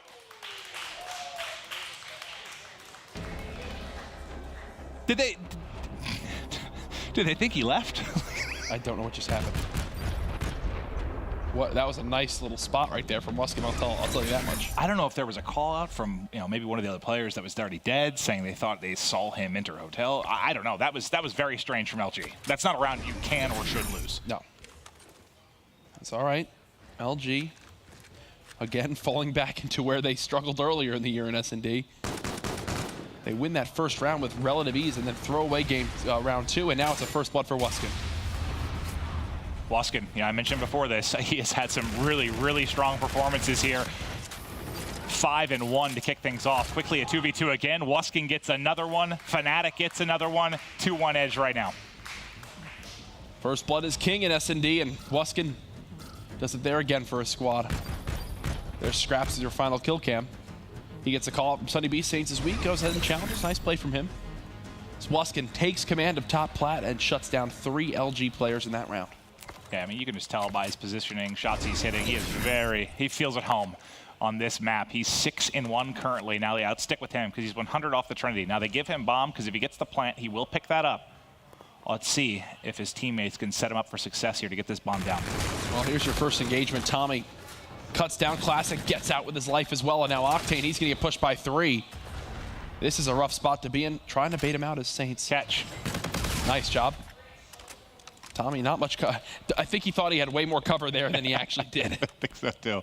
It reminded me of that last night when Enable got picked behind Boston at round 11. He's just standing there. Maybe thinks he's behind cover. Unfortunately not. 50 seconds remaining in this round. It will be a 3 versus 3.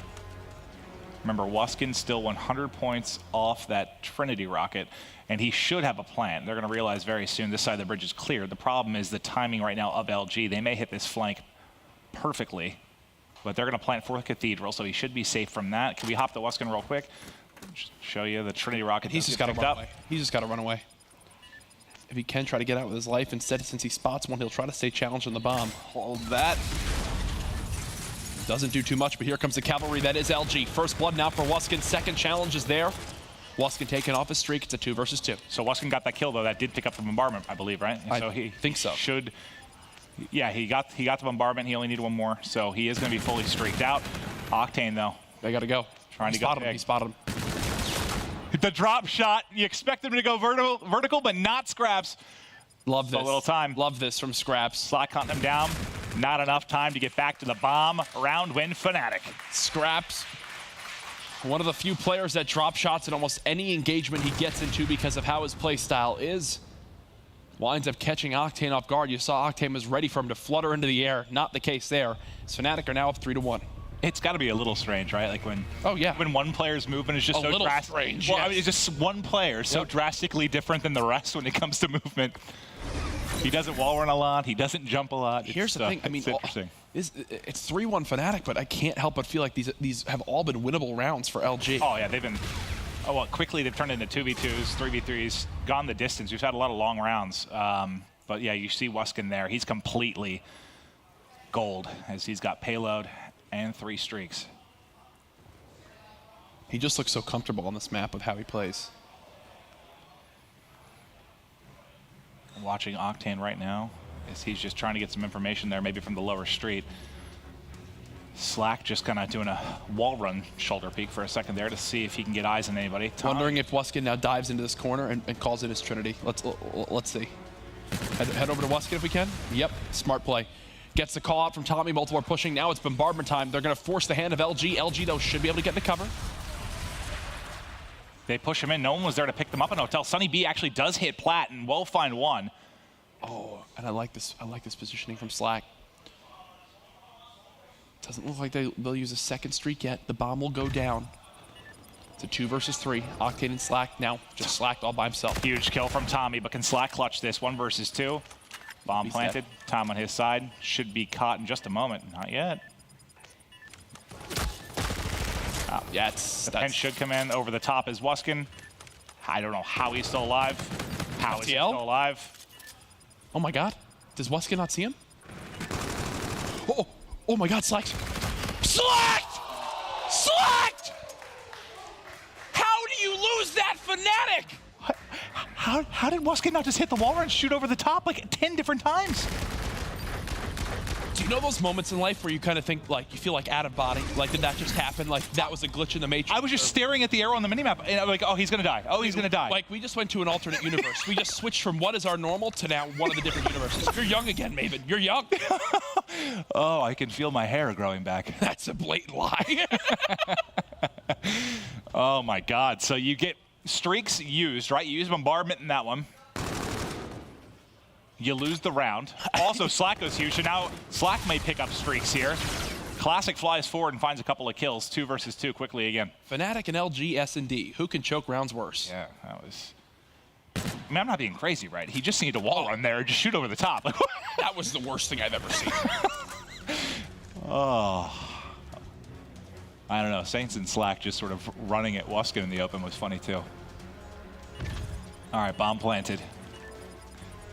Slacked and Octane versus Sunny B and Tommy. And you saw kind of the opposite angle of what I was talking about. Just peek over that wall. Anyway, as we move forward, Can Slack get one more kill and pick up this Trinity? First engagement can't do it. Sunny B cuts him down. That's a huge kill. Octane tries to answer back. Weakens one. Tries to snap on the second. Needs to get, I don't know how he is still alive. Peeks over the top by Tommy. You said bye, Tommy, before the bullet was even fired. Did you have any doubt in your mind that he wasn't going to kill him? What has this day of Call of Duty been? It's been awesome. Just even think of the first map. It was tied. Someone said to me that, someone tweeted me because I checked between maps. Apparently, Fnatic didn't score for 2.5 minutes. Didn't score a point. That's like, what was the match last night? Was it in the phase? The one where they just, it was like 140-4 or something, the second set of rotations? My goodness. Now it's 3-3. After there have been some ridiculous scenarios. A nice 1v2 clutch there from Octane. As the S&D from Health continues. Waskin, another first blood. 8 and 4, approaching double digits. Just saw him. Or did he? Did. Doesn't matter, because he's snapping. Waskin with 2 kills in this one. Scraps, his brother, finds the final one. They're letting Waskin go handle that top plat all by himself, and he's doing a great job of locking it down. He is. Scraps there with the round-ending kill cam. The brother duo continue to impress, and they have got to be playing out of their minds if they're going to win this series. All right. What else can you see? FTL, Trinity, Scarab, still a lot of things to work with, and they have a 1-round advantage. And like you said, Waskin has just been dominating from this position. Oh, Tommy gets out with his life. He did a very aggressive challenge towards top hotel hallway. Thankfully, the wall bounce in towards top plat saved him, and because of a lack of aggression towards lower B, there was no one able to crossfire from LG from this lower street side. Sunny B now out to plat. Just trying to get some information. Just sprinting around with his heat ride. Hasn't seen anything yet. They got to make a play at some point here. Still 45 seconds on the clock. Finally going to work to get this bomb down. He's got cover. No. He's got cover. He's got 0 cover. Analysis with Maven. 3 versus 4, and they know where the objective's down at. Scraps doing what he can to salvage this round.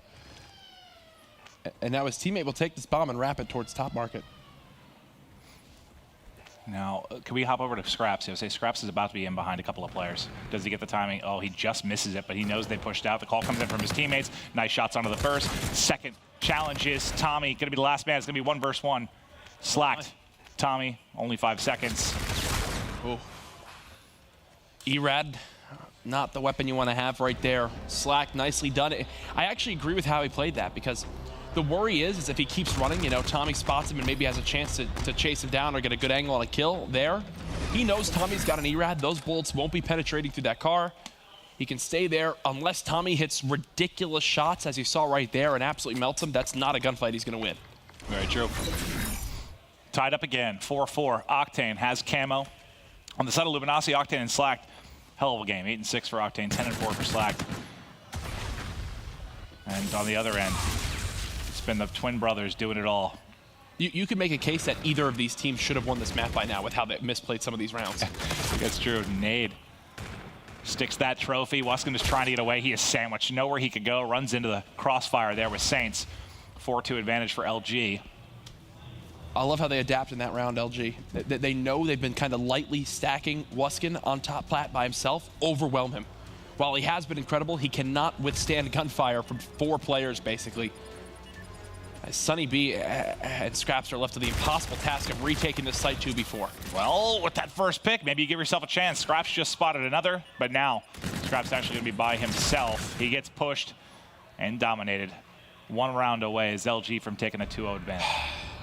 If I am Fnatic, I am grabbing the bomb, going towards top bridge, playing for a plant on our side, hovering the Trinity rocket from Waskin, and if worst comes to worst, you use the camo to force around 11. I know it's an obvious play, but even with how obvious it is, you might as well still do it. Remember, Octane does have camo on the other side of this as well. We hope you get lucky and take him out with one of these streaks. So they should try to push right away and get some idea of where they're at. Watch this. Now Waskin's going to go to his spawn. He's going to call in the streak. When he calls in the streak, they're going to push the top bridge when they get the call out, right? And this should float down slowly. Watch the bomb on the arena map. They're going to push up to the bomb. They'll call it exactly what's there. Now Wuskin will drop it. Can we switch to the bomb planter very quickly? Look at what Sunny B's doing. Because of that Trinity rocket, he's got peace of mind to plant. Now they're in a 4 versus 3, and they still have their payloads saved up and ready to go for round 11. Oh, and you're about to kill the camo player. If they can take him out, that's huge. This round is absolutely a win for Fnatic. That's textbook. I mean, that is how you have to play that round. I know some people are probably thinking, why hasn't Wuskin used these streaks yet? That is essentially a guaranteed round win right there. I'm sure they would have loved it to clinch the search and destroy. Yeah, and less Octane made some crazy play with camo there. That's a round win. So now we're in a scenario. It's round 11. Both teams have camo. Simply comes down to who uses camo better. Yep. Let's see. We'll follow them for a lot of this. So Octane on one side. And both teams going to be on opposite splits here off the break. This is smart from Fnatic. They're going to get bodies here while this objective's still going down. They're going to play around the Scarab to get them information. Now, I will say, there's some hesitation. Yeah, look at this hesitation. Slack will be able to plant this bomb and should be able to at least back up from the site or get to some cover. Here we go. First camo He out. doesn't check it. He didn't check the corner. He's trying to turn. Finally gets it. At least picks up a kill. Oh, it's a team kill as Tommy blows up the car. Now Octane's camo gets the better of him and LG takes it. That round's entirely different if Fnatic does not hesitate. Simple as that. Team kill from Tommy. It's unfortunate. I believe that might have... No, it wasn't the Scarab. It wasn't the Scarab because Wuskin called in the Scarab. Either way, yeah, you see the frustration there from Fnatic. They're now 1 map away from being eliminated from our Stage 2 playoffs with the top 6 placing. Yeah, I mean, that was must-win map. Yep. Do I think that this is a Fnatic team that is capable of beating LG? Absolutely. They have done it. Can they reverse sweep them? I just don't see it. I don't know how they pull that off. Here's the crazy thing, right? We are now 1 map away from our potential top 4 being E-United, Envy, Optic, and LG. I think your biggest outlier there is Envy, but with Envy now playing the way that they should for the most part, not really too surprising. There's a lot of Call of Duty veterans still left. The men on your screen, though, they're trying to stay alive. They're down 0-2 to LG. They just lost a heartbreaking round 11. And now they've got to go into Uplink next. Can Fnatic keep the European dream alive? We'll find out right after this quick commercial break.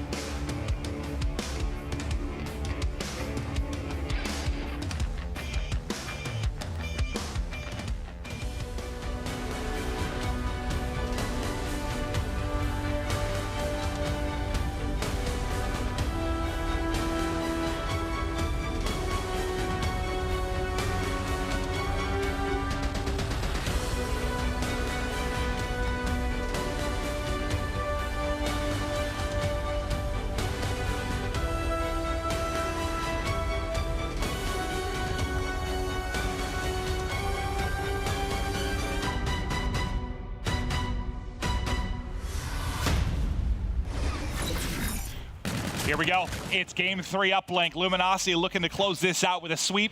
Fnatic trying to keep the lone EU team alive. If they can start potential reverse sweep, it has to be now. If they're going to reverse sweep LG in this series, especially after the heartbreak that was that game 2, it would be one of the most impressive things I've ever seen in my time casting. Yeah, I mean, it's going to happen. Maybe it happened today. There's been some certainly strange results. I think I would have picked almost every series wrong today. I think I did pick every series. Oh, Wuskin maintaining lobby. Gonna pick up the drone and wrap this top side as Tommy gets a pick on the Classic. Things starting to open up. He's got a lead blocker, one trailing in behind, which is his brother Scraps. Tommy, 2 opening picks to get through. This should be points on the board, just trying to pick the opportune angle. He can't get it away. Sunny B is here, but on the opposite side through mid-street. So far, he had a nice defensive hold from LG and a nice defensive hold from Fnatic. LG, just like normal, get a quick point on the board. Already establish a lead. And they're ready to continue to bring the action right to Fnatic. That's 3 kills in a row. Now looking for the 4th is Classic as he's got a player just behind him on Park. Begins to spray but can't lock down shots as the drone resets the lobby. LG, they need to get another wave of these kills. They know it. Yeah, you can see a little bit too frantic right there for my liking. And, you know, we talk about Fnatic, one of their best modes, uplink. I just feel like, I don't know, what uplink would you give them the best chance on against a team like Luminosity? I feel like Precinct's just going to be so difficult. I don't know. I mean, throwback? Like, for example, I was about to say, Wuskin needs to have a monster game. The guy's 0-3. He's going to be the one that has a chance to kill Octane in some of these power positions. Well, exactly. Like when you're talking about this top window here, looking down towards Statue, gunning Octane out of a position like that, gonna border on impossible. You'll see exactly the spot we're talking about. Who's gonna take him out of this? Look how easy this is. Look how easy this is. Okay, Tommy. Anybody else? And I know Octane's only 5 and 4. He hasn't exactly been dominating, but once he gets in that spot, exactly. And the scary part is, you know, if Luminosity continues to control the pace of this, more often than not, he's just going to be sitting like a turret. Yep, and wow. We're talking about Octane's MV4. It's Slack that's now 9 and 4. The single lead blocker, 2 dead still on Fnatic. The drone now being rallied. They'll manual pass it out and look for more kills. This should be another dunk. Pass. 2-point play from Classic. 5-0 now LG in just 3 minutes time. And the lone guy that was near lobby to make sure you don't have any kind of counterattack for Fnatic was Octane. He did find a kill. Classic then collapsed from the other side. This is ugly for Fnatic. You're already down 5-0. Another scoring opportunity was getting going, but Sunny B's 2-piece will stop it. Slack, who started to go off, his 75 off the Trinity Rocket, should have a kill here. Should have multiple kills. The entire team is lining up. He actually doesn't get any of them. Okay, he got the Trinity Rocket off 2 assists. Wow. But because obviously they're in LG's base, the spawns are easier to recover from for LG there. So Saints winds up winning the trade as he was the one that first got killed at the start of those engagements. Woo, stays alive there. Some nice shots from range. I believe, yeah, that was Wuskin with the MV4. Well, they swap. Saints gets out. Octane goes over and takes control of that top window as he'll be looking over his teammates as they try to make plays. And there you go. Octane takes out Tommy on the cross. The rest of his minions start to mount forward. Classic's already almost at the Fnatic base, just tagging him up. The team don't gas it. At this point, the rest of LG are Classic's minions. Yeah, right. That's the point we're at now. Classic has been absolutely superb. Jesus, man. Deep 1-pointer. Nope. Little short. So they can still recover off of this. As I say that, Slack team kills Saints, but yeah, a botched one. I would definitely make a much bigger deal if it wasn't already 5-0 and Fnatic had a chance at scoring a drone in the first 5 minutes of this game, but that's not the case. Yeah, I mean, they had, that one opportunity when they got into top ticket and Sunny B was collapsing from mid-street, but LG held strong, and that was in the opening couple minutes of the game. They've had nothing resembling offense since. Nice shots from Classic. My God, almost finishes the second there. Positive 17, positive 18 now is LG in just side 1, on pace to outslay their opponents by close to 40, which is just unheard of in uplink. Yeah, it's just like this isn't a throwback or something where you can get lots of flanks in and kind of make it a messy game. Yep. Even on Frost, you can do that at times. This is all about just slaying in layers, and you're just not so tough to win. Simple as the fact that you're not gonna win this map if your main and V4 players pushing closer to triple negative. And I think Wuskin right now is 6-15, something along those lines. It's... I wouldn't want to be the MV going up against Octane when it's set up. I mean, don't get me wrong, Fnatic getting top 6, if I'm being completely honest, I think it's kind of what they were expected to get. No, honestly, I think they were expected to get top 8. Yeah, so I think they've already kind of turned some heads. They've had very tough opponents. Yeah, I mean, think about the 2 matches you lose are going to be Optic and LG. Yeah, it's like, oh, okay, shouldn't be too upset about that one. No, I don't think you can be. It's now LG again in the first 20 seconds of a side, put points on the board. This time it's a dunk from the hands of Slack. They're now up by 4 possessions. Fnatic have not gotten close. You've got streaks still from Classic. Payloads are going to come into play here soon. I think this kind of just sums up how this LG team is feeling and after that NV loss earlier today. I mean, the matchup that, many might have expected to be your winner's bracket final, LG Optic, it's not going to be that. It's going to be a loser's match to likely kick off tomorrow as long as LG can close this out. But you got to think Optic maybe a little pissed off when they saw NV beat LG. That's not a team they wanted to match up with. Not in losers, that's for sure. Classic all by himself. The one does go in for Fnatic, okay. They'll bring it back to a 3-possession game. Still putting up a fight, 4 minutes left, not done yet. But man, this is the guy that they need to turn things around. 7-17 is Wuskin right now. The only player in the lobby not at the 10-kill mark. Maybe put away the MV4 and rock the E-Rad for a little bit. Tommy will take over that duty. Wuskin, though, with drone, can they get a few more points? Streaks now start to come in. Everyone trying to get into safety, and they are able to do that. Drone gets a little bit behind. 2 kills going either way, though you should have a deep 1-point chance at least. It'll likely be picked off. Nope, can't even get it away, and I don't think there's any chance that was going through anyway. No. It's LG, man. They're one of the better teams at getting interceptions, stacking that portal. Drone now being taken the long route. This is what we see so often from the teams that are confident in their slaying. You bring the drone towards gas, you play for kills, force the opponent to have to push through these choke points, and then just reset it. You know, drop it, keep moving it forward a couple inches at a time. Look at how much time this is burning. Now you get into back gas, overdrive as well. This timing's gonna work out perfectly for the one, back to a 4-possession game. Tommy gets a couple kills on defense, but not before the 1-point toss does get through. I apparently forgot the Classic is still alive and well at your base as everyone turns and runs towards lobby. At least a few kills now for Fnatic. Can they get anything behind it? Wow, Classic. Gunfight he probably should have won. Gets burned by Sunny B. The E-Rad's coming alive right now for Fnatic. Here we go. Chance for more points. Still have 4 players up here to push forward. Okay. Tommy and Scraps keep picking off in the back while these E-Rads run forward. This is a dunk. This gets you back in it. They got to rotate back. They got to go back to lobby fast, a little bit faster than that. Scraps get in position. Have Tommy go for this drone, get the passes forward. Surprised to see Sunny B now pushed all the way up here towards gas. Yeah, I'm not sure I agree with that one at all. As they're going to get wiped off the map, LG stop the bleeding. Yeah, I thought they had a really good chance there to maybe rally and get in a couple scores. Nothing else comes behind it, just the one dunk, so still trailing by 5 with 2 minutes to go. Classic has camo. No camo available for the side of Fnatic yet. Oof, shot beat down from Tommy. There you go, 3 down. 1 minute and 43 seconds left. The Fnatic just have to start right now. No other way around it. They have to get scores on this push. Sunny B, man, he pushed up and 1-1 at least. A couple players coming off a respawn. Overdrive engaged. Can he get a dunk or a 1-point toss? He has to go for the one, but you still bring it within 2 possessions. Slack now going to drop the Centurion, and kind of the key choke point is they're going to be pushing forward and try to get points on him. I like that spot. Something that maybe you don't expect. Stop some grenades from being thrown over towards that portal.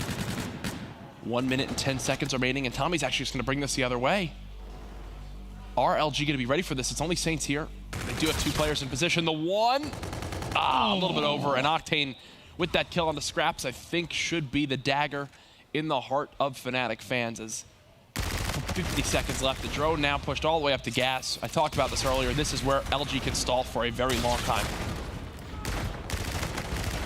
Wuskin does get in behind and get 2. Unfortunately, the rest of his team ends up dropping. Nice. He hits 3, wipes out everybody. Tries to get to the drone, though. Octane still there at range, takes him out with the MV4. 35 seconds now.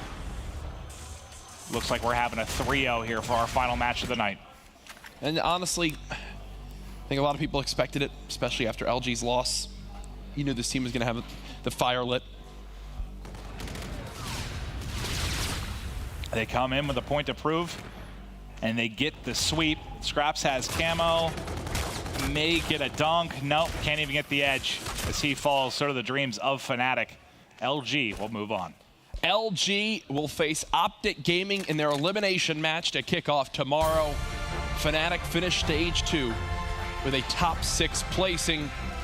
LG get the job done there with a quick 3-0 sweep.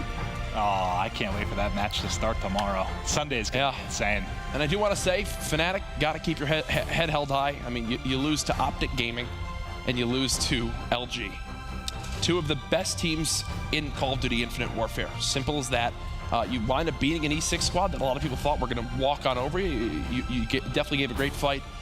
But in the end, I think that's kind of the expected outcomes. And yeah, it's tough too because Fnatic doesn't beat teams by outslaying them usually. That's not going to be their recipe for success. They don't have the skill as some of the top teams, and it stinks that the two teams you match up against and lose to are probably your best core 4, like raw slaying teams in Optic and LG. So not great matchups for them, but they keep some of these matches close. But ultimately, Fnatic will be knocked out, and it's Luminosity moving on.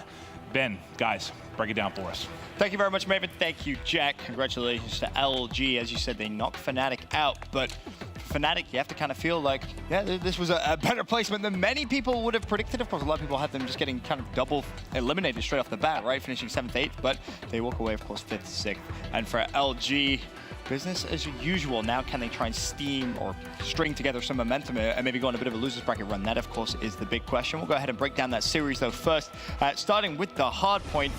The game, to be honest, Teep, went from real close to not that close in the space of 2.5. Very competitive overall. Fnatic seemed to be rotating quite well in this first rotation, and then all of a sudden, that came to a very abrupt halt at 106, and we all just started laughing like, they're not going to score a point for the rest of the game. And then they didn't. I didn't actually think it was going to happen. 77 to 106. It started right here. They don't. That's absurd. That is score another one. It was 3 hills in a row. 0 points for Fnatic. I mean, how'd you not get a single point? You have to rotate. I mean, that's just it. They lose cell block. Again, that's just one of those things where top teams understand, all right, we're going to lose cell block, but we can full hold that grave. And then when you chain the other commissary, that's what we've seen. Sort of grave and commissary have been a piece, and middle and cell block have been another combination we've seen all weekend long, but you just can't allow that to happen. Very true, very true. And then, of course, we head over to game number 2. LG 1-0 up at this point convincingly. This one, though, Momo, a lot closer. Of course, it does go to round 11. Yeah, I mean, again, Fnatic, they've always been a good S&D team, and yes, they did push LG, taking a 3-1 lead over them kind of very early on was, you know, a good start, and it's kind of what you need as Fnatic, but this is just where it kind of all gets out of control here. You can see time ticking away. The FTL play comes in, very, very kind of flashy plays, if you like, but it really just changes the game. But like you said, round 11, you got to give credit to Fnatic. As long as you exclude that second half of hard point, it was competitive. Very true. That FTL play still has me somewhat confused, because it didn't even look difficult for Slack. It was almost like, oh, I'm being shot, let me FTL, he's in cover, and then he just turns around and burns Wuskin. This search was an absolute mess. The fact that LG gave away that 2v1 earlier on, and then that FTL play happened, and then several times Octane hops over that wall, kills Tommy at the tank like he had no idea. It's like, are these people talking to each other? Yeah. I don't know what the calls were in those sort of scenarios, but the fact that so many, easily clutchable scenarios happen like that. Even the round 11, it had a camo play with the camo player running past someone, then realizes, oh yeah, there's a player there, and then a team kill comes through. It's like, okay, it was just like playing with one hand behind your back, but Slack did have a phenomenal map, that is for sure. LG take it 6-5, but still showing definitely had some problems with Fnatic, that is for sure. I'm nervous still for Luminosity. They're search and destroy. Absolutely. I understand they're not a good retail team. You've seen some other pros talk about it. Right. Their retail search, they lost it earlier, and then right there around 11 where they probably shouldn't have won. I think Fnatic should have probably won, 3 or 4 more of those rounds based on clutches, but that makes me very nervous for tomorrow. They definitely have to face that search and destroy or just clutch up, but going to uplink, it was all Luminosity just from the start. Fnatic did a pretty good job in the second half to string some scores together, but felt like Luminosity just sort of took the pedal off the gas a little bit. Just knew that they were in control. Yeah, classic finishes with a 1.42. Obviously, remember we heard the caster say, there's a lot of talk about him potentially being a top 5 player. where do you kind of have him right now? Because I think it's fair to say, outside of Octane, who else could possibly be above him? Yeah, well, I was going to say, for me, still, Octane, I think he's the best player in the game right now. I'd put Classic right there, number 2. I really would. A lot of people argue kind of formal, but I think the role that Classic does and what he brings to this team, a lot goes under the radar. He goes under the radar. Definitely a top 3 player, though. Slacked finishes the series with a 1.58. Yeah, and again, we don't talk about Slacked in States. Like, right? it's crazy. It's ridiculous. Yep. It really is, but a fantastic performance from him. Now, of course, we can take a look at our brackets and where things lie. Of course, only one more day left here at Stage 2 playoffs, and our winners bracket final is set. E United take on Team Envious, and what I think many may assume, oh, E United should take that, but with Envy's performances so far this weekend, Merc, that honestly could go the distance. Slasher has been an absolute monster. If Apathy and John, even JCap, needs to step it up big time in those respawns, I mean, how can you go against them again? Like, they beat Luminosity, they beat FaZe in a Game 5. It's probably going to go the distance, but honestly, just looking at these last 4 teams left, you know, E United, you know, Luminosity, Optic, I think we might have our 4 best teams in the world if Slasher keeps playing at the way he is. Definitely, that's fair to say. Of course, in the losers bracket, Merc, you just kind of touched on it there a little bit. Optic Gaming versus Luminosity tomorrow. I mean, whew, that's a hell of a way to start. That's definitely a hell of a way to start. I mean, it's Optic Gaming, of course. They've been so good at S&D. That seems to now be Luminosity's weakness. They were good at it. Now, all of a sudden, it doesn't look that way. I mean, how do you predict that game, team? Map 5, flip a coin. Okay. That's the way I'm going with it, especially after a day like today. I don't really know. It seems like both teams look very, very strong and in full form, back to what we're used to seeing from them. And then all of a sudden, LG looks like the old LG from early on in IW, where they can't win a search and destroy. But the respawn looks extremely good. They're outslaying by 77 kills in losing series. It's a roller coaster, Ben. It's fun, though.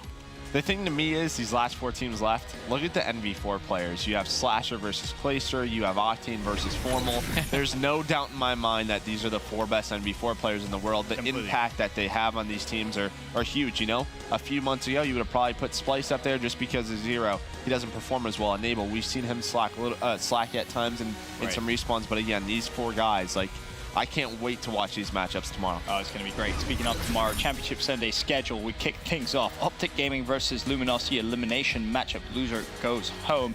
Then we have our winners final matchup. Envious taking on E United, followed by losers final. And of course, our grand final of the Stage 2 playoffs at 5:30 p.m. But that now concludes an awesome day 2 of the Stage 2 playoffs of the Call of Duty Global Pro League presented by PlayStation 4. We've had some epic matches throughout the day, including some unbelievable upsets as well. Sadly, we've already lost Splice, Enigma 6, FaZe, and now Fnatic from the tournament. Heading into Championship Sunday, the stage is set. E United versus Envious is our winners bracket final, whilst Optic Gaming have to go through LG in the losers bracket. We'll see you tomorrow at 1 p.m. Eastern for Championship Sunday as the Stage 2 playoffs comes to an end.